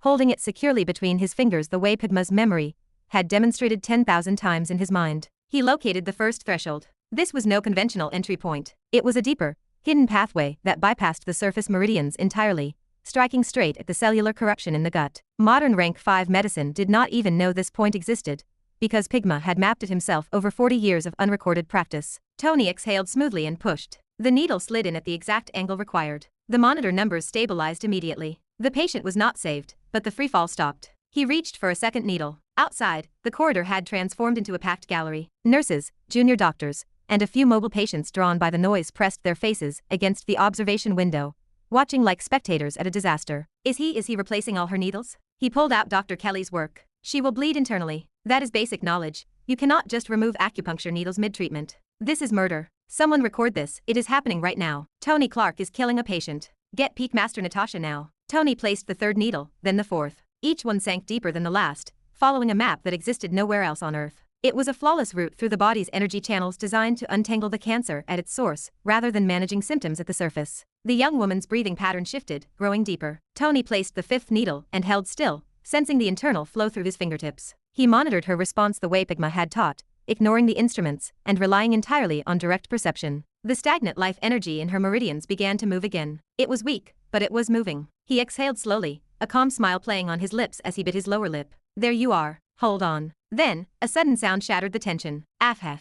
The young woman's voice broke out of the room, cutting through the heavy door and echoing into the corridor like a thunderclap. The moaning cry was loud, sudden, and raw. The crowd outside went completely silent. Every single face at the window froze. Every breath caught. The junior doctor recording with his golden orb stopped moving mid-gesture, and the nurse who had been about to run for the Peak Master skidded to a halt with one foot raised. Nobody moved. Nobody spoke. They stared at the closed door of the intensive care unit, looking past the glass where Tony Clark's back remained visible, trying to process what that sound meant. In that frozen, breathless silence, not a single person in the hallway could say for certain whether they had just heard an expression of agony, or something else entirely. As Tony stepped back to obscure the small observation window, wild speculation ignited through the crowd. Is he actually doing that? Chapter 72. Tony Clark is violating a dying patient. Afhef. The young woman's voice broke out of the room, and into the corridor like a thunderclap. Nobody moved. The sound came and went in less than 2 seconds, but it did all the damage. The corridor outside the emergency room was packed now, 24 people pressed against the walls and the door window, all staring at the same closed door with varied looks. Another bomb detonated. Ah! The cry rose louder this time, clearer, the kind of sound that traveled through walls, down corridors, and up stairwells. The corridor erupted. What is happening in there? Is that the patient? Is she in pain? That doesn't sound like pain, someone said, his tone caught between horror and scandal. That sounds like. Nobody had the guts to finish that sentence. Someone get Peak Master Natasha right now. 3 junior nurses bolted for the staircase simultaneously, nearly knocking each other down. The crowd at the window pressed closer, some standing on their toes, craning for any angle that might show them more than a closed door. Inside the room, Tony ignored all the commotion. He worked with absolute focus. Pygma's treatment for pleasure was not a fast process. It was meticulous and layered, each needle building on the last, a sequence that had to be executed in precise order, or the whole structure collapsed. The young woman's body fought it at first, the corrupted cells resisting the life energy like a body rejecting something foreign. Tony adjusted. He felt the resistance through his fingertips and rerouted the flow the way Pygma's memory showed him, following paths that conventional medicine had not mapped. The moaning sounds continued as the young lady experienced immense pleasure in place of pain. Tony mopped the sweat from his forehead with his sleeve and moved to the next needle point. Just a little more, he said quietly to the young woman. Stay with me. Kelly Dawn returned to the 3rd floor within 10 minutes of leaving, her medicine box in hand and her expression arranged into urgent concern. She found the corridor already crowded and the room door still closed. Ah! The sound echoed from inside. Her heart shook for a second. She had only expected the patient's death and stood ready to push all the blame on Tony, but this was different. Seems like Tony is in bigger trouble. An evil grin touched her lips. She pushed to the front of the crowd. Someone needs to go in there. That patient is critically ill. Whatever Tony Clark is doing, it needs to stop immediately. Should we break the door? A junior doctor asked. Are you dumb? This is the healing tower, a rank 3 doctor scoffed. There is a critically ill patient in there with an untrained person, and no qualified doctor present. What are we waiting for? Everybody, that is Tony Clark inside, a fat doctor cried out, imparting sense to the crowd. Does anybody want to go against the Clark family? Kelly bit her lower lip in thought. Spread the word faster, she told herself, looking sideways at two of her prepositioned servants. The pair immediately caught her drift,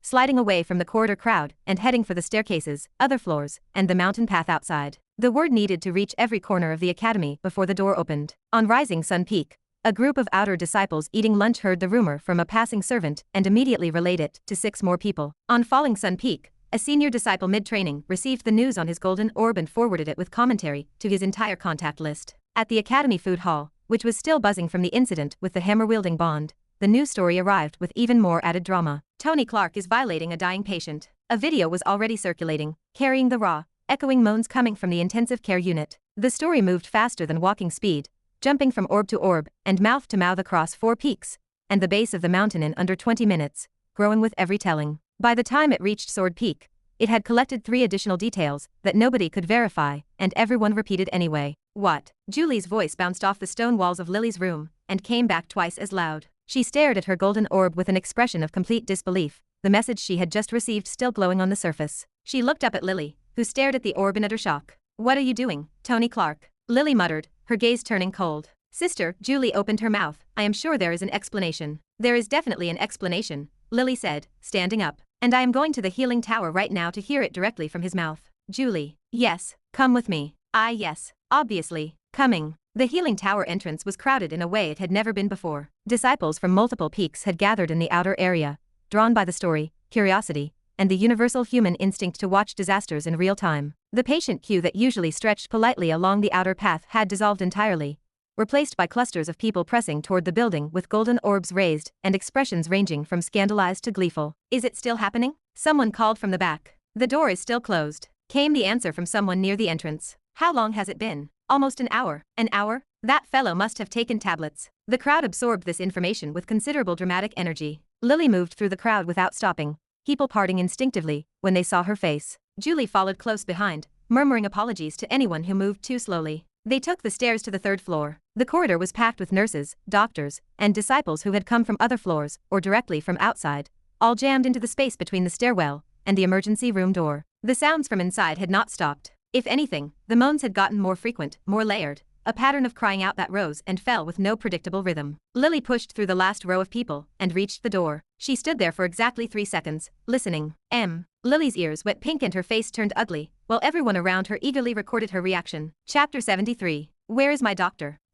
Lily's ears went pink, then transitioned to a deep, burning red. What is he doing? Startled, she stared at the wood. Sister, Julie said, her voice dropping to a cautious whisper. It is okay. Lily reached for the heavy door handle. Sister, maybe we should. Don't stop me, Julie. Lily's fingers locked around the metal. The door swung inward before she could turn the latch, and Tony Clark stepped out into the open. Sweat drenched his form. His dark blue scholar's uniform clung to his chest, darkened at the collar and shoulders, and his tied hair had come loose on one side. Dark circles shadowed his eyes, the physical toll of an hour of continuous concentration. He held his silver needle case securely in both hands, looking back over his shoulder at the intensive care unit as he crossed the threshold. He nearly collided with Lily. He stopped, his gaze moving from her face to the gathered crowd, then finally to Julie, who was making a grimace that defied immediate interpretation. Oh, you are here, Tony said, a calm smile spreading across his face. The corridor went absolutely silent. 200 people stared at Tony Clark, sweat-soaked, disheveled, stepping out of a closed emergency room that had echoed with scandalous sounds for an hour. Not a single person expected him to smile while facing his furious wife. The silence stretched for exactly 4 seconds before the crowd erupted into rapid whispers. He actually smiled. He violated a girl in an emergency room while she was critically ill. That is genuinely the worst thing I have ever witnessed. Someone document this. This needs to go directly to Peak Master Natasha. The evil boy reputation was not exaggerated at all. Lily grabbed Tony's wrist. We are leaving, she said. Her voice was so perfectly controlled that it carried more menace than a scream. Lily, wait. There is something I need to tell you, Tony countered. You can tell me everything when we are not standing in front of 200 people. Lily moved instantly, dragging him behind her through the thick of the crowd. Walk. Now, I really think you should first. Walk, Lily commanded. She channeled her life energy, forcing Tony to keep pace. Tony walked. The onlookers parted for them, driven partly out of respect for Lily Frost, and partly because the unfolding drama was better entertainment than anything else on the mountain. Nobody wanted to interrupt the spectacle by getting in the way. Julie followed 3 steps behind. She fixed her gaze on the ceiling, then the walls, looking anywhere except at the spectators watching her brother-in-law get dragged out of the healing tower by her irate sister. They passed Kelly Dawn near the stairwell. Kelly stood with her medicine box, watching the procession with an expression of perfect,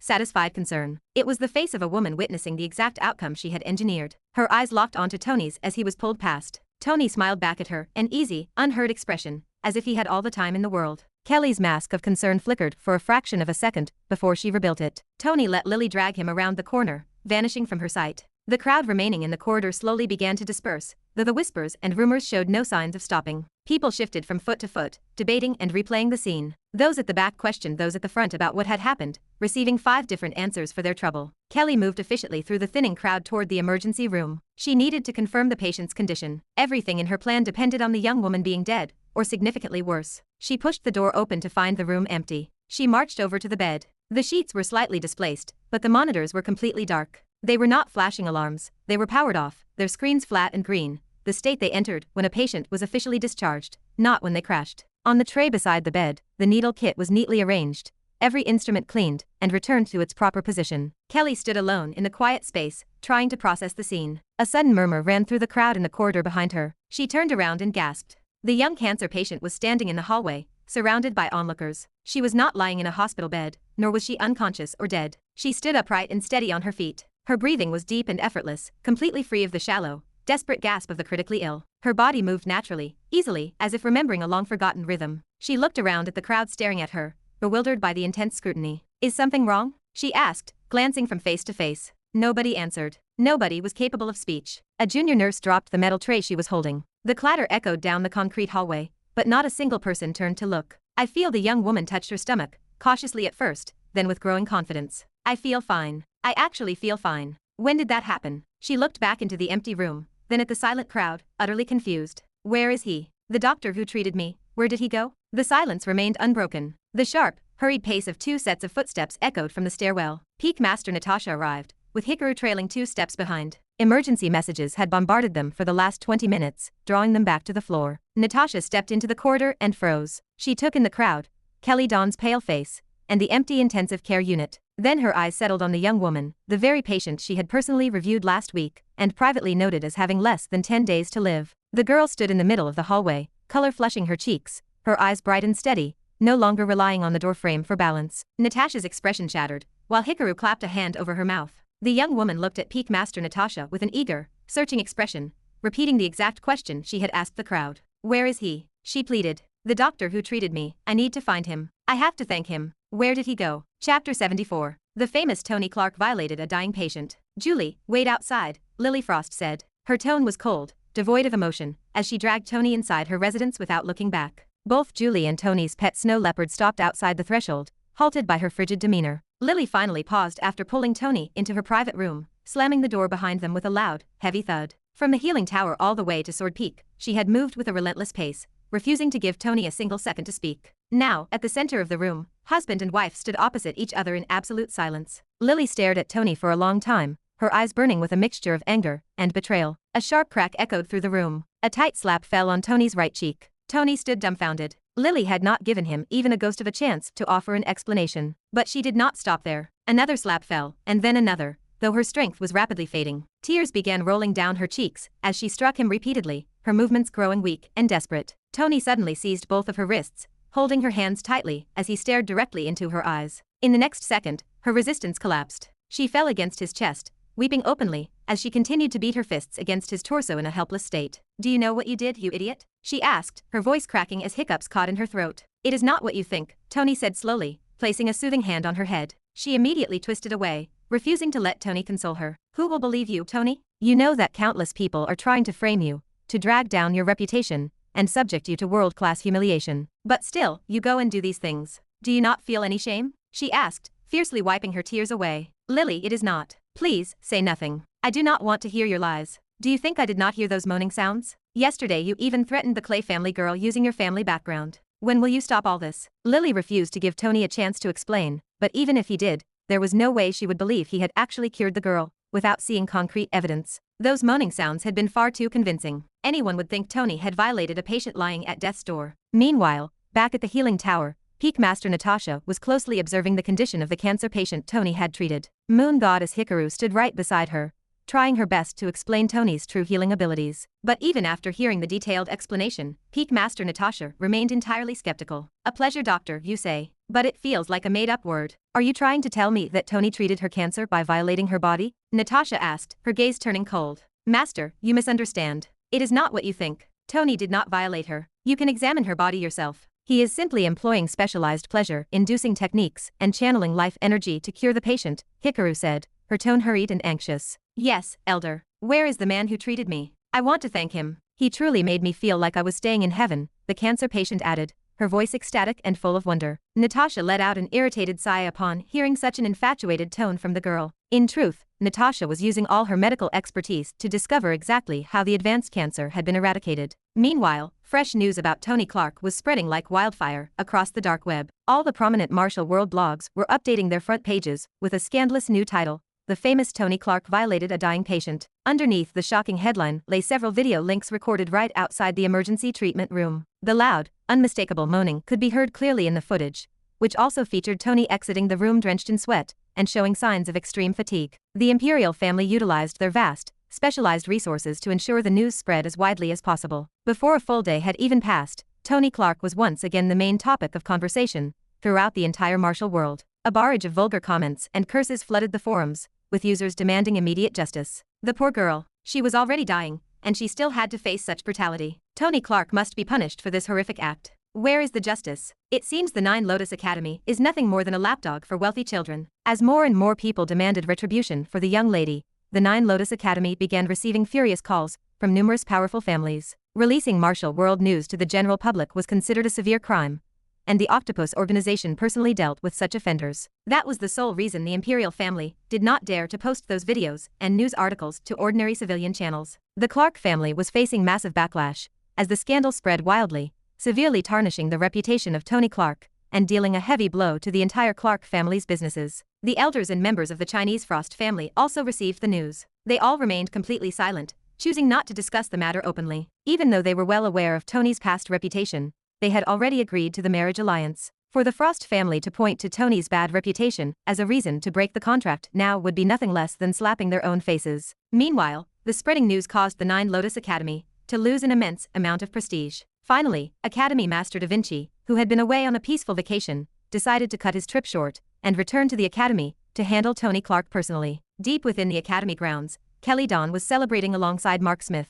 She had successfully completed her task of destroying Tony's standing inside the healing tower. Though Kelly felt a lingering fear that Peak Master Natasha might punish her for letting Tony enter the intensive care unit in the first place, she quickly brushed the worry aside, secure in the knowledge that the imperial family's protection shielded her. On the other hand, Moon Goddess Hikaru was working tirelessly to salvage the situation and prove Tony Clark's innocence. Within 3 hours of the incident, the public outrage reached its absolute peak. All the Peak Masters of the Nine Lotus Academy gathered in a tense emergency meeting, heatedly discussing the most severe ways to punish Tony Clark for his seemingly ruthless deeds. But before they could arrive at a final conclusion, a powerful spiritual summoning command reached them all. Academy Master Da Vinci had officially landed at the punishment hall, waiting to deliver absolute justice. Inside Lily's residence on Sword Peak, Tony Clark sat in profound silence. Lily was fast asleep on the bed, exhausted after weeping for hours. Julie stood off to the side, her gaze locked onto Tony. Though 100 questions burned in her mind regarding what had truly transpired inside that emergency room, she chose to remain quiet,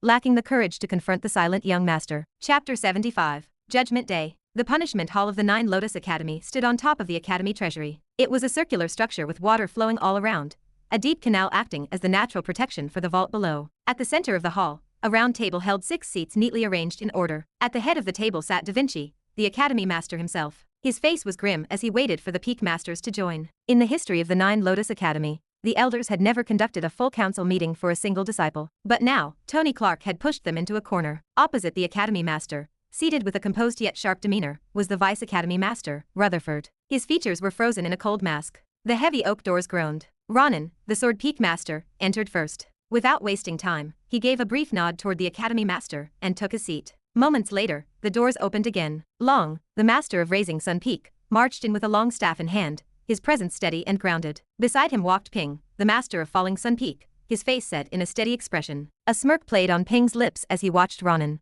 Finally, the last to arrive was Natasha, the Healing Peak's master. Her entrance shifted the atmosphere instantly. She walked calmly to her seat, her expression cold, as if she already knew the exact purpose of this gathering. No one spoke immediately. For a long second, everyone stared at Natasha, demanding an explanation, since the incident had occurred within her domain. Vice Academy Master Rutherford leaned forward slightly, breaking the silence. Tony Clark's deed has caused severe damage to the reputation of the Nine Lotus Academy, he said firmly, his voice echoing across the stone hall. His eyes swept across the others, his tone growing sharper. That fellow is not even human. How can he violate a dying person? That lady must have suffered hell on her deathbed. The words resounded inside the hall. Master Long tapped his staff lightly on the granite floor. Such behavior cannot be tolerated. If this spreads further, it will stain the Academy's name beyond repair. Master Ping nodded in agreement. Discipline must be enforced. If we overlook this, we send the wrong message to the entire martial world. The pressure in the room began to build, heavy and suffocating. Ronan, however, remained silent, his eyes shifting slowly toward Natasha. He was waiting for her to speak.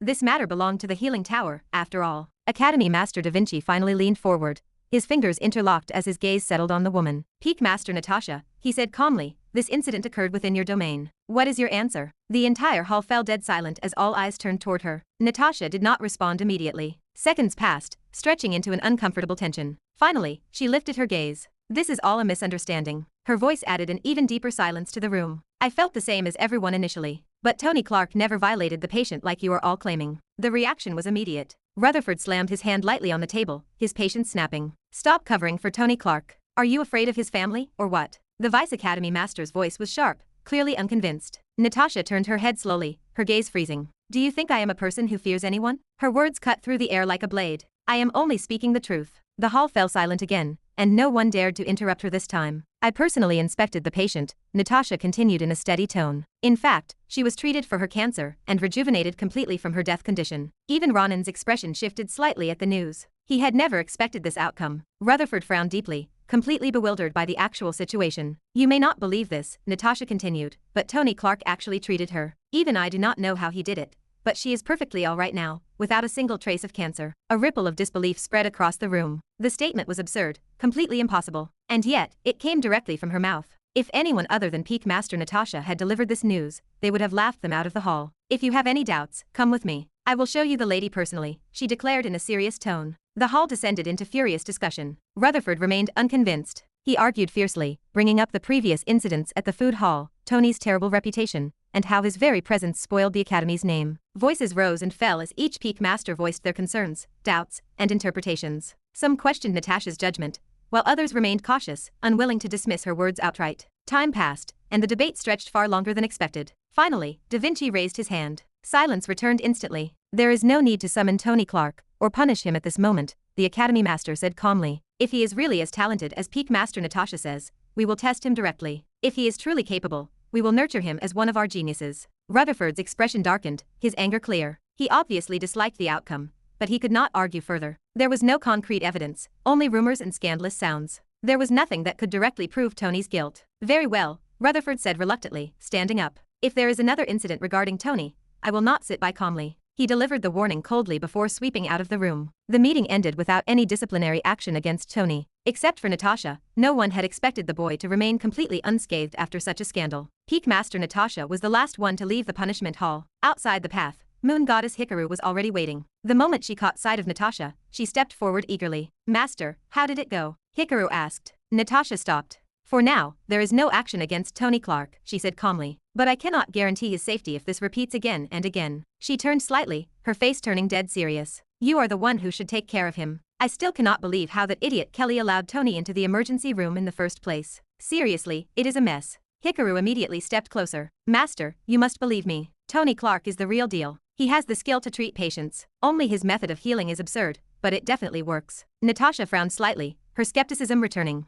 Hikaru continued without a shred of hesitation. If I am not mistaken, he can even treat your assistant, Emma Rock. That made Natasha pause. Her expression changed for the first time today. Emma. Doubt, curiosity, and suspicion all flashed across her eyes. She stared at Hikaru, trying to read the girl's face. Natasha had personally examined the patient, who recovered from cancer, and that alone had already shaken her medical judgment. And now, she was hearing this. It is okay, Natasha finally said after a long pause. Tomorrow, I will personally witness his skill. If he really has the ability to treat my assistant Emma, then I will help him rise in the healing tower and ensure he becomes the next master of it. Hikaru's face lit up instantly. Thank you, master, she said repeatedly, bowing before turning and running off in sheer excitement. Natasha remained where she stood for a long moment. Her gaze was distant, and her thoughts were thoroughly unsettled. Tony Clark, she muttered the name softly into the mountain breeze. She still could not fully bring herself to believe Hikaru's words. Chapter 76. No way home. Brother, Leo called out in a hurried tone. He stepped inside Lily Frost's residence, looking around anxiously. Where is my brother Tony? Julie, standing in the hall, pointed directly toward Tony. Tony sat nearby,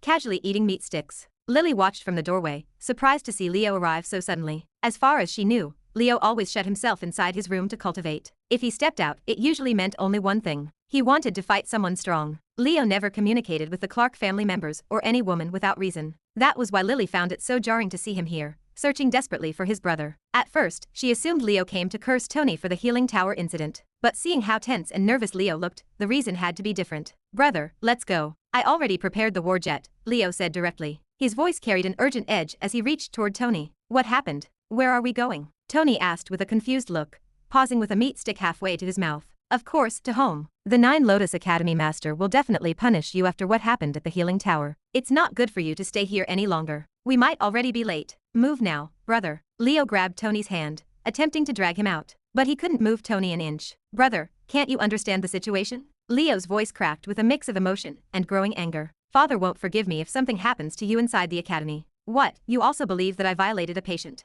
It's all bullshit. Tony tried to explain what happened inside the treatment room, but nobody seemed ready to listen. We don't have time for all this, Leo urged, his frustration peaking at his brother's resistance. Lily frowned, starting to think Leo made sense. Taking Tony away from the academy before the academy master declared a punishment seemed like the safest choice. Brother, please listen to me at least once in this lifetime. Let's go, Leo begged. Tony sighed heavily, feeling the silent pressure from both Lily and his brother. There is no need. He will be fine here. A melodic voice echoed from the entrance. Everyone turned immediately. Moon goddess Hikaru stood by the door. Tony sighed in relief, viewing her as a saving angel appearing right on cue. Lily, however, felt a strange spike of irritation. Hikaru was undeniably beautiful, possessing a strikingly curvaceous body. What do you mean? Leo demanded, stepping defensively in front of Tony. I'm saying Tony Clark is fine here, Hikaru replied with a calm smile. Just now, the Academy Master decided not to take any action against him. Don't believe her, Leo. She might have come here to trap Tony. Lily stepped forward, covering Tony behind her. I know this moon goddess Hikaru is incredibly loyal to the healing tower. She probably wants revenge for what happened.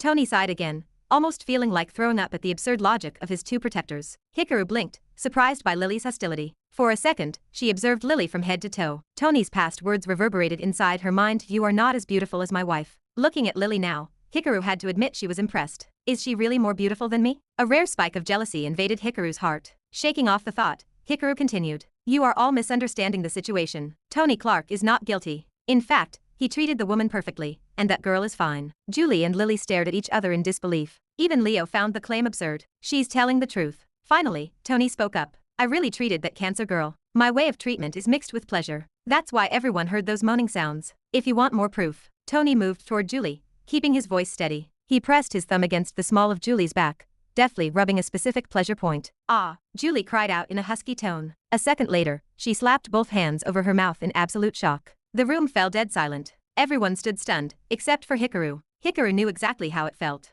That intense pleasure was not something a woman could easily resist. Lily snapped out of her daze and immediately dragged her sister away from Tony. Leo just stared at his brother, his mouth hanging wide open. Julie, are you okay? Lily asked, her voice tight with worry. I'm all right, Julie stammered. She stared at Tony from the corner of her eyes, her face flushing. It was her first time experiencing such an overwhelming sensation from a man, and he had done it with just the touch of a finger. Tony, what is this nonsense? Lily demanded angrily. She could not bear the sight of her sister moaning in public, especially because of Tony. Don't get angry, Lily. We just witnessed Tony's method firsthand. Hikaru interjected confidently. He is indeed a doctor. It's just that his style of treatment is very non-traditional. Leo looked between them, his confusion deepening. Brother, when did you learn these techniques? As far as I know, you don't have any healing ability. Even in our family records, there are no healers. Tony offered nothing but a mysterious smile. Lily watched him with a narrow, calculating gaze. Since meeting Tony, her life had been a series of shocks. She had never seen him lose an argument, a fight, or a standoff. He always held a hidden card,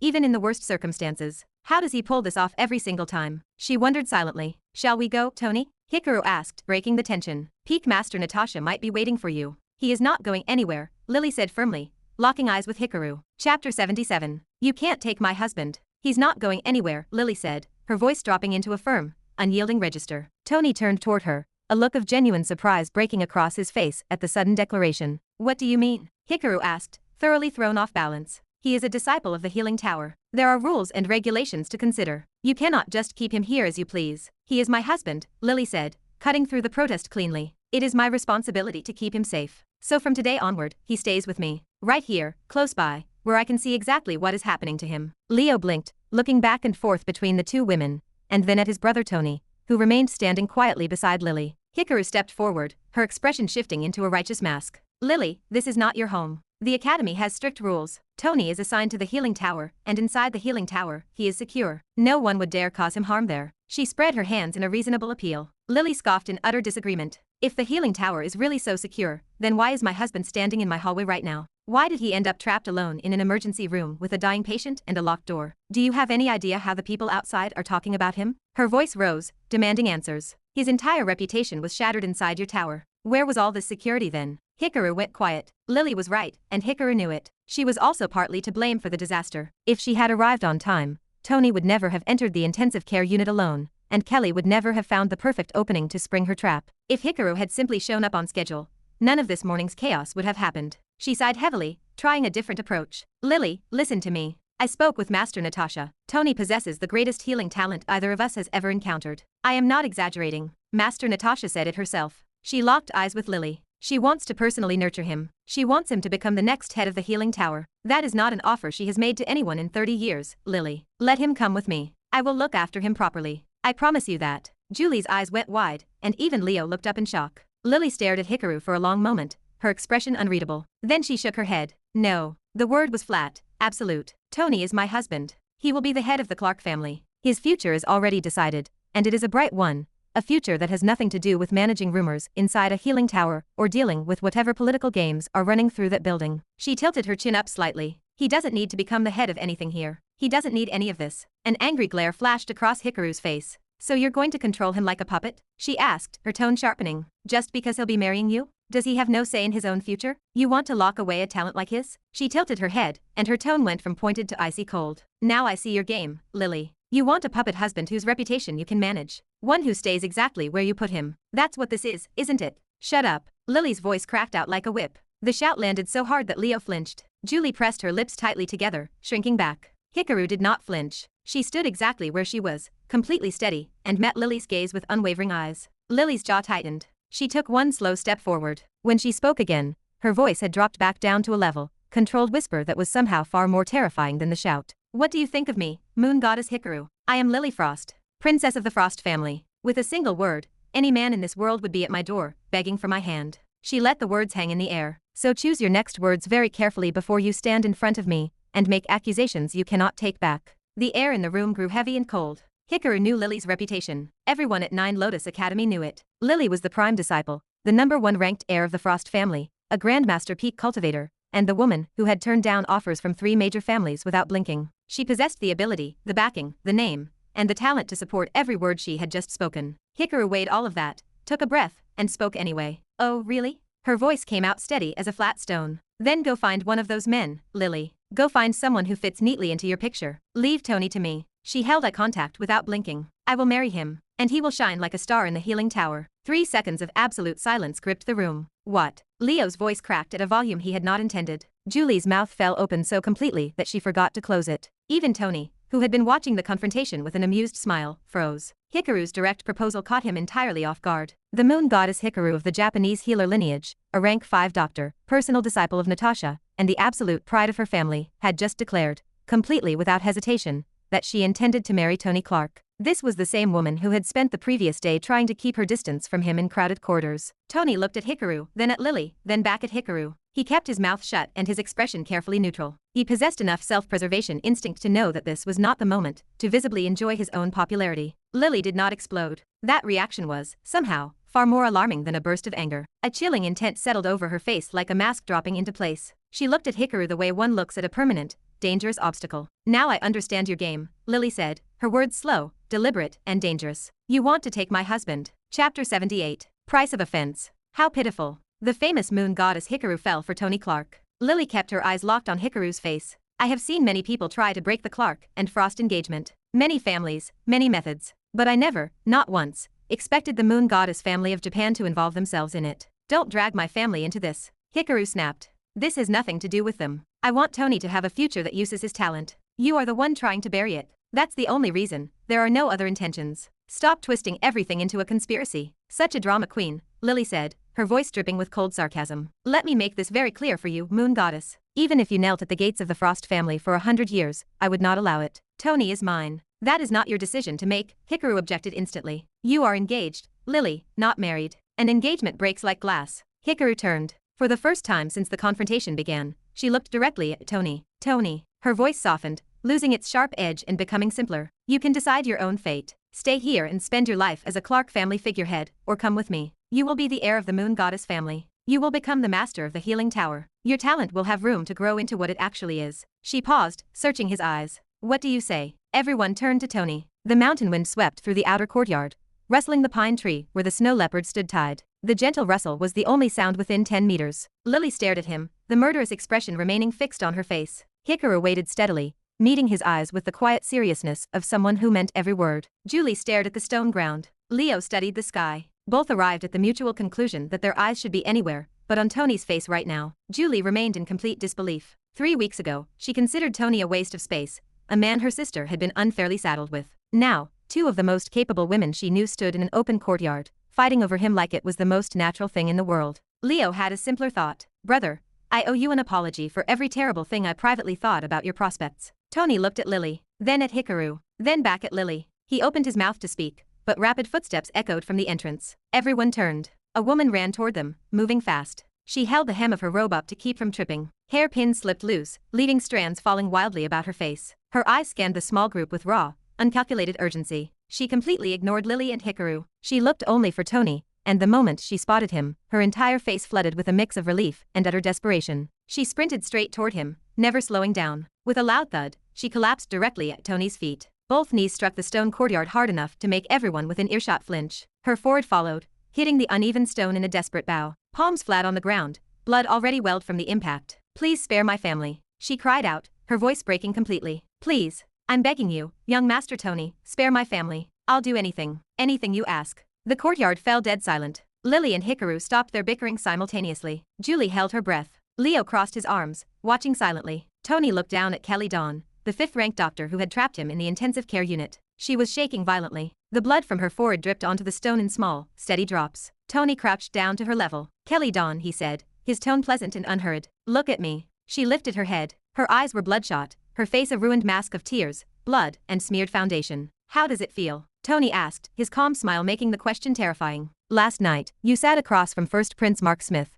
drinking wine, and discussing how to destroy my reputation inside this tower. He tilted his head slightly. How does that plan look right now? I'm sorry. I'm so sorry, young master. I never should have. Did you think the Clark family was lesser than the Imperial family? Tony continued, his voice remaining pleasant and smiling. Or did you think that Mark Smith is a better punisher than me? Is that what you thought when you agreed to his deal? He stood back up slowly. You should have thought a little longer before taking that wine glass, Kelly. It was a very expensive drink. Young master, please. She slammed her forehead against the floor again. I was wrong. I was completely wrong. Please, my parents, my family, they had nothing to do with this. Please don't punish them for what I did. Tony reached into his robe and pulled out his golden orb. He pressed 2 fingers to the smooth surface, and a live video feed expanded outward, hanging bright and clear in the afternoon light. The image revealed a large room far from the 9 Lotus Academy, a place with polished marble floors and high ceilings. Kneeling on that marble in a neat row, their heads bowed to the ground, was the entire Dawn family. Kelly's parents knelt at the center. Her father, Lyndon, shook with fear, his broad shoulders trembling. Behind them stood several Clark family operatives in dark clothing, their postures immaculate and composed. 1 or 2 carried visible weapons. At the front of the line, holding the corresponding golden orb, stood a woman in a black manager's skirt and dark stockings. Her posture was flawless, her expression carrying the serene confidence of someone highly skilled at her job. Lily stared at the video, then at Tony, then back at the video. Julie clutched Leo's sleeve. Leo gently removed her hand and remained silent. Young Master Tony. Lyndon Dawn's voice cracked through the orb, rough with suppressed tears. We never offended you. We have done nothing against the Clark family. Please, tell us what we did. Why is this happening? The Clark family never moves without a reason. Tony spoke into the orb. He turned the device toward Kelly, who was still kneeling on the courtyard floor with a bloodied forehead. See for yourself. Your clever daughter is the reason for all of this. The feed shifted, focusing entirely on Kelly's face. Kelly squeezed her eyes shut. Kelly. Lyndon's voice roared through the orb. Every member of the Dawn family raised their head, staring at Kelly through the projection with murderous glares. Until this exact moment, They had no idea why this sudden catastrophe had fallen upon their household. Chapter 79. Hit first, think later. Kelly. Lyndon's voice cracked through the orb. What did you do? What did you do? Father, don't speak. Lyndon turned back toward Tony's side of the feed and knocked his head to the floor. Young Master Tony, please. I beg you, spare my family. Whatever Kelly did, I will deal with her personally. The Dawn family has never, and will never stand against the Clark family. Please show mercy. Mercy, Tony repeated, as if tasting the word. That's an interesting request from a Russian mafia family. He paused, letting the weight of his words settle. Your people play with tricks in normal people's lives every single day, Dawn Patriarch. Your family has operated for decades by making problems disappear people, evidence, inconvenient truths. So tell me honestly. He fixed his gaze on the screen. Why exactly should I spare you when you wouldn't extend the same consideration to anyone else? The Dawn family patriarch hit the floor again, harder. Because we were wrong. Because we understand our mistake. Because the Clark family is above us in every way, and we accept that completely. Young Master, I will give everything, our resources, our strongmen, our underground connections in Russia, everything. The Dawn family will serve the Clark family. I swear it on my blood. Please, please just spare my wife, spare my people. The begging continued. Every word dropped lower than the last, growing more desperate, more specific. The Dawn family patriarch listed assets, contacts, operational territories, and safe houses, everything he had spent a lifetime building. He laid it all at Tony's feet without being asked to itemize it, offering everything because everything was the only card left to play. Tony listened to the entire frantic list. Then he looked down at Kelly, who remained kneeling at his feet, her forehead pressed against the stone. You know what I find interesting? Tony asked, an amused smile playing on his lips. When Mark Smith offered you that deal, you weighed the risk and decided the reward was worth it. You knew who my family was. You knew what opposing the Clark family meant. He crouched down again, matching her level, his demeanor entirely calm. And you took the wine glass anyway. He almost smiled. I respect decisiveness, Kelly. I genuinely do. You just aimed it at the wrong person. Kelly said nothing. Her shoulders shook violently. From tomorrow, Tony said, standing back up and addressing the orb, Kelly Dawn will not set foot inside Nine Lotus Academy. Not as a disciple, not as a visitor, not as anything. He looked directly at the screen. As for the rest, submit your full list of assets and operations to my family manager by the end of the night. Every strongman, every resource, every Russian contact. You will operate under the Clark family name from this point forward. He paused, his tone turning icy. And you will remember, for every generation that follows, what the price of this lesson was. Lyndon Dawn pressed his forehead to the marble floor, and did not lift it. Yes, young master. Yes. Understood. Thank you. Thank you for your mercy. Tony lowered the orb, focusing on the beautiful woman in the black manager's skirt on the other end of the line. Malkin, he said, deal with them properly. Make sure the lesson sticks, not just for this generation, but for the ones after. Malkin, the Clark family manager, gave a single composed nod. As you command, young master. Her voice was warm and professional. The feed closed. Tony tucked the orb back into his storage ring. Kelly had not moved from the floor. After a long moment, Tony looked down at her. Get up, he said. You can go. Kelly raised her head. For 1 second, pure relief crossed her face, the profound relief of someone who had been certain they were finished, and suddenly realized they weren't. Thank you, young master, thank you. Not yet, Tony interrupted. Go to First Prince Mark Smith's residence. Kneel outside his door until evening. He met her eyes with a hard stare. That man needs to understand the cost of his failed plan in concrete terms. You're the most concrete thing available right now. After evening, you can leave the academy. Kelly stared at him, her spirit entirely broken. As you command, young master, she said quietly. She stood up. She didn't look at Lily, nor did she look at Hikaru. Straightening what was left of her dignity, she turned and marched out of the courtyard. The group watched her go in complete silence. Leo finally unfolded his arms and exhaled slowly through his nose. Brother, he said, breaking the quiet. When did you send the command? Last night, Tony said. When Fatty Lynn brought the information. You set it all up before you even walked into that emergency room this morning? Before I walked in, yes. Tony shrugged carelessly. Hit first, think later. Father always said it was my worst habit. He considered this for a moment. I think it's actually my best one. Leo stared at him for a long moment. Then he looked at the empty space where Kelly had been kneeling, at the small, dark stain of blood on the courtyard stone, and then back at his brother. Julie, who had been standing with one hand over her mouth for the last several minutes,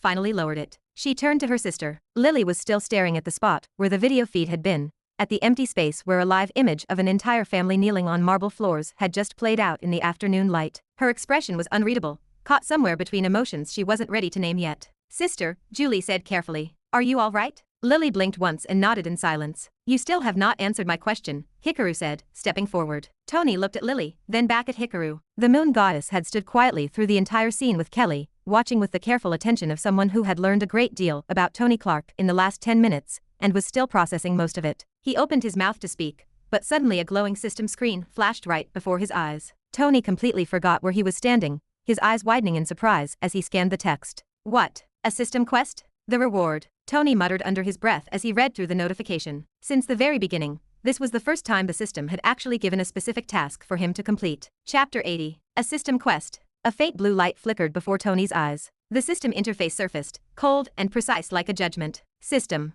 Defeated Kelly Dawn plus 10. Suppressed Dawn family plus 50. Unclaimed rewards. 10 body refinement cards. 1 day for defeating Bond. 10 body refinement cards. 1 day for reaching Master Warrior stage. Total 100 fate points. New quest. 3 heaven-blessed individuals detected in vicinity. Create positive affinity to increase fate rating. Perfect success reward. Heaven rank movement technique. Tony's gaze lingered on the last line longer than necessary. A heaven rank movement technique. Even for someone like him, who had begun walking a different path from others, such a reward was not something to ignore. In a world where speed decided life and death, this was not just useful, it was decisive. Heaven rank martial techniques were nothing but stars in the sky. On the surface of the earth, a person could count heaven rank martial techniques on their fingers. Even the 9 Lotus Academy possessed only 3 heaven rank martial techniques, and they were secretly guarded among overlord rank protectors. 3 heaven blessed individuals, Tony thought, his eyes narrowing slightly. So fate is already moving pieces around me. Before he could analyze further, the real-world situation disrupted his peace. Tony, you still haven't answered my question.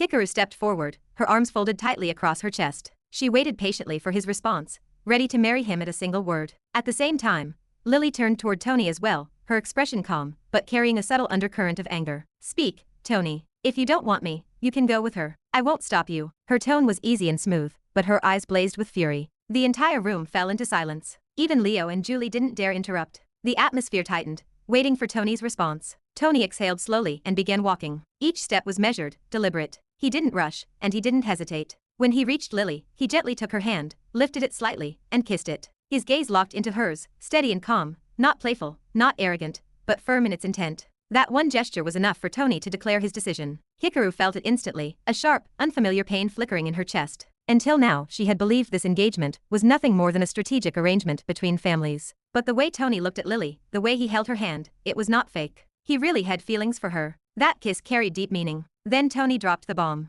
I have some unfinished business in the healing tower. I need to stay there for the time being. Hikaru's eyes lit up immediately. She took a step forward to seize the opportunity. Lily, Tony's reputation will stay the same if he stays here. If he comes to the healing tower, everyone will know his ability. More than that, Peak Master Natasha promised to nurture Tony if he treats her personal assistant, Emma Rock. Please let him come to the healing tower. Urgency vibrated in her voice. Lily remained silent. For a long moment, she didn't respond. She was calculating the long-term advantage. Tony had already chosen her, that much was clear. But this situation wasn't about emotional satisfaction, it was about control and influence. If that is the case, I have a condition, Lily finally said, her expression serious. What is it? Hikaru asked with eager anticipation. The healing tower must release a notice about Tony's innocence regarding today's matter. The clarity must reach everyone. Lily paused briefly, then continued in a firm tone. Also, if Tony really has such healing talent, he won't treat just any random person. He will only treat patients with an SSS rank background. Hikaru froze. That statement alone revealed a hidden truth. The patient ranking system was internal and confidential, yet Lily knew about it. I can't decide on this matter. It is Peak Master Natasha's decision. Then go deal with it. Until then, my husband won't step foot in the healing tower. Also, in the future, don't try to snatch my husband from me. Even if you try, it won't happen. Lily delivered the warning with a piercing look. Hikaru's expression turned cold. But she didn't argue. She simply turned and left, her steps faster than usual as she headed out to meet Natasha. Tony watched her leave in silence. A few minutes passed. Leo and Julie exchanged glances before quietly leaving the residence as well. Neither spoke, but their expressions showed it clearly Tony was no longer the same person they once knew. The room grew quiet. Lily stepped close to Tony. Do you like that moon goddess? Tony reacted instantly. No, no, no. Why would I like her when I have a beautiful lady as my wife? More than that, she is not even at half your level. An awkward smile crossed his face. Lily stared at him with a narrow gaze, then spoke again. If you want, you can take her as your concubine. I don't mind. It will solidify your position as the Clark family prince with the moon goddess family support. But remember, she will never become your first wife. That place is mine. Her tone was absolute.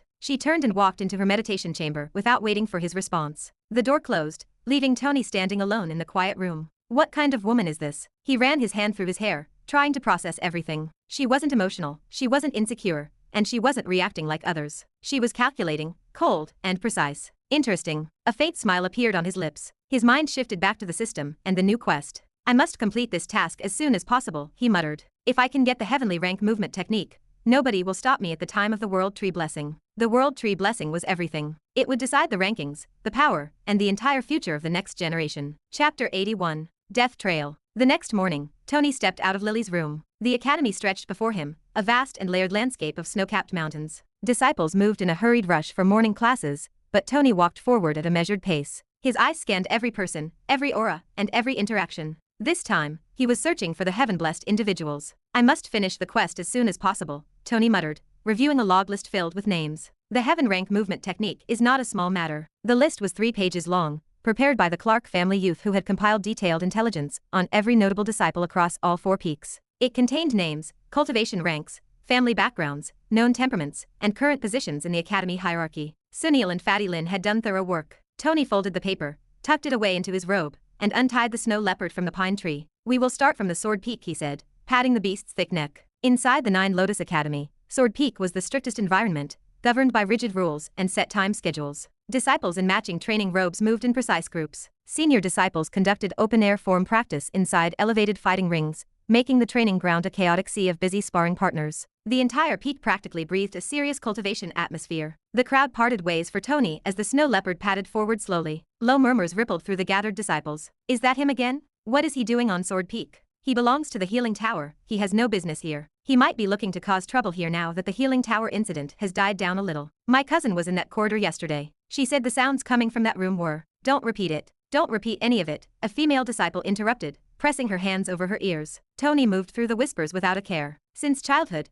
he had maintained the habit of ignoring the idle gossip of others. He checked every passing disciple, but the system remained silent. He scanned the training ground, but nothing triggered a response. The library hall was quiet and studious, populated by several disciples, who pressed themselves flat against the shelves as he walked past, yet the interface remained dark. He checked the meditation chambers, the lecture halls, the gathering spots near the outer wall, and the sparring terraces. Nothing. Nothing at all. 2 hours of systematic movement across Sword Peak yielded absolutely nothing, and the system had not produced a single flash of light. Tony sat astride the snow leopard in the upper courtyard of Sword Peak, and looked at the list again. He had checked every single name that corresponded to this peak, and found exactly 0 heaven-blessed individuals among them. Either the Clark family intelligence had missed someone, or the person he was looking for simply wasn't here. He folded the paper once more. Let's go to Rising Sun Peak, he said. The leopard turned around without needing to be steered, and started down the mountain path. Rising Sun Peak stood in complete contrast to the disciplined nature of the Sword Peak. For one thing, it was much louder and far more populated. The paths between the buildings hummed with activity in a way Sword Peak never did, with disciples moving in loose, unstructured groups, rather than precise formations. The environment felt less disciplined and far more chaotic. Rising Sun Peak had a reputation for producing powerful, aggressive fighters rather than refined technicians, and that training philosophy showed in the way its disciples carried themselves. They were bigger, louder, and entirely comfortable taking up space. They also parted for the snow leopard, though they made a lot more noise about it. What? Is that a ghost leopard? That's Tony Clark, the one from the Healing Tower incident. Why is he here? Does he even have permission to be on this peak? Someone check if he has permission. Despite the loud talk, nobody actually stepped forward to check. Tony moved from the main gate inward, his system scanning steadily, while the snow leopard padded along with an air of majestic indifference. 1 hour passed, then 2. Rising Sun Peak was significantly larger than Sword Peak, its layout much more spread out. He covered it systematically from one side to the other, checking the outer training fields, the inner cultivation halls, the peak's communal gathering spaces, and the long row of private practice rooms situated along the eastern cliff. Still, nothing appeared. Suddenly, a crowd of people rushed past in one direction. More and more disciples joined the search, running frantically toward the same destination. Tony frowned, unable to understand why everyone was moving in such a hurry at this time of day. He blocked a trio of sprinting disciples to find out what was happening. Medical emergency. One yelled over his shoulder, and all 3 immediately scampered away. Whenever Tony tried to stop someone else, they instantly changed directions and escaped his grasp. Finally, he spotted a servant girl in plain clothes. She was not a disciple, just a member of the academy staff, hurrying along the outer path, with a heavy bundle of towels tucked under each arm. He steered the leopard sideways to intercept her path. She saw him approach, saw the massive leopard, and her feet froze to the stone walkway. Relax, Tony said, lowering his voice to a soothing register. I just want to ask you a question. The servant girl's hands tightened around the towels. Her eyes darted from Tony's face to the leopard's fangs and back again, clearly finding neither option particularly reassuring. Tony reached into his storage ring and produced a thick stack of currency notes. The sudden appearance of a large bundle of cash only seemed to make her more tense. What's happening? He asked, gesturing toward the direction the crowd was sprinting. I've been watching disciples sprint that way for the last 10 minutes, and nobody will stop long enough to explain why. The servant girl looked at the money, then up at Tony. The death trail, sir, she said, her voice stabilizing rapidly at the sight of the gold-backed notes. Between Max Pitt and Kevin 10, it's happening on the fighting ground in the inner arena. Death trail. Tony leaned forward, his curiosity piqued. What do you mean? Sir, the disciple named Max Pitt forcefully violated a girl, she whispered, dropping her head. A servant girl. An inner disciple named Kevin 10 was in love with her. They'd been close for a long time. She paused, swallowing hard. The academy investigated the matter, but the Pitt family has powerful connections here. Max was fined. That was all. Just a mere fine. Her jaw tightened slightly with lingering resentment. Kevin challenged him to the death trail right after the ruling. He said he'd settle it personally since the academy wouldn't provide real justice. And the death trail means the loser faces death at the end, she said plainly. Or at least, that's the official format. Both parties have to agree to the terms. The academy sanctions the duel and washes their hands of the outcome. She shifted the heavy towels under her arm to relieve the weight. Max Pitt agreed, probably because he knows Kevin can't possibly win. Kevin is only at the peak of the Master Warrior stage, but Max Pitt is already an early-stage Grandmaster. The gap in their cultivation is significant. She looked briefly toward the large dome building looming in the distance. And the Pitt family lent Max an Earth-rank spear just for this fight. Everyone wants to see what an Earth-rank weapon looks like in action. An Earth-rank weapon? Tony murmured. Yes, sir. The Pitt family spent a fortune borrowing it just for this specific duel. People are saying Max could end the entire fight in a single strike with that spear. She shook her head sadly. Kevin is going to die. Everyone knows it. That's why everyone is running, to watch the slaughter. Tony fell quiet for a moment. A man going into a fight he can't win, all for the sake of a woman he loved. Only a heaven-blessed individual would suffer such a tragic, dramatic fate. That kind of character never stayed ordinary. That kind of fire either burned out completely, or forged someone into something extraordinary. Let's go, Tony said, nudging the snow leopard forward as he sat tight in the saddle. Chapter 82. Sword Saint. The fighting arena was already full when Tony arrived. Every seat was taken, and the entire arena was packed with a massive crowd. Tony stared directly at a fat guy in the front row until the man scrambled out of the way. The snow leopard's intimidating presence did the work of parting the rest of the spectators, without Tony needing to utter a single word. On the elevated platform, both fighters were already in position. Max Pitt stood on the opposite side of the arena, his Grandmaster stage cultivation radiating a visible, intense killing intent. He held the Earth-rank spear loosely in one hand, the way a person holds something they consider already won. Even at rest, the weapon looked fierce. The quality of the refined material was obvious, carrying the condensed martial intent embedded over years of master craftsmanship, the subtle weight of a weapon that had moved far past ordinary grades. The crowd watched the spear with great interest. On the near side, Kevin 10 stood with a deadly stare. A plain human rank sword hung at his hip, the standard issue blade given to inner disciples, who did not own a powerful weapon of their own. Kevin was only at the peak of the Master Warrior stage. Everyone in the dome had already decided on the death of Kevin 10 before the fight even began. But Kevin's face remained calm. It was not the ignorance of someone who did not understand the danger, but the calm of someone who had understood completely and made peace with it before arriving. Tony stared at Kevin with great interest as the system screen flashed, placing Kevin's profile directly before him. Fated villain system. Heaven chosen detected. Scanning.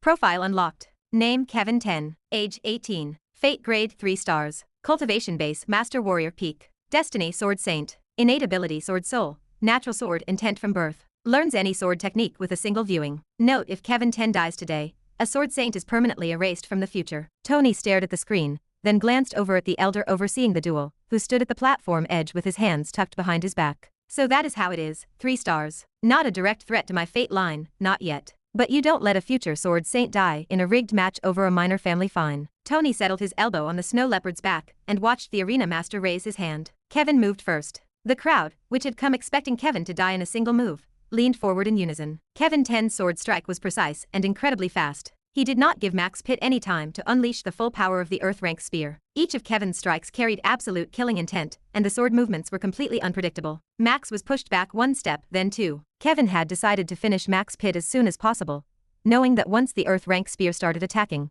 he would not have another chance to kill his opponent. His desperate plan worked initially, leaving Max with no time to raise the spear. He's winning. A disciple in the front row gasped. Kevin is actually pushing Max back. Another shouted. How? How is a Master Warrior matching a Grandmaster? Tony watched the exchange and said nothing. He focused on Kevin's feet rather than his expression. The sword moved like an extension of something already decided rather than a mere tool being directed. The sword soul was not a simple technique. It was instinct refined to the point where technique and instinct became the exact same thing. Max, realizing his mistake, tried to maneuver out of Kevin's deadly sword range. But Kevin gave him no room to breathe. Finally, Max willfully took a shallow strike to his thigh, using the momentum to jump away and reset the distance. A small group of Kevin's supporters clapped, but Kevin's face turned ugly. He had lost the advantage and his only opportunity to finish Max at once. Now Max Pitt had all the time and space he needed to rearrange his stance and utilize the powerful Earth-rank spear. Ah! Max roared, thrusting the Earth-rank spear forward with deadly skill. Kevin raised his plain steel sword to meet the incoming blow. The crack was sharp, clean, and final. Kevin's blade split in two. The cheap human rank steel crumbled instantly under the pressure of the earth rank weapon, the broken pieces scattering across the stone platform. Ha ha ha ha. That is the power of an earth rank weapon. The Pitt family elder shouted in joy from the VIP boxes. More Pitt family members began cheering, filling the arena with a loud, mocking noise. Kevin stood with the broken hilt in his hand and looked down at it for 1 second. His expression did not lose that settled calm, but something underneath tightened very slightly. It was the face of a man confronting the tragic fate he already knew was coming. Max smiled for the first time in the duel. There it is, he scoffed. Now we can finish this properly. He drove forward with a loud cry. The arena became a scene of one-sided domination. Without a sword to answer it, the earth rank spear became completely unstoppable. Max moved through the space between them with ease, his wild laughter echoing through the arena as he attacked nonstop, like a cat toying with a trapped mouse. A heavy strike to the shoulder sent Kevin staggering sideways. A sweeping blow buckled his knees and dropped him to the floor. Finally, a downward slam with the spear shaft knocked Kevin's guard wide open, leaving him bleeding from his lip. Kevin tried to stand, but Max hit him again before he could reach his full height. Kevin tried to raise his arm to block, but Max easily redirected the limb and drove his shoulder down into the dirt. The crowd had gone from excited to quiet in a way that had nothing to do with anticipation. Some people looked away, unable to watch the beating. Others looked at the supervising elder, waiting for an intervention that was clearly not coming. It's over, someone muttered behind Tony. Just ended already. Where is the elder? Why isn't he stopping it? It's a death trail, idiot, a woman replied in a sarcastic tone. The Pitt family wants it to go all the way. You think that elder is going to stop what the Pitt family wants? Max stood over Kevin, who was down on one knee with his head lowered, blood dripping from 3 separate wounds. Max Pitt raised the spear for the final strike, aiming not at the chest, but at the neck. It was a slow, deliberate movement, making sure every person in the arena understood exactly what it meant to cross the Pitt family. The elder at the platform edge watched the execution with his hands still tucked behind his back. Just then, Tony reached into his storage ring. He grabbed the golden earth rank sword that his father had gifted him long ago on his birthday. The sword left his hand in a single, flawless arc and flew into the arena like a judgment. The weapon pierced deep into the arena floor,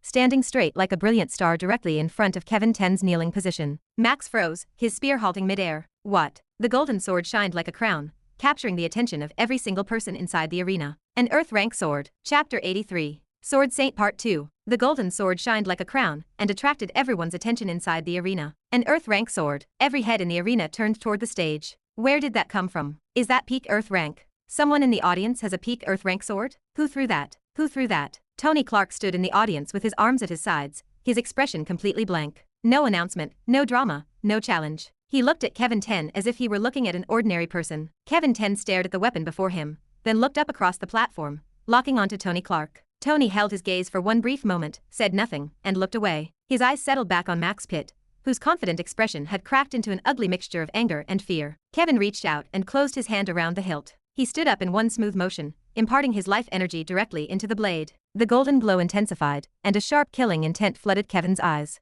The moment the peak earth rank sword entered his grip, a profound shift occurred. It was not just the weapon itself. A weapon carried no power without the person holding it. The difference lay in what the weapon allowed. Kevin's sword soul had been constantly fighting against the material limits of ordinary steel. Now, as he moved, the blade moved with him, feeling less like a tool and more like an extension of his own body. Kevin pointed the sword directly at Max's bleeding face. Max charged forward in a blind rage. Kevin's first strike landed squarely against Max's chest before Max fully registered that the boy was moving. Max tried to counter, thrusting his earth rank spear forward with the full weight of its grade behind the blow. Kevin stepped neatly inside the arc. The golden sword cracked against the spear, the vibration echoing down its length. What? Max's eyes went wide. That's impossible. How are you? Kevin didn't answer. His third strike shattered the spear completely, sending fragments flying. The dome erupted into chaos. He broke an earth rank weapon. Kevin 10 just shattered Max Pitt's spear. How? How? Max stumbled backward, staring at the broken spear shaft in his hands. His confidence vanished as if a light switch had been flipped. He tried to retreat, but Kevin denied him the space. Strike after strike rained down, each blow carrying months of suppressed grief and rage that had previously found no outlet. Each strike moved faster than the last, slicing cleanly through Max's panicking footwork. Within 60 seconds, Max Pitt collapsed onto the platform floor, bleeding like a butchered pig. Kevin's boot came down hard on his chest, pinning him to the stone. The golden sword pressed firmly against his throat. The arena went completely still. Kevin looked down at his opponent. Do you feel regret now? I told you I would kill you for touching my girl. Max's throat tightened against the sharp edge of the blade. Please, spare me. I only played with her for a few minutes. I never expected she would commit suicide. Please, I will arrange hundreds of loyal women for you. Please, I regret what I did. Max pleaded, tears mixing with the blood on his face. Regret? Does it hurt? Kevin's voice cracked with murderous intent. Does it hurt to have something taken from you? Does your regret bring back my Sonia? Kevin cried out in pure agony. Max shook violently beneath the boot. Kevin, wait, please. I watched her die. The words tore out of Kevin's throat. Sonia had nothing left after what you did. The Academy investigated. They investigated and find you as if she were a broken piece of equipment that merely needed compensating for. His sword hand trembled. She couldn't live with it. She couldn't live in a world where what you did to her carried a price tag and nothing else. His voice broke completely on the last sentence. And you are still standing here asking me to wait? The arena fell utterly silent. This was not the silence of an audience eagerly waiting for the next exchange. This was the silence of 500 people who had come to watch a predetermined conclusion, only to find themselves witnessing a tragedy they did not expect and did not know how to handle. Suddenly, 3 Pit family representatives surged forward from the VIP boxes, their voices overlapping as they deployed their ranks and family names at maximum volume. This duel is finished. A weapon was introduced in the middle of the fight. It is against the rules. Elder Chen, you have the authority. Stop this immediately. The Pit family will hold this academy responsible for any. The noise from the Pit family intensified, filling the dome with shouts. Elder Chen shifted his weight at the edge of the platform, his hand rising slightly as if he intended to step in and save Max Pitt's life. Let the duel continue. 2 words cut through the din. There was no volume behind them, and no anger. Tony had not moved from his position in the audience. He remained standing beside the snow leopard with his arms at his sides, looking at Elder Chen with the patient expression of someone who had said what needed to be said, and was simply waiting for the other person to process it. Elder Chen's hand froze midair. Tony, this has gone beyond the original parameters. The elder attempted to speak carefully, testing the waters. Is this a death trail? Tony asked. It is, but does the death trail conclude at incapacitation, at death, or upon submission? Elder Chen opened his mouth to argue, then closed it. Death or submission, Tony said, answering his own question. I don't hear a submission. He looked down at Max Pitt, who was pinned under Kevin's boot, making wet, wordless sounds against the stone. Do you hear a submission, Elder Chen? The elder said nothing. Then the duel has not concluded, Tony said. Sit down. The Pitt family representatives erupted once more. The Clark family has no jurisdiction over a Rising Sun Peak trial. Tony Clark is a Healing Tower disciple. He has no authority here. Elder Chen, you answer to this academy, not to Tony Clark. Give the order. Elder Chen looked at Tony. Tony looked back at him with the comfortable patience of someone who had nothing particular to worry about. The elder turned his helpless gaze toward the shouting Pitt family representatives, took a slow breath,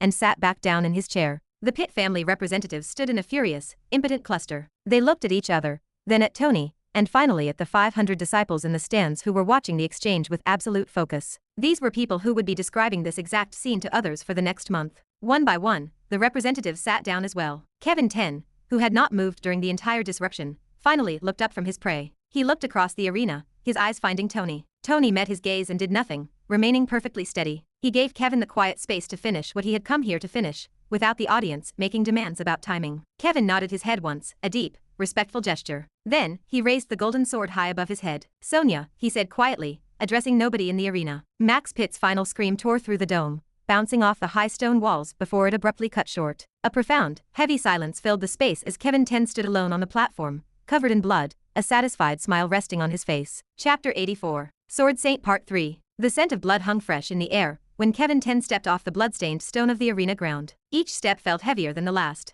Sweat and crimson fluid drenched his skin, his clothes hung in tatters, and his breathing rattled in his chest, yet his eyes remained entirely calm. Something deep inside his soul had finally been resolved. Revenge never came free. Kevin had willingly placed his life on the line to offer peace to Sonia's departed soul, remembering the solemn promise he had muttered over her cold body, I will kill that bastard. He walked forward through the parting crowd until he found Tony Clark. Tony sat casually beneath the shade of a sprawling pine tree, tossing small pieces of dried meat to his snow leopard as if nothing of significance had occurred. Kevin stopped a few paces away. For a long, heavy moment, he simply watched the young master in absolute silence. Then, slowly, he stretched his arm forward, presenting the hilt of the shimmering golden blade. This is yours. Tony did not even glance at the weapon. Keep it. I don't have the habit of taking back what has already been given out. He tossed another shred of meat toward the leopard's waiting jaws. Kevin's hand froze midair. He had never expected anyone to give away a peak Earth rank sword so carelessly. Even after reflecting on the entire ordeal, he could not fathom why a powerful figure like Tony would choose to intervene on his behalf. Why? Kevin asked, his voice hoarse and raw from shouting. Tony finally shifted his gaze,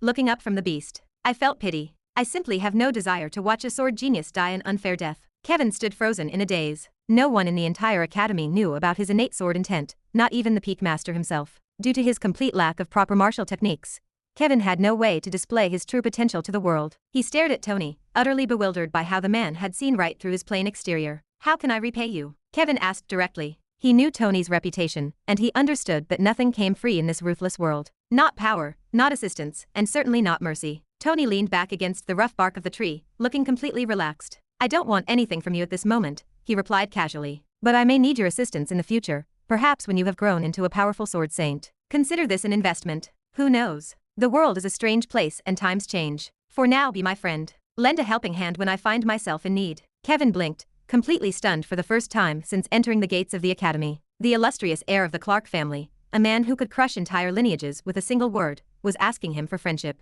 As a decisive man, Kevin did not waste time overthinking. He clearly understood the weight of Tony's underlying intent. Dropping to one knee, he slowly drove the golden blade deep into the earth beside him. The sharp ring of metal piercing solid ground echoed softly through the clearing. Today, I survived because of you. But far more than my life, you helped me secure my revenge. He lifted his head, meeting Tony's eyes with absolute focus. This life now belongs to you. I, Kevin 10, will be forever indebted to your kindness. I promise on my existence, I will place my life before yours. The words were not an exaggerated boast or an emotional outburst. They were a binding vow. Tony watched the kneeling youth for a few silent seconds, then let out a gentle sigh. I don't want you to waste your talent with useless chains. Go, live freely and grow stronger. Become a true sword saint of this world. Only then does my assistance truly become meaningful. Kevin clenched his fists tightly, remaining silent. For the first time in his life, someone was trying to lift him up rather than bind or exploit him. Tony stood up with an effortless stretch. Before walking away, he reached into his sleeve and tossed a few small crystalline bottles toward the youth. Don't die before you manage to grow stronger. Kevin caught the vials instinctively. Looking down, he recognized the premium labels,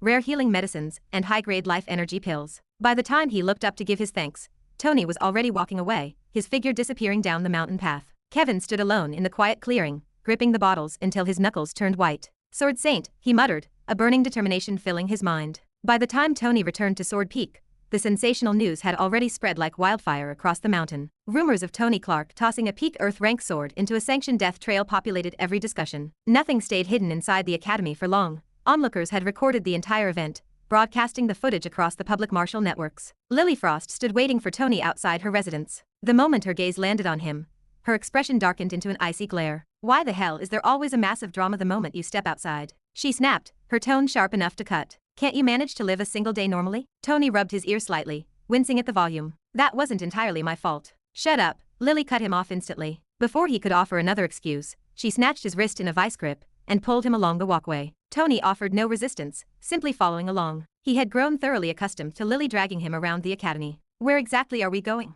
You'll see. After a long, silent trek across the rocky terrain, they stopped in front of a massive chamber carved deep into the heart of the mountain. This was the Lotus Chamber of the Volcano Pool, the Academy's most expensive life energy facility, typically reserved for critical cultivation breakthroughs. It was a literal lava pool. Intense heat radiated from the heavy threshold, and the air itself shimmered with dense life energy mixed with a violent fire essence. Lily stepped forward and handed over a thick, bound bundle of Academy tokens to an elderly female elder, who was quietly practicing calligraphy at a wooden desk. 3 days straight, Lily commanded, spending all of her saved-up Academy currency in a single transaction. The attendant looked up, her eyes widening in genuine shock. 3,000 tokens. All of it? Yes, Lily said firmly. The elder turned her gaze to Tony, staring at him as if he were a sacrificial lamb. Staying inside the volcanic chamber for that long was no easy feat. Shaking her head, the elderly woman turned a series of heavy iron wheels, unlatching the massive barrier doors. Lily turned toward Tony, her expression dead serious. Go inside and cultivate. For the next 3 days, you are not permitted to step foot outside. Tony stepped inside with a casual smile, privately assuming that Lily would let him out after a few hours of cooling down. The heavy iron door slammed shut behind him, sealing with a deep, metallic thud that echoed through the cavern. The lava pool stretched before him like a miniature burning sea. Molten rock surged and bubbled beneath the surface, releasing waves of scorching pressure that could easily incinerate ordinary disciples within minutes. Tony stood at the edge of the precipice, feeling the heat bake against his skin. Good. At least I can attempt another breakthrough here. Tony sat directly into the lotus position, crossing his legs and closing his eyes. This was an undeniable paradise for cultivation. Without any further hesitation, he reached into his mind and activated his stored system rewards. 2 tenfold body refinement cards, each valid for 1 full day, glowed faintly within his consciousness. Use. The moment he activated the first card, his entire physical frame trembled violently. Life energy surged through his veins, and the surrounding lava pool reacted instantly to his presence. The ambient fire energy rushed toward his body like a raging vortex, drawn in by the overwhelming amplification of the system card. Tony inhaled deeply, automatically activating the heaven-devouring origin scripture. Crimson energy flooded into his spinal column, illuminating his skeleton. His body shook under the immense pressure as his muscles tightened, his bones creaked, and his blood surged like boiling water. More. He refused to halt the process, absorbing everything the cavern had to offer. The raw lava energy, the concentrated life essence, and the heavy atmospheric pressure all pulled directly into his pores. Hours passed, or perhaps only minutes. Inside the sensory overload of the chamber, time completely lost its meaning. Suddenly, the first breakthrough arrived like a sharp internal explosion, sending his aura surging outward across the cavern walls. He had achieved the stage of Peak Master Warrior. Tony opened his eyes briefly, staring at the bubbling magma. Not enough. The first card expired, dissolving into sparks. Without a moment's delay, he activated the second card. The energy surged once more, returning stronger, faster, and far more violent than before. This time, his physical body screamed in protest, and his spinal column stretched under the strain. Hours trickled by in the outside world, but to Tony, it felt like a mere flash of lightning. His muscles tore apart and reformed,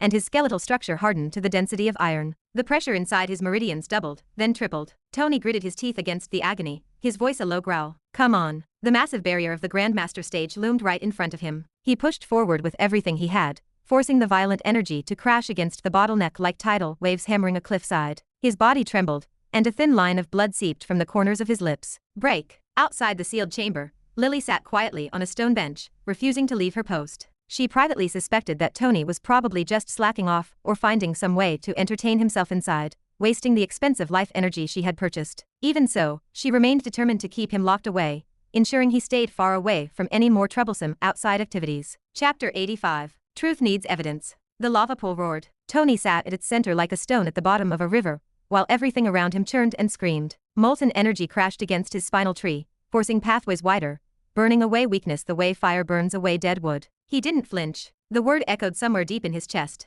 Almost. The barrier between his current realm and the next was thin now. Paper thin. It flexed with every breath, every surge of energy the body refinement card pushed through him. Just a little more. In the last 2 days, many things happened while Tony cultivated inside the lava pool. Inside the Healing Tower's announcement hall, Hikaru watched the projection with increasingly tight fists. The video played again. On the screen, the cancer girl spoke clearly about Tony treating her illness, urging everyone to stop misunderstanding him. Absolute proof, and yet the comment feeds scrolling beside the projection were a disaster. This is obviously fabricated. Rich families always find a way to bury the truth. Lady Hikaru is involved now? Of course she is, birds of a feather. Hikaru spun toward her servant, her expression highly irritated. How? I was there. I saw it with my own eyes. We have the patient standing right in front of them, and they still don't believe it. My lady. The servant's voice was gentle but honest. People do not reject evidence because it is weak. They reject it because accepting it would require them to change what they already believe. Hikaru stared at him, then turned back to the screen. The comments kept scrolling. She had spent the last 2 hours pushing the truth through every network her family's name could reach: Moon Goddess lineage connections, Academy contacts, Outer City messengers. She had thrown immense resources into spreading the truth about Tony's healing ability. The result? The conspiracy theories only grew larger. Now even the Moon Goddess clan is covering for him? How deep does this go? What more do they want? The words tore out of Hikaru before she could stop them. Her servant didn't answer. Hikaru already understood that she had spent her entire life believing truth was a weapon. Show people the facts, show them proof, win the day. She had never considered that some battles couldn't be won that way. Truth alone isn't enough. The realization sat in her chest like cold iron. Over on Sword Peak, Mark Smith's chamber smelled like spilled wine and barely contained rage. A glass had shattered 3 minutes ago. Fragments still glittered across the marble like tiny, red-stained stars. His servant hadn't moved to clean them, far too afraid to draw attention. Mark stood near the window, hands clasped behind his back. Kevin 10 killed Max Pitt, Mark said, his jaw tightening into an ugly line. Yes, my lord. Tony Clark provided the Earth rank sword and even stopped the arena elder. And before that, he sent Kelly to kneel at my gate. Yes, my lord. Twice. The word dropped like a stone into still water. He has slapped my face twice, in front of the entire academy. Mark turned slowly, his voice almost sounding impressed. Do you understand what that means? The servant wisely said nothing. It means he's not afraid of me. Mark walked to his chair and sat down. He looked at everything I represent: my family, my influence, my reputation, and decided it wasn't worth fearing. Killing him quietly accomplishes nothing. A dead enemy is forgotten. A humiliated one becomes a lesson. Mark folded his hands together. Send word to the Pitt family. We need to help them at least in this way. We offer revenge for Max Pitt. Give them Kevin 10's family location and enough resources to act. When Kevin suffers, Tony will feel it. And when Tony feels it, a slow smile crossed his face, the kind that never reached his eyes. He'll understand that protecting people has a price. The servant bowed deeply. Understood, my lord. After the subordinate left, Mark sat alone in the quiet room. He poured himself another glass from a fresh bottle, turning the name over slowly, the way one turns a coin to examine both sides. Tony Clark. Let's find out what matters to you. Inside the Clark family main hall, Sukoi, the sharp-tongued and sharp-tempered third elder, stood at the center of the room. He wore the expression of a man who had been waiting years for exactly this moment. This cannot continue, patriarch. Every day, another disaster, another headline, another reason for the other great families to laugh at us behind closed doors. Agreed. The seventh elder stepped up beside him. Tony Clark is a liability. We should begin discussing his replacement before. Before what? Patriarch Ryan Clark's voice wasn't loud. Both elders stopped speaking instantly. The patriarch placed a single document on the table and slid it forward. Read it. Silence fell as the elders crowded around the desk. Eyes moved across the page, and expressions shifted rapidly from skepticism to surprise to something approaching discomfort. It was the Healing Tower's official declaration: Tony Clark is innocent and Kelly Dawn got exposed. The document was signed and sealed by the Tower's highest authority. This. Sukoi's voice lost some of its sharp edge. This could still be fabricated? Ryan met his eyes. By the Nine Lotus Academy? Using their official seal? No one answered. Just then, a messenger burst through the doors. Patriarch, urgent. The Imperial family has dispatched forces toward the Philippines. The Ten family is being targeted. The hall erupted immediately. Voices overlapped, chairs scraped against the floor, and someone knocked over a porcelain tea set.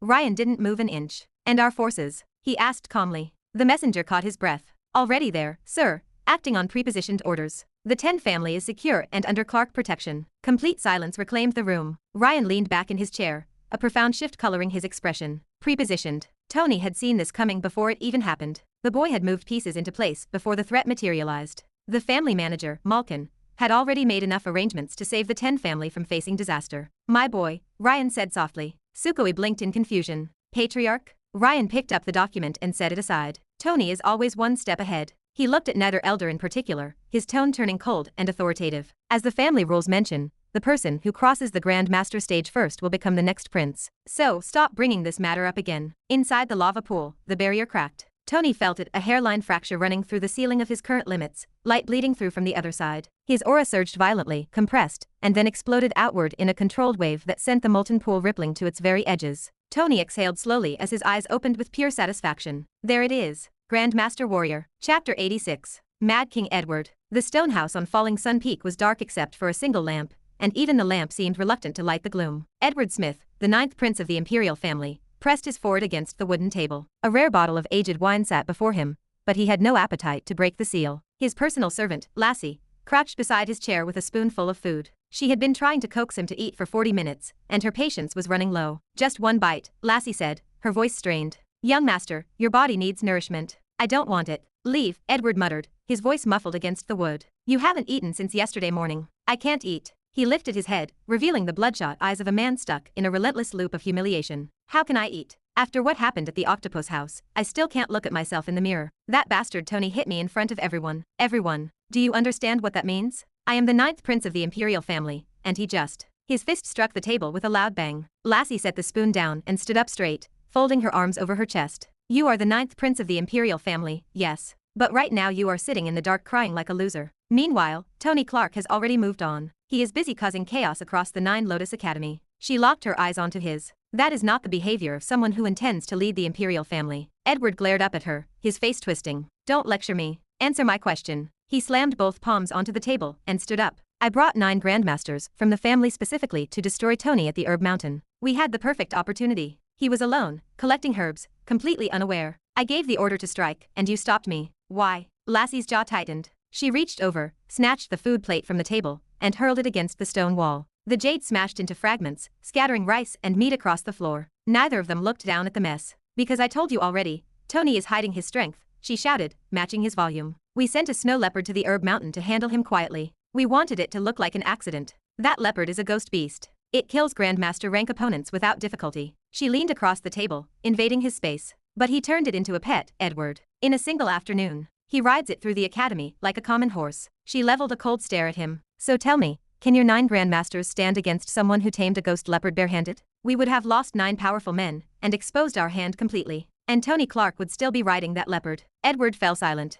The logic was impossible to argue with, which only fueled his anger. Then what is the plan? He demanded, pacing around the chair. I can't eat, I can't sleep, and I can't cultivate properly while that man walks around this academy like he owns the mountain. When does something actually happen to him? Lassie pulled her chair close and sat down, dropping her voice to a sharp whisper. I already set the wheels in motion. Yesterday, the Healing Tower issued a clarification about the intensive care unit incident. Tony's reputation survived the blow, but there is another path. She kept her gaze steady, ensuring he felt the weight of her words. I have arranged for a woman to enter Tony's treatment room at the perfect moment to fabricate an accusation. She will claim he assaulted her. Given what the public already believes about Tony's character, the lie will stick. The Academy will have no choice but to act. Tony Clark will be disgraced and expelled, leaving the Clark family to spend the next year cleaning up the political fallout. Edward's expression shifted. The red-eyed misery faded, replaced by a dark, predatory hunger. A slow, satisfied smile curled his lips as the details of the plot sank in. Good. Very good. You never disappoint me, lassie. That is exactly why you are so valuable to me. He stepped forward, his arm reaching out to grasp her waist.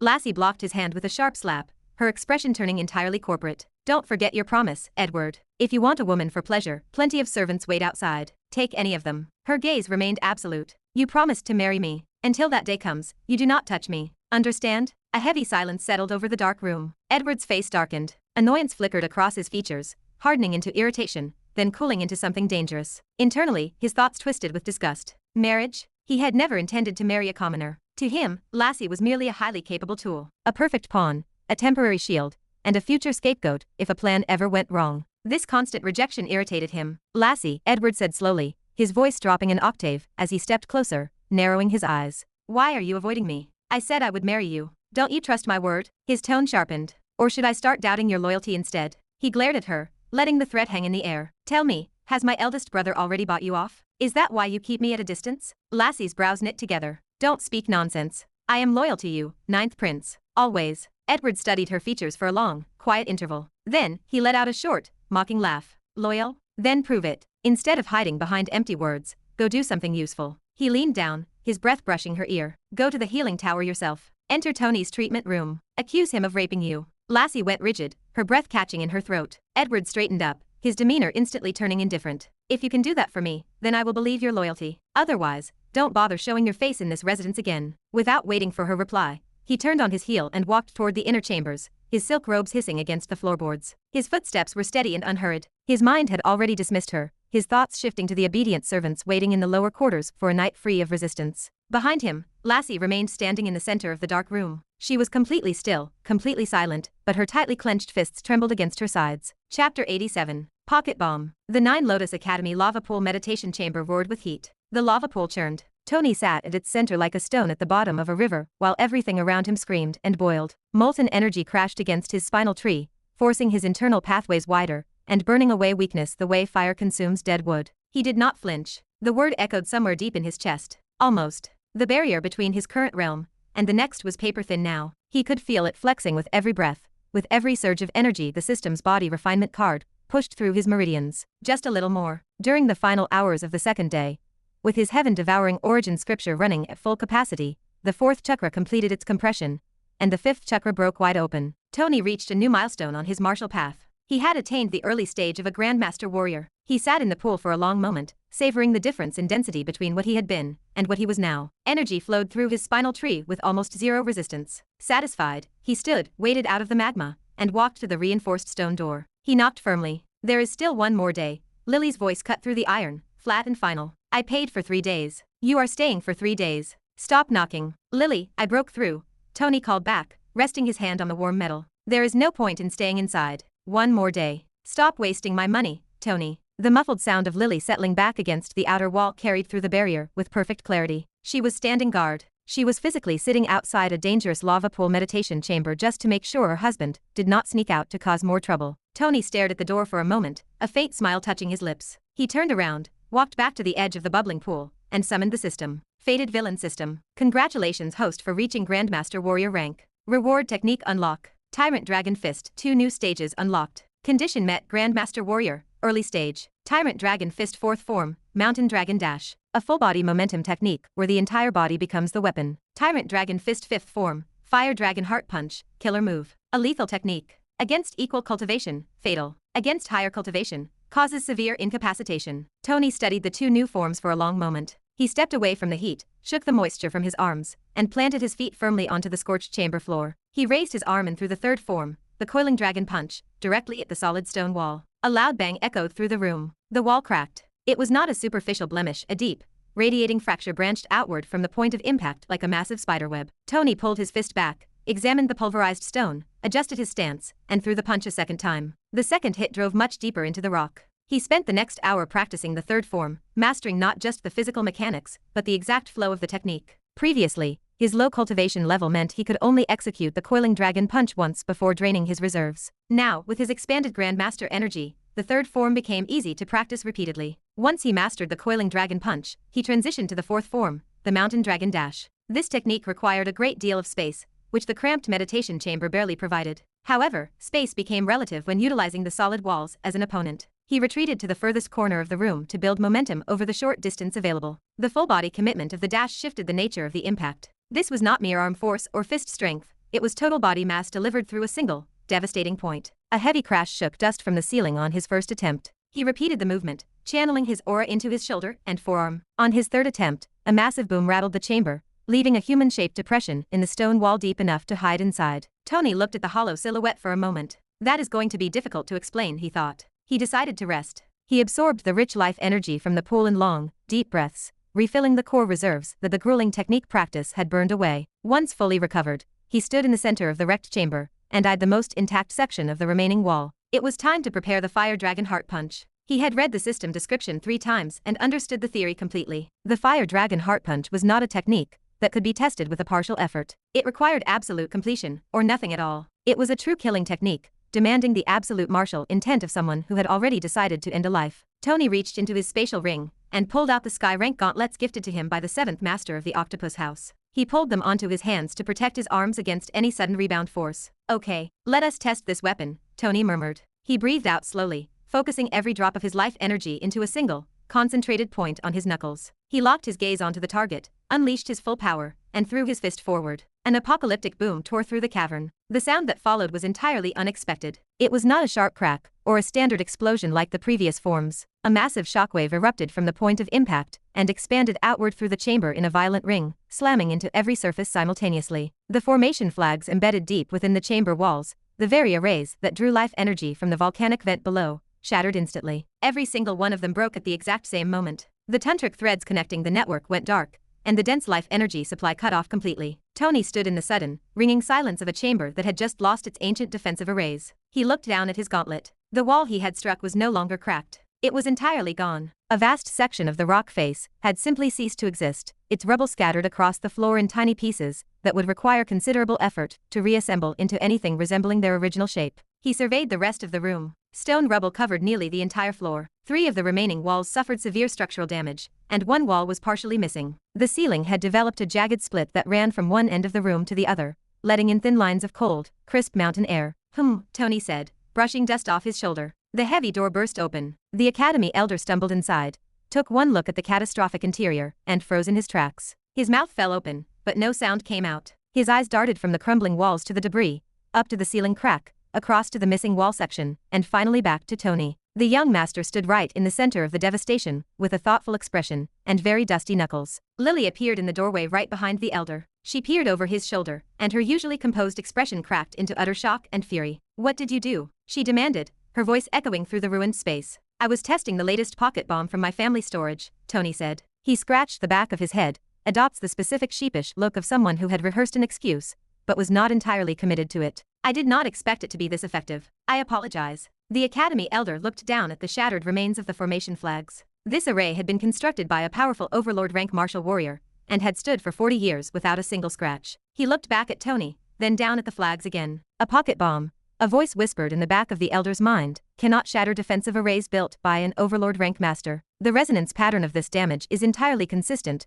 with a high-level martial strike." The elder looked at Tony's completely innocent expression. He looked at the ruined flags one last time. "Pocket bomb," the elder decided firmly. The alternative required a complete reassessment of Tony Clark's actual cultivation level, and he simply did not possess the political authority to handle that kind of revelation today. "Please be more careful with family equipment in the future," the elder said weakly, his voice trembling as he stepped backward out of the doorway. "I will report this to the Academy Master and see what he decides." Tony turned toward Lily, his face a picture of pure innocence. Lily simply held her head in her hands, nursing an oncoming headache. Chapter 88. Miracle Pleasure Doctor. During sunset, Lily walked toward her residence in silence. Tony followed her with a carefree look, saying nothing for a long stretch of the path. The evening light hit the peaks at a low angle, turning the snow on the upper slopes orange and gold. "Did anything important happen while I was in there?" Tony asked slowly, matching her pace. It was actually peaceful, Lily said. The healing tower issued a formal clarification about the intensive care unit room incident. Your name has been cleared officially. Oh, good. It is not good, Lily said. It's Hikaru. She pushed for that clarification because she wants you back in the tower. She turned her head to look at him sideways. She is clearly infatuated with you,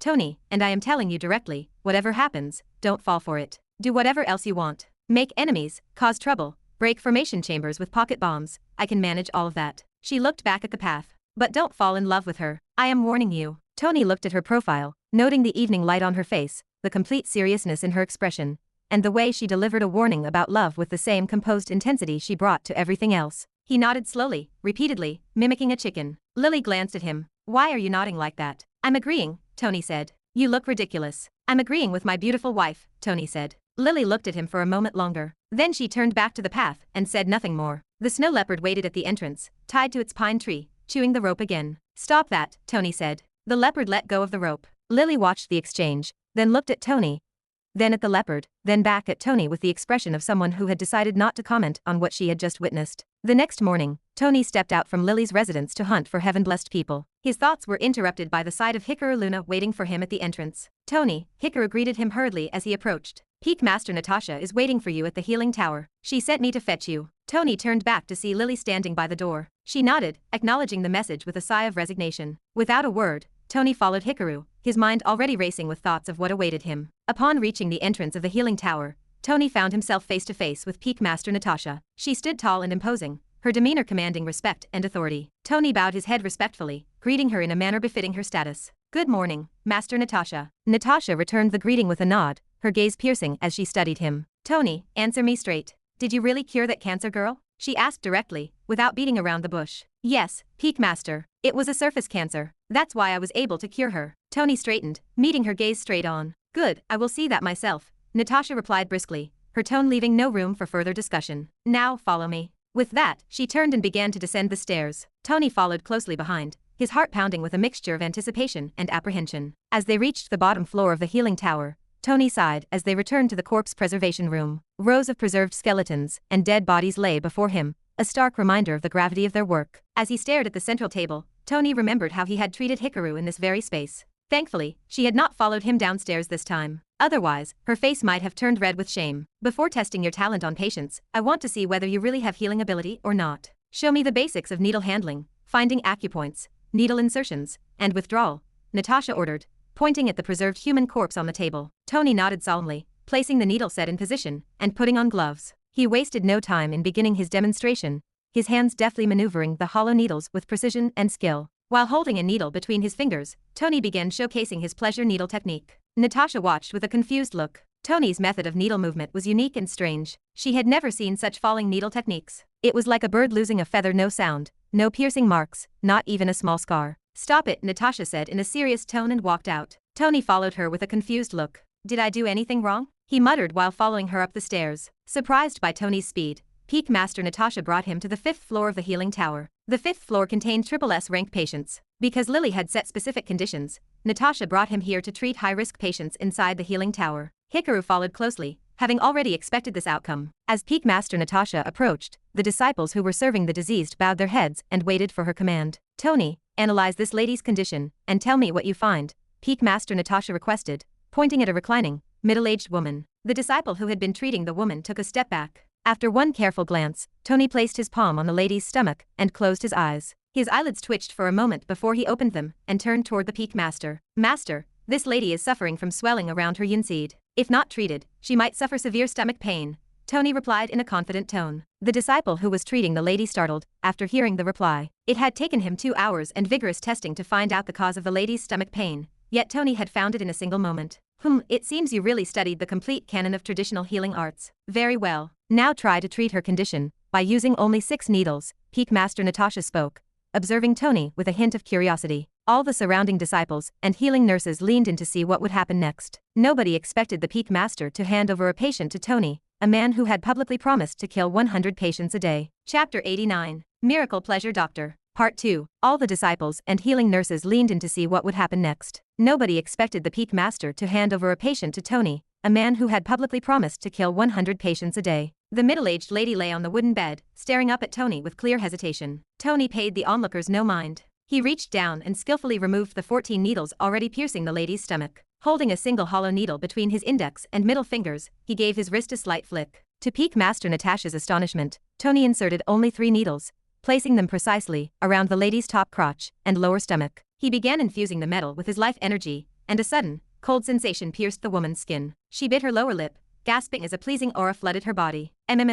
Tony blushed, quickly looking away from her bashful expression. After only a few moments, he swiftly withdrew the 3 needles, putting a sudden full stop to the lady's pleasure time. Shock rippled through the room. A short disciple who was secretly recording the scene from the corner almost lost his grip on his phone, his hands shaking. Peak Master Natasha nodded, a look of genuine appreciation crossing her face. She finally understood the source of the rumored moaning sounds. Tony, stay here until evening and try to treat as many people as you can, Natasha said, her tone calm and authoritative. Also, learn from others. Remember, everyone has their own style of healing. Don't try to correct them. With that final instruction, Natasha walked out of the ward, leaving Tony alone among the diseased. She controlled her expression until she hit the hallway, hurried along by the sheer awkwardness of watching her patients moan in public. Now, she needed to find Emma Rock and tell her everything. Tony let out a heavy sigh, picking up his golden needles to search for another patient. Before he could take a step, the middle-aged lady he had just treated blocked his path, a bashful smile playing on her lips. Is something wrong, lady? Tony asked, adjusting his demeanor to sound entirely humble and responsible. Do you need any further assistance? The lady reached into her robes,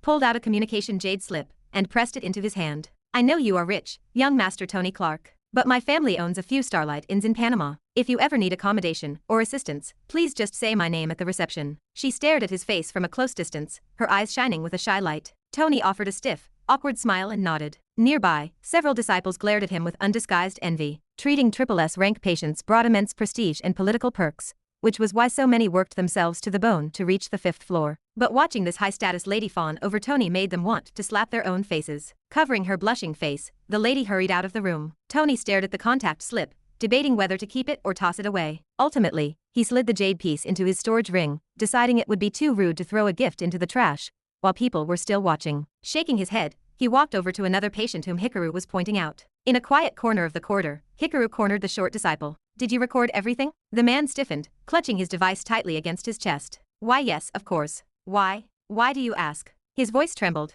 Everyone in the healing tower knew Hikaru Luna's reputation. She was calm, cold, and entirely unforgiving. A faint smile curved Hikaru's lips, though it failed to reach her eyes. Relax. I'm not going to punish you. The disciple swallowed hard, waiting. Post that video on the Marshall channels, Hikaru commanded, folding her arms. Title it Miracle Pleasure Doctor. Make sure it spreads everywhere. Yes, I understand. The man nodded frantically, relieved. Honestly, I'm shocked too. Tony's ability is unbelievable. It looks like all those rumors about the intensive care unit were just lies. Hikaru did not bother to respond. She turned on her heel, her steps swift and precise as she strode down the corridor. Tony had just stepped into the next treatment room. Inside lay a 44-year-old man with a heavily bloated belly, a double chin, and a face slick with greasy sweat. He carried the distinct look of a wealthy merchant rather than a martial cultivator. Tony paused at the threshold, looking back at Hikaru with clear hesitation. Hikaru, are you absolutely sure about this? She crossed her arms, leaning against the doorframe. What is the problem now? I can easily cure his liver dysfunction, Tony said, lowering his voice so the patient wouldn't hear. But you know how my treatment works. For women, the life energy brings pleasure. For men, it is completely different. When my energy enters their meridians, it feels like molten lava burning through their veins.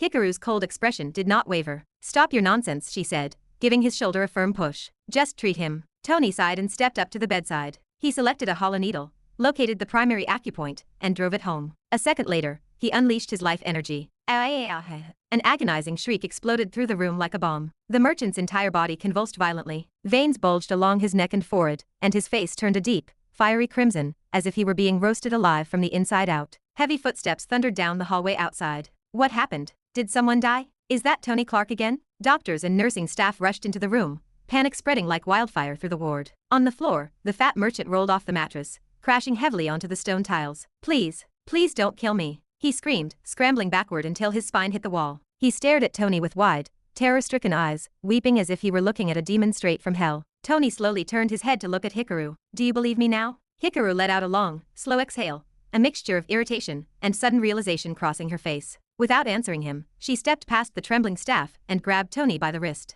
You all handle the patient, she ordered the surrounding doctors. Before anyone could protest, she dragged Tony out into the corridor. Come with me. Her rapid pace did not slacken as she headed toward another room. This time, she selected a female patient. Time slipped away as the afternoon wore on. Tony immersed himself in the work, moving from one bed to the next. Hikaru remained nearby, secretly recording snippets of the treatments with the explicit consent of the patients, immediately uploading the footage to the public martial networks. Once the momentum on the forums picked up, she left to manage the social media fallout, leaving Tony alone to handle the influx of patients. By mid-afternoon, Tony had treated more than 50 people without taking a single break. Even though his dangerous reputation was still fresh in everyone's minds, word of his painless, highly effective methods spread like wildfire among the female cultivators. Women began arriving in droves, begging for his personal attention. Outside, the guardian sun dipped toward the horizon, casting long, orange shadows across the peaks. Despite the late hour, the queue outside Tony's private room stretched all the way down the corridor to the main entrance of the tower. Strangely, the vast majority of these patients were wealthy,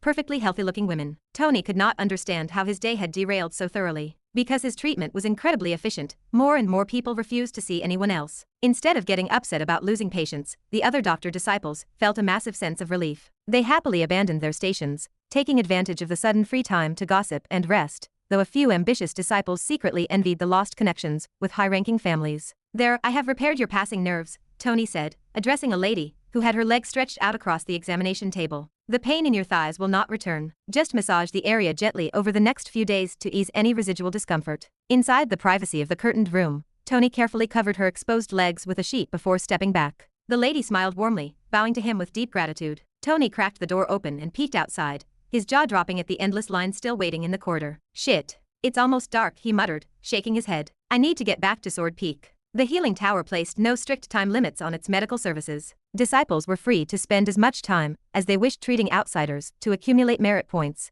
and there was no administrative penalty for closing up shop early. Tony stepped out into the hallway, raising his hands to address the crowd. "I am running late, everyone. My wife is waiting for me at home. I only have time to treat one more person today. Please understand my situation and seek out the other qualified doctors down the hall." He bowed politely, then turned and gestured to a mature, middle-aged lady who stood next in line. Once she stepped inside, Tony closed the door, shutting out the murmurs of the crowd. He sat down at his desk and picked up a fountain pen, ready to log her details into the service register. "Tell me, what seems to be the problem?" The mature lady averted her eyes, completely avoiding his gaze. A few heavy moments passed in absolute silence. Tony watched the clear emotional struggle playing out across her face. "Lady, you have nothing to worry about," Tony said, keeping his voice sincere and reassuring. "As a professional healer, it is my absolute duty to keep your medical details entirely confidential. Please, speak freely about your condition." After an agonizing delay, the lady lifted her head and looked at him, her cheeks flushing. My chest," she stuttered. She reached up and began unwrapping the elegant outer layers of her robes. Tony felt his pulse quicken at the sudden movement,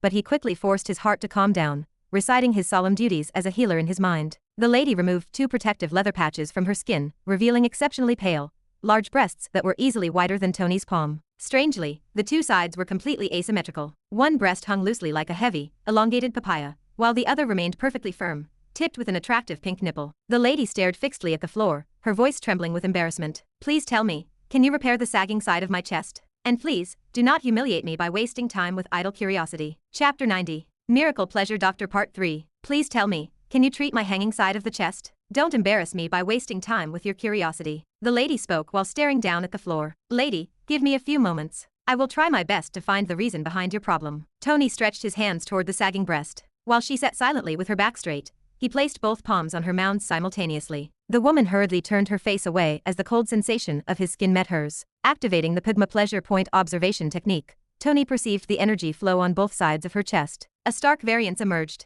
On the right side, where the breast was firm and well-shaped, the blood vessels were uniform in size, and the energy flow occurred radially. On the hanging left side, however, the blood vessels were narrow, and several had closed down completely, blocking the energy flow to the surrounding tissue. Removing his palm from the healthy right side, Tony cupped the sagging left breast and pressed firmly against the chest area directly beneath it. "Ah!" the lady cried out, gritting her teeth as she gripped Tony's shoulder. Tony breathed a silent sigh of relief. He had located the root cause of the condition. Taking out 33 golden needles from his medical box, he gestured toward the examination bed. "Please lay down on the wooden bed." As she settled onto the mattress, Tony explained the diagnosis in layman's terms, pressing different parts of her chest to demonstrate. The lady nodded like a compliant kitten, begging him to treat her. She opened her robes wider, and Tony began inserting the golden needles with practiced precision. He drove 18 needles into the lower section of the sagging breast. The blunt impact of his needle technique shattered the black mass that had grown beneath the tissue, breaking it into small bits. Next, he inserted 3 needles into the upper portion. He infused his aura through the top 3 needles, forcing a dark,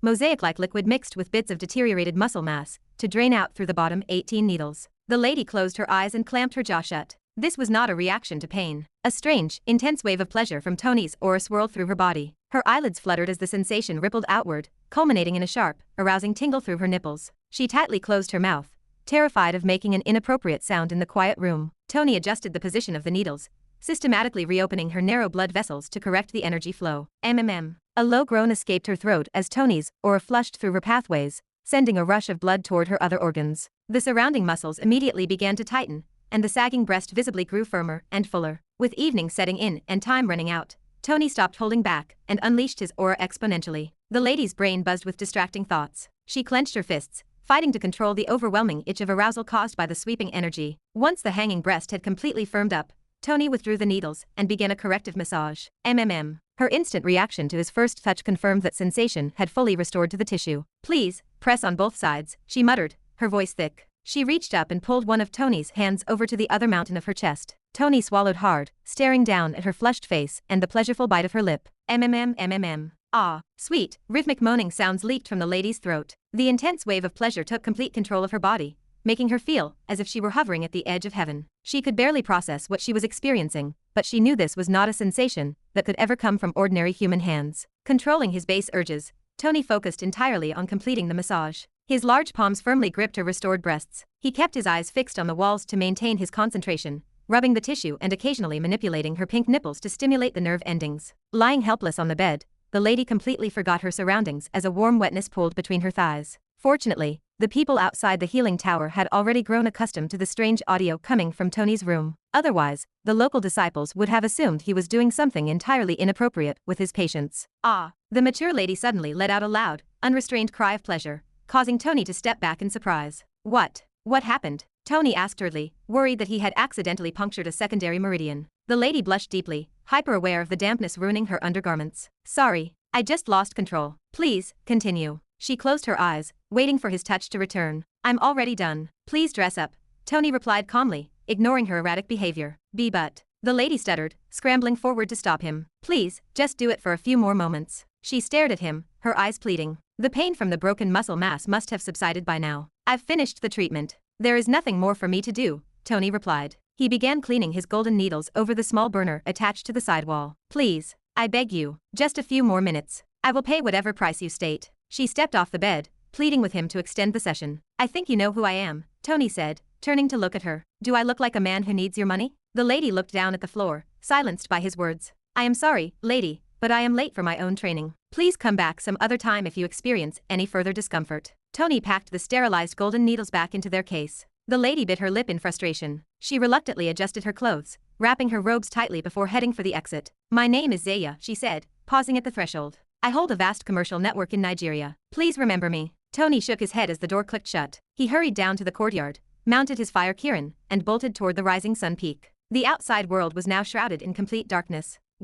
I am incredibly late. Next time, I need to keep my emotions under stricter control when treating women," Tony muttered. He adjusted his stance on the mount, trying to accommodate his lower half, which still stood rigid after spending an hour massaging the lady's large mounds. "How is it? Did he treat your condition?" The moment Zaya stepped out into the corridor, she was cornered by the woman, who had been treated first for the swollen yin seed. The lady eyed her with intense curiosity. "Yeah, he made them perfect," Zaya replied, though her expression was full of lingering disappointment. "What about his life energy? Did you actually experience that pleasurable sensation?" The woman pressed, her eyes wide with excitement. "What can I say? I completely lost control over my own body. His touch sent a wave of arousal straight through me. When his hands massaged my chest, I felt like I was melting right into his grasp. It was as if his fingers submerged into my flesh, reaching the deepest parts of me. I have never felt that kind of sensation, not even during actual intercourse." Zaya looked down, her cheeks warming as she recalled the private room. "I hate to admit it, but I experienced a full yin drain from the intensity." "Really? I can't believe you had a full yin drain. It sounds like your luck is even better than mine," the other woman laughed, climbing onto the back of her house eagle. "I wonder how our lady gang will react if this information leaks out. All those women from the top families will probably line up outside the tower just to subdue that young man for themselves." Unbeknownst to either of them, detailed reports about the pleasure healer of the healing tower were already circulating within the private forums of wealthy female cultivators. If not for Tony's terrifying family background, several powerful underground matriarchs would have already descended upon the academy to force him into a permanent contract. Chapter 91. Emma's secret revealed. The private quarters inside the healing tower fell into a heavy, suffocating silence. Natasha stood by the window, her silhouette framed against the glass, her expression hard and severe. Across the room, Emma Rock sat stiffly on the edge of the mattress, staring blankly at the stone wall as if her entire world had suddenly lost its meaning. What happened? Natasha turned, her voice firm but carefully restrained. Why are you refusing the treatment? Emma did not look up. Her knuckles turned white as her fingers tightened into the fabric of her skirt. No, master. I do not want to be treated by Tony Clark. Never. Not in this life or the next. I will never allow that man to touch me. Natasha's brow furrowed. She took a step forward, her tone rising with growing impatience. Why? Answer me straight. With my guidance and Tony's unique medical abilities, we can repair your meridians completely. You will be safe and sound in no time. Emma shook her head slowly, her eyes fixed on the floor. No, master. Please understand my situation. I will not allow Tony to cure me. Do not force me into this. Natasha took another step closer, her patience wearing thin. Emma, you are failing to grasp the gravity of your reality. The last meridian collapse was brutal. You will not survive another internal catastrophe. Listen to me. Take this chance. Once you are healed, your natural talent will allow you to easily claim a god-level inheritance during the upcoming World Tree Blessing. You will become unstoppable. Can you truly not see that? Emma remained perfectly still. Only her trembling fists betrayed the sudden storm raging inside her mind. Dark memories flooded her thoughts, memories of a past she could never truly escape. She remembered the ruthless domain of the Clark family, the forced political marriage, the cold isolation of that small bridal chamber, and the exact night everything shattered. She relived the humiliation and the bitter sense of betrayal. Why Tony? Emma muttered, her voice shaking with suppressed fury. Out of all the people in this vast world, why did you have to walk back into my life? Natasha paused, adjusting her stance as she sensed a deeper problem. I do not understand your resistance, Emma. Anyone else in your desperate condition would jump for joy knowing a cure exists. What is wrong with you? Have you already given up on living? Do you have any idea how much energy I have expended just to keep you breathing up to this day? Emma snapped her head up, tears glittering in her eyes. Master, please do not say that. Her voice cracked under the emotional weight. I am forever indebted to you for your salvation. Without your intervention, my corpse would have grown cold long ago. She took a sharp, stabilizing breath, and her tone turned icy. My only problem is Tony. Natasha's posture stiffened. I do not want him near me, Emma continued, her voice dropping to a whisper. I would rather die peacefully than let his hands touch my flesh. Please, master, do not force me. Natasha exhaled slowly, trying to maintain her professional composure. Why? Is it because Tony is known as a useless fellow without talent? Do not misunderstand him like the rest of the world, or like I did. I also believed he was a fool. I even believed the vicious rumors that he violated a dying patient in the intensive care unit, but he is innocent. That boy is merely suffering under false accusations. In truth, he is a good man with a rare healing gift. Trust me, Emma. Tony will save you. Emma's features twisted into a mask of pure anguish. No, he is not. Tony is not a good man. Her eyes turned bloodshot. He is a devil. He is an evil ghost. He is the wretched bastard who stole my yin flower. The confession exploded into the quiet room. Natasha froze, her mind instantly going blank. The sheer shock forced her backward a half step, and she collapsed heavily into the wooden armchair behind her, the color completely draining from her face. What? The word barely escaped her throat. A profound silence fell over the chamber. Emma clenched her fists tighter, her entire frame shuddering with rage. Tell me, master, Emma demanded, her voice cracking but resolute as tears streamed down her cheeks. Do you still want to hand me over to Tony Clark? He is the very monster who ruined my life. She wiped her face aggressively. The Clark family matriarch used me as a mere sacrificial scapegoat for her son. They promised Tony would marry me legally. I believed their lies. I filled my heart with him like a naive fool. But after the first night of that sham marriage, after he completely violated my body and drained my core, they tossed me away like common trash. Natasha sat paralyzed, unable to offer a single word of comfort or defense. Emma's gaze turned deadly cold, burning with a deep, unyielding hatred. In this life, I have sworn an oath to exact vengeance upon the Clark family. They will regret every single thing they did to me. And most importantly, that bastard Tony Clark will pay the ultimate price for taking my yin flower. Natasha closed her eyes slowly. She possessed no words to counter the revelation, no remaining moral authority, and no right to force the girl any further. Without speaking another word, she rose heavily from the chair and walked out of the chamber. Her footsteps dragged across the stone floor, feeling entirely lost for the first time in her life. Meanwhile, Tony returned to Lily's residence just as the final light of sunset vanished from the sky. The atmosphere inside the main hall was entirely different from the heavy despair of the healing tower, feeling warm, bright, and lively. A lavish spread of hot food covered the dining table, filling the room with the rich aroma of roasted meats and spices. Julie sat comfortably at the center of the table, happily chewing on a plate of seasoned meat sticks, her face glowing with absolute excitement. Tony walked through the doorway, stretching his stiff shoulders, and nodded thanks as a household servant poured fresh water over his hands. You look remarkably pleased with yourself, Tony noted casually, rinsing the medical scent from his skin. Julie let out a bright laugh. Why wouldn't I be? Right now, the entire Academy Forum believes Tony Clark is a miracle pleasure doctor. I am proudly flaunting my brother-in-law's name across every faction on the peaks. I still find it hard to believe you are a genuine healer, especially one who makes high-ranking ladies moan like that during treatment. Tony stopped drying his hands and frowned at her. Cut the nonsense. I am simply performing medical procedures, not taking pleasure in the work. Lily, who sat quietly across from her sister, raised her eyes from her teacup. I also reviewed the recorded footage. It certainly appeared as though you were intentionally lingering on that lady's body. Tony turned toward her dramatically, placing a hand over his heart. Wifey, why must you falsely accuse your own husband? I am an entirely innocent man. Julie burst into a fit of giggles at the display. I remain unconvinced, Lily replied dryly, her tone cold but relaxed. Regardless of your innocence, Julie came here this evening seeking your assistance. Tony took a seat and pulled a roasted meat stick from the platter. What do you need? He asked around a mouthful of food. Julie leaned across the table, her eyes wide. I accepted a SSS rank quest from the main task board today. It involves collecting rare herbs from the outer ridges. Tony raised an eyebrow in surprise. What? You are a martial cultivator, not a member of the healing tower. Why on earth would you accept a gathering quest meant for medical disciples? Are you merely trying to evade your difficult combat duties? Julie pouted, crossing her arms defensively. Exactly. I require more uninterrupted time to cultivate my inner force. I do not have the luxury to waste hours completing dangerous assassin missions right now, but I still desperately need academy currency to purchase the latest martial techniques from the pavilion. Tony didn't hesitate. If academy currency is your only issue, you should have simply asked. He reached into his spatial storage ring, pulled out a massive, heavily reinforced leather pouch, and dropped it onto the center of the table. The heavy wood creaked under the sudden impact. Julie reached over and yanked the strings open, freezing instantly at the sight. A dense, tightly bound fortune of high-denomination academy currency notes filled the bag to the brim. What? Julie gasped, her jaw dropping. Brother-in-law, where did you manage to secure this much wealth?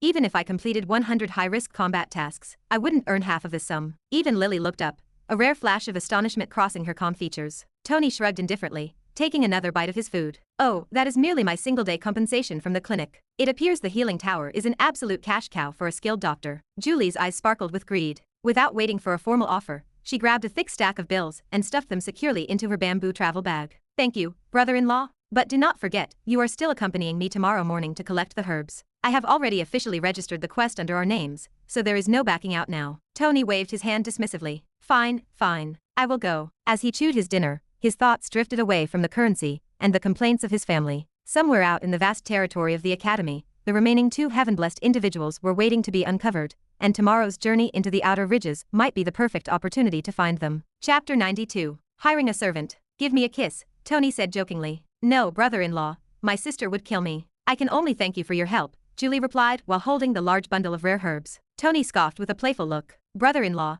how did you learn healing? I never saw anyone using your methods, Julie asked with a curious look. Ha ha ha, it is my secret. Also, you still did not see my ultimate skill. Should I give you a full body massage? Tony asked with a playful wink. Julie's cheeks turned red as she remembered Tony's touch. That 1-second touch already made her wet. She could not imagine how she would look after a full body massage. No need, I already saw how you were playing with those aunties in the video. You are a big pervert, Julie said with her tongue out. Tony moved to give a head slap. Julie immediately ran away toward the entrance gate. Tony followed, but in the next second he came to a complete halt. Heaven chosen detected. The golden text flashed in Tony's vision like a divine decree from the heavens. His steps halted midway, eyes narrowing as another line followed. Scanning. Heaven chosen profile unlocked. Name Hank Cooper. Age 19. Fate grade 4 stars. Cultivation base none. Destiny Hank Cooper possesses an unnatural talent for weapon crafting. He belongs to the lineage of titans which already perished a long time ago. Be it melting, hardening, crafting, or working the most ancient metal, he can turn them into powerful weapons. In addition to crafting ability,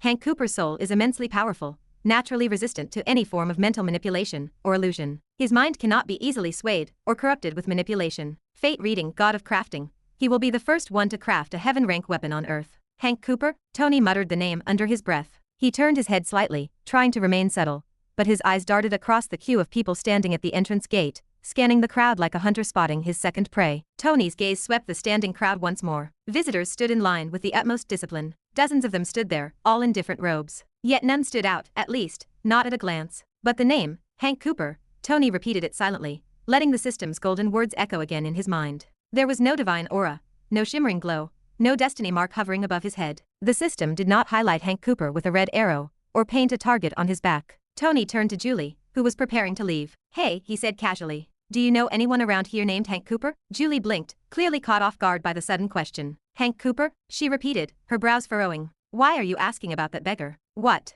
Beggar? Tony was shocked. Yes, he is not a martial warrior. He has no cultivation. A few months back, he reached the academy gates. No one knows how a mortal human reached this place. As the academy rules do not allow him inside, he is staying at the gate and surviving through begging, she said slowly. That definitely caught Tony's attention. Not even a martial warrior? Then how can a normal human reach this hidden place among mountains? No wonder he has the 4-star heaven blessing. Why do you care about him anyway? Julie narrowed her gaze slightly, still eyeing him. Tony turned to her with a calm expression and a faint smile. No reason, he said softly. I am just curious about how a normal human reached here. Don't cause trouble for him, she warned. That poor fellow already had a rough life. Tony stood alone before the academy gate, his eyes locked onto the person in begging clothes. Hank Cooper was there, as expected. He sat silently while staring at the academy gates with hope. A few disciples gathered nearby, clearly treating him as dirt. Some tossed food out of pity. And Hank Cooper accepted everything in silence. Despite the tattered clothes and the dirty face, Tony noticed something strange. Hank Cooper was handsome. Strikingly so. Even covered in dust and sweat,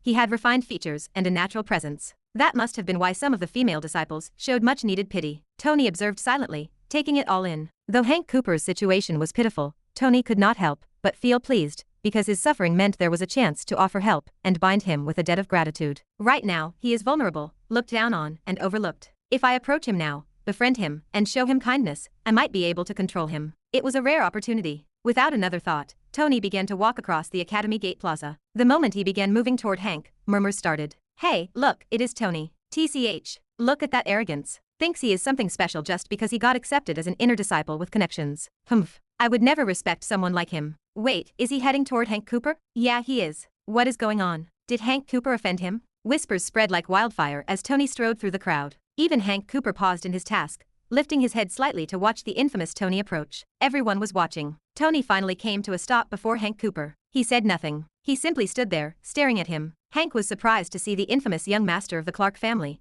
the one everyone in the academy had been talking about recently. The snow leopard incident was still fresh in Hank's mind. Also, every day, there were rumors and news that circulated in the academy, especially when most disciples were constantly discussing Tony's name. He grew nervous as he noticed Tony heading in his direction. Are you Hank? Tony finally asked after a long silence. Hank nodded stiffly. I heard you are not a martial artist, but reaching this place without martial cultivation is really something. As far as I know, you do not have any chance to step inside the academy. How about this? I am missing someone to look after my courtyard, so I want to give you the opportunity to serve me. What do you say? Hank was immediately shocked. He had not expected anything like that, and the other disciples around were equally stunned. What? Tony wants Hank to serve him? Damn, what arrogance. He is inviting a mortal inside the academy? Does he think this is the Clark family, where he can do whatever he wants? He is causing trouble every day inside the academy. It seems like today's task is this. Chapter 93. Loyalty. So I want to give you the opportunity to serve me. What do you say? Hank was stunned by the unexpected proposal. Insults, perhaps even a slap or a kick, were the expected currency of the academy plaza. But a job offer?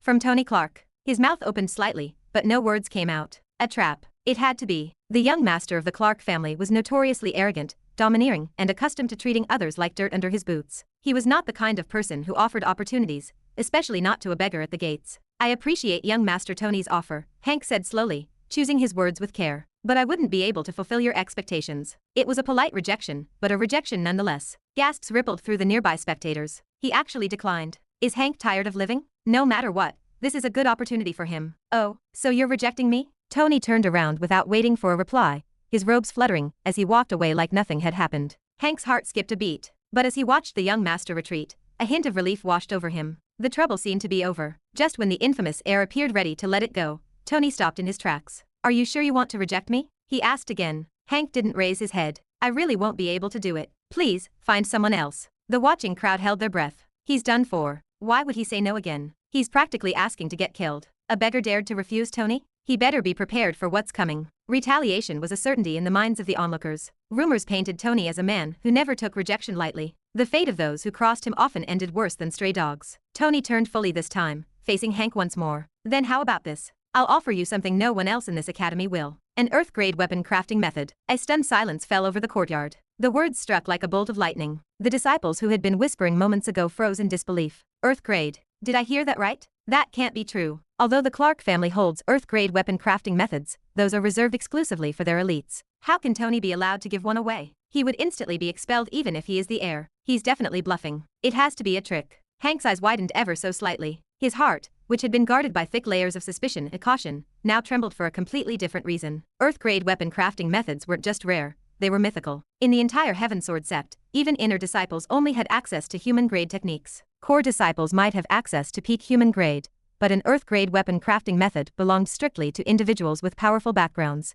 the academy leader, or the next successor. Furthermore, because no one on Earth possessed a heaven-grade method, Earth-grade represented the absolute pinnacle of blacksmithing and weapon creation. Yet Tony was claiming he had one in his possession, and he was willing to offer it to a beggar. What kind of game was this? Hank didn't speak. He couldn't. He was still trying to process whether Tony was insane, lying, or actually serious. Tony stepped closer, his tone calm but carrying the weight of utter confidence. Not only that, I promise that you will get every resource you need for cultivation. He reached into his storage ring and pulled out a small object. Here, I'll give you this as a present for our first meeting. Tony tossed a jade bottle containing high-quality life energy pills. Hank caught the vial and immediately recognized the contents. There were at least 20 of them, each of unusually high purity. Though Tony didn't think much of the medicine, it was a fortune to anyone else, especially Hank, who possessed no background. With these pills, the path to becoming a cultivator was wide open. In the next sect assessment, he might even have a genuine chance to become an outer disciple of Nine Lotus Academy. However, nothing came free in this world. There had to be appropriate compensation. Young master, this is too much. I can't accept it. Suppressing his deep desire for the medicine, Hank pushed the bottle back. Anyone could see that Tony was going far beyond what was required for a mere servant, and the display thoroughly confused the crowd. Was Hank really that valuable? Hank, think carefully, Tony said. Serving me will bring you benefits far beyond what you can imagine. As for those pills, you can keep them, whether or not you agree to serve me. Tony chose not to push too hard. Overwhelming the boy would only make things more suspicious, though the offer was already suspicious enough. Still, if not today, perhaps Hank might change his mind in the future. Even if that weren't the case, those pills would place the boy firmly in his debt. Hank remained deep in thought. Those pills alone would be a tremendous help. And if Tony was telling the truth, and Hank could practice crafting with an Earth-grade method, then becoming an outer disciple of the Nine Lotus Academy would be a simple matter. Think about it, Tony added. Do you really want to spend the rest of your life scrubbing stone paths for scraps while others cultivate their way to immortality? Hank's fingers tightened around the jade bottle. Nothing came free. This was too generous, too strange. An Earth-grade weapon crafting method.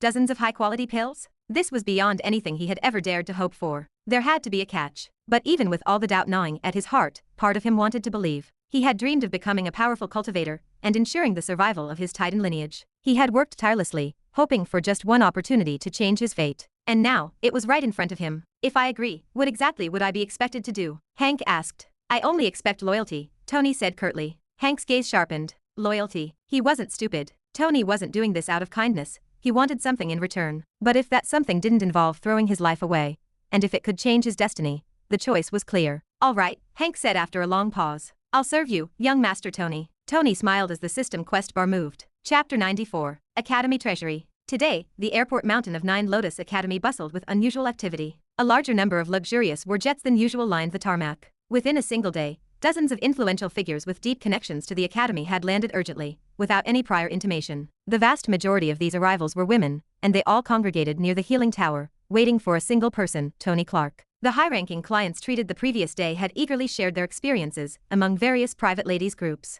This created a rapid pendulum effect, causing other women to travel to the mountain. As those initial patients explained the effects of Tony's treatment in exaggerated words, adding fantasy to the physical sensations, widespread curiosity flared. We experienced the magic of pleasure. The high-status patients with powerful families rushed to the healing tower, even those completely devoid of actual medical problems. By the time Tony reached his newly allotted examination room, 5 healing nurses already waited outside the door. Each held a long list of patients demanding his personal attention. Earlier that morning, Tony showed his residence to his new servant, Hank Carter, before immediately departing to attend to his clinical duties. Julie walked alongside him as far as the main gates of the healing tower. Brother-in-law, why did you take a beggar as your servant? Julie asked, finally voicing the curiosity she had suppressed since the previous day. You might not understand this yet, but when you are looking for servants, or people to manage your affairs, the first quality they must possess is loyalty, Tony said, keeping his pace steady. Think about how many factions are actively trying to tarnish my reputation inside this academy. That is why I refuse to take just anybody into my household. Look at Hank, he will be entirely loyal to us. In response, we will take excellent care of him. That fellow possesses the hidden potential to rise, and he will be incredibly helpful to the Clark family in the future. Julie offered a playful smile, quickening her steps to stay ahead of him. You always have tricks up your sleeve. I don't believe a word of that scholar routine. There is definitely a specific reason you hired Hank Carter. She darted away toward the main path, laughing as she escaped a potential retaliatory head slap. Tony smiled, watching her disappear around the corner. Julie had guessed correctly. If Hank did not possess a 4-star heaven blessing, Tony would never have spared him a single glance. Turning back toward the healing tower, Tony navigated a crowd that felt entirely different from before. Instead of the usual murmurs, whispers, and secret curses behind his back, the surrounding disciples viewed him in a new light, staring with genuine respect. Several passing patients even bowed their heads politely. On the third floor, a long queue of high-status patients blocked the corridor directly outside his new office. "Why are there so many people?" Tony asked, stopping beside Hikaru Luna, who stood guard near the doorframe. "Don't even ask," Hikaru replied, leaning against the stone wall. The crowd was actually much larger,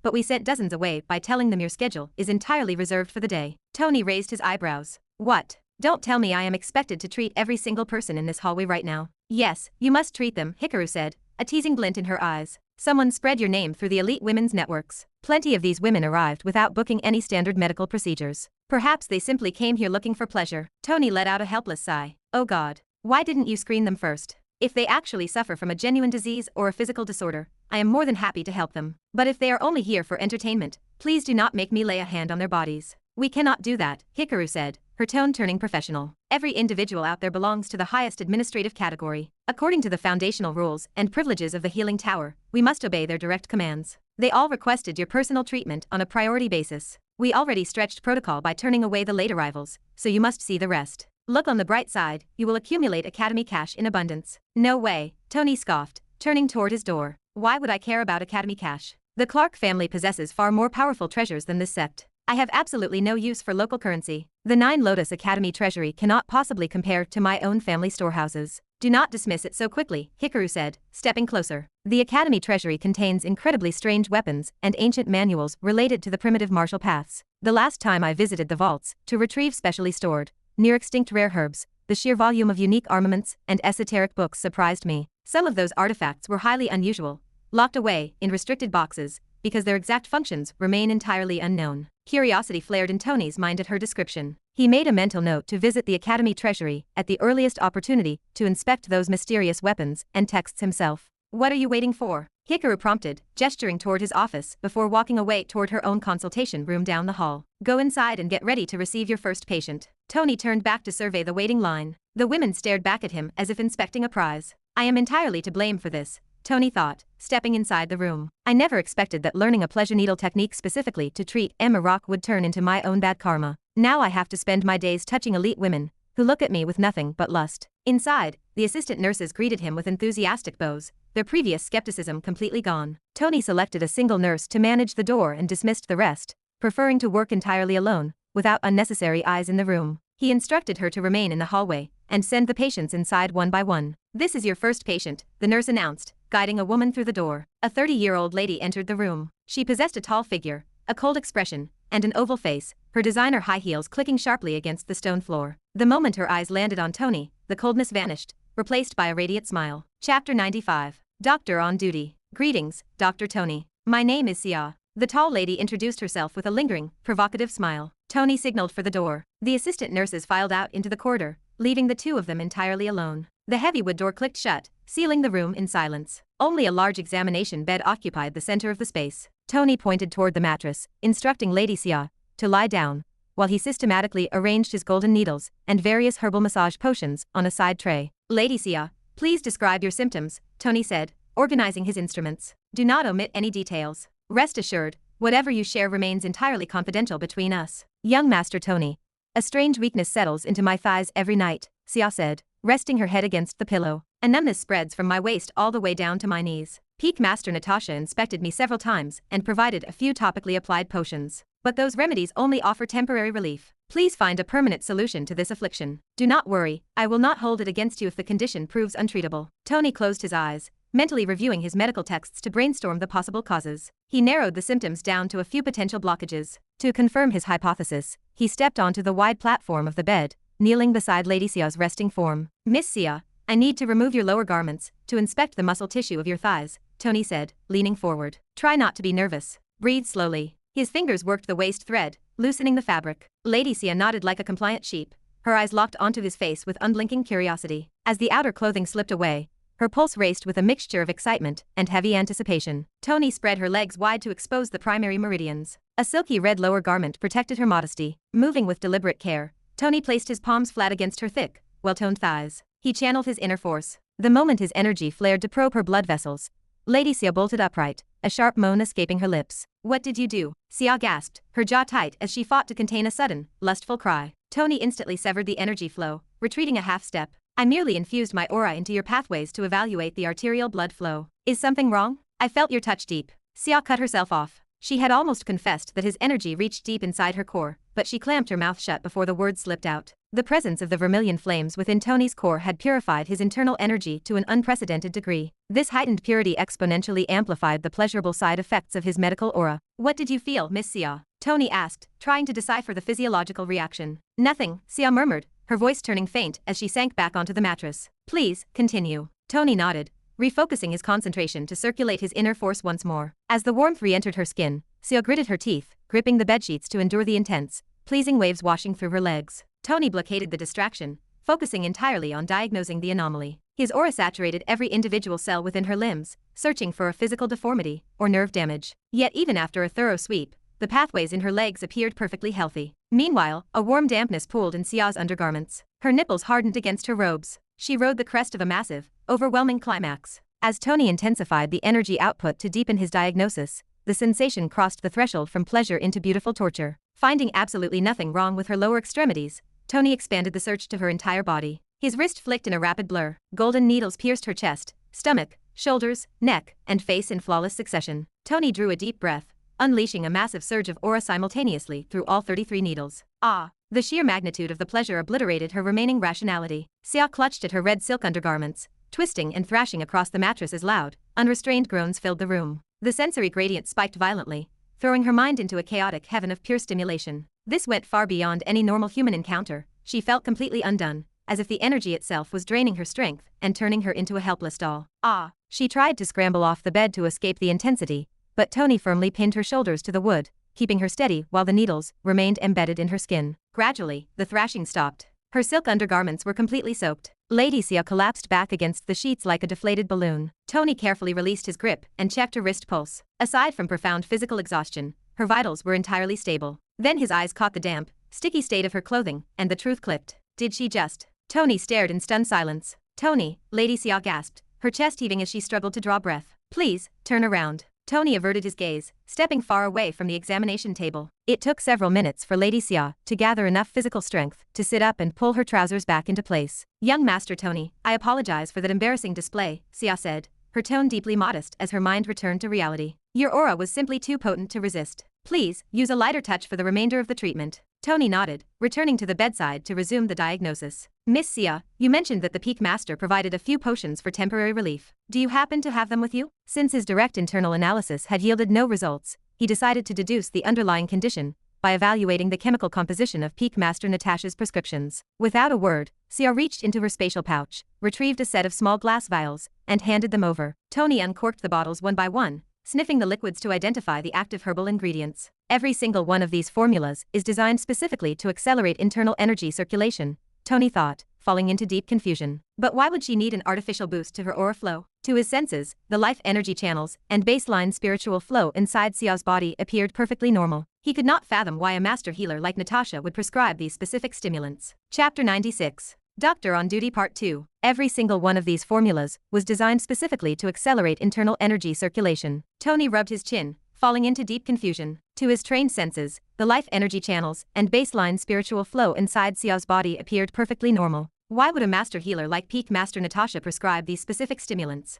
He stared at her exposed thighs, his mind racing through ancient medical texts, but the root cause remained elusive. Stepping closer to the examination table, Tony looked down at his patient. Lady Xia, please steady your breathing and control your emotions. I am going to channel my life energy into your pathways once more. This time, he dialed back his power, sending only a minute, thread-like stream of energy into her skin. He tracked the microscopic flow meticulously, starting from the crown of her head and tracing the meridians slowly down toward her lower abdomen. Everything flowed perfectly until his energy dipped into the hip region. There, buried beneath the heavy curve of her buttocks, the life energy channels took a sharp, subtle plunge inward. The deviation was incredibly slight, virtually undetectable by standard diagnostic methods. The pieces of the puzzle fell into place. Xia only suffered the debilitating pain at night, because prolonged periods of lying flat slowed her baseline circulation. As the energy stagnated in that deep, unnatural dip, the tissue grew numb. Natasha had prescribed circulation potions, because altering the physical path of a meridian, which molds itself to the human skeletal structure over a lifetime, was considered impossible. Lady Xia, I have found the anomaly, Tony said, reaching into his case to select 21 long, golden needles. Bear with me for just 10 more minutes, and I will correct this condition permanently. Please turn over and lie flat on your stomach. Xia shifted uncomfortably, a hesitant look crossing her face. Young Master Tony, if you do not mind, what exactly is causing the blockage? It is a minor structural deviation, Tony explained, keeping his tone brief and professional as he aligned the needles. Your life energy channels dip too deeply around the gluteal region. I am going to realign them with their original path to restore normal circulation. Understanding dawned on Xia. A burning blush rushed up her neck, and she hurriedly rolled over onto her stomach. The moment she settled against the mattress, Tony began tapping the golden needles into her skin with practiced precision. He drove the needles home in a flawless perimeter, completely surrounding the deviated channel. Channeling the purified heat of his flame energy, he began to gently warm the deep tissue, softening the surrounding muscle layer just enough to guide the stubborn life energy channels back into their proper alignment. Xia gritted her teeth, her fingers clutching the edges of the mattress as intense waves of stimulation rippled through her veins. Deep between her thighs, a warm dampness began to soak through her undergarments once more. The treatment left Xia completely drained, requiring several minutes just to steady her breathing. Tony offered his arm, supporting her weight as she slowly stood up from the table. He politely turned his back, facing the far wall, while she retrieved a fresh set of clothes from her spatial storage and changed out of her damp undergarments. Once dressed, Xia walked over to the desk, signed her name on the Academy quest chart to validate the session, and slipped out the door. The moment the heavy wood door creaked open, the waiting crowd of women began whispering, their sharp gazes immediately locking onto Xia. Seeing the crisp, entirely different robes she wore, their suspicions flared. Xia ignored the burning stares, keeping her chin high as she followed the assistant nurse down the corridor toward the quiet recovery ward. Back in the hallway, two prominent business executives, Kavya Brown and Lady Zaya, stood up simultaneously, both aiming for the newly vacant office. Kavya stepped forward, blocking the other woman's path with a raised eyebrow. Hey, Zaya, didn't you already receive a full treatment from young Master Tony yesterday? Zaya offered a sheepish smile, smoothing down the front of her silk tunic. I am merely returning for a brief follow-up evaluation to ensure my recovery is progressing correctly. Besides, I need to deliver the 2-month farm revenue I promised him. Don't worry, I won't be long. Without waiting for a response, Zaya brushed past her and hurried into the examination room, completely ignoring the sharp curses Kavya muttered behind her back. Inside the office, Tony was carefully sterilizing his golden needles over a small spirit flame. He looked up, surprised as Zaya stepped through the threshold, and instantly clicked the door shut, locking it from the inside. Lady Zaya? Tony asked, setting his forceps down. I thought your treatment was concluded yesterday. Are you experiencing a relapse? Not at all, young Master Tony, Zaya said, her voice dropping to a smooth purr. I am simply here to deliver the farm revenues as promised. And of course, I would highly appreciate it if you could evaluate my physical progress. Before Tony could utter a word of caution, her fingers flicked through her silk buttons. She shed her top in one fluid motion, exposing her snow-white breasts. The round, firm mounds dangled in the open air, their pink tips hardening instantly in the cool room, practically begging for attention. Tony cleared his throat, his mind momentarily blanking at the sudden display. Please, lie down on the examination table. An excited smile spread across Zaya's face. She climbed onto the mattress and lay flat on her back, spreading her arms wide in an open invitation. Tony leaned over the bed, his fingers making contact with the soft tissue he had treated the previous day. He applied firm pressure, testing the muscle elasticity from various angles and giving the mounds a gentle, open-handed tap to evaluate the natural bounce. Your chest tissue is in perfect health, Tony reported, reaching into his medical supply cabinet for a small vial. However, for added safety and to ensure the longevity of the treatment, I will administer a targeted circulatory massage using an aromatic herbal oil. Zaya's eyes sparkled with anticipation. That sounds wonderful. Tony uncorked the vial, letting a few warm drops of the aromatic oil fall directly onto her rigid pink nipples. Stretching his hands across her chest, he cupped both firm mounds simultaneously. His thumbs began moving in a rhythmic, rubbing motion, applying steady friction directly over her sensitive tips while injecting a gentle stream of life energy into the skin. The instant the energy breached her defenses, Zaya's eyes rolled back. A loud, unrestrained moan tore from her throat. The stimulation hit her like an electric shock. Her fists clenched tightly, her spine arching violently off the mattress as she twisted to one side, gasping for air. Tony paused, his hands hovering over her skin. Lady Zaya, are you all right? It took her nearly a full minute to recover from the initial wave of energy. She shook her head rapidly, trying to clear the fog of absolute pleasure clouding her brain, before rolling back onto her back. Tony, Zaya stammered, her face flushed a deep crimson as she looked up at him with heavy, lidded eyes. Please, be gentle. Tony let out a heavy sigh at the raw desire in her voice. I seriously need to master an advanced energy suppression technique, he thought, refocusing on her chest. Controlling his output down to a fraction of a percent, Tony began kneading the soft tissue like bread dough. Yet even with the lowered intensity, every single touch of his fingers against her milk nodes drew a husky, breathless groan from her lips. Tony regularly added fresh oil, gradually increasing the firmness of his grip. Lost in the sensation, Zaya's legs lifted from the mattress, spreading wide like the wings of a butterfly. She abandoned the last remnants of her corporate dignity, completely succumbing to the electric warmth radiating from her chest. More, more, daddy, touch me more, daddy. Ah, Zaya clutched the pillows, screaming in absolute ecstasy. Chapter 97. Doctor on Duty Part 3. More, touch me more. Ah, Zaya gripped the pillows tightly, her fingernails digging deep into the fabric as she shouted in pleasure. Tony bit his lip to control his laughter. He watched her face flush as she thrashed across the mattress,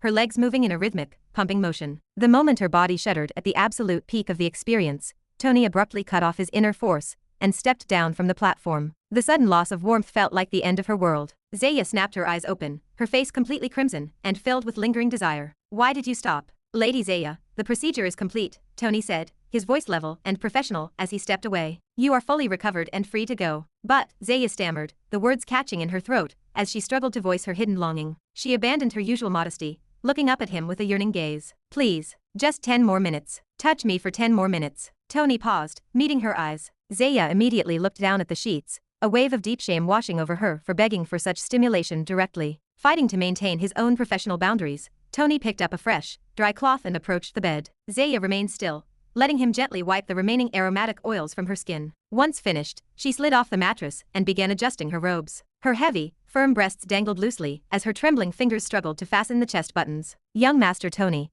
please accept this as a token of my gratitude, Zaya said, placing a golden VVIP banking card from the Sahara Organization of Nigeria onto the side table. Tony swept the card into his storage ring without looking at it. Zaya watched his indifferent expression, letting out a quiet sigh. If only he were poor. His immense family wealth made it impossible for her to tempt him with money. Tony breathed a heavy sigh of relief once the door clicked shut. He immediately began stripping the soiled sheets and wiping down his instruments to prepare for the next arrival. As he sterilized his golden needles over the small flame, a troubling thought crossed his mind. If the elite families continued to swarm his office purely for entertainment, he would end up acting as a male plaything for wealthy women. He needed to find a way to filter the crowd. Outside in the corridor, a group of waiting cultivators immediately surrounded Zaya the moment she stepped into the hallway. Zaya, what took you so long in there? It was nothing unusual, Zaya replied, smoothing down her robes to hide her trembling knees. Young Master Tony merely adjusted his technique for a better recovery. A few feet away, Kavya Brown stood up from her bench. As the owner of a massive cosmetic pharmaceutical corporation in the United States, she was accustomed to luxury, but a rare excitement now danced in her eyes as she recalled the vivid descriptions shared in her private message groups. She smoothed her skirt and walked confidently toward the examination room. Kavya entered the private room, a shy smile gracing her lips. The door shut tightly behind her, sealing out the noise of the corridor. She stood nervously before the desk,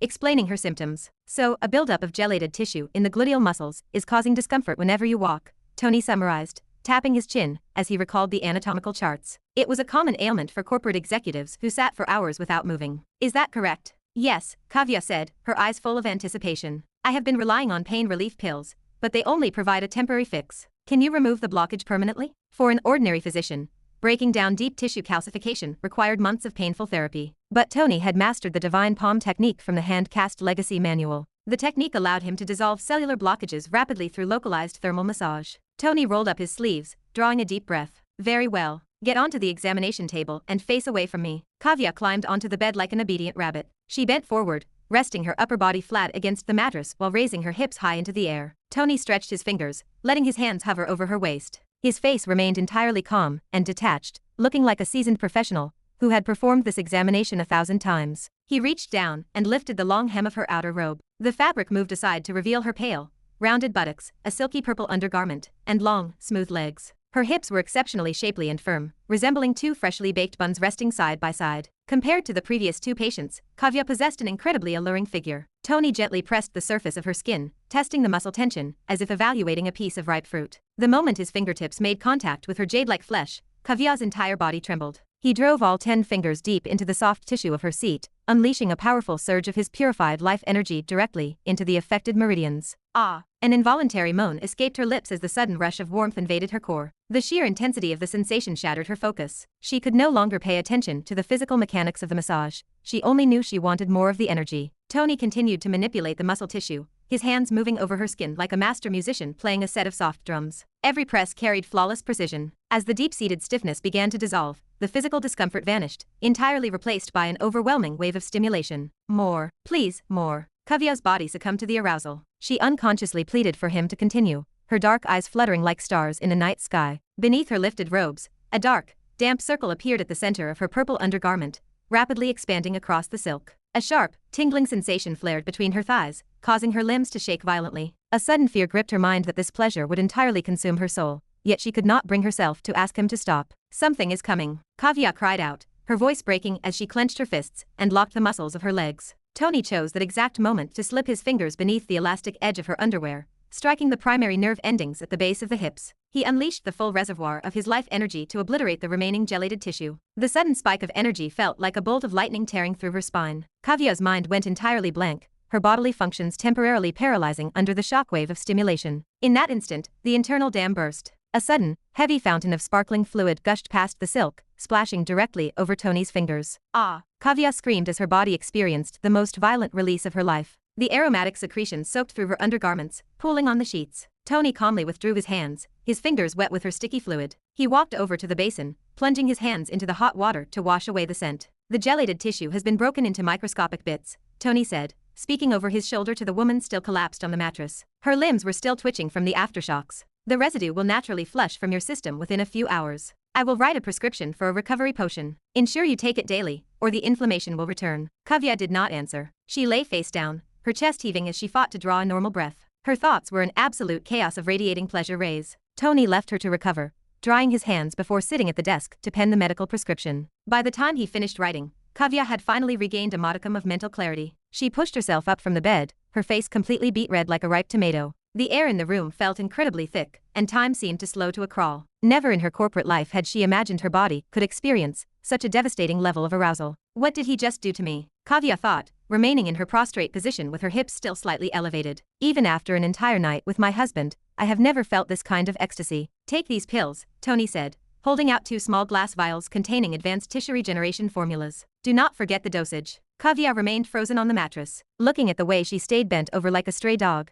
Tony let out a lazy sigh. Please stand up and gather your things. Your session is over. The instruction snapped her out of her daze. Kavya hurriedly scrambled off the bed and reached into her storage ring. She stripped off her soaked undergarments, tossed the wet clothing into her spatial pouch, and quickly pulled on a fresh set of clothes. Blushing furiously, she hastily signed the medical registry, mumbled a quick word of thanks, and bolted through the exit. Following Kavya's departure, the remaining women in the corridor entered the private room one by one. The vast majority of them suffered from no physical ailments whatsoever. When they began requesting gentle circulatory massages to optimize their bodily functions, Tony simply complied with their demands. He did not hesitate to use his life energy at maximum output, knowing the intense pleasure would speed up the sessions and satisfy their expectations quickly. As the afternoon stretched into evening, the examination room became thoroughly saturated with the heavy, sweet aroma of female secretions. Every single patient ended up changing her undergarments before leaving the room, their faces flushed as they exchanged knowing, bashful looks with the other ladies waiting in the corridor. Before the line could fully clear, Tony finally stepped out into the hallway, his shoulders slumped and his face pale with absolute exhaustion. Chapter 98. Get out. Several patients waited in the corridor of 9 Lotus Academy, shifting with eager anticipation outside the private consultation room. Inside, Tony stood beside the examination bed with his sleeves rolled neatly to his elbows. 12 golden needles rested between his fingers, the polished metal gleaming under the white LED focus lights. With a practiced flick of his wrist, he drove the needles precisely into the patient's exposed skin. Don't move, Tony said, keeping his voice low but firm. Your 4th spinal root is blocked. If your muscles tighten, I will have to redo the entire procedure. The middle-aged woman clenched her jaw, her hands trembling slightly against the crisp sheets as she nodded. Tony adjusted the angle of the 7th needle by a fraction of a millimeter. His focus sharpened. He slowly exhaled. The stagnant energy inside her body shifted. The flow was hesitant at first, like traffic finally moving after hours of gridlock, before it surged smoother and faster. A faint, healthy flush returned to her pale cheeks. 3 more needles remained. He was almost finished. The heavy wood door banged open without warning. Tony Clark. The voice cut through the silence like a cold dagger. Tony did not look up. His fingers remained perfectly steady as he set the 10th needle into place. Give me a minute, Tony said calmly. Leave the healing tower immediately, Peak Master Natasha commanded, her voice echoing off the sterile walls. Tony's hand paused for the briefest second before he resumed his movements. 60 seconds, he muttered, reaching for the next instrument. The woman on the bed stiffened, her breathing turning shallow and uneven. I said now, Natasha repeated, her tone dropping to a freezing register. Tony placed the 11th needle. I heard you. One last needle. Silence followed, thick and heavy. Natasha was in no mood to control her temper, and her words carried clearly into the hallway. There is no need to finish anything. I do not want scum like you working in my tower. Natasha stepped forward, anchoring her weight to project full authority. Scum. Tony did not offer a reaction. He smoothly inserted the final needle, carefully withdrew his hands, and watched the energy flow stabilize inside the patient's body. Perfect. He peeled off his medical gloves slowly, acting as if the insult had never been spoken. Master, he was actually helping, the patient whispered, trying to defend him. Natasha did not even look at her. A single, icy glance was enough. The woman scrambled off the bed and hurried out of the room, leaving the two of them alone. Master, what is going on here? Did something happen? Hikaru appeared in the doorway, slightly breathless as she leaned against the frame. Her eyes flicked rapidly between Tony and the Peak Master. Hikaru, this does not concern you, Natasha said flatly. But out. Hikaru hesitated, then stepped back into the corridor. She left the door cracked, clearly remaining within earshot. Tony finally turned around. He walked toward Natasha, stopping close enough that neither could ignore the other's presence. Looks like Emma told you her secret, Tony said, a faint, mocking smile touching his lips. Natasha's anger spiked. Don't you feel any shame? Do you even understand what she is going through because of you? Tony met her burning gaze without a hint of hesitation. I won't offer any excuses. It is her fate. For a moment, Natasha simply stared at him, trying to confirm she had heard correctly. Her fate, Natasha repeated, her composure cracking completely as her fury surfaced. She is fighting for her life, and you are calling it fate. Are you even human? Tony's expression remained entirely blank. Lady Natasha, perhaps I should remind you of a universal truth. We are martial cultivators. The strong crushing the weak is the natural law of our world. If you are truly so kind, why don't you announce all your cultivation secrets to the common populace? Let everyone become a martial warrior. Then all humans can live for 300 years.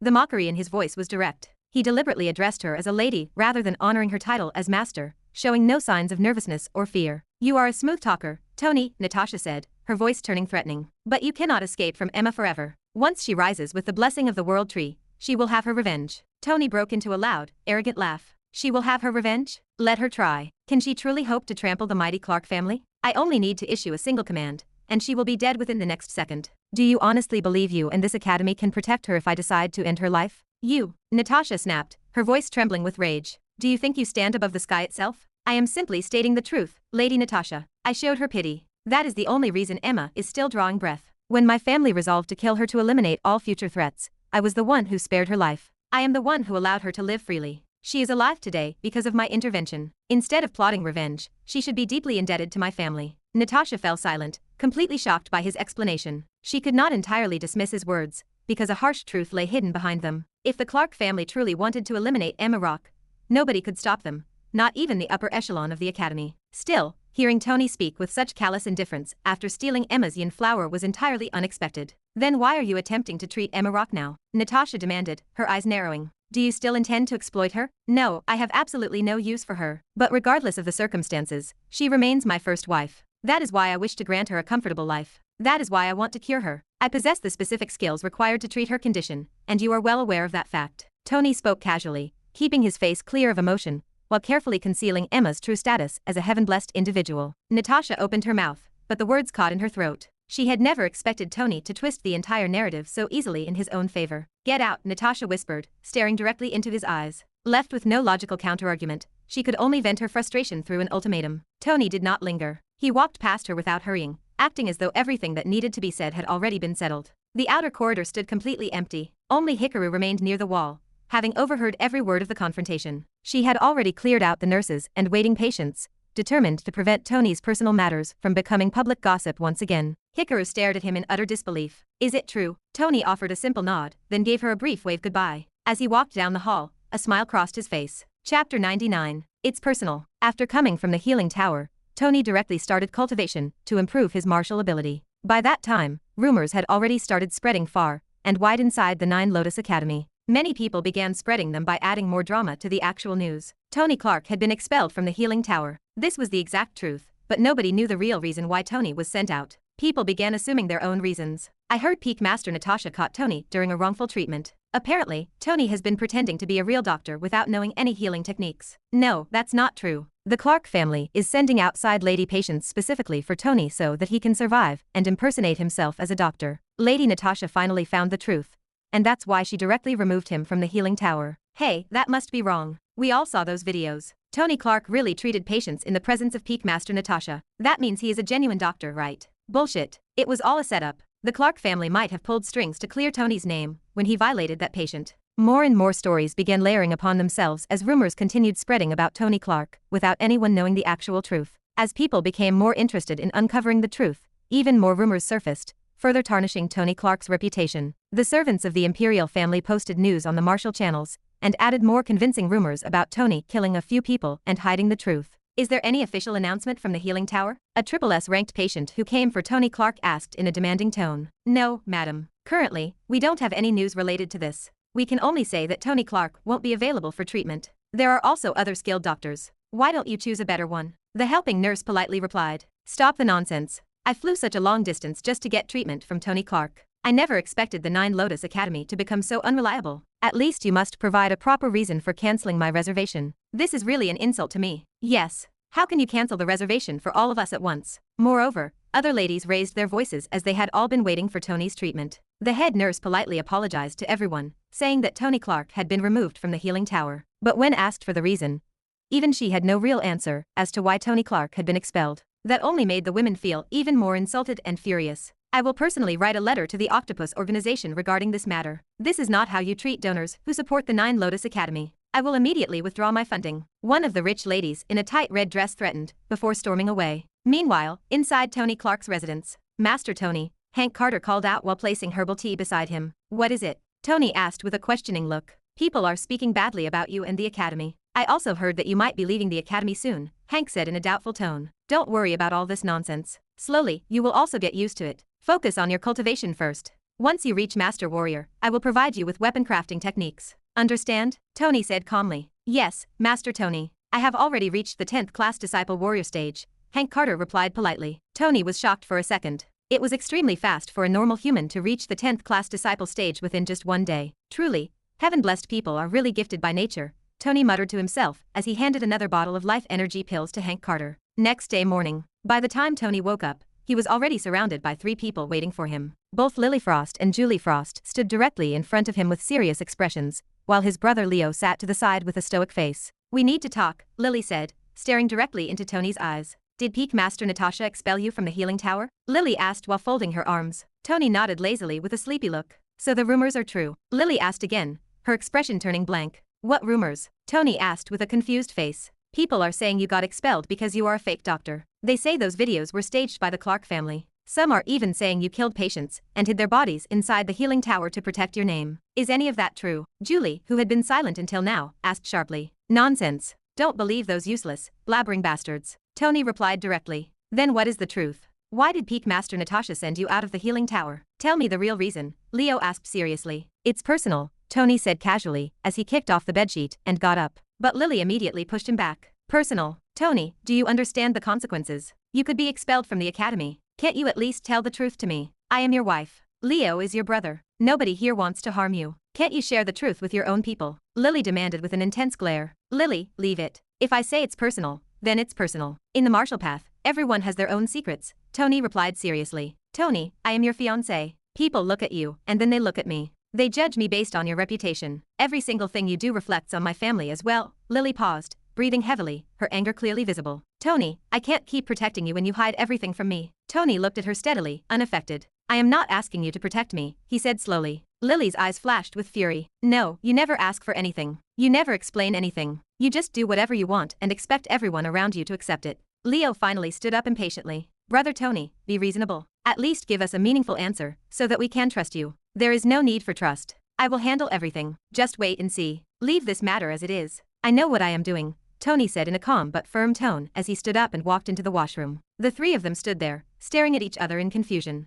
Chapter 100. Display of Strength. Inside Tony's room, the atmosphere turned unusually heavy. Lily, Julie, and Leo stood in place, unwilling to leave. The silence stretched, filled with unspoken questions and rising tension. They were not going anywhere until Tony gave them answers. The washroom door finally opened. Tony stepped out in a fresh set of clothes, his hair neatly tied back. His calm, almost indifferent expression made it seem as if nothing serious had happened at all. He glanced at the 3 of them, his eyes questioning their presence. Before anyone could speak, a servant wearing punishment hall robes rushed inside and bowed slightly. Tony Clark, disciple of the healing tower, is summoned to the punishment hall immediately. The words struck the room like thunder. July's face paled, Leo's fists clenched, and Lily's brows furrowed sharply. Tony merely smiled. It was exactly as expected. The previous night, Fatty Lynn delivered the news that Mark Smith had approached Vice Academy Master Rutherford, pushing for an academy trial to decide Tony's place. It was not just a test, but a carefully planned public humiliation. Now it had arrived. Let's go, Tony said casually. Without waiting, he stepped out and mounted his snow leopard. The beast roared softly, leaping forward. Lily, Julie, and Leo followed in a hurry, their expressions tense and confused. By the time Tony reached the punishment hall, the place was already crowded. 13 disciples stood outside, waiting. Every single one wore an elite badge on their chest, staring at Tony with a mixture of fear and nervousness. Tony did not even slow down, stepping inside as if he owned the grand, oppressive hall. At the top seat sat Academy Master Da Vinci, calm yet authoritative. Before him sat the 4 Peak Masters, including Natasha. On the side, Vice Academy Master Rutherford watched with a faint smile. As Tony entered, the 13 disciples followed him in. Da Vinci slowly raised his hand toward Mark Smith, who led the disciples with a confident smile. The Imperial Prince stepped forward gracefully and bowed. Academy Master Da Vinci, I am not the one who came to complain, actually. It was my fellow brothers and sisters. He gestured behind him. These 12 people are the leaders of the inner disciples of the 9 Lotus Academy. All of them are at the Grandmaster stage, and are contributing greatly to the Academy. He paused slightly, letting his words sink in. But for the past few days, they have been restless. Our 9 Lotus Academy is losing its name and fame, just because of one person. His gaze turned toward Tony. It was Tony Clark. His actions are tarnishing the reputation of the Academy, and we are facing ridicule from outsiders. Murmurs spread through the crowd, voices whispering that the Academy allowed rich people inside without testing their talent, bending its rules. Tony stared at Mark silently, though his attention shifted elsewhere. A faint system screen flickered before his eyes. Mark Smith was a 5-star heaven blessed. Tony's jaw tightened slightly. Of course, Lily Frost was 5 stars. Emma was 5 stars. Now this bastard was also 5 stars. Heaven really had favorites. Inside, he cursed the heavens endlessly. Mark continued, smiling politely. Young Master Tony, please don't look at me with such anger. I am not the one complaining. I am merely representing the top disciples. As the number 1 core disciple, it is my duty. Stop all this nonsense, Tony said directly. Just come straight to the point. I don't like people who beat around the bush like street dogs. The hall went silent. Even Da Vinci's brows twitched slightly. Mark laughed lightly. You are really impatient, Tony Clark. These 12 disciples request that Tony take the Academy entrance test properly and become an official disciple by passing it. Silence fell, and all eyes turned toward Da Vinci. Rutherford smirked faintly. Before speaking, Da Vinci turned toward Natasha. What is your opinion, Peak Master Natasha? Natasha stood still. Even though Tony is a doctor, I will not accept him as a disciple of the Healing Tower. There are things I cannot speak right now, but I will say this clearly. Tony will not step into my Healing Tower as long as I am its master. Shock spread through the hall, and Tony's eyes narrowed slightly. Da Vinci turned back toward Tony. Are you willing to take the Academy test? Tony did not answer immediately, standing in place. Then he slowly spoke. Seems like the 9 Lotus Academy has no rules and regulations. I never expected it to be such a wild place. A ripple passed through the hall, but he continued without hesitation. Academy Master Da Vinci, you are the one who sent me the invitation letter. You clearly mentioned I have 1 month before taking the entrance test. There are still days left. Why are you asking me now? Da Vinci nodded slightly. Yes, I won't deny that, but your actions have disturbed the Academy's reputation. Tony laughed faintly. Really? I hope you won't say the same after knowing how many SSS rank patients I treated in just 2 days, and how much wealth the Academy earned from it. His voice turned colder. I'm really feeling stupid for joining this Academy. Gasps spread through the room. Speak carefully, young Master Tony. Mark stepped forward. If you are afraid of taking the trial, you can leave, but you have no right to insult the 9 Lotus Academy. Tony turned his head slowly, locking his gaze onto Mark. Stop acting so righteous, Mark Smith. Nobody is afraid of this useless entrance test. But if you really want to test me, let me propose something interesting. He stared at all 12 disciples who came to complain. I will fight these 12 people on my own. The hall exploded with noise. Voices shouted in disbelief, wondering if he was insane or wanted to die. Even Lily, Julie, and Leo stood stunned, knowing these were the top disciples. Tony's voice cut through the chaos. If even one of you defeats me, I will accept defeat and leave the Academy. Silence fell over the room. Rutherford stood up immediately, eyes shining. Tony Clark, don't go back on your words. If you defeat all 12, we will grant you core disciple status. I will personally reward you with an Earth rank weapon. Tony laughed. Who wants your bullshit Earth rank weapon? I already have Sky rank weapons. He stepped forward slightly. Do you think I am some Imperial family dog without status? Don't forget, I am the Clark family prince. Rutherford's face turned red, and he raised his hand in anger, but Da Vinci stopped him. The hall fell silent again. Very well, Da Vinci said calmly. Tony Clark will face all 12 disciples, one by one, in the Academy arena. He paused.